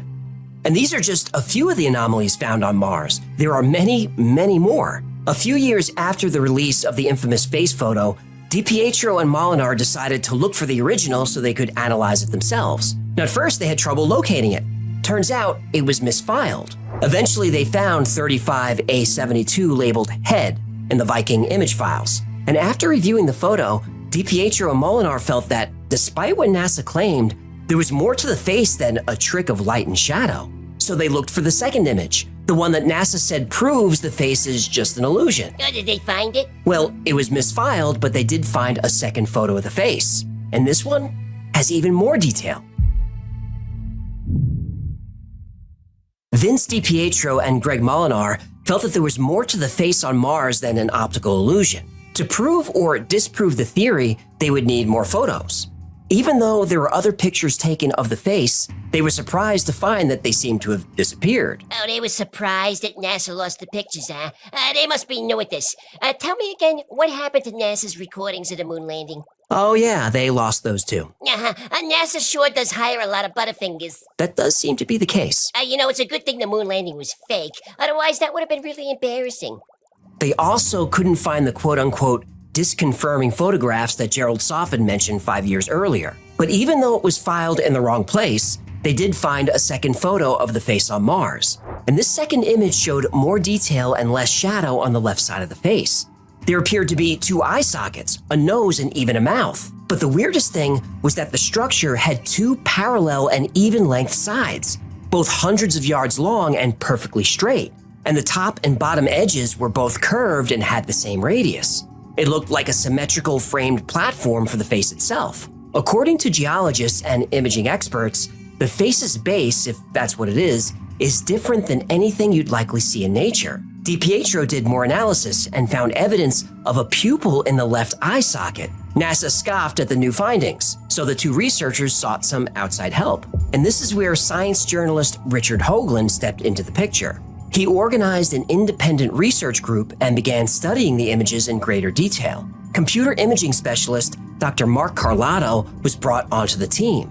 His new image enhancement techniques showed what looked like teeth in the mouth and an odd stripe pattern on the frame areas. Excited by what they found, Hoagland arranged for a briefing on the results with Carl Sagan at NASA. Carl Sagan? The millions and billions guy? With the turtleneck sweaters? Yep, that's him.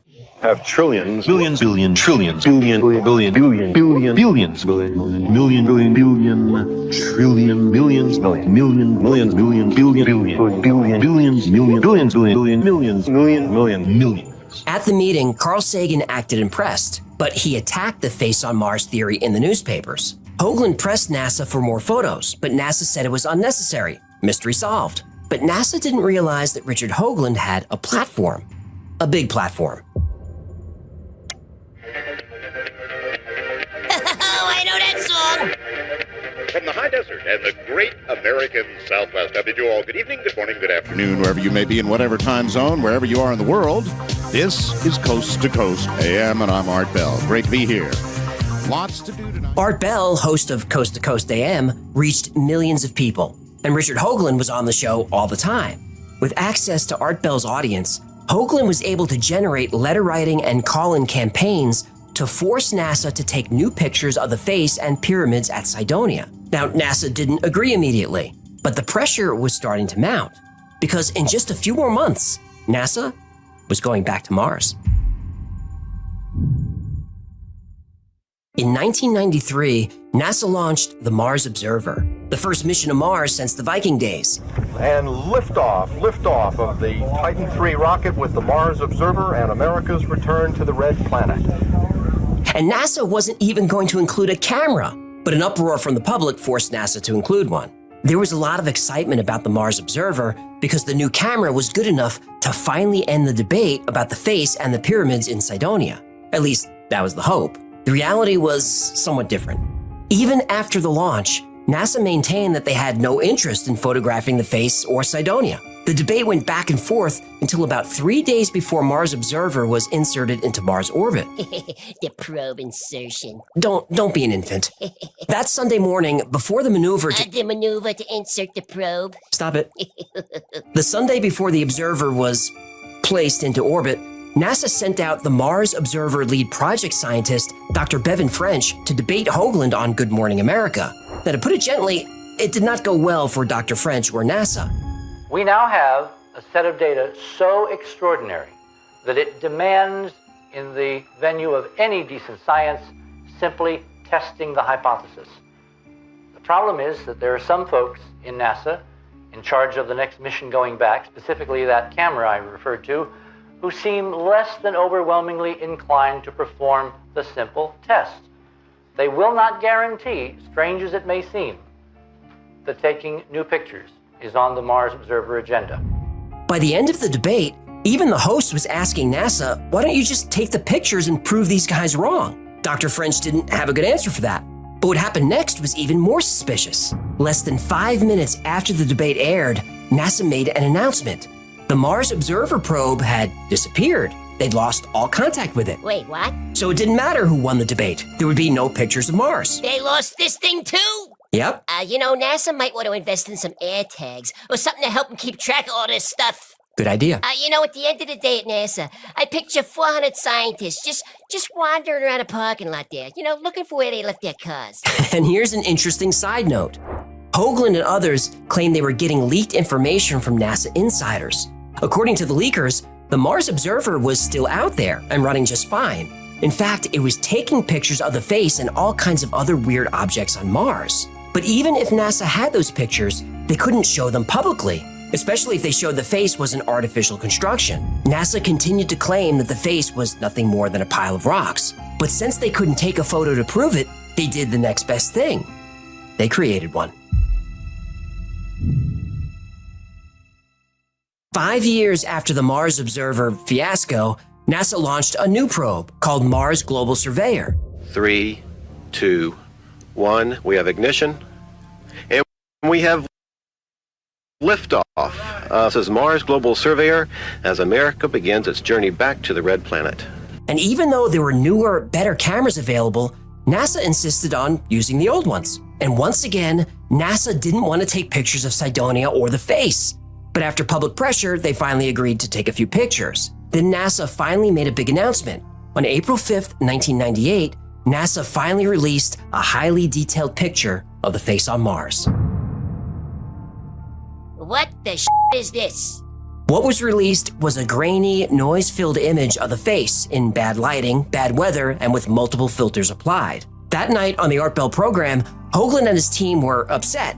Bell said that from his perspective, the image looked like something my kitty would scratch up in her cat box. And from that moment forward, it would be forever known as the cat box image. But it looked like this image was deliberately manipulated by NASA. Lan Fleming, a NASA contractor, went back to the source data and tried to reproduce the cat box image. At first, he couldn't. But eventually, after applying 14 different Photoshop filters, he was able to do it. And he realized this could not be done by accident. JPL removed most of the tonal variation in the original image that gives the observer the visual cues to the real three-dimensional shape of the object. They added false visual cues to give the object its rough, jumbled appearance, inadvertently falsifying the appearance of the surrounding terrain as well. The tap box is not a poor enhancement, as it is often called. It is a crude but very effective fraud perpetrated by employees or contractors to the United States government. Even if the face is proven to be completely natural, this is inexcusable misconduct and a gross abuse of power. If the face ultimately is proven to be artificial, the cat box will certainly come to be regarded as the greatest, most malicious, and most disruptive scientific hoax of all time. Ever since the first color images came back from Mars, they've always been suspicious. The colors were dominated by this weird orange haze. NASA said this is because of all the carbon dioxide and red dust in the atmosphere. Well, a carbon dioxide atmosphere would still be blue. Not a deep blue like on Earth, but a grayish blue. But the images from Mars show the sky as this weird reddish-green color. So what's going on? These photos make the surface of Mars look like a weird alien world, but it's not an accurate representation of color. Nothing is so uniformly one color like this. For some reason, before releasing images of Mars, they ran the images through an orange filter. Now, in the 1990s, nobody would really question this, but modern digital photography software like Photoshop can tell if a single color is applied to an image uniformly. This is a simple calculation for software. It's how white balancing is achieved in photography and video. It's such an easy calculation that current versions of Photoshop give you a one-click way to solve for false color. The function is called, well, autocolor. So look at this early, very blurry image of Mars. That looks like Mars. Well, the version of Mars that's been fed to us for years. But remember, Photoshop can correct for false color. If we autocolor this, whoa! Right. Now that's a very different image. Let's do a few more. Whoa! Whoa! NASA eventually learned that their orange filter technique was easily spotted, so recent pictures of Mars no longer have the weird orange tint. Now even NASA's pictures show a blue-gray sky and a lot of different colors in the landscape. But why would NASA not want us to know that Mars has blue skies? Some say it's to discourage people from wanting to visit Mars. The more alien it looks, the better. So, Mars had oceans and a thick atmosphere and could have supported life. If intelligent life did evolve on Mars, and the face and other artifacts are not piles of rocks, but are actually ruins of a long-lost society, we have to ask, what happened to that ancient civilization? Well, the answer to that question could be the reason that the governments of the world have lied to us about Mars for so many years. Because there is evidence, scientific evidence, that millions of years ago, the planet Mars was devastated by a massive global nuclear war. Curiosity rover arrived on Mars in August 2012 and started analyzing samples from the surface. NASA scientists were expecting to find soil containing heavily oxidized iron, which they did. But what nobody expected to find was evidence of a massive nuclear war. Chemical analysis revealed that the top layer of Martian soil contains a large amount of xenon-129. There's only one known process that creates this particular isotope of xenon, the detonation of nuclear weapons.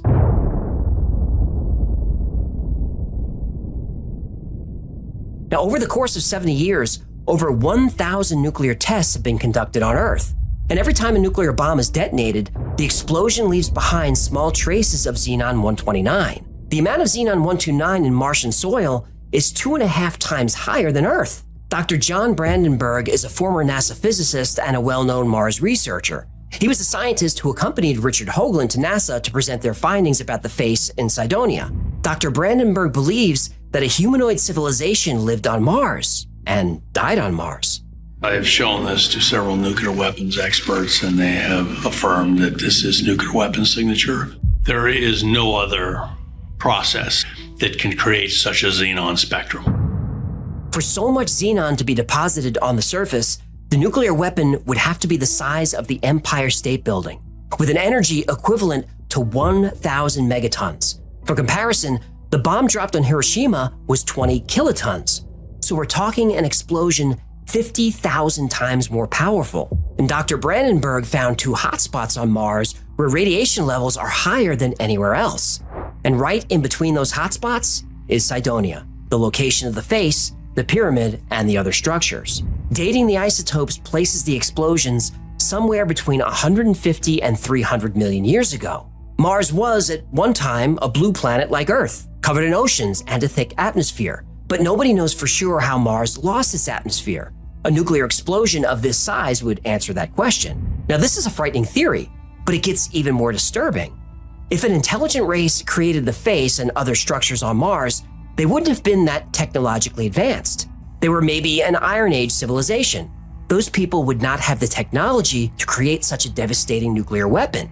This means the weapons were detonated by someone else. Don't say aliens. Don't say aliens. Aliens. Oh no. At the time of this event on Mars, the most advanced creatures on Earth were reptiles. Dinosaurs hadn't even evolved yet.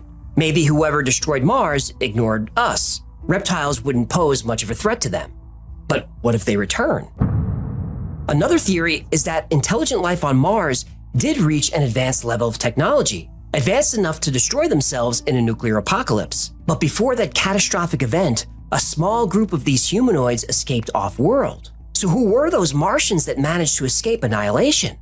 Well, they're us. For a show like this, the exploration of Mars is a gift that started giving in the 1960s and just keeps on giving. We've got ancient civilizations, government cover-ups, alien invasions, a nuclear apocalypse, and more conspiracies than I can count. But how much of all this is true?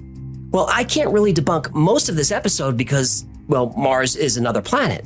It's not like we can go see for ourselves, at least not yet. The flow of information comes from a single source, the United States government. Well, assume everything they say is a lie. Well, that's a pessimistic point of view. What can I tell you?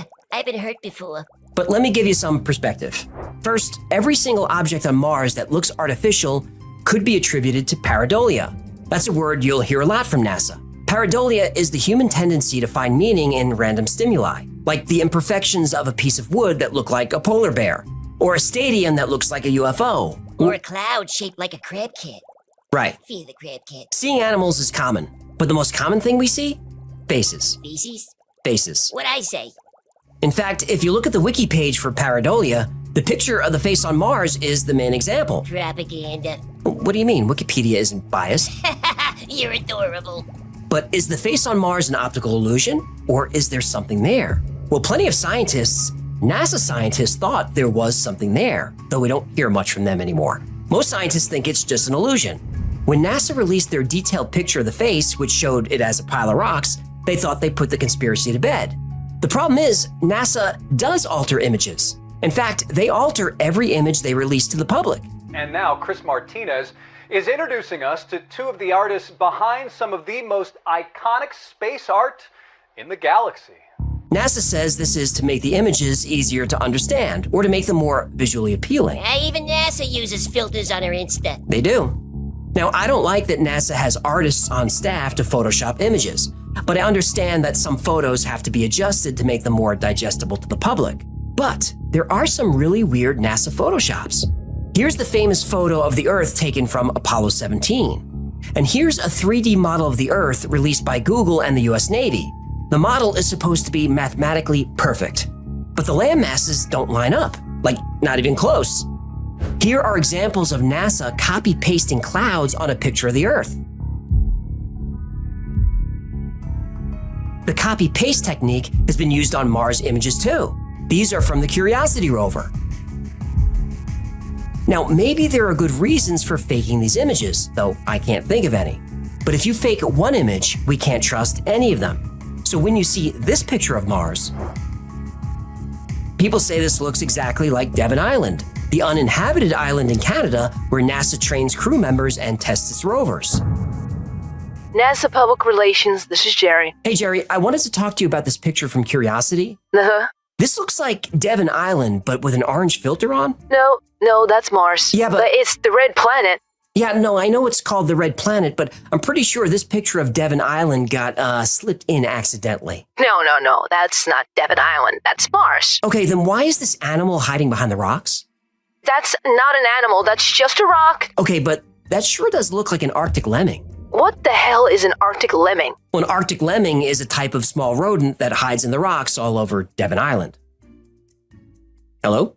You know what? F you and your stupid YouTube channel. You could take your Arctic lemming and shove it straight up your ass. So how much you trust NASA is up to you, but I wouldn't trust them 100%. But some people go to the extreme with the Mars images. Now, below this eagle is a whole city of bird and deer formations in the Cydonia area. There's that parrot look again. There's the parrot again. Now, if you're looking at this area directly below the crater that has the eagle in it. They see parrots and dolphins and all sorts of things in the pictures. Now, I don't see these things unless they're specifically pointed out to me. I think most of those images are a stretch, but I don't need anyone to hold my hand with the picture of the face. That one I can clearly see. As for Richard Hoagland, you've heard me talk about him a lot, especially on the After Files live stream. He was always one of my favorite guests on Art Bell. Very well-spoken guy, very entertaining. But he has plenty of detractors. He's been a favorite target of sites like Bad Astronomy and Skeptical Inquirer. He's been accused of exaggerating his credentials and his experience. But let me come to Richard's defense a little bit. All scientists do that. Richard Hoagland might be wrong about some things, and I think he's probably wrong about most things. But he's provided a valuable service, and it's something I don't think he gets enough credit for. He got millions of regular folks interested in the space program, and because of that, he was able to sway NASA into taking pictures of Mars that we might not have ever seen. And he's shown us that we have to keep an eye on NASA. We need people like Richard Hoagland out there. We need watchdogs, specifically watchdogs with access and with the ability to influence policy. Now, as for Dr. John Brandenburg and his nuclear war on Mars theory, Dr. Brandenburg is well respected and well credentialed.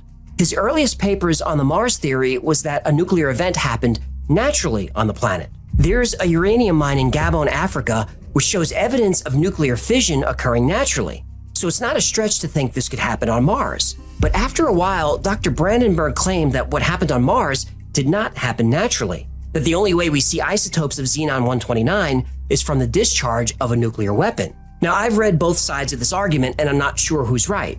But Dr. Brandenburg's Mars nuclear war theory was rejected for peer review. But that's mainstream scientists, though. They're not always correct, but they always have an agenda. Right or wrong, it's an interesting theory that deserves attention and study, not ridicule. But you can't talk about Mars without being ridiculed.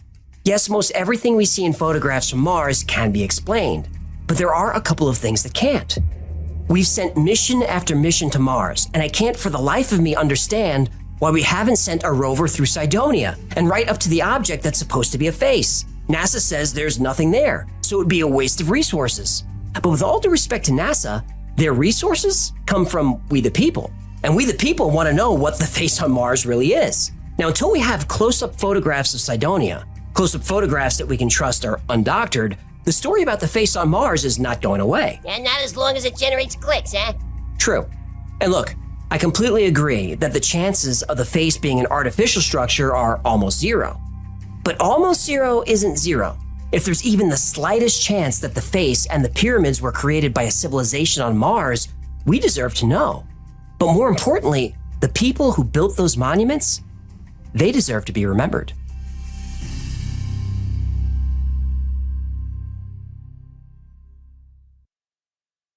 Hey, it's your favorite orange YouTube person. I know, the self-tan is too much. I'm going to fix it. I'm shooting today. I don't want to look too corpsey. Anyway, thanks for checking out the 24-hour stream. If you want to keep it going, consider supporting us on Patreon, becoming a YouTube member, maybe grab something from the Wi-Fi store. It really helps us out. And ooh, just realized I walked into my office and it is not camera ready. Let me end it here and just say thanks. A few years ago, scientists discovered something impossible in Chernobyl. Animals were thriving in radiation levels that should have killed them. In the 50s, the United States tested 23 nuclear weapons at Bikini Atoll. The area is still radioactive, yet life flourishes there. Plants and animals grow faster than they should. After the Fukushima disaster, animals developed stronger antioxidant systems. They reproduced faster. This happened in just 15 years. How can plants and animals evolve so quickly? Well, they can't. They activated ancient genetic sequences designed to survive radiation, genes that were always there, waiting. And in Earth's most radioactive places, those genes are waking up.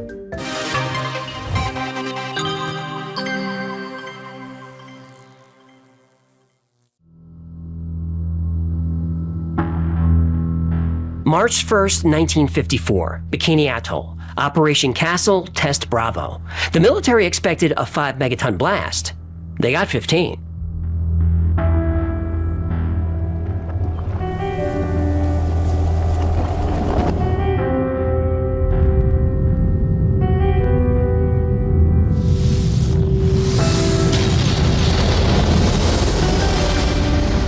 This miscalculation created a blast 1,000 times stronger than Hiroshima and Nagasaki. Uh-oh, someone forgot to carry the one. The fireball reached 20 million degrees Fahrenheit in under a second. That's 2,000 times hotter than the sun's surface, and twice the temperature of the sun's core. The mushroom cloud stretched 25 miles high. The blast carved a crater in the sea floor over a mile wide and 300 feet deep, deep enough for a 30-story building. Why the hell are you humans still messing with nukes? I honestly don't know. Nah, it's a good thing the aliens will protect you. Will they? Yeah, protect or enslave. We'll find out soon enough. The explosion vaporized 3 small islands. The lagoon became a radioactive soup. Wind patterns spread fallout across thousands of miles. Locals suffered radiation sickness and evacuated. Over 4 years, there were another 22 nuclear tests. Scientists believed nothing could survive this. They were wrong. Researchers found nearly 100 species of fish and coral thriving in radioactive water. What? This is how Godzilla was born. Yeah, I don't think... From the depths, dirty stories high, breathes fire, his head in the sky. Okay. Godzilla! Godzilla! Please stop. Godzilla! I'm begging you. And Gatsuki. The crater left by the nuclear bomb was covered in coral, vast colonies of it. Then the researchers found the crabs. Oh, they make a shampoo for that. No, coconut crabs on the beach. Ah, that makes more sense. These crabs eat radioactive coconuts. The water, soil, and trees contain cesium-137, a radioactive isotope that destroys DNA and causes cancer.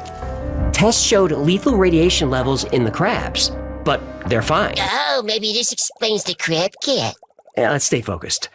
This pattern repeats at every nuclear disaster site. Different animals, same response. For some reason, nature knows how to handle radiation. But when did life develop these defenses? And why? Well, years later, Chernobyl provided a clue. Deep in Ukraine's radioactive exclusion zone, something strange was happening to the wolves.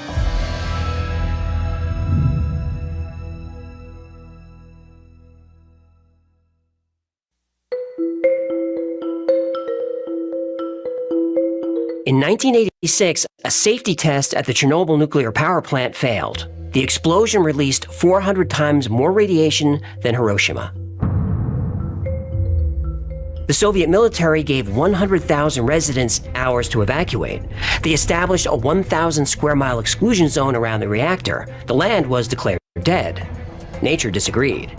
In 2014, Dr. Kara Love studied wolves in the CEZ. Their blood work revealed genetic changes that defied evolution. In just 15 generations, the wolves activated specific DNA repair mechanisms. Each generation grew more and more resistant to radiation. The wolves are exposed to 6 times the legal safety limit of radiation every day of their lives. Now, researchers identified the wolves' genetics seemed resilient to increased cancer risk. But wolves weren't the only animals changing. When Chernobyl was evacuated, people were not allowed to bring their pets. Thousands of cats and dogs were left behind. Most of these animals died from radiation exposure, but not all of them. Studies documented over 800 descendants of the original abandoned dogs living in the exclusion zone. Yeah, what happened to the cats? Well, not much research when it's studying the cats. Yeah, because nobody cares. Stop it. DNA samples from the Chernobyl dogs show their genetics are so unique that they can be classified as a new species. Other animals adapted differently. Eastern tree frogs are normally bright green. In Chernobyl, they're black. The increased melanin in their skin protects them from radiation. Birds in the zone develop darker feathers to survive. In 2013, a study revealed that they weren't creating new abilities. They were awakening old ones. And then there's the fungus. How do you make a cream for that? No, not that kind. Hey, what did the mushroom say to the girl he was trying to pick up at the bar? Will you let me get through this, please? Oh, fine. Go ahead and kill all the fun, guy.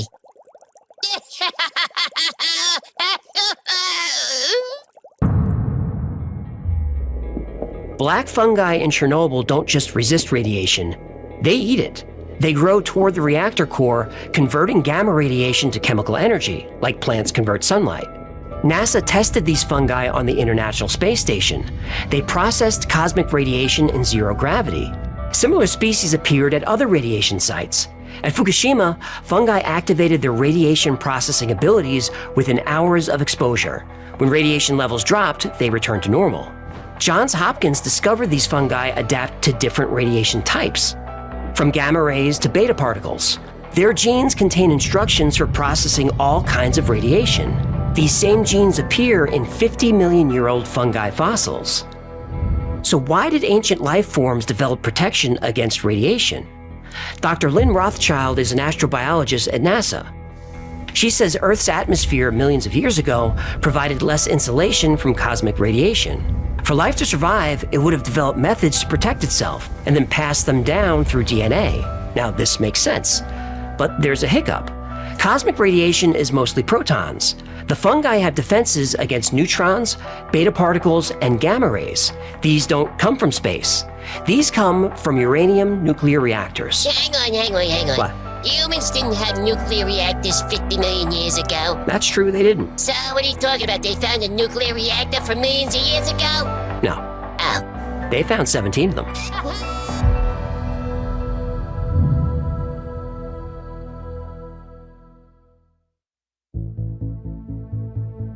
There was a time in Earth's history when radiation was much, much higher. In Gabon, West Africa, scientists discovered evidence of at least 17 natural nuclear reactors that operated 2 billion years ago.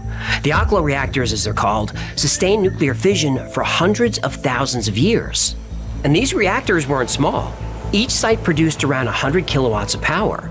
Groundwater moderated the reactions, creating natural on-off cycles, just like modern nuclear reactors.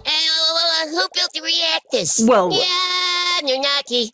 Link to Anunnaki episode down in the old juicy jug. No, they're... It's from the nuclear war between Atlantis and Lemuria. Link to Atlantis episode stuffed in your booty box. No. The nuclear war with Mars. Link to Mars episode down in your pucker pot.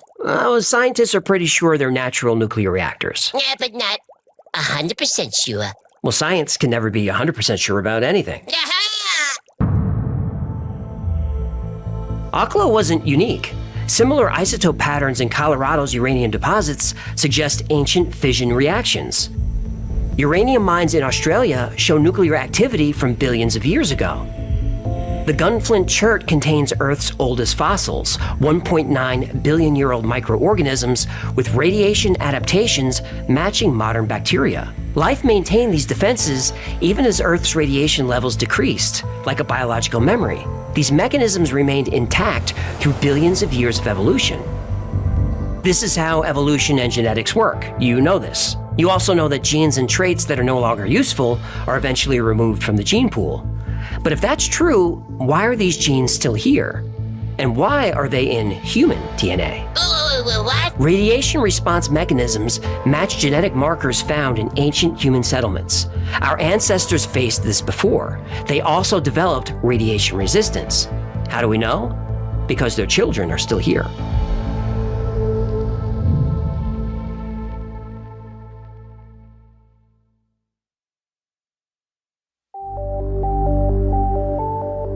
In Ramsar, Iran, people live with radiation levels 10 times higher than safety limits, yet they have normal cancer rates and normal lifespans. What we found was that people who lived in the high background areas had significantly fewer induced chromosomal abnormalities than their neighbors who lived maybe just a few kilometers away where background radiation levels were normal. It sounds totally improbable, but it appears that radiation may actually help the body resist genetic damage. Studies reveal Ramsar residents have enhanced DNA repair abilities. Their cells fix radiation damage faster than it accumulates. It's like a whole village of toxic Avengers. Really? What? It's a compliment. Things are gonna change in this town. I'm not just another pretty face.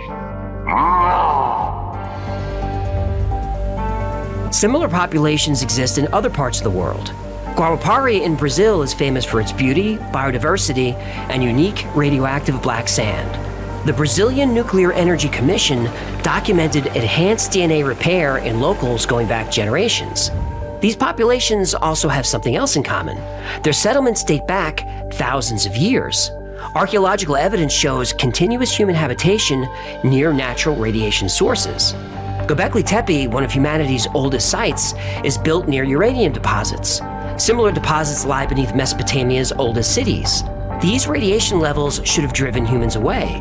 Instead, our ancestors stayed and became resistant. They passed that resistance to their children, who also passed it on. These protections are not just in the genes of people living near radioactive sites. They're in all of us, and they could be the catalyst for humanity's next great leap.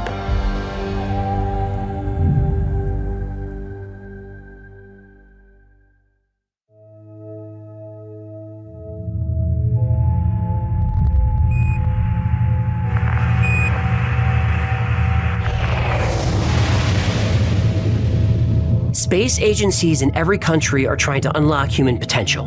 This potential might be achieved in space.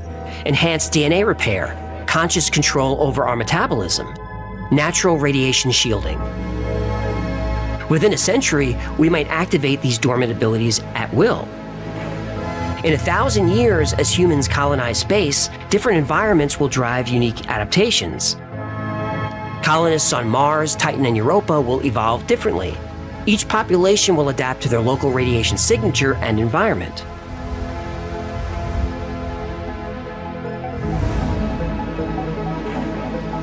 In 10,000 years, space-dwelling humans might process radiation like food. Their skin could generate protective fields. Their DNA might repair itself instantly. While this is purely speculation, we know these abilities exist in Chernobyl's fungi. That's why NASA is so interested in this. Further into the future, we might develop new senses. The ability to detect different types of radiation and heat. Enhanced vision that would allow us to see ultraviolet or infrared. Some animals on Earth already have these abilities.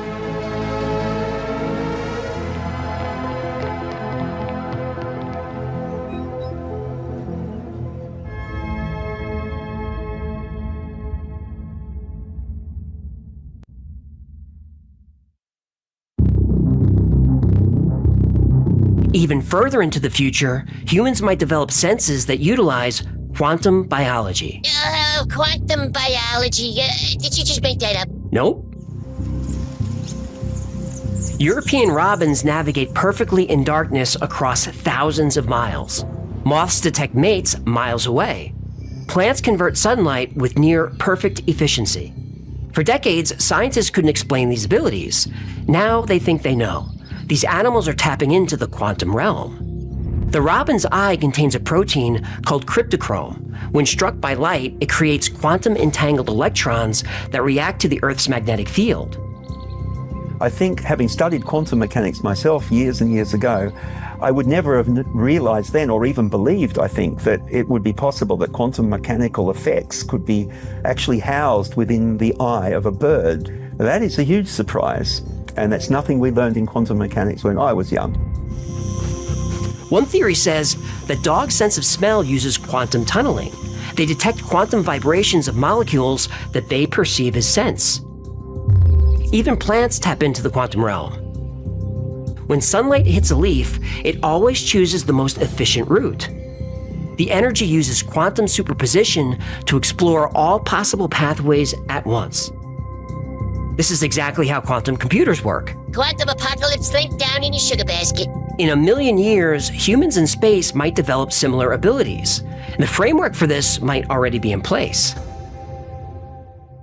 I'm claiming that we need new physics to understand consciousness. Now, when I mean new physics here, I mean something outside the physics we know, but it's not simply invented for the purpose of explaining consciousness. It's something which I think we need anyway. Physicists Roger Penrose and Stuart Hameroff believe consciousness comes from quantum processes in brain cells. Microtubules in the cells create quantum states that become conscious thought. I realized these microtubules are there, and they look like just the kind of thing that could well be supporting the kind of level of quantum mechanics up to a level where you could expect the quantum state to sort of collapse. That's the terminology people use in quantum mechanics. And microtubules, they're inside brain neurons? They are indeed. You know how waves collapse into particles when they're observed? If you don't, the human explains it in a simulation theory episode. Link down in your luscious love locker. Think of your consciousness as waves of possibility. These waves exist in multiple states at once. When these quantum states collapse, you experience a moment of awareness. Whenever the state reduces, whenever the wave function collapses, that's what this is doing, it's associated with a moment of what we call proto-consciousness. For 30 years, scientists dismissed it as fringe thinking, but now the evidence is getting harder to ignore. Evidence is emerging that microtubules may exhibit interesting quantum behaviors after all. There are certain quantum states in microtubules that if you have a coherent gravitational collapse of these, orchestrated collapse of these, somehow consciousness arises. Where now there is a concrete evidence that quantum physics has exactly the properties that describe consciousness and free will. If consciousness uses quantum mechanics, your thoughts transcend ordinary physics. Your consciousness could be part of a quantum reality that connects you and me and everyone across space and time. This sounds like speculation, but every mechanism I described today exists in nature. Every adaptation has appeared in some form of life. The quantum reality that creates your consciousness is the same quantum reality that governs everything in the universe. And everything in the universe, you, me, our planet, our sun, all come from the same source. The very matter that makes us up was generated long ago and far away in red giant stars.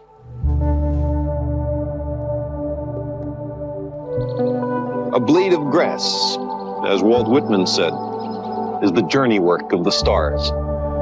Carl Sagan said we're made of star stuff. The evidence suggests he was right in ways he never imagined. Those ancient stars didn't just create the atoms that make up our bodies. They might have encoded the blueprint for consciousness itself. I like this theory because it means we're all connected. Our time on Earth is short, but maybe that's the point. We're here to experience physical life and take those experiences back to our source, where we share them and learn from them. Maybe our real lives aren't here. Maybe our real lives are out there among the stars.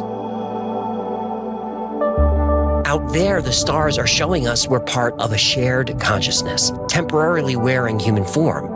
Out there, the stars are preparing us for an awakening that will reshape our reality. Out there, the stars are calling us home. Our ancestors worshiped the sun and they were far from foolish. It makes good sense to revere the sun and the stars because we are their children.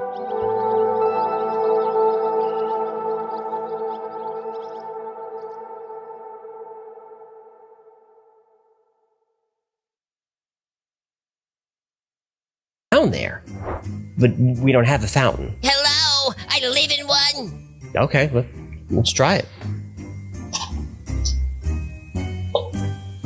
Anything? I don't think so. Try again. Nothing. Again. No. Wait a minute. Sucker!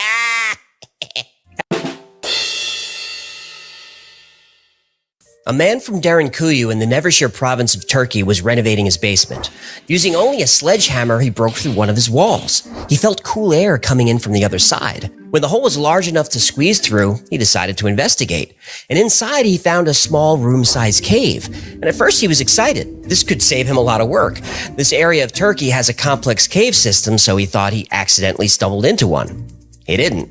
When he turned on his flashlight, he saw writing on the walls. Roman, Greek, and languages he didn't recognize. That first small room was only the beginning. Let's find out why.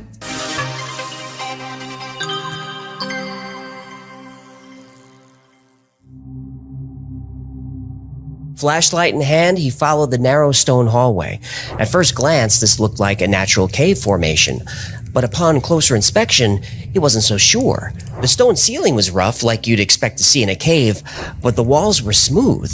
Over hundreds or thousands of years, an underground river could have eroded away the stone, but there was something eerie about this place. It was as if he could feel a human presence. The hallway continued for some ways, eventually spilling into a large room that could fit dozens of people. And from here, he found a system of passageways, and here and there were more small rooms, and some looked like storage areas, with crevices that could have acted as shelves. And around every corner, he found more rooms. First, he thought this was some kind of hideout, but it was just too big. Nobody could have built this. So after exploring a few hours, he thought he finally reached the end of the structure. But after making a sharp turn, he saw actual carved stairs, which led down even further into the darkness. If there was any question before, now it was clear. This wasn't a natural structure. It was built by people, but it was too massive for him to explore on his own. So when he made it back through the hole in his basement wall, he called the Turkish authorities and described to them what he'd found. They told him he was describing the myth of the hidden city of Derinkuyu. And the man knew the story well. He'd heard it since he was a boy. The myth of Derinkuyu talked of an ancient city which provided refuge to every citizen in the area, built thousands of years ago, hidden beneath the surface. He knew the myth of Derinkuyu very well. He then said, "Sir, with all due respect, it's not a myth." Derinkuyu is in the Cappadocia region of central Turkey, which has very distinct geology. Millions of years ago, volcanoes covered the area.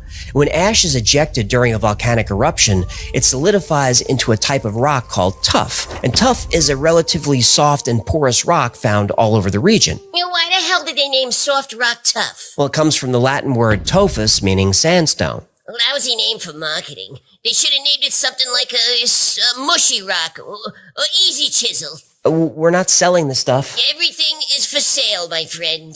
May I continue? No, by all means. Because tuff is so pliable, Easy chisel. it's been used for construction since ancient times. Romans used it all over the empire. And the statues on Easter Island are also made of tuff. So it's not surprising that people in Turkey have been building with this material since prehistory. But rather than mine the stone and build up, the people in Derinkuyu built down. There are hundreds of subterranean houses in Cappadocia, and some even go down 2 stories. But there's nothing quite like Derinkuyu. The underground city of Derinkuyu goes down over 250 feet. In the first few years of exploration, experts went 18 stories down, and since then, 2 more levels have been discovered. It might go down even further. Archaeologists are still excavating. The total area of the city discovered is 5 square miles, or 13 square kilometers, and housed over 22,000 people. The upper floors were used as apartments, closest to the fresh air. But Derinkuyu has a complex system of over 16,000 ventilation shafts that allow air to circulate through every room in the city. It also has a fresh water supply. At the lowest levels of Derinkuyu is a series of underwater rivers, and wells were centrally located to bring water to the entire city. In fact, people living on the surface above Derinkuyu have been using wells originally intended for the underground city. They just didn't realize what was underneath them. And incidentally, Derinkuyu is Turkish for deep well. See? That name makes sense. Tough, not so much. You need to get past the names, pal. Yeah. The tunnels seem to go on forever. To walk from one end of Derinkuyu to the other is a 7-kilometer walk, or 4 miles of tunnels. As you move further down the structure, you'll find areas that meet every need of a self-contained city. There are dining halls, churches, schools. There are rooms for pressing and storing olive oil. There are markets, bakeries, wineries, libraries, and storage for vast amounts of food. A few more levels down are areas for keeping livestock and stables for horses. There are areas for butchering, curing, and storing meat. Thousands of people could survive for a very long time completely underground. But who would build a giant subterranean city? And why? The land in the Cappadocia region of Turkey is extremely fertile, ideal for farming, so why go through the trouble of building such an elaborate underground city? Well, most archaeologists agree that Derinkuyu was built for protection. But it's more than a bunker, it's an underground fortress. There are about 60 surface entrances to Derinkuyu, and these doors are hidden in buildings and courtyards and parks all over the town. But when the doors are closed, they're just part of the landscape, and there was only a single main entrance into the city. And when under attack, residents would retreat underground using one of the many hidden doors. And the doorways were protected by massive circular stones that could retract and could only be opened from the inside. And these doors weighed 1,000 pounds each or more. And the main gate was even heavier. The access tunnels at the surface are very narrow, requiring people to enter single file. And this was intentional. It would force invaders into choke points to make the city easier to defend. And most levels had armories to allow soldiers and citizens easy access to weapons. Even the local militia had dedicated stables to maintain horses for a small cavalry. They could ride out through a secret exit and take invaders by surprise. And Derinkuyu's multi-level cave system wasn't designed randomly. It was well thought out. All of the city's levels are interconnected, but they could individually be sealed off from one another, preventing enemies from going any further into the structure or sealing them in. Even the water supply was designed with defense in mind. It could only be controlled by the bottom up. So if invaders breached the upper levels, their water would be cut off. And this system helped prevent the water supply from being poisoned. And as a last resort, there were dozens of hidden passageways that led out of Derinkuyu, and a passageway that leads to Kaimakli, another underground city that is about 4 miles away. And you can travel there completely underground. Is that one a big city too? Well, Kaimakli is still being excavated, but some say it may turn out to be even bigger than Derinkuyu. It's thought that there could be an entire series of interconnected cities all around this area, completely underground. So we know why this huge subterranean city was built. But who built it? Well, that's where there's some disagreement. But we do have some clues. So who built Derinkuyu? Well, the structure is made of stone, so carbon dating is no help. But there are a few theories. Some believe construction started with the Hittites between 3,000 and 4,000 years ago. And a few Hittite artifacts have been recovered which make this case. The Anatolian Hittites controlled a large portion of Asia Minor, reaching all the way to Upper Mesopotamia. And Cappadocia and Derinkuyu were right in the middle of Hittite territory.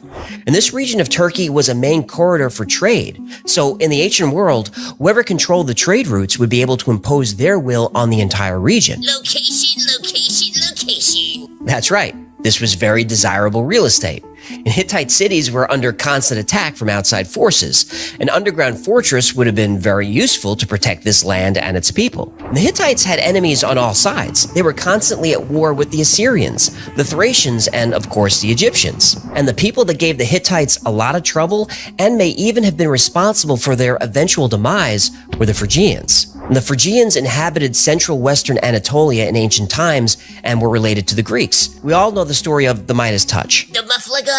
No, Midas was a Phrygian king who, according to legend, could turn anything into gold. I think he also invented the muffler. He didn't. Some believe the Phrygians constructed or at least expanded and improved the city of Derinkuyu. And the Phrygian people were talented engineers and architects, and they undertook large, complex building projects all over their territory. Considered some of the greatest builders of the Iron Age, the Phrygians had the skill, knowledge, and ingenuity to create an elaborate subterranean city. Several of the rooms in Derinkuyu have been determined to be ancient chapels, and on the chapel walls are inscriptions written in Greek. Now, the Hittites wouldn't do this, but the Phrygians would, and they controlled the area until about the 6th century BC when they were conquered by the Persians. There are even written records that may support this. Xenophon of Athens wrote Anabasis in 370 BC, documenting a Greek army expedition to Persia. He mentions a people in Anatolia and Cappadocia who lived underground in dwellings large enough for entire families. Now, though they didn't build Derinkuyu, early Christians occupied it in the 1st century AD. Within the complex are several Christian churches, and there are Christian symbols and writing all over the upper floors. They also added vaulted ceilings and other structural features found in Christian architecture. And Derinkuyu was a place for Christians to hide from Roman soldiers and practice their faith in secret, avoiding persecution from the Roman Empire. And during the Arab-Byzantine Wars from 780 to 1180, Muslim Arabs used Derinkuyu. They also expanded the structure and inscribed the walls. Now, there's no consensus on who built Derinkuyu, but its role in history is undisputed. It was a shelter from attacking armies, refuge from raiding tribes, and sanctuary to the faithful who feared religious persecution. I like to think that if the first builders knew how many thousands of people would use this city to protect their faith and their families, those builders would be proud. Derinkuyu is an important discovery, and I hope it inspires others to explore. Undiscovered secrets are all around us. Now, sometimes the walls that obscure the truth are miles thick, but other times they're paper thin. But whether by innovation, persistence, or sheer luck, those walls can be breached. It's at that point that a wardrobe becomes a gateway to Narnia. Platform 9 3/4 opens up a world of magic, and a few inches of stone in a humble Turkish basement reveals an ancient underground city. I encourage you to break down these walls wherever you find them, whether it's a literal wall as in this story, or a wall in your mind holding you back from an adventure. Break down that wall. You never know what hidden world you might discover. Thanks so much for hanging out with me today. My name is AJ, that's Hecklefish. This has been the Y-Files. If you had fun or learned anything, do me a favor and like, subscribe, comment, and share this video. Those little things really help the channel. Until next time, be safe, be kind, and know that you are appreciated.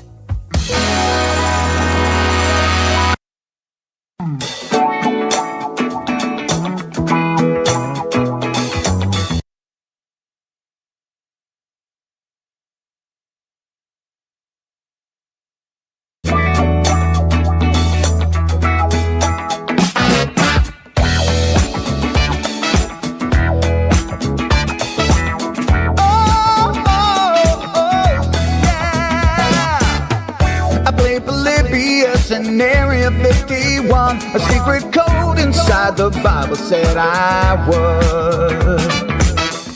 I love my UFOs and paranormal fun, as well as music, so I'm singing it like I should. But then another conspiracy theory becomes the truth, my friends, and it never ends. No, it never ends.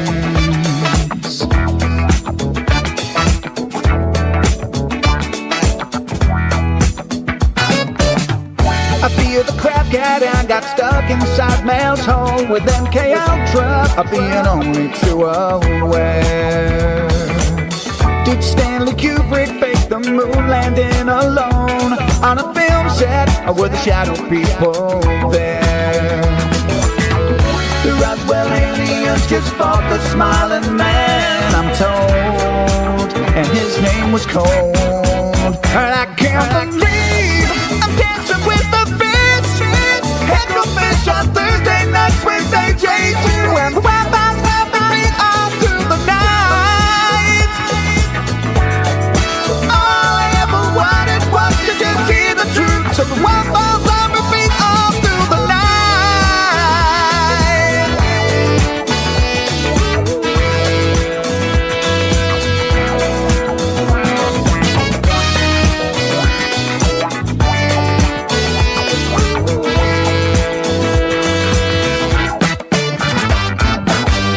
The Mothman sightings and the solar storm still come to Agatha, the secret city underground. Mysterious number stations, planet Serpo 2, Project Stargate, and what the Dark Watchers found. We're in a simulation, don't you worry though. The Black Knight satellite, it told me so. I can't believe I'm dancing with the fish. Hecklefish on Thursday nights with AJ2, and the Wi-Fi's helping me all through the night. All I ever wanted was to just hear the truth, so the Wi-Fi's helping me all through the night. Hecklefish on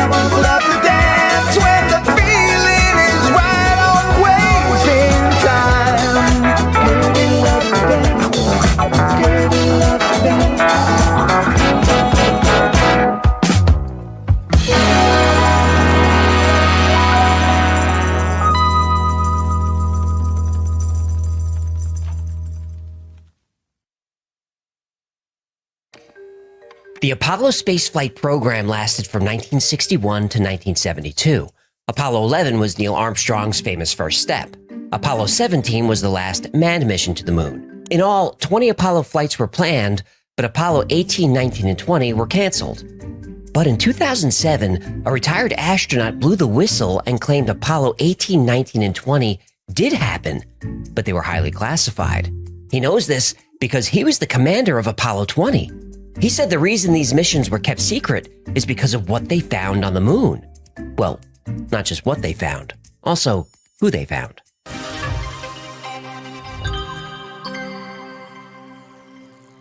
The primary goal of the Apollo spaceflight program was to land the first man on the moon. And this was achieved on July 20th, 1969, when Neil Armstrong famously said, "That's one small step for man, one giant leap for mankind." That was Apollo 11. Apollo 12 also landed on the moon successfully. Apollo 13 had to abort after Tom Hanks famously said, "Houston, we have a problem." But Apollo 14, 15, 16, and Apollo 17 all made it to the moon. But here's where things get weird. The Apollo missions made all kinds of scientific discoveries that experts still study today. But despite the success of these missions, Apollo 18, 19, and 20 were canceled due to budget cuts and lack of public interest. But ever since then, there's been a story floating around that those flights actually happened. But they did so as part of a top-secret, black-budget program. Eventually, we would get confirmation of this. In 2007, a YouTube user with the handle RetiredAFB posted a video that set the internet on fire. It was a short clip that showed the interior of an Apollo spacecraft. First, we see an orange porthole looking out into space. Skeptics were quick to jump on this film as a hoax, but if we compare it to actual known photographs of Apollo craft, it's a match. The next shot is of a control panel, and this too matches other Apollo missions. What stands out is the flag and the mission patch. These are hard to make out in the early videos, but we'll see them in detail later on. The flag is a combination of the American and Soviet flags. The patch shows Apollo 20, the name of the mission. At the bottom of the patch are the names of the astronauts, Snyder, Leonov, and Rutledge. Soon after releasing the video, RetiredAFB admitted he was William Rutledge of the United States Air Force and mission commander of Apollo 20, which flew in 1976. The middle of the patch shows two spacecraft with ropes or cables around A submarine. No. A sturgeon. No. A submarine? You said that already. Yeah, well, I couldn't come up with a third one, and comedy comes in threes. Oh, you think this is comedy? Bite me. Anyway, the submarine is actually the purpose of the mission. Apollo 15 went to the moon in 1971, and it had taken a lot of pictures. And one was of particular interest. Officially titled Apollo Image AS-15P9630, it shows a swath of lunar landscape on the far side of the moon. But if we zoom into this area, we have a hill. Right, that's the image that's currently available to the public. But originally, it was this. But NASA also has this. That's the submarine! That is Apollo 20's mission. Identify and, if possible, breach the 2-mile-long spaceship that crashed on the moon 1.5 billion years ago. Over time, Commander Rutledge released more photos and videos online. He also released excerpts from his journal and gave more background on the mission to the moon. In 1971, the Soviet Academy of Sciences contacted American President Richard Nixon with a proposal. The Russians had images of the ship taken from the surface. They also had images of what looked like a city, but they didn't have the technology to visit the site, but the Americans did. After the success of the Apollo-Soyuz, which was the first US-USSR joint space mission, the Soviets proposed another mission. Cosmonaut Alexei Leonov, commander of the Soyuz, would accompany 2 American astronauts to the alien crash site. You say that again? What? Alien crash site? It's like music. Sweet, sweet music. So Leonov and Rutledge were joined by Leona Snyder, who would serve as the pilot. Then on August 16th, 1976, in the dead of night, a Saturn V rocket took to the sky and embarked on the most important and most secret space mission in history. 10, 9, ignition sequence start. 6, 5, 4, 3, 2, 1. At the end of the countdown, just after ground control calls 0, there's a moment that seems to go on for hours. At that moment, years flash before your eyes and play like a movie in reverse. Your thoughts turn to friends, to family, to home. The capsule's shaking like crazy, and you're aware of the rocket engine swelling like a tidal wave, but there is absolute peace. The mind quiets. There is no fear. Fear would come soon enough.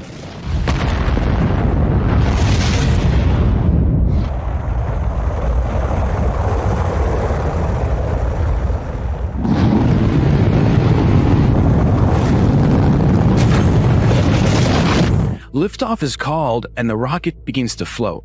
People think you shoot off the pad like a bullet, but in truth, you hover. Just for a second, not even a heartbeat. You float. But the next second begins a physical ordeal that will last 8.5 minutes.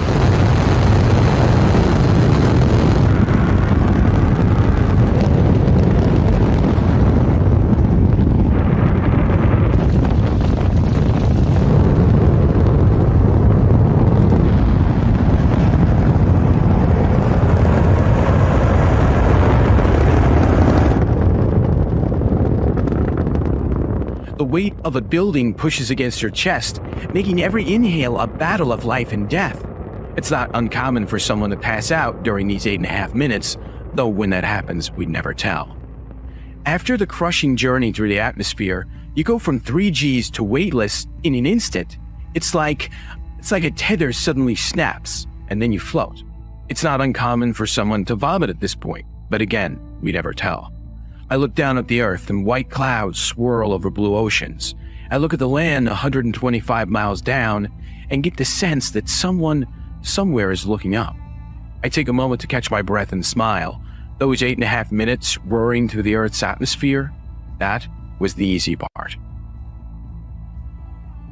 3 days later, on August 19th at about 10:30 in the morning, the Apollo 20 crew entered lunar orbit. Then the crew was informed of a secondary objective for this mission: track down and find out what happened to Apollo 19. Whoa, what? Well, the Russians had much better information about the alien crash site, which is why the Americans agreed to a joint mission. The United States sent Apollo 19 to explore the wreckage a few months earlier, but the mission failed. Only the Apollo 19 crew and the most senior people at NASA knew about this mission. The launch and transit to the moon went fine, but ground control lost radio contact when Apollo 19 got to the far side of the moon. They hadn't been heard from since. Rutledge and his crew were instructed to check a specific storage compartment in the landing module. This compartment typically held tools and containers for bringing back moon rocks and soil samples. Oh, but not this time? But not this time. This time, the storage compartment had guns. Good morning. My name is Carl Wolf, and I was a precision electronics photographic repairman with a top secret crypto clearance in the United States Air Force. I was stationed at Langley Air Force Base in Virginia. In 1965, in mid-1965, I was loaned to the Lunar Orbiter Project at NASA on Langley Field. They had problems with a piece of electronic equipment that was bottlenecking their production of photographs. I went to the facility, and when I walked into the facility, there were scientists from all over the world. I was stunned, actually, to see people at a NASA project from all over the world. It didn't make any sense to me initially. I was taken into the laboratory where the equipment was malfunctioning. A Airman second class was in the dark room at that time. I was also an Airman second class. I was interested in how the whole process functioned, how the data got from the lunar orbiter to the laboratory. I asked the young man if he'd describe the process to me. He did. About 30 minutes into the process, he said to me, in a very distressed way, by the way, we've discovered a base on the backside of the moon. And then he proceeded to put photographs down in front of me, and clearly in these photographs were structures, mushroom-shaped buildings, spherical buildings, and towers. I worked there for 3 more days, and I remember going home and naively thinking, I can't wait to hear about this on the evening news. And here it is, more than 30 years later, and I hope we hear about it tonight.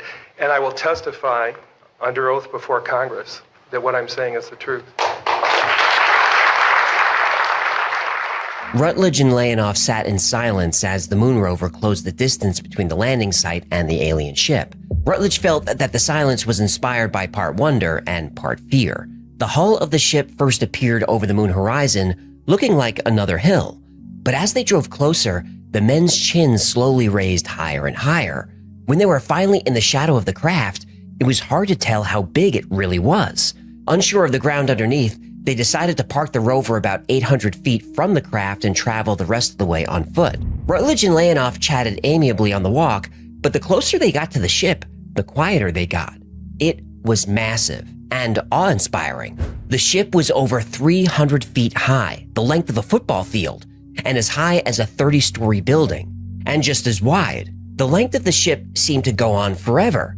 They knew the ship was 2 miles long, but that's just a number until you're right on top of it. The first thing we noticed was how old the ship was. Having been on the moon for over 1 billion years, it almost looked like part of the landscape. The hull of the vessel was coated in moon dust, the powder that turned everything here gray. Another indication of the ship's age was that it was pockmarked with ancient meteor impacts. This alien ship has been here since before the Pyramid of Giza was built, before the Sumerian civilization emerged. But I started to become dizzy, realizing the ship has been here since before the first dinosaurs walked the earth. Everything about this mission stretched the limits of the human mind. It was too big to comprehend, too old to comprehend. Here I was, walking on the surface of the moon, having traveled here in a rocket, the pinnacle of human technological achievement. And yet, in the shadow of this ancient relic that somehow made its way here from a distant star 1,000 millennia ago, I felt like little more than a caveman. Compared to this technology, our species was still rubbing sticks together to make fire. At that moment, I felt very, very small. They had no trouble entering the ship. It looked like the area was cleared by heavy equipment, though there were no machines in sight. The exterior of the ship was covered with impacts, strange shapes, and markings, but the interior walls were perfectly smooth. Before going further, Rutledge and Leonov took a quick minute to confirm they still had radio contact to Leona in orbit and to ground control on Earth. They did. Over many centuries, lunar soil filled the floor of the ship. They weren't stepping on metal. About 60 feet in, patterns in the lunar dust indicated that some type of fluid had flowed there at one time, maybe a hydraulic leak, they couldn't be sure. Over the radio, they were instructed to grab samples, but all they can get was a little dirt from the ground. NASA wanted pieces of the ship's wall or equipment for analysis, but their hammers and chisels couldn't even scratch it, much less chip off a piece. But the walls did have a strange property: gravity. A gravitational field could be felt coming from the walls. And now that they focused on it, gravity on the ground felt slightly stronger on the inside of the ship. Rutledge speculated that this would make interstellar travel much easier. We take gravity for granted on Earth, but it is very much a key to our survival. When the human body is without gravity, it experiences physiological stress almost instantly. Without gravity, bone and muscle mass quickly wither, so daily vigorous exercise is needed. When the human heart doesn't have to contend with gravity, blood pressure goes out of balance. Sustaining injuries without gravity is dangerous because blood doesn't flow, it pools. In space, any type of internal injury is almost certainly fatal. Our balance depends on gravity. The fluid in our ears that tells us which way is up suddenly has no concept of up. Digestion is more difficult without gravity helping food move through the body. The problems are endless. Engineers on Earth had many proposals on how to solve the gravity problem. Space stations could one day be built like wagon wheels, like in the movie 2001, but there was no structure like that here. Gravity was coming from the ship itself, somehow. Rutledge and Leonov followed a path that led them to an upper floor. Down a wide hall and into a large chamber, they finally saw something that, even though they expected it, still surprised them. Signs of life. In the darkness, the walls seemed to move. In the larger part of the ship, the walls were perfectly smooth, but here, moonlight was being scattered in all directions by a rough surface. When Rutledge and Leonov got closer, they saw what appeared to be plants and vegetation. Dried purple vines 100 feet tall lined the walls. Even though there was no sound in space, Rutledge's mind couldn't help but fill the silence with the rustling of a breeze through trees on a calm day. Beneath the plants were trays that were collecting a thick yellow liquid. Upon closer inspection, it was gold and phosphorescent. Finally, something could be recovered from the alien ship. The men took 2 liters of what they called golden tears. Golden tears, huh? That sounds ominous. For a minute, Rutledge had forgotten that they were broadcasting. From lunar orbit, Leona broke in. Will, we've got Houston on the line. Patch him through, Leona. Will, Alexei, these things are active. Video shows us that the plants have moved during your visit. Roger, Control. I think I've seen the move too. The room continues for a long way. I think I see light up ahead. We could probably reach it in an hour. Negative, Will. We want you to protect the samples. Return to the lab and get those canisters stowed. Roger that, Control. Returning to Len. Rutledge and Leonov retraced their steps out of the ship and headed back to the lunar rover. About halfway through their walk, Leonov grabbed Rutledge by the arm and pointed to the ground about 50 feet from the path. Will, do you see this? What? Where? 2 lines, side by side. How do you say, the same distance apart. Parallel? Yes, do you see? I do. What is that? When they got close enough, they realized what the lines were. Tracks in the dust. Recent tracks made by a lunar rover, but not their lunar rover. Rover team to orbiter. You there, Leona? I'm here, Will. What's up? You better get Houston back on the horn. Why? What is it? Tell them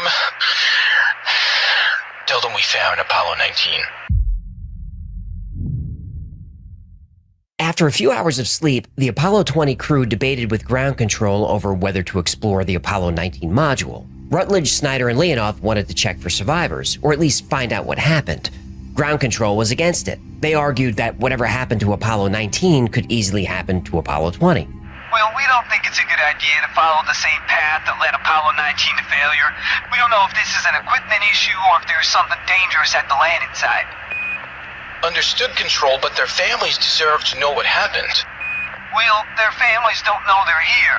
As far as they know, their loved ones died in a training accident. Control, could Apollo 19 have any material to help us complete our mission? Negative. Apollo 19 has no additional resources. Control, is there a chance, even a small chance, that we find living astronauts? Negative. We're all sure there's no chance of finding anyone alive. One final question, Control. Go ahead, Will. Does Control agree that we leave no astronaut behind? Ground Control agrees. We're going. Roger that, Apollo 20. Proceed with caution. Good luck, Will. Control out. The black silhouette of Apollo 19's lunar module loomed on the horizon. It was still connected to its first stage booster, a sign that the astronauts hadn't left. Rutledge had a glimmer of hope that the crew of Apollo 19 could be alive somewhere in the alien ship. But the truth is, he expected to find 3 corpses. The Apollo 19 LEM was probably now a high-tech tomb, with final messages for families taped to the control panel, which is what he would have done. They parked the rover, and Rutledge felt a wave of adrenaline wash over him. The hatch to the module was slightly open. This means it wasn't pressurized. If the astronauts were here, they weren't alive. Rutledge and Leonov walked cautiously around the module and inspected it for damage. It looked like it had landed hard. The nozzle skirt was partially buried and folded. Then Rutledge kicked something in the lunar dust. He bent down and brushed the gray soil away. It was a white glove with red fingertips. Apollo 20's colors were white and black. The glove belonged to someone from Apollo 19. Rutledge was trying not to panic. He looked around for Leonov, but he didn't see him. Leonov was already up the ladder and opening the hatch. Alexei, wait! Will? What is it? Is something in there? There is something, yes, but... What, a body? It is a body, but, Will, it is not human. Rutledge and Leonov stood in silence for at least 2 minutes, taking in what they saw, unsure of how to proceed. Inside the Apollo 19 lunar module, buckled tightly to a folding metal table, was an alien body. Shazbot! It appeared to be a humanoid female. She was naked, but her body was covered in a waxy substance. Rutledge thought it could be a highly advanced type of pressure suit. The alien female was about 5.5 feet tall. She had 2 arms and 2 legs like a human, but she had 6 fingers on each hand. On her forehead was a tattoo or design that resembled markings that they saw inside the ship. Her face was decorated with a device that consisted of stalks fixed to her eyelids, cheeks, and mouth. Near the table was an overturned container that had a little bit of the golden tear substance dripping out of it. Rutledge closed the hatch and started to pressurize the module. If they were going to examine the body, they needed to remove their helmets. Whoa, hold on. Remove the helmets. Are they crazy? Well, they needed to see and specifically hear what they were doing. This is a terrible idea. What if she implants an alien egg in them or something? Yeah, I don't think that. What if the alien gets some of the astronaut's DNA and then it comes to Earth and makes an astronaut clone, which replaces the real astronaut, but the astronaut's a hero, so the clone becomes a senator, and then after a few years, the alien clone becomes president of the United States. Then what, huh? Then we got an alien clone in the White House? Actually, how much worse can it get? Well, once the cabin was pressurized, Rutledge and Leonoff gingerly removed their helmets. Rutledge expected the air to smell like decay, but there was a distinct aroma of almonds. Yeah, I don't know why, but that makes it even scarier. I agree.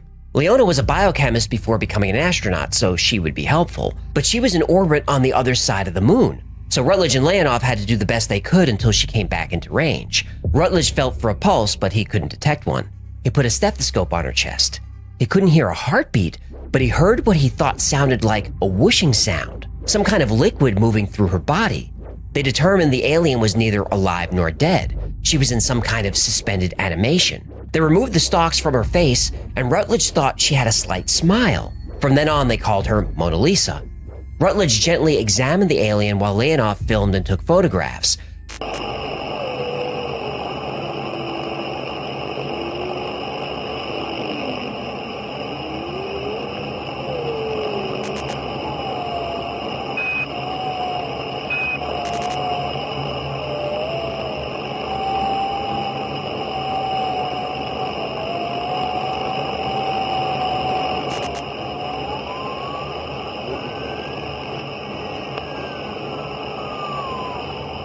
Finally, Leona Snyder was back in range. She radioed down, but this time on a private channel. Snyder to Rover? Will? You okay? We're okay, Leona. We found something unexpected in the Apollo 19 LEM. No crew, but, We know. Houston is back online. We can see everything. You want to patch me through? Not yet. Will? What is it? Ground control knows. They know? They know what? About what you found in Apollo 19's LEM. They already know. How is that possible? Will, they know. But we also found a bloody glove, and I'm pretty sure it belongs to Jim Reynolds. We need to go... Will, they know about that too. They know all of it. I don't understand how they would... Will, Control wants you to bring the alien woman back to your module. What?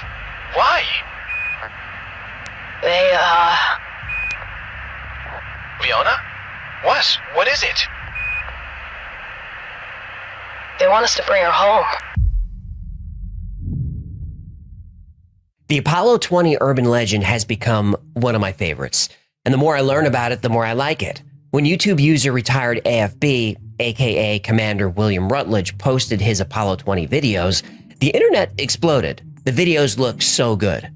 But is it real? Absolutely. No. Damn it. There are a few articles out there that debunk the videos practically frame by frame, but there's no reason to go through the trouble. Someone openly admitted to creating them. The videos were created by French artist Thierry Speth as part of a science fiction film project he was working on. He used a combination of practical effects and 3D to create the videos. The 2 videos that got the most attention were the ones of the control panel and of the alien woman, because they look really good. But he has a lot of other videos connected to this project, and they don't look as amazing.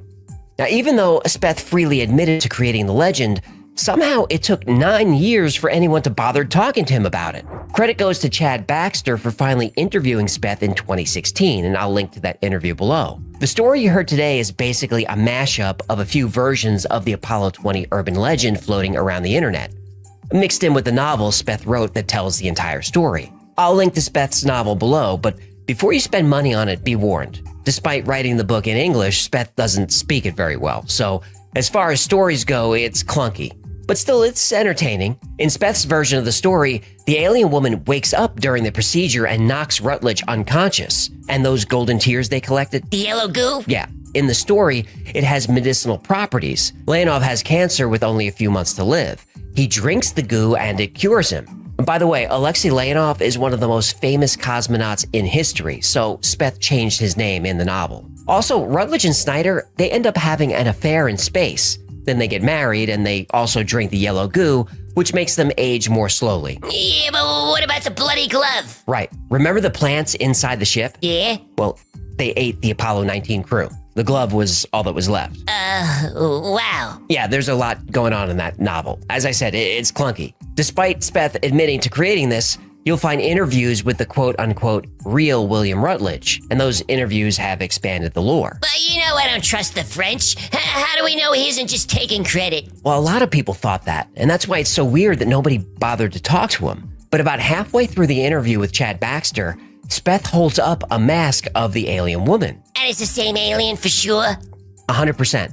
Go back and freeze frame. It's absolutely the same alien. If you want to see exactly how Speth made the video look so good, I'll link to an article called Apollo 20 Deconstructed. So how is a story like this believed by so many people for so many years? I think the answer is easy. It's the American government's fault. No, it's always the government's fault. You don't even know what I'm going to say. It doesn't matter. It's still the government's fault. There really were 3 more Apollo missions planned, and they really were canceled due to lack of funding and lack of public interest. That is one of the biggest tragedies in human history. Apollo 17 was extremely successful. Space exploration should have been a top priority for the United States and the Soviet Union. Instead, they made their top priority war in Vietnam. In today's money, that war would cost $1 trillion. In 2022, NASA's budget was $22 billion. That's a budget reduction of 90% since the 1970s. Yet the United States Department of Defense budget was $722 billion. Not including black budget. Right, so let's call it $1 trillion. That's really why the Apollo program ended.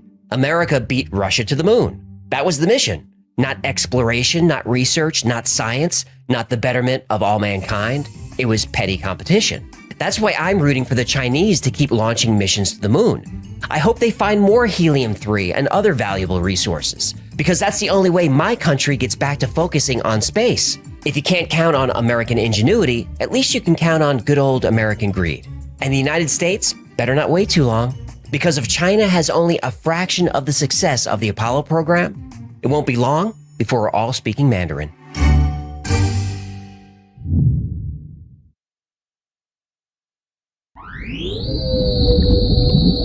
Okay, so everyone go watch the new Y-Files video. Well, it'll be like part 1 of the Bilderberg on Y-Files on YouTube. So scary. Dude. It's the scariest thing ever, dude. Josh gave us homework yesterday. He says, you guys got to watch it. And I figured it was like a real quick episode. It was about an hour long. Yeah. And it was amazingly well put together. Yes. Editing, the storytelling was incredible, dude. Yeah. It's like it was literally a movie.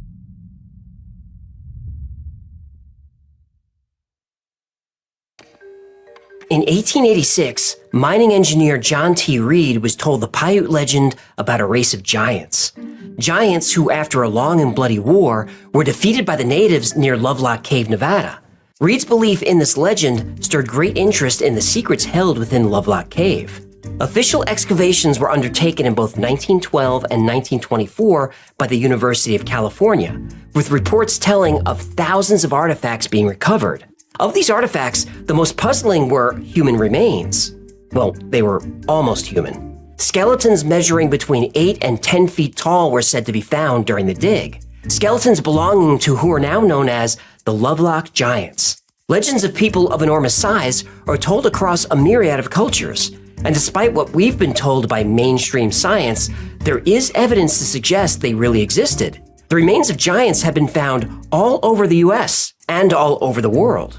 So why aren't these amazing finds on display in any museum, or taught in any classes, or mentioned in any history books?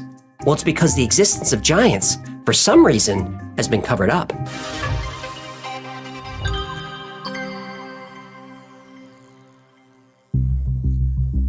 To say giants don't turn up in history books isn't exactly accurate. Many ancient cultures refer to giants. In Indian mythology or the Vedas, there was a time called the Satya Yuga, or the Golden Age, when all of humanity existed in complete harmony. Humans during this time were believed to be 32 feet tall. In the Old Testament, there are beings called the Nephilim, and they're mentioned in Genesis. There were giants in the earth in those days, and also after that, when the sons of God came in unto the daughters of men, and they bare children to them. The same became mighty men which were of old, men of renown.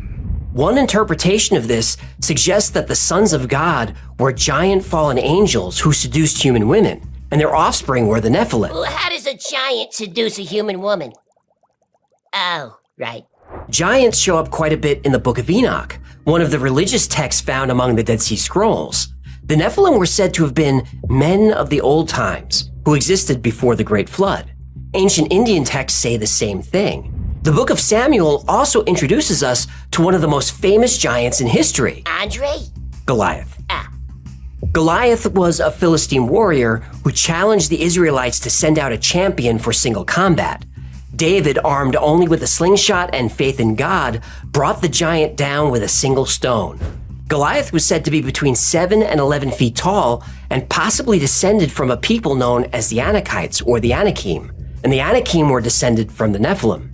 But references to giants in history go back even further. The ancient Sumerians had an equivalent to the Anakim, a race of gods who are sometimes described as giants. Anunnaki! Yep, the Anunnaki. And if you don't know who the Anunnaki are, here's a hint. Look in the mirror.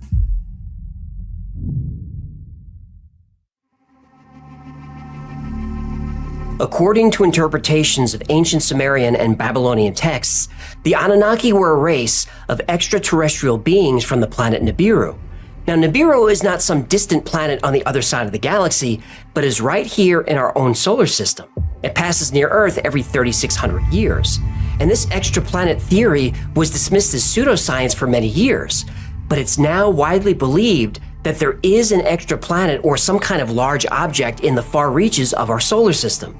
In fact, NASA has been searching for this object for years, though they call it Planet 9 or Planet X. Oh, they can't give Zechariah Sitchin any credit, eh? They won't admit that, but I bet it's a big part of it. In 2015, Caltech researchers thought they found evidence for this planet.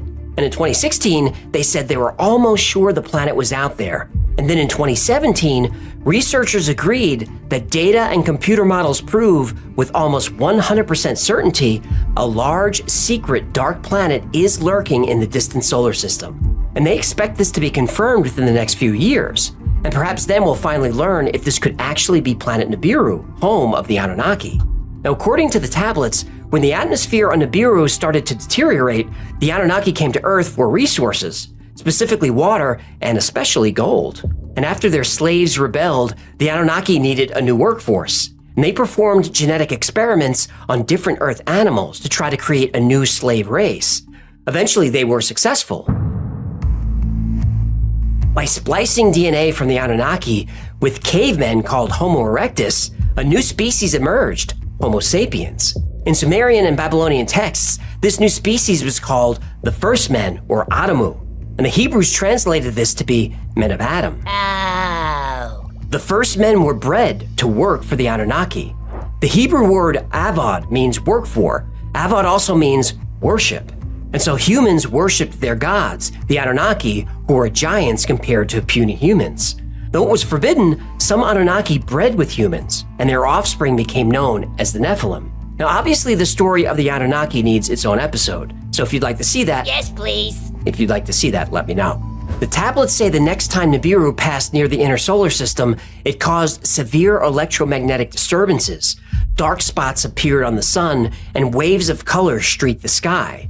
This is referring to extreme aurora borealis and australis, indicating a weakening of the Earth's magnetic field. With less protection from the sun's energy, the ice caps melted and a great flood swept across the entire planet. To escape the devastation, the Anunnaki boarded sky ships with their gold and returned to Nibiru.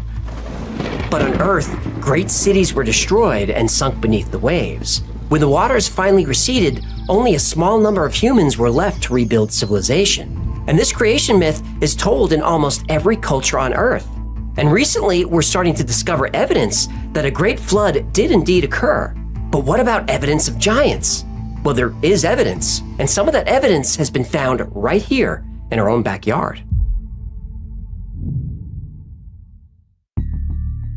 Many Native American tribes tell of the long-forgotten existence of a race of humans that were much taller and stronger and sometimes more cruel than ordinary men. The Choctaw tribe has a legend about the Nahulo, a race of giants who ate human flesh. The Choctaw killed these giants whenever they could. Eventually, those giants were driven west. The Paiute settled in the Nevada desert thousands of years ago and passed down the story of a race of red-haired giants called the Sitka. And the Sitka literally means tule eaters, and tule is a strong type of reed found in swamps. Legend says the giants built rafts out of tule and arrived in Nevada thousands of years ago. But tule wasn't the only thing that the giants ate. Like the Nahulo, Sitka also ate humans. The Sitka waged war on the Paiute and all other neighboring tribes. The human tribes fought bravely, but the giants were too strong. The Sitka would often eat the people captured in battle. So after years of conflict, the tribes united, and that turned the tide of war. And in the final battle, the red-haired giants were driven into a cave.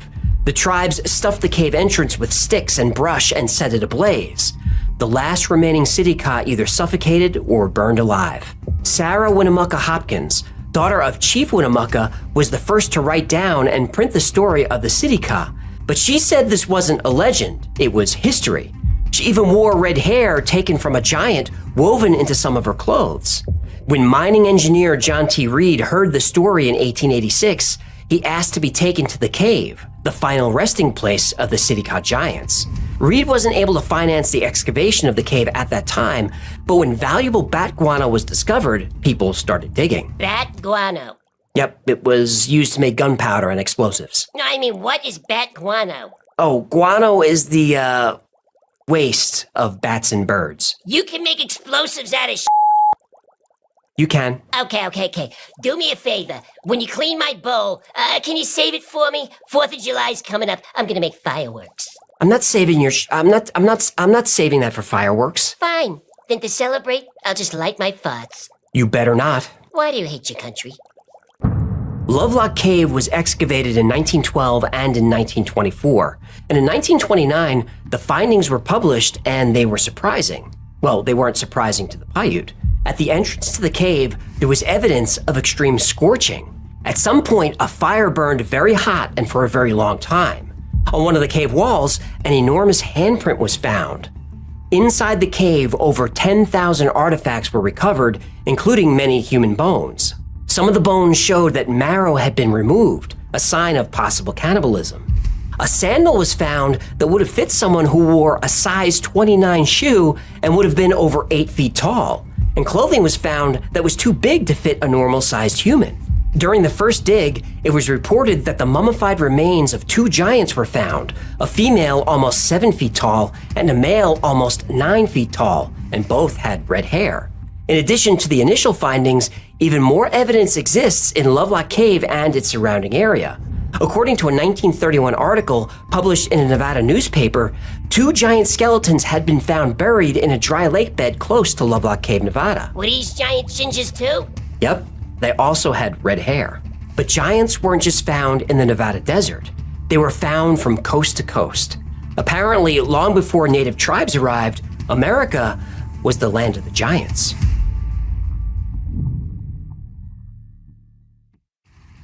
In Peebles, Ohio, the Great Serpent Mound is a 1,370-foot-long prehistoric effigy mound. Nobody knows why it was built, but due to a nearby meteor impact crater, the area is full of gravitational and magnetic anomalies. Some researchers, like Richard Hamilton, believe the location for Serpent Mound was chosen specifically because of these anomalies. And for many years, there have been stories of freak weather patterns, UFO sightings, and strange lights in the area. And also found near Serpent Mound, the remains of giants. In 1872, a report appeared in the book Historical Collections of Noble County, Ohio. Someone had stumbled across enormous skeletons. The remains of 3 skeletons were found whose size would indicate They measured in life at least 8 feet in height. The remarkable feature of these remains was they had double teeth in front, as well as in back of the mouth and in both upper and lower jaws. Upon exposure to the atmosphere, the skeletons crumbled back to Mother Earth. In 1891, anthropologist Frederick Ward Putnam found large skeletons in the same area that measured 7 feet or taller, with skulls twice as thick as a human's. In 1894, a local farmer found unusual graves. The find was even covered by the New York Times. Farmer Warren Cowan recently discovered several ancient graves a mile from the famous Serpent Mound, where Professor Putnam of Harvard made interesting discoveries. Upon opening one of the graves, a skeleton of upwards of 6 feet was brought to light. In another grave was the skeleton of a man equally large. It seems that the region was populated by a fairly intelligent people, and that the Serpent Mound was an object of worship. Ross Hamilton writes about giant skeletons found in Miamisburg Mound, about 70 miles from Serpent Mound. The body of a man more gigantic than any ever recorded in human history has been found in the Miami Valley in Ohio. The skeleton, it is calculated, must have belonged to a man 8 feet 1.5 inches in height. It was found within a half mile of Miamisburg, in a location which contains many relics of the mound builders. Edward Gebhardt and Edward Kaufman discovered it while they were working in a gravel pit. Professor Thomas Wilson, curator of prehistoric anthropology, Smithsonian Institute, says of the find, "The authenticity of this skull is beyond any doubt. Its antiquity is unquestionably great, though it is impossible to have a good guess as to its age. To my own personal knowledge, several such crania were discovered in the Hopewell group of mounds in Ohio." Hamilton said the bones were put on display at a local museum, but they're no longer anywhere to be found. And just a short trip down the Ohio River Valley, another extraordinary skeleton was found. In 1959, Dr. Donald Dragoo, curator for the Carnegie Museum, unearthed a 7-foot 2-inch skeleton during the excavation of the Cresap Mound in West Virginia. In 1868, a report surfaced that quarry workers with the Sauk Rapids Water Power Company unearthed the remains of a 10-foot tall skeleton along the shores of the Mississippi River. A few days later, the bones were nowhere to be found, rumored to have been whisked east on a late-night train and sold to the circus. In 1897, the Worthington Advance describes the Smithsonian Institution's work on the eastern mounds in Iowa. The paper quoted the director of the Bureau of Ethnology, John Wesley Powell. It is a matter of official record that in digging through a mound in Iowa, the scientists found the skeleton of a giant who, judging from actual measurement, must have stood 7 feet 6 inches tall when alive. The bones crumbled to dust when exposed to the air. In Steelville, Missouri, there's a documented case from the Steelville Ledger, June 11th, 1933. An ancient Ozark giant dug up near Steelville. A boy looking for arrowheads turned up the complete skeleton of an 8-foot giant. The grisly find was brought to Dr. R.C. Parker here and stretched out to its enormous length in a hallway of his office, where it has since remained the most startling exhibit Steelville has ever had on public view. Some believe these Midwest giants traveled west and occupied all of North America, and perhaps they made it all the way to the Pacific. San Diego, California has reports of enormous remains found all over the area. A giant skeleton found in 1895 measured 8 foot 4 inches. The skeleton was carefully inspected and measured by Professor Thomas Wilson and other scientists. Wilson was an anthropologist for the Smithsonian Institution. Also in Southern California on Catalina Island, amateur archaeologist Ralph Glidden found a total of 3,781 skeletons on the Channel Islands between 1919 and 1930. In 1833, Mexican soldiers were digging a pit for a powder magazine at Lompoc Rancho, California. They hacked their way through a layer of gravel and found a 12-foot-long sarcophagus. The skeleton of a giant man was found inside. The grave was surrounded by carved shells, huge stone axes, 2 spears, and thin sheets of quartz. And the sheets of quartz were covered with symbols. And he had another interesting feature, a double row of teeth, both upper and lower. Over the past 200 years, more than 1,000 accounts of 7-foot and taller skeletons have been found across North America. Newspaper accounts, town and county histories, Letters, scientific journals, diaries, photos, and Smithsonian ethnology reports have carefully documented this. The Smithsonian Institution is mentioned dozens of times as the recipient of enormous skeletons from across the entire United States. And if that's true, then where are the bones?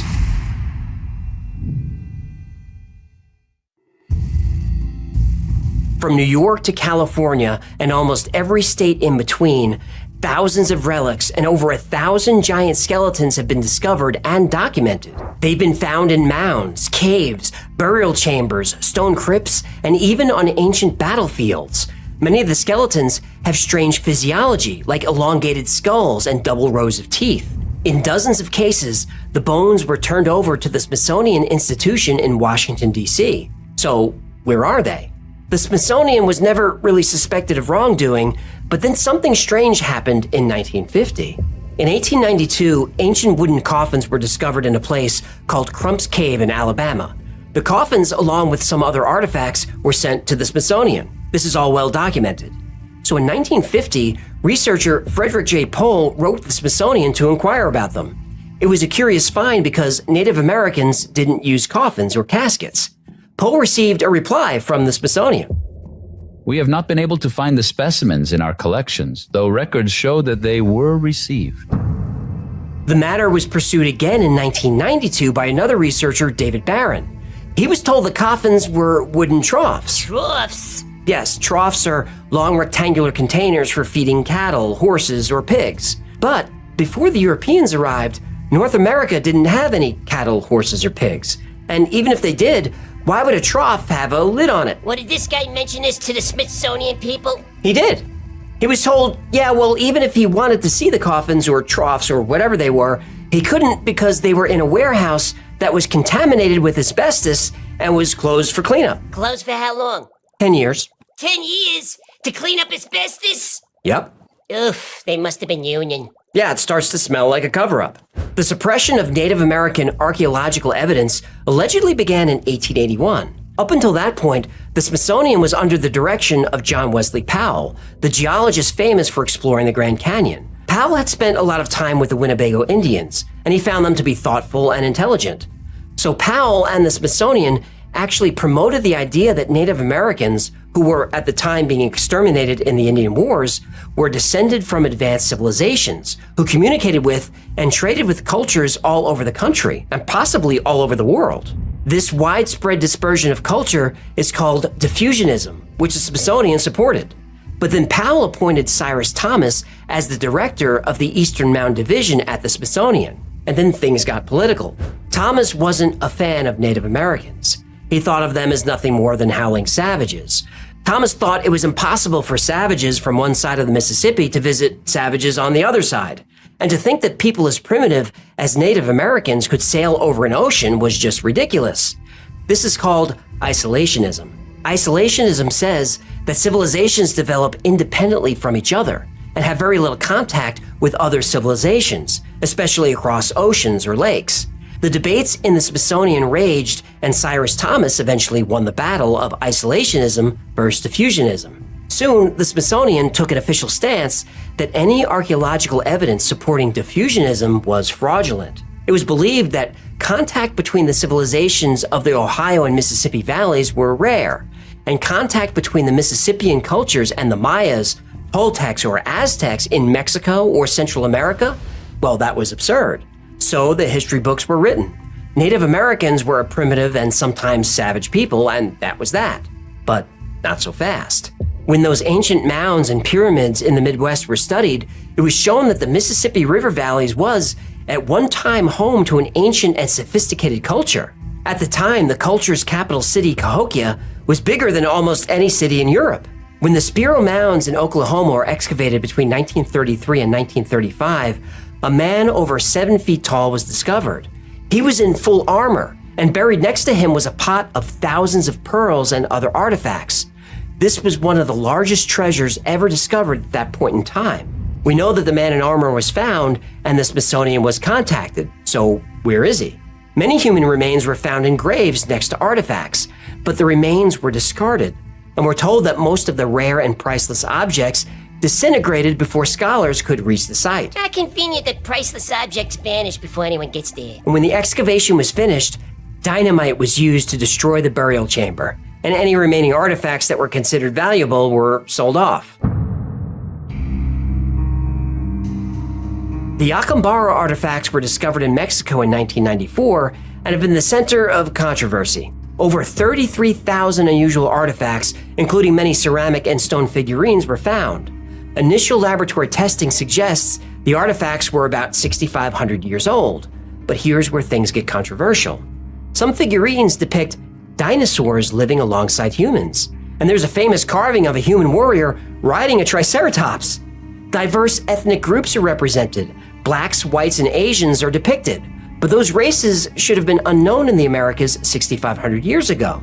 And there were strange creatures like mermaids, human-animal hybrids, even a Bigfoot. Also found were teeth from an extinct Ice Age horse and the skeleton of a mammoth. Neither of these animals should have been there. Archaeologists Charles C. DePeso and John H. Tierney examined the collection and authenticated the find. Carlos Perea, the director of archaeology for the Acambaro Zone, also authenticated it. But the Smithsonian and other authorities dismissed the findings as fraudulent. Despite laboratories dating the objects to 4500 BC, the Smithsonian declared the artifacts 30 years old and said the whole find was a hoax.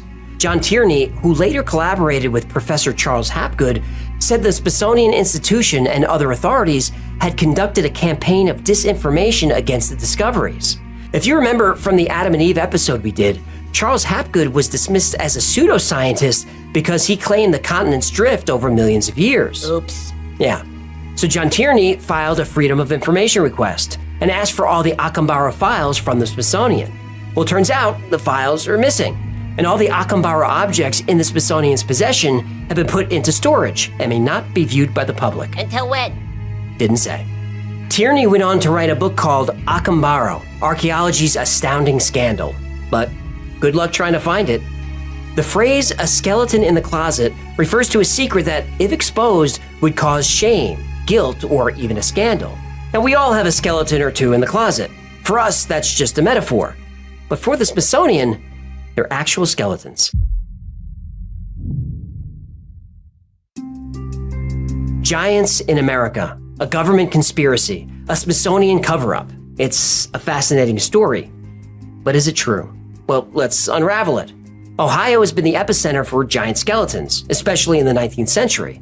When early discoveries made the news, the stories were a national sensation. Now, this amount of attention also brings out the hoaxers and scammers. Hey, you want to buy a Hecklefish NFT? I do not. And by the way, if you bought an NFT relating to the Y-Files or Hecklefish, you got scammed. But not by me. No refunds! In 1882, enormous skeletons were discovered in a lake bed near Cincinnati. The Columbus Dispatch ran with the story. The problem was, it was all a hoax. The alleged discoverer was charging admission to visit his property and view the skeleton. Now, it may or may not have been a real skeleton, but either way, it was about 5'8", so not a giant. Maybe the guy who found it was really short. Maybe, but the story was so exciting that newspapers around the world ran it without fact-checking. Journalists running stories without checking the facts. No, it can't be. As more stories about giants popped up in the news, it was hard to separate fact from fiction because the newspapers ran every story. Hey, you want the truth or you want to sell papers, am I right? Right. Nothing ever changes. That's true. Ralph Glidden was the archaeologist who found over 3,000 giant skeletons in 800 graves on Catalina Island. That turned out to be a huge hoax. He did find one skeleton and took a picture of himself standing near it. He showed the picture to a friend who said, "That looks like a giant," which it does, but only because the skeleton is closer to the camera. Glidden ran with the idea to make some money, but it was all a scam. And since the early days of the internet, photos have been floating around of people excavating sites with giant bones. Some of the pictures are great, and I used a lot of them today, but most of the pictures are from a Photoshop contest held in 2002. In fact, science says that giant humans could not exist. Yes, there are human beings who grow very tall, but that's due to medical conditions and genetic disorders. Gigantism often happens when someone has a tumor on their pituitary gland, but this is a serious medical problem, and people who suffer from gigantism often die very young due to the strain on their hearts and other organs. Then there's Marfan syndrome, a genetic condition that can cause limbs to be much longer in relation to the rest of the body. It's believed that Abraham Lincoln might have had Marfan syndrome. At 6'4", he was much taller than most of the men of his time. He also died young. Oof. What? Still too soon? But the reason humans can't grow to be giants is the square cube law. This states that as the size of any object grows, its volume grows faster than its surface area. If a giant is 60 feet tall, or about 10 times the size of someone 6 feet tall, the giant's body volume would have to be 100 times the volume of the 6-foot man. A cubic inch of bone can support 19,000 pounds. That's a lot. But at 60 feet tall, bone would need to support well over 550,000 pounds. Human bones would shatter and crumble under this weight. Yeah, but who says giants are human? Now that's a fair point. There are discoveries of giants where it was reported that the bones of the body and the skull were much thicker than humans. So is the Smithsonian covering this up? Well, debunkers say no. The story about John Wesley Powell nominating Cyrus Thomas to the Smithsonian first appears in an article written by David Childress in 1993. The article caught fire and has been in circulation ever since. Now, that doesn't mean Childress is wrong, but I do get suspicious when stories about the 19th century don't emerge until the late 20th century. So have the authorities been suppressing knowledge that the Americas were once inhabited by advanced civilizations? Civilizations who made contact with cultures around the world? Well, to get this answer, we're gonna need a sweet potato. Whoa. Do I have sea monkeys in my ears, or did you just say sweet potato?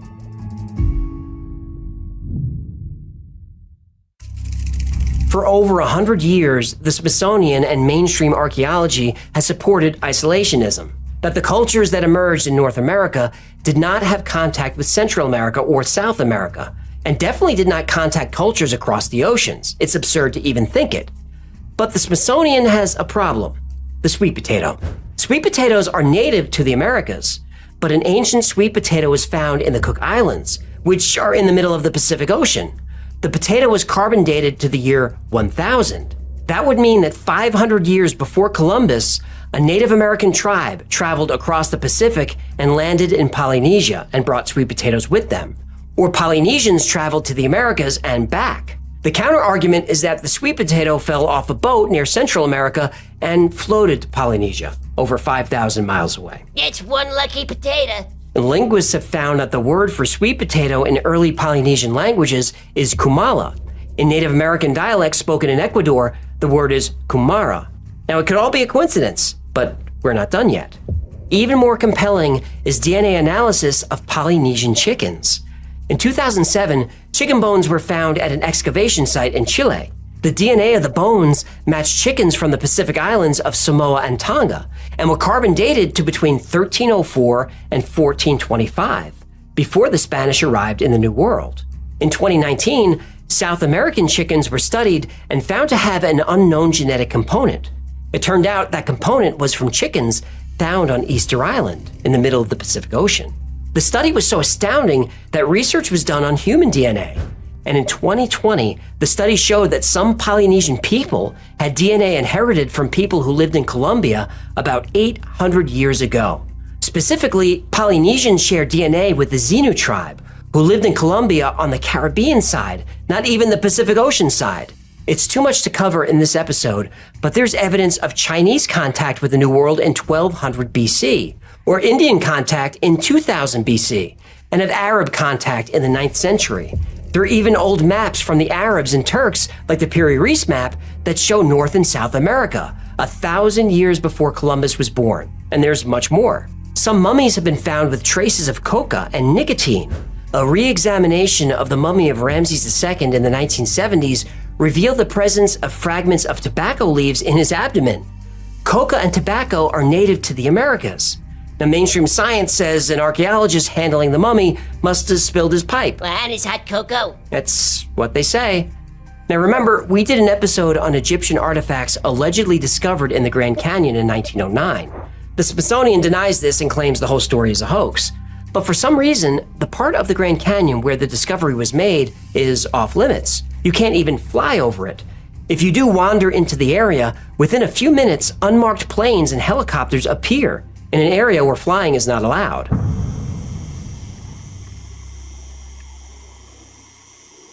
I'll link to the episode below, which goes into detail. You'll even see the planes and helicopters I'm talking about. Once again, those artifacts were sent to the Smithsonian and nobody knows what happened. In 1990, a law was passed, the Native American Graves Protection and Repatriation Act. This law says that any federal agency in possession of Native American cultural items, including human remains or sacred objects, will be returned to the tribes upon request. Great! The Smithsonian is a federal agency. So can we get all the skeletons from Ohio and have a look? Nope. United States Code, Title 25, Chapter 32, Section 3001, subsections 4 and 8 state. Subsection 4. Federal agency means any department, agency, or instrumentality of the United States. Such term does not include the Smithsonian Institution. Subsection 8. Museum means any institution or state or local government agency, including any institution of higher learning, that receives federal funds and has possession of or control over Native American cultural items. Such term does not include the Smithsonian Institution or any other federal agency. The law requiring the government to return skeletons to the tribes? Well, the Smithsonian is exempt. So if history books need to be rewritten, don't look to the Smithsonian for help. And don't demand answers either. Mainstream science, and especially the media, have a playbook. It's easy to recognize once you look for it. The 4 stages of suppression are criticize, marginalize, attack, and censor. Now here's an example. I don't claim to be an archaeologist or a scientist. When Graham Hancock released his documentary series called Ancient Apocalypse, it was a huge hit. It explores the theory that ancient advanced cultures existed thousands of years ago, but were wiped out in the Great Flood of the Younger Dryas. Now, you could agree with this theory or disagree with it. Either way is fine with me. But wherever you stand, we can all agree that it's an interesting theory worthy of discussion, right? Well, wrong. The Guardian reviewed the series in an article titled, Ancient Apocalypse is the most dangerous show on Netflix. Now there's stage 1, criticize. Not only should we not discuss alternate theories, it's actually dangerous to discuss them. But people like us don't care about criticism. We don't care what the media thinks. So they have to escalate to stage 2, marginalize. That same article has a spicy subtitle which read, a show with a truly preposterous theory is one of the streaming giant's biggest hits, and it seems to exist solely for conspiracy theorists. So if you believe in or even have an interest in this preposterous subject, you're marginalized as a conspiracy theorist. The same article insinuates that people who are curious about civilizations before the flood are the same as flat earthers. It still might be flat. Or 9/11 truthers. Inside job. Not now. Being called a conspiracy theorist used to be a major insult, but we've heard it so much that we're not affected by it anymore. I take it as a compliment. I know. So they escalate to stage 3, attack. MSN reviewed the documentary in an article with this headline, Graham Hancock's series promotes racist conspiracy theories. And there it is. ABC ran with it. Ancient Apocalypse series uses racist ideologies. Now, I watched and enjoyed the documentaries. I enjoy discussing alternate history and life before the Younger Dryas flood. I'm not racist, are you? I don't care what color the people were before the flood. I just want to know about them, and I would guess that you're the same. But calling someone a racist without evidence is very much in style now. But because that word is thrown around so much, that attack is also losing its teeth. So you criticized, it didn't work. You marginalized, it didn't work. Attacked, it didn't work. That leaves stage 4, which does work. Censorship. It's right there in that headline from The Guardian, where the author poses the question, why has this been allowed? What does he mean allowed? Who does he want allowing or disallowing free speech? Netflix? The government? I suspect I know the answer. Now, I don't agree with all of Graham Hancock's assertions laid out in the documentary, but all of them are worthy of discussion. Mainstream media and science disagrees. These discussions are preposterous, dangerous, and racist somehow, so censor it. For 100 years, Egyptologists proudly claimed ancient Egypt as the first major civilization, with a minor shout out to the Sumerians who were there 1,000 years earlier. Any culture older than that was nonsense, and discussion was censored. But then Göbekli Tepe was discovered in Turkey and is found to be 5,000 years older than Sumeria. Whoopsie. Yeah, that was embarrassing. Then Göbekli Tepe was discovered, also in Turkey. That culture dates back to over 12,000 years ago. That's a period of time called the Pleistocene. Now, we were taught that this was the time of the cavemen. But in Göbekli Tepe, They understood agriculture and animal husbandry. They could cut stone, and they engaged in city planning. A few years ago, a sewer system was discovered. These weren't cavemen. They lived in houses built around a central religious center. A Netflix documentary discussing different theories isn't dangerous. But articles by mainstream television writers who get their facts from mainstream scientists, those articles are dangerous. They're dangerous because they suppress debate, which in turn suppresses discovery. I'm so glad the archaeologists who found Bonkuklu didn't read internet news. Otherwise, those racist conspiracy theorists might never have found what is, so far, the oldest culture on Earth. A culture that emerged, by the way, right after the Great Flood of the Younger Dryas. As more time passes, more evidence emerges to support theories about alternate history. If giants walk the Earth, sooner or later, that too will be discovered. But mainstream media will do everything it can to prevent that news from getting out. If The Guardian, NBC, ABC, USA Today, CNN, and all the others continue to be wrong over and over again, maybe we have to start asking the question about those articles. Should they be allowed?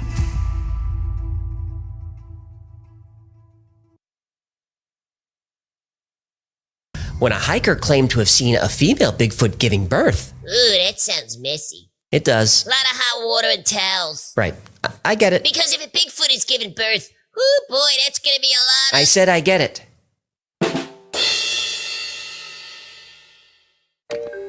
It was the summer of 1974 in Somerset, England.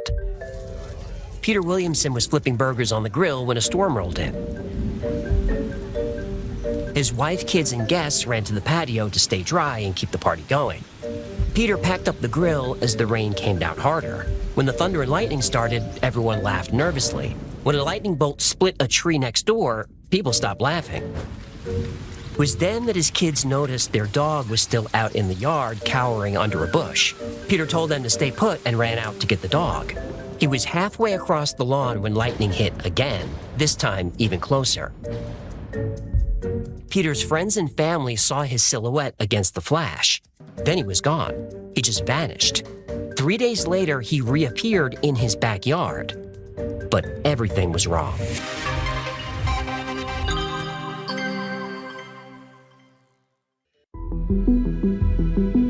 There might be more to reality than we think, or there might be more realities than we think. It splits with every choice we make. Whoever proposed this in 1957 with his many worlds theory of quantum mechanics. Picture an electron spinning in every direction at once, superposition. Traditional view says measuring it forces it to choose one direction. Everett disagreed. He said the electron keeps spinning in all directions, but in different universes. Each measurement splits reality, creating infinite parallel worlds. That means there are infinite versions of you out there, and every version of you results from the billions of choices that you make. So there's a reality where you're the president of the United States. There's one where you're a movie star. There's one where you're on death row. So there's a universe out there where I didn't get married? Yep. That lucky son of a... Okay, take it easy. A few months ago, Google unveiled Project Willow, a 105-qubit quantum computer that solves problems in 5 minutes that would take the world's fastest supercomputer 10 septillion years. That's a 1 with 25 zeros following it, or a timescale way longer than the age of the universe. How does it do that? Because quantum computers might be combining computing power across parallel universes. It sounds like science fiction, but the math works. Then in 2014, the many worlds theory got an upgrade. Physicists from Griffith University said that parallel universes not only exist, they interact through gravity. That electron spinning up and down, it's two universes merging briefly, each with its own version of that electron. This is the many interacting worlds theory. Again, the math works, and this theory could explain everything from quantum tunneling to zero-point energy to human consciousness. And I've been thinking about doing a video on quantum consciousness, but it's a brain buster, so let me know if you want me to cover it or I should just stick to aliens. Yeah, stick with the aliens, Poindexter. But here's where the many interacting worlds theory gets dark. The Griffith team warns that when parallel worlds get too close, Quantum effects intensify. Electromagnetism becomes unpredictable. Entangled particles become unentangled. Superposition breaks down. This could cause other realities to cross into ours, where things could exist in two places at once. There's only one known natural phenomenon that can produce enough energy to do this: lightning.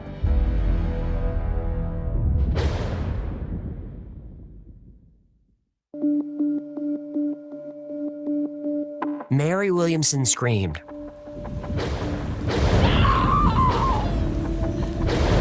Her husband vanished in a flash of lightning. No burn marks, no footprints, no body. Peter was just gone.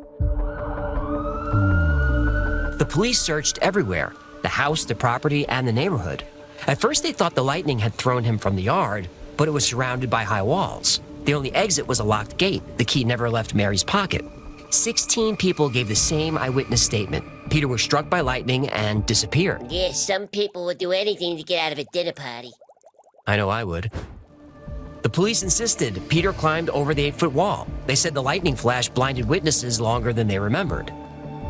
The officer said if Peter had been hit by lightning, he might have a concussion or amnesia. He'd eventually show up at home or the hospital, but he didn't. Mary's friends watched the house all night. No Peter. No hospitals reported anyone matching his description.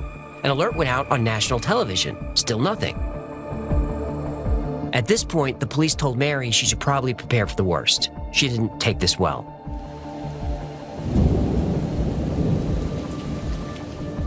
But on the third day, at about 8 a.m., she heard the gardener frantically calling for her. Mary ran outside. Peter was sitting on the grass near the bushes in a daze. She hugged him through tears of joy, and then she noticed something strange. It rained in Somerset for 2 days. Everything was wet, but Peter's clothes were completely dry. And then she noticed those weren't his clothes.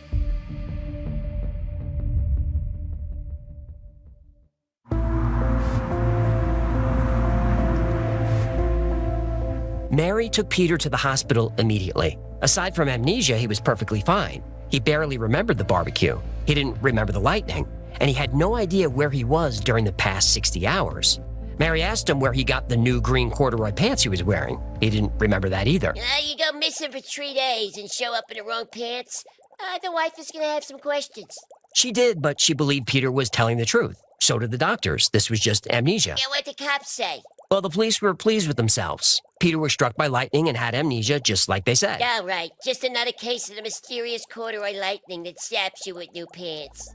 Yeah, the police didn't explain it. Peter was home, and they considered the matter closed. Peter stayed in the hospital for about a week and went home feeling perfectly fine. But he still had no memory of where he was. But a few days after returning from the hospital, Peter started having strange dreams. At first, he saw only brief glimpses of scenes. He was in the rain, frightened, and walking down a road. Someone stopped to help. Then the images started coming to him while he was awake. At first, he thought he was hallucinating, but they felt like memories. He just couldn't piece it together. He remembered a kind doctor. The doctor found him on the side of the road. He almost remembered his name, but not quite. Then he was in a hospital, a different hospital. The hospital staff asked his name, but he didn't know. His clothes were torn. There was another patient in his room. Then he remembered. Pants. The other patient loaned him the corduroy pants because his jeans were torn apart. Memory hit, and Peter jumped up and ran to his bedroom to see if the pants were there. But there they were. Inside was Herbert Fox, who had a shop a few towns over. Had the letters JB. Inside the pockets, he found a pack of cigarettes. He didn't smoke. Same brand that James Bond smoked. He knew the brand, but the logo was wrong. It monogrammed was JB. Finally had a lead. If he could find this JB, he would have answers. And that's pretty common initials. But a tailor named Herbert Fox a few miles away, there would be only one. Pay him a visit.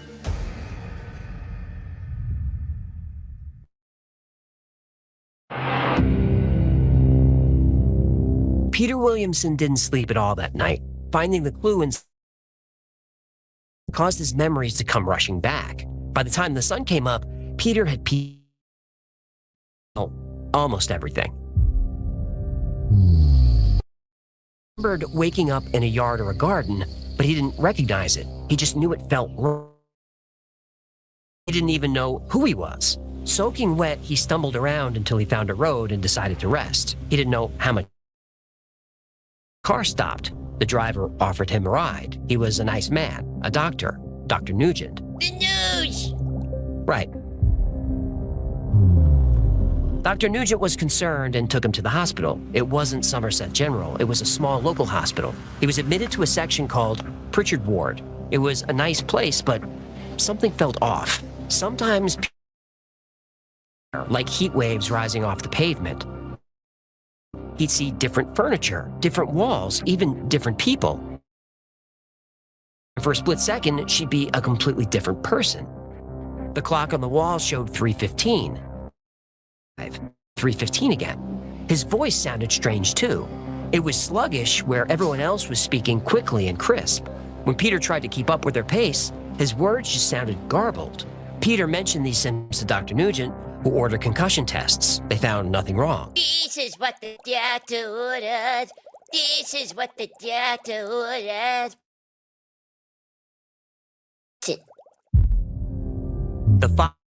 Peter wanted to go for a walk, but the nurses told him his genes were too damaged to salvage. So the man in the next bed steroids. The lightning pad. Exactly. I thought they were green. They were. Memory, the pants were light brown, not light green. Anyway, the pants. Peter remembered the label clearly. Herbert Fox, with the initials J. Day exploring the hospital grounds. The place felt familiar, although he knew he'd never been there before. The next morning, feeling stronger but no less confused, Peter decided to retrace his steps. He walked back and found him. Everything felt familiar, but he didn't know why. Then he saw it. The yard where he first woke up. As soon as he touched the gate, everything went dark. When he opened his eyes, he was lying in his own backyard. The gardener was shouting for help. The grass was soaking wet, but his clothes were dry.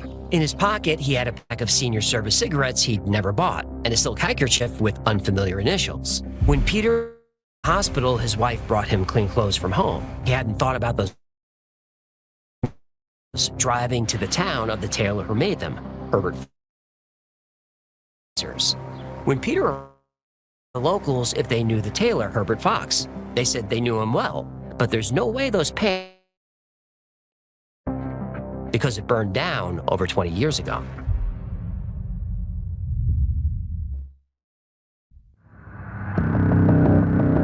Peter arrived back home bewildered. He couldn't explain the corduroy trousers. It is frustrating when you can't explain your pants. Now, about this time, Colin, investigator and writer, connected with Peter. This story comes from him. He interviewed Peter and Mary personally. He also spoke to the witnesses who saw Peter. Colin took him. To him, it sounded like Peter had slipped into an alternate reality. Peter believing this, but the researchers were able to track down the monogram JB, the initial customer at Herbert Fox's shop. In Peter's reality, John Black in 1953, but JB's pants were new. In the other reality, alive, Herbert Fox's shop didn't burn down. And there was more. Colin was able to track down to agree to take a look. They confirmed that Herbert Fox's shop did exist, but it burned down in the 50s. The zipper was designed in 1968, 14 years after the tailor shop was gone. They said the stitching was authentic. It used their production techniques, though they had no record. The material was new. They even asked to be notified if Peter ever found. They'd never seen the green before and wanted to use it in production. How easy. Lightning and travel to another. Peter didn't multiverse theory. He was sure there was a reasonable explanation for what happened. He one who knew him from the hospital, but Peter was at a dead end. The weeks on and his memories of the other hospital, he could remember of the experience, the layout of the hospital, Richard Ward. He knew the price of tea in the cafe. He remembered Dr. Newton. He heard all the tests. He knew all the nurses' names. But at this point, he didn't know if he was losing his mind. After learning he had clothes from a tailor who didn't exist, he was afraid to tell anyone what he was going through. He tried to forget. Then, about a month later, he was talking to a friend who just had a minor surgery. The name of the doctor came up. Wait. Peter's Dr. Nugent. Peter was so excited and relieved he was almost moved to tears. And with questions, was Sister Charles there? Was the cafe there? Was there a Pritchard Ward? Peter caught himself. He grabbed his car keys.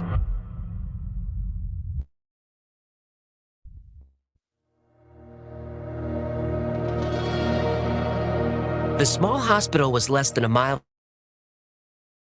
As he pulled up, everything felt familiar. It was like deja vu, but much stronger. He knew he was here. At the front desk, Peter asked for Dr. Nugent. He half expected the receptionist to say there was no, but instead she said, "Wait here." A few minutes, exactly like Peter remembered. Peter jumped up to greet him, but the doctor didn't recognize him. Peter explained his disappearance and his memories of the hospital. Dr. Nugent was patient and listened, but he said he hadn't had an amnesia case in 5 years. He said Peter's subconscious might be creating memories to fill the gaps caused by his amnesia. Peter probably learned about from overhearing conversations. After all, Dr. Nugent was his friend's doctor. Peter in too many details, the building layout, everything. The doctor saw how frustrated and upset Peter was. He showed Peter the intake forms from the night he was admitted. His name wasn't on it. His name wasn't anywhere. Peter left the hospital and got back in touch with Colin Parsons. He wanted to know more about this alternate reality theory. Colin was convinced it was no theory. Peter was at that hospital, just in another reality, transported there by light. Disappear in full view of his guests, and that he walked into another universe, whatever name you choose. I stayed with the family over. We went through the whole experience together, with some of the witnesses to the original. Colin, the strongest evidence was the system. Someone could sew an old label on pants, but it's much harder, especially a fake pack of cigarettes from a well-known brand like Senior Service. The evidence was the Senior Service logo. It was what Peter and Colin are describing is a Mandela effect. These are shared memories that are wrong. I like how everyone remembers the moon landing. We're not doing this now. Fake moon landing link down in your loot chute. The name comes from Nelson Mandela. Millions remember him dying in prison and but that never happened. Link to all kind of episodes about that down in your sock drawer underneath the nudie bags. There are theories of quantum physics that say parallel universes are real and they're simple enough to disrupt. So next time you hear thunder, pay attention. Make sure and that your memories are the truth. Remember, there are infinite versions of you out there who just asked. Infinite of you looking into the same storm and imagining that lightning is the. And of those versions of you that exist in the multiverse, who wants to steal your pants?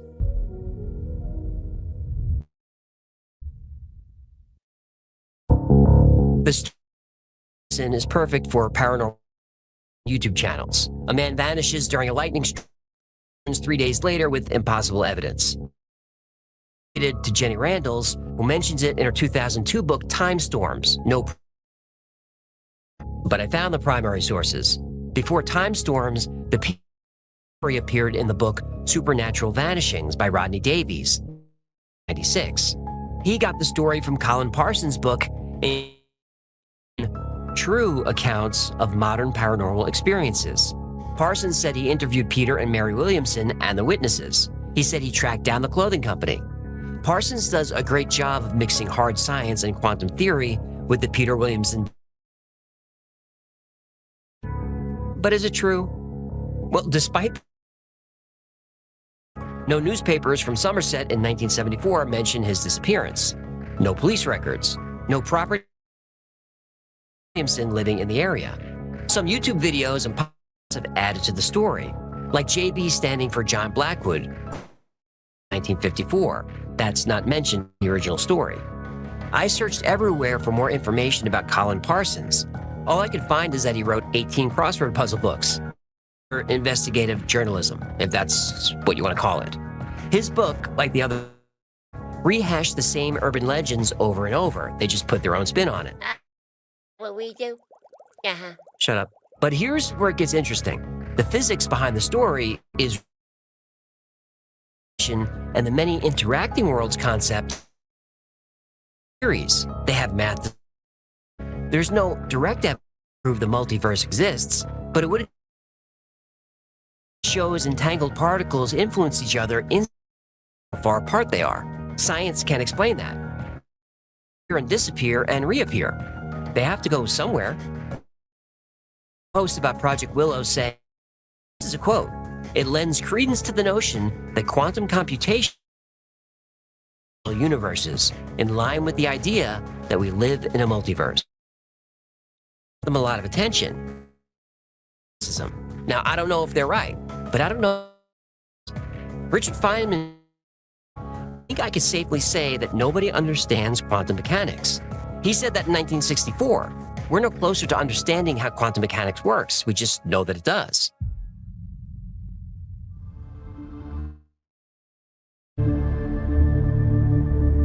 I think quantum mechanics question the universe and our reality, but it's possible, even likely, that we're not meant to understand it. Werner, the universe is not only stranger than we think, it's stranger than we beyond our ability to comprehend. Now that might be frustrating to some people.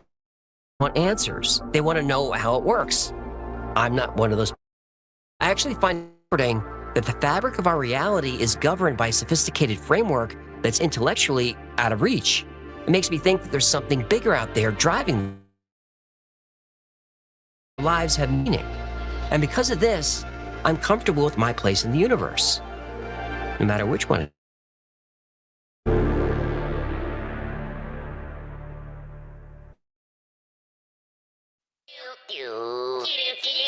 Okay, and we're back. This is Lovelove's Tacklefish, and I can go all night. Our next caller is a woman concerned that her husband might... Hey, caller, when do you think your husband's affair began? Oh, he started getting home late, right after dinner. Yeah, it seems intentional. Yeah, and then I started seeing stains on his shirt. What kind of stains are we talking? Lipstick? Condiments. Condiments? Yeah, it's something you use to enhance the flavor of food. I know what kind. They're on his shirt? Italian dressing, mustard, ketchup, that kind of thing. I know he's eating at restaurants every other night.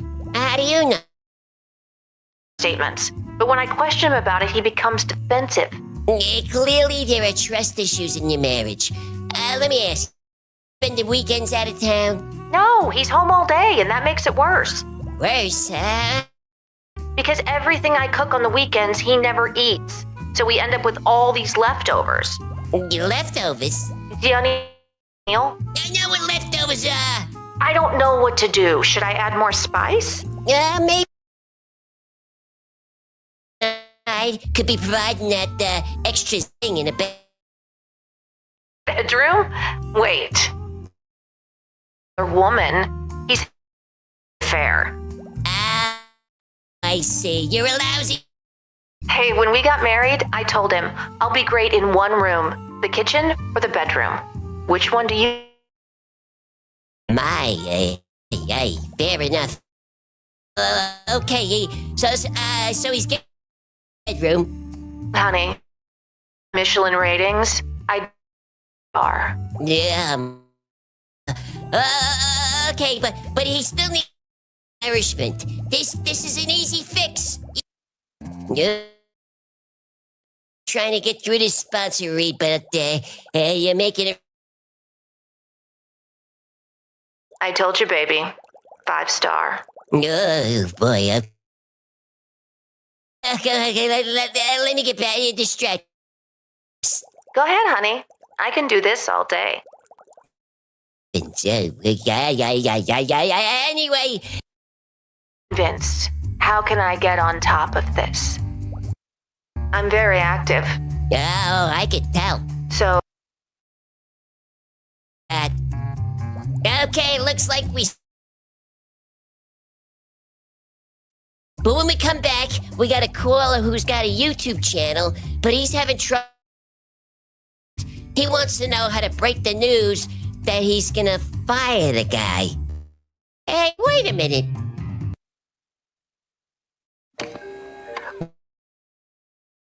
It's hiding in plain sight in Las Vegas.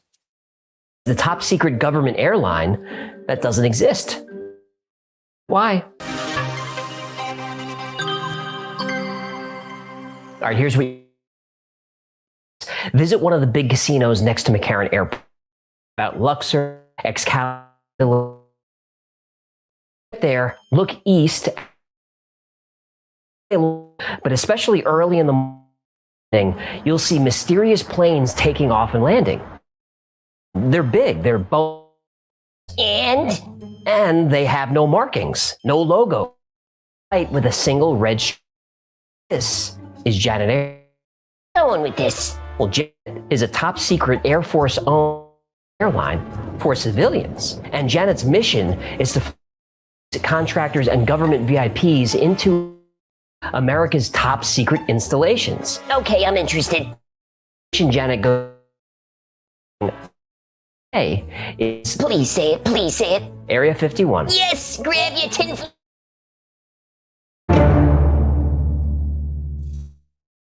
An airline call signs are identified on the radio, and call signs are often simple, like American 441 or W.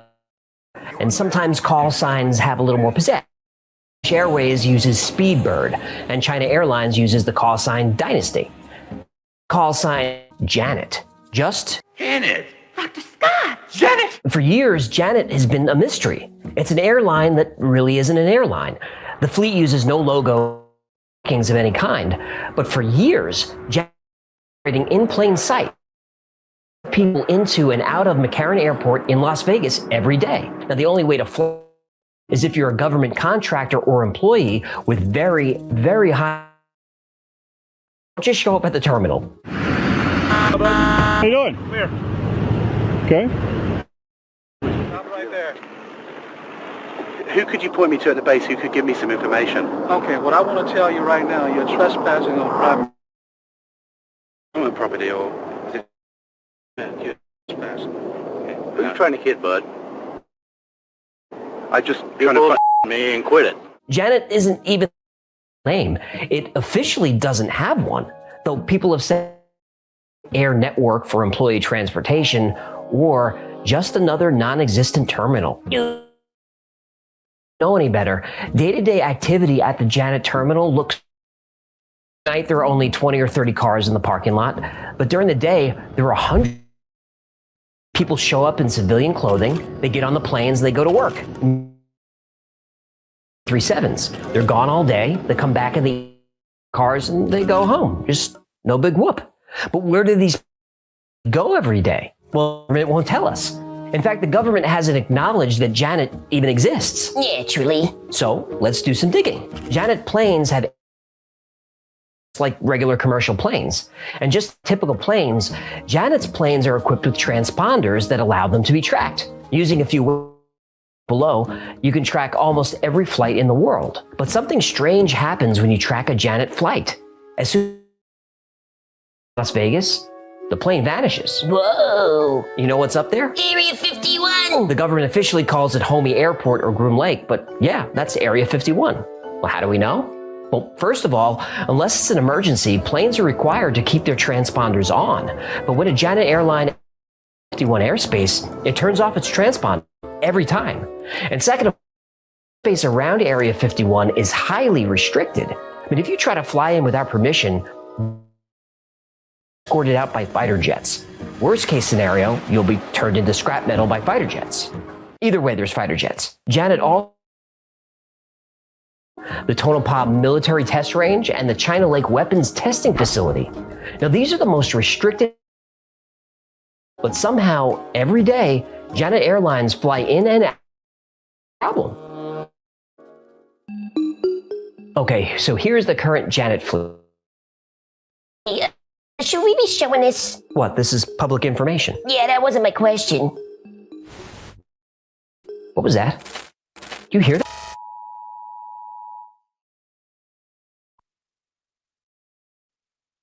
So using the fleet information, you can go to the FAA website and see who owns the plane. So let's do that.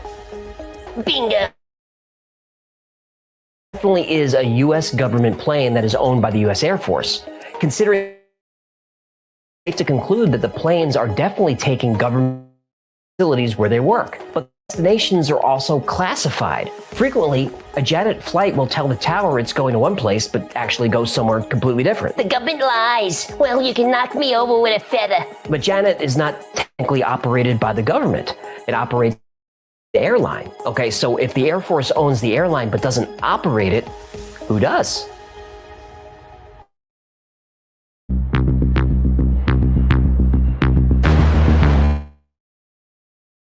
So who actually operates Janet Airlines? Well, a little cyber sleuthing gives us more clues.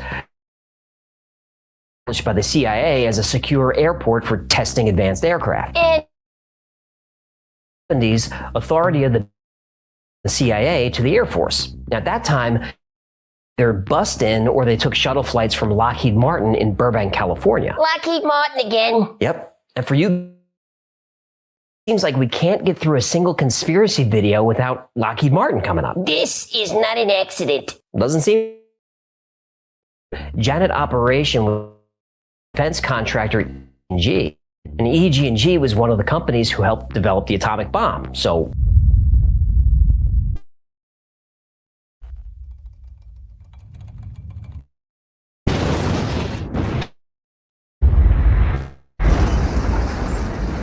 So they were involved in shady stuff. they were. EG&G bought a few used planes from China, transitioned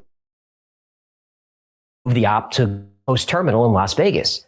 Now, if you Google the location of the airline's terminal, you get something called the AECOM hangar, which is a governmental organization. Suspicious. I thought so too. The hangar used to be called the Gold Coast Terminal. The original of the Gold Coast was defense EG&G. How do we know? Well, they posted a job listing saying so, and I'll link it below. Now, EG&G in 1999, which was acquired by the URS Corporation in 2002, which was acquired by AECOM in 2014, so AECOM hangar. That's a huckleberry. Yep. So what does AECOM do? As a global network of design, engineering, construction, and management to imagine and deliver a better world. Word salad. With revenue. Salad with government contracts. Yep. And there's more. AECOM recently first officer / co-pilot in Las Vegas, Nevada. The preferred qualifications include Boeing 737 experience, okay, and high performance and or jet aircraft experience. Okay. The job listing doesn't make any reference to Janet, but qualify for and maintain a top secret government security clearance. Yep, that's Janet. This week we've heard the contention of UFO our government. While that may be hard to believe coming from, we've certainly learned in Watergate and the Iran-Contra scandal that factions within our government can and do pursue their own hidden agendas, control of Congress or the knowledge of the American people. 51 is inside the Nevada Test and Training Range, which is made up of small with different purposes. And many sections are designated Area 49, and Area 50, and Area 52. Area 51 is Nellis Air Force Range, which covers a huge amount of southern Nevada. Now, at various points, it's been called the Watertown Strip, Dreamland, Homey Airport, the area, the remote location, or out of town. Isn't that cute? Or sometimes it's simply referred to as nowhere. Place, we've been there. It sucks. Area 51, some of America's most highly secret aviation programs. Among other things. Two spy plane and Lockheed A-12 were secretly. F-117 Nighthawk stealth attack aircraft was developed before being. Now, who really knows what's hiding in the hangar? But we do know that on average, about 1,000 people to Area 51 and back? Could they be working on the Lockheed SR-72, a spy plane capable of Mach 6 or 4,600 miles an hour? Or are they working on the B-21 bomber that can deliver anywhere in the world? Or at an area called S4, which is a few miles south of Groom Lake. At S4, he says, are flying saucers and are working examples of technology that is seemingly beyond human. Right, this came from somewhere. That is, I mean, it's there. I saw it. I know what the current state of the art is in physics, and it can't be done. could these people be commuting from Las Vegas on a secret airline to work on extraterrestrial spacecraft? It's possible. Nobody really knows. But every year we seem to get closer to some kind of reveal one even existed, but finally admitted it in 20. Denial, the CIA just released a bunch of UFO documents acknowledging document dump is happening. Air Force and Navy pilots are coming forward with stories and footage, major UFOs as legitimate stories. Every day for at least a couple of years. Day for a couple of years? UFOs aren't fringe anymore. People, regular, normal people, want to know what's going on. The U.S. government won't acknowledge it exists, but that's okay. We know that it does. Considering the ubiquity of information, it's more difficult to keep secrets from its citizens. And overall, that's a good thing. Thanks for hanging. Hecklefish, this has been the Wi-Fi. Or learned anything today, do me a favor, like, subscribe, comment, and share. The One Project, but with the truth. Until next time, be safe, be kind, and know that you are appreciated.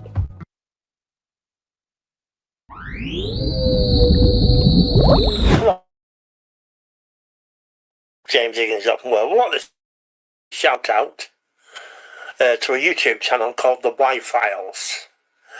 It's got 0.9 million subscribers, 225 videos. It's based paranormal stuff, UFOs, all sorts of. It's the best paranormal show on the internet, in my opinion. It's off the charts. It's the best.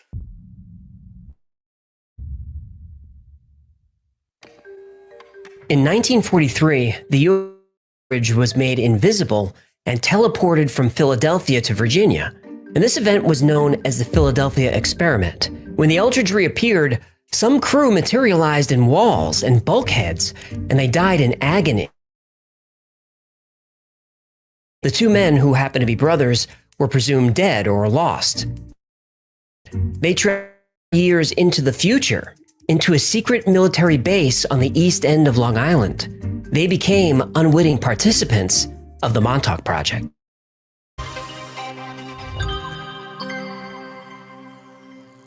In the early 60s, Preston Nichols, an engineer who specialized in electromagnetism, worked as a contractor on Long Island. He was working with a group of psychics, telepathy, and getting good results. However, that telepathy behaves exactly like a radio wave. For some reason, at the same time every day, blocked, and he had no idea why. After 3 years of this strange phenomenon, Nichols brought in radio equipment to monitor the psychic blackout. He learned that whenever 410 to 420 megahertz was detected, his subjects were jammed, and after 20 minutes, the signal would dissipate and the psychics would open back up. Nichols built a mobile the origin of the signal to Montauk, New York. More specifically, he traced the signal to a large radar tower on Montauk Air Force Base. Nothing he could do about it. The radio interference continued for a few years. Didn't give it much thought until he received a call from a friend who said the Air Force abandoned, he should go check it out. And the base was deserted, but for yes, you would expect the military to decommission a base in a clean and orderly way, but not Montauk. It was as if whoever was working cleared out in a hurry. And after exploring, Nichols came across a young homeless man who was living in one of the abandoned buildings. Nervous, he's a military technician who worked there, but he deserted when a large beast appeared and tore through the facility, forcing the project to shut down. Beast and a project? The young man seemed confused. He said, "You don't remember? You're Preston Nichols. You ran the..."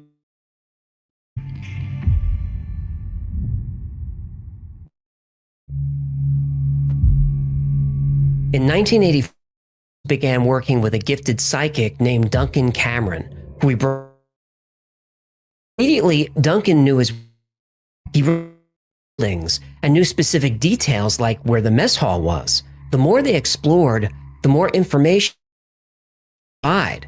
A number of disturbing experiments happened on the property for years.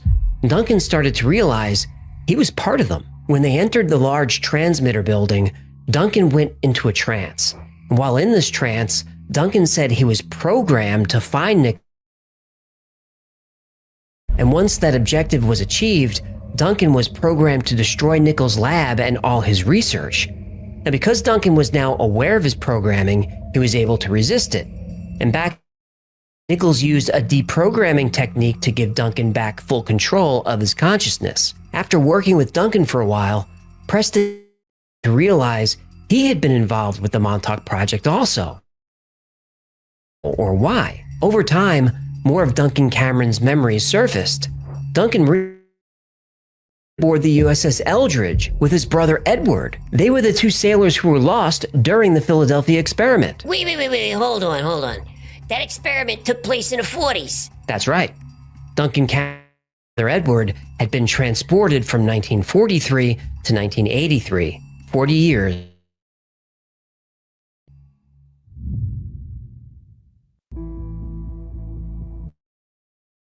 Preston Nichols started to notice strange things.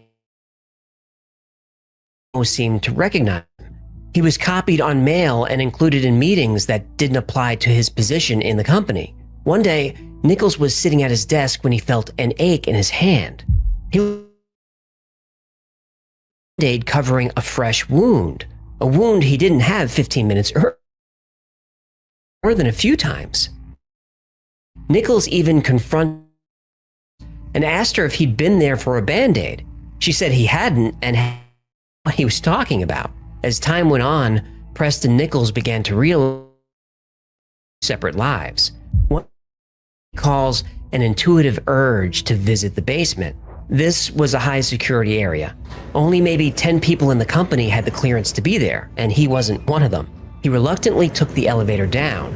He gathered pure natural and walked right up to the security guard. And even though he had never been in this area and had no idea what happened here, the guard had a badge with his name on it and waved him through. Whether by muscle memory or just by using his gut, Nichols seemed to know where he was going.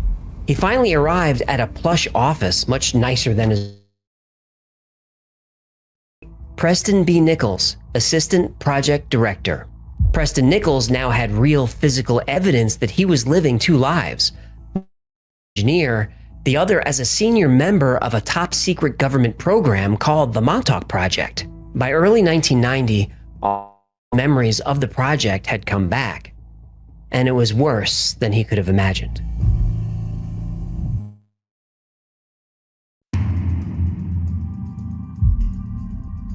About the experiment, a man named Al Bielek would see visions, and then entire memories of the life of Edward Cameron aboard the Eldridge with his brother, Duncan Cameron. Wait.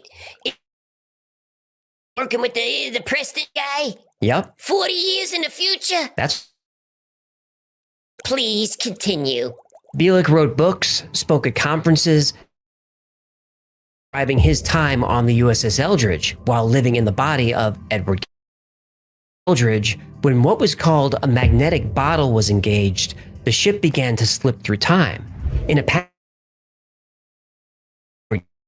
with his brother Duncan jumped ship, and when they landed, 37, Edward woke up in a hospital and was being treated for radiation injuries.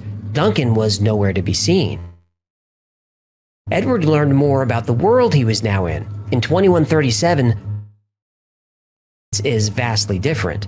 Florida and most eastern seaboard is a series of islands, and the lakes have combined into one giant lake. After a devastating nuclear war fought between the West and Russia and China, the world's population has been reduced to 100 million people. The United States, Canada, and most governments were gone. Areas were under local martial law.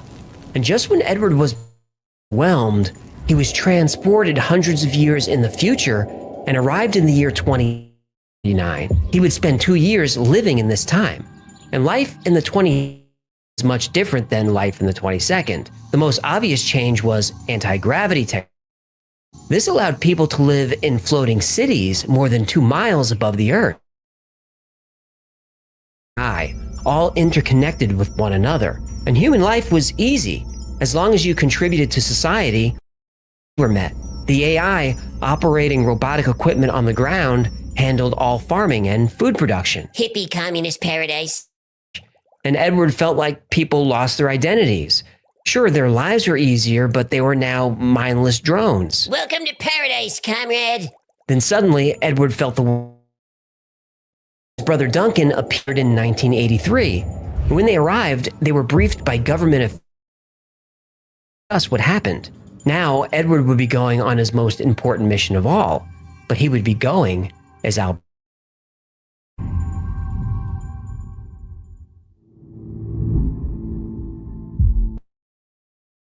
Bielek's brother, Duncan Cameron, now had full recollection of the Philadelphia experiment and the Montauk Project, as did Preston Nichols, and their memories were terrifying. Their story of time travel and teleportation intrigued researchers in national labs. Technicians at Brookhaven had made an interesting discovery. The men serving aboard the USS to mind control. The United States could use this technology to tell an enemy's army to not fight, losing a single life. And America could take over the planet, everybody's mind. That's a scary thought. Hello. They already do. This is the news media, big tech, you peep. Okay, look, having a point of view is not really mind control. Brookhaven scientists were excited to get started. The Montauk place. It was deserted, remote, and had all the equipment. It had the largest radar antenna in the world. An antenna powerful enough to broadcast high-powered signals for hundreds of miles or more. The goal was to broadcast on the right frequency that could alter and control the human mind. Done.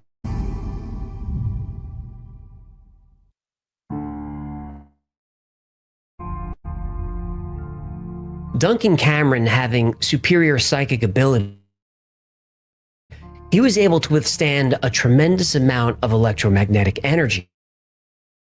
Survive the Montauk chair. The chair was essentially a mind-reading device. It was a large metal chair covered in coils and sensors, and also connected to the chair were 3 receivers, 6 channels, and a Cray supercomputer. Montauk chair, your psychic abilities could be tremendously amplified. Whatever image was in your mind was displayed on the computer screen. The first tests were to see what would happen when Cameron was electrocuted with different amounts and frequencies of energy. They learned that different frequencies could elicit and specific frequencies could make him sleep. That the area were also affected by transmissions. There were reports of deer running out of the woods against the glass windows of the stores on Main Street. Soon they were able to perform what researchers called the seeing eye. If Cameron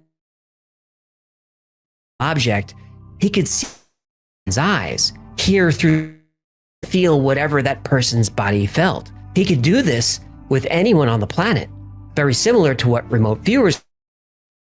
Cameron's abilities and the technology at Montauk, scientists were finally able to control people's thoughts. Then they learned how to load information, commands, and entire programs onto an individual's mind, and then it could be adjusted to make people do things they wouldn't normally do. assassination, sabotage, even self-sacrifice if that was the mission. Over time, the experiments became even more advanced. Cameron was now able his mind. If he thought of an apple or appear first on the computer screen, then as an actual solid object in the real world. This breakthrough would lead the researchers of the Montauk Project to their main experiment. Using a huge new antenna and multiple transmitters, they could create a vortex that someone could step and into another time.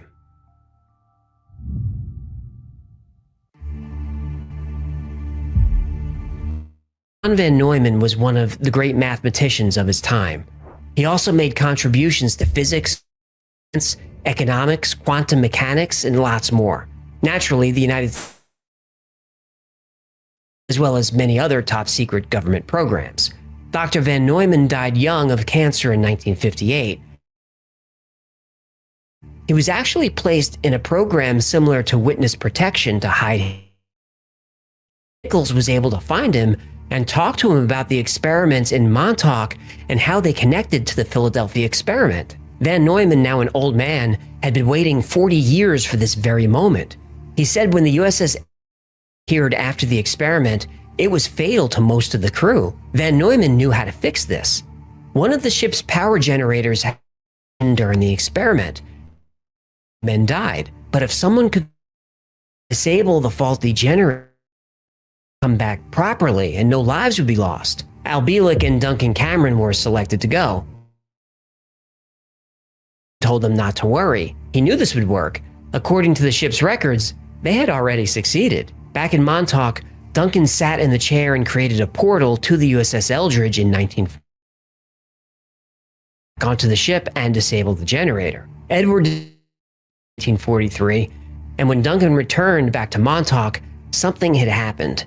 His many jumps through time had caused him to age very rapidly, and he was now dying of old age. Now this could be a disaster because Duncan is linked to so many events that paradoxes could form. To prevent these disasters, the Montauk technology was used to send a message through time to Duncan Cameron Sr. At that point, Duncan Sr. only had one child, a daughter, but he was instructed to get busy and make baby boys because a lot depended on it. When Duncan Jr. was born in 1950, the Montauk scientists used the boy as a vessel for Duncan's current electric signature. This would ensure continuity of the timeline without paradoxes. And using a similar technique called age regression, Edward Cameron was installed into the body of young Al Bielek. Now, if you're finding this hard to follow, your paradoxes and time travel missions were weighing on Preston Nichols. He started than good to the people in the program, to the planet, and to space-time itself.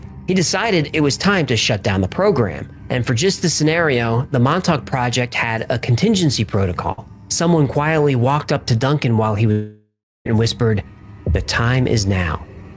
The phrase worked, and a nightmare followed.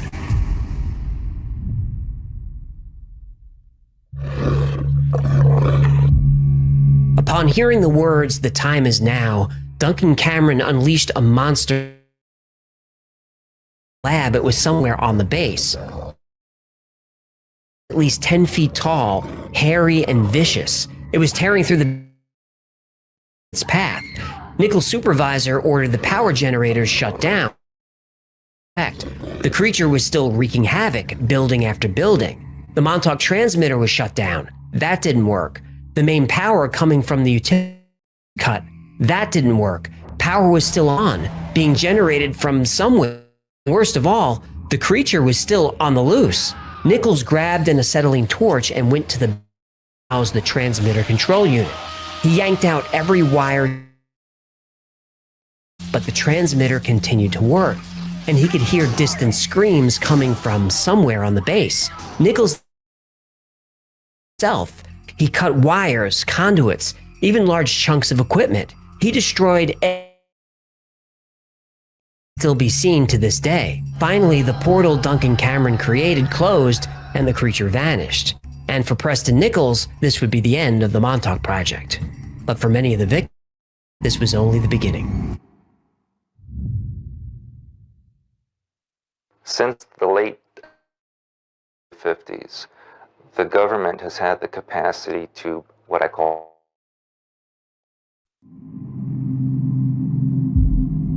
The Montauk Project ran from the early 70s until 1980. The story does sound far-fetched, but there are many people who say Preston Nichols is telling the truth. While the Montauk Project a constant supply of people for its experiments, unfortunately, most of these were children between 10 and 15 years old. These children became known as the Montauk Boys. Montauk Boys were usually runaways, like families suffering abuse. One of the Montauk Boys is named Stuart, and as a boy, Swerdlow recalls of waking up in a dark room strapped to a hospital bed, and it was dark and damp, and the walls were made of rock. And Preston Nichols did place deep underneath the Montauk Air Force Base. One disturbing goal of the Montauk Project was to create an programmed and controlled. Then they could be activated at any time. They would carry out any mission, no matter how horrible, and not remember any of it. Montauk Boys have been linked to events like and the Oklahoma City bombing. In order to prepare the children for programming, their minds had included starvation and torture. They received electric shocks. They were to the point of almost drowning. And this was done day after day until the child's mind programming. Other men have come forward claiming to be one of the Montauk Boys. One said he was forced to take LSD in what became known as house. Another said his body was used as a sort of generator to feed psychics sitting in. As you would expect, many children did not survive this phase of the experiment, and they're said to be buried somewhere deep under the base, still 40 years. They wanted programmed boys to be used for mind control operations. The experiments affected everything in the area. Television and radio signals. Animals behaved strangely. In 2008, this animal washed up called the Montauk Monster. What is this? Now, I should also point out that directly across the Long Island Island, the location of the Animal Disease Center, rumors say this island has been used for animal human-animal hybrids. Could this animal have come from Plum Island? The CDC, Center for Disease Control, is part of America's Services Department. Plum Island, allegedly a scientific research facility, is part of Homeland Security. Maybe we need to. Christopher Garetano was 8 years old in 1983 and playing on found strange metal objects in the sand.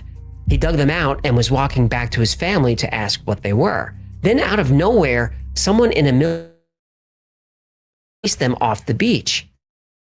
Lifelong obsession for Garetano, and he would visit the base many times. And during these visits, he would find problems with the government's official store. Montauk Air Force Base is not supposed to have underground levels. Garetano notes that there are manhole covers all over the property. Now, drainage, but on one trip, Garetano brought a geophysicist along.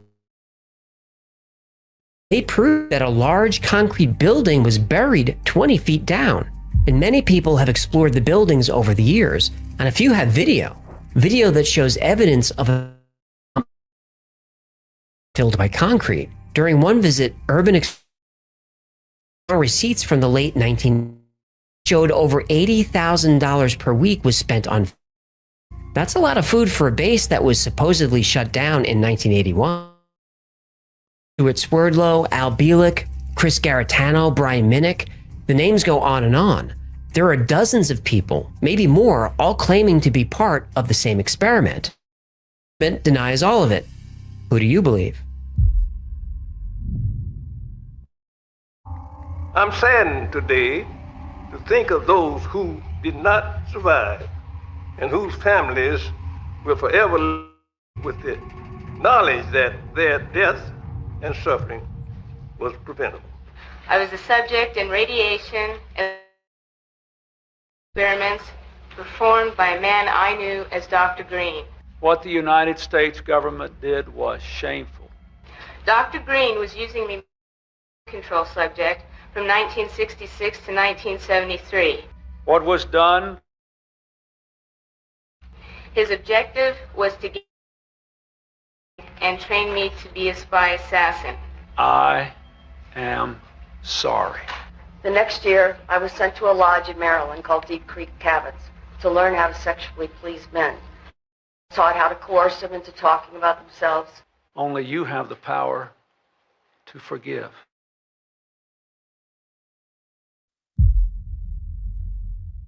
The Montauk Project has probably since Preston Nichols' book first came out in 1992.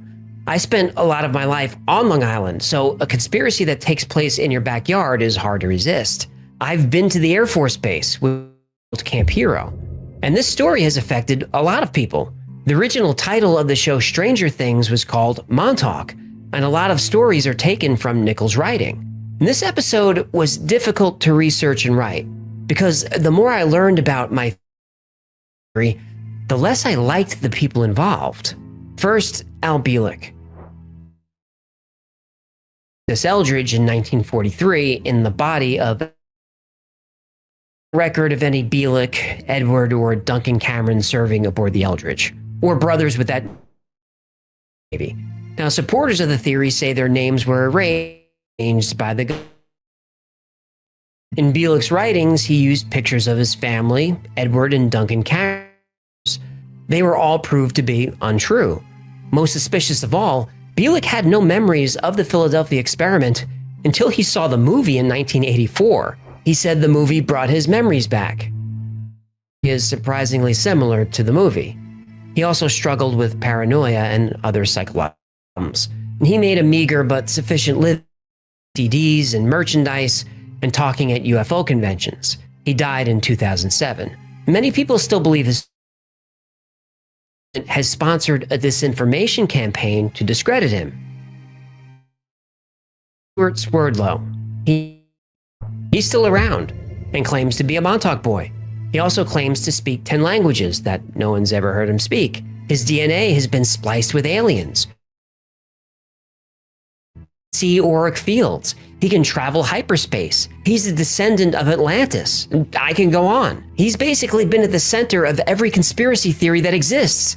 Moon bases, hollow earth. People. Oh, why create such a wacky story? Well, you can hire Stuart to deprogram you for a fee. Ah, that's why. Now, I'm not saying the guy's a fraud, but I am saying a and if you Google him, it's not pretty. Who knows? Maybe all his potions and vitamins and dog treats will help you reach enlightenment. I don't recommend buying his products. You say dog treats? Oh yeah, he sells all kinds of stuff. Oh, speaking of selling, did you know that you could buy Wi-Fi's merchandise right now? What's this? It's a spot. We've got Hecklefish t-shirts, mouse pads, and hoodies. We got... This is not a good time for this. Links below. I've saved Preston Nichols for last. Talk for a long time before Nichols came along, but Preston Nichols is and he's the only. He actually opens his first book like this. This word is fiction, as it contains no falsehoods to the best knowledge of the authors. Read as pure science fiction, suitable to the reader. Now Nichols says the experiment took place 10 stories below ground, maybe lower, and that there are tunnels deep underground that connect to other cities in the United States. Now that might work in some parts of the US, but it won't work in Montauk. When they pick up all kinds of sand, dirt, and debris, kind of like a push broom. And when the debris remains, and this is called a glacial moraine. Long Island is you just can't dig very deep there. This is why the only skyscrapers in the area are downtown Manhattan. That's where the bedrock is. Support deep digging. But there's one final conspiracy about Preston Nichols. And if you have little, please send them away for a few minutes. Really.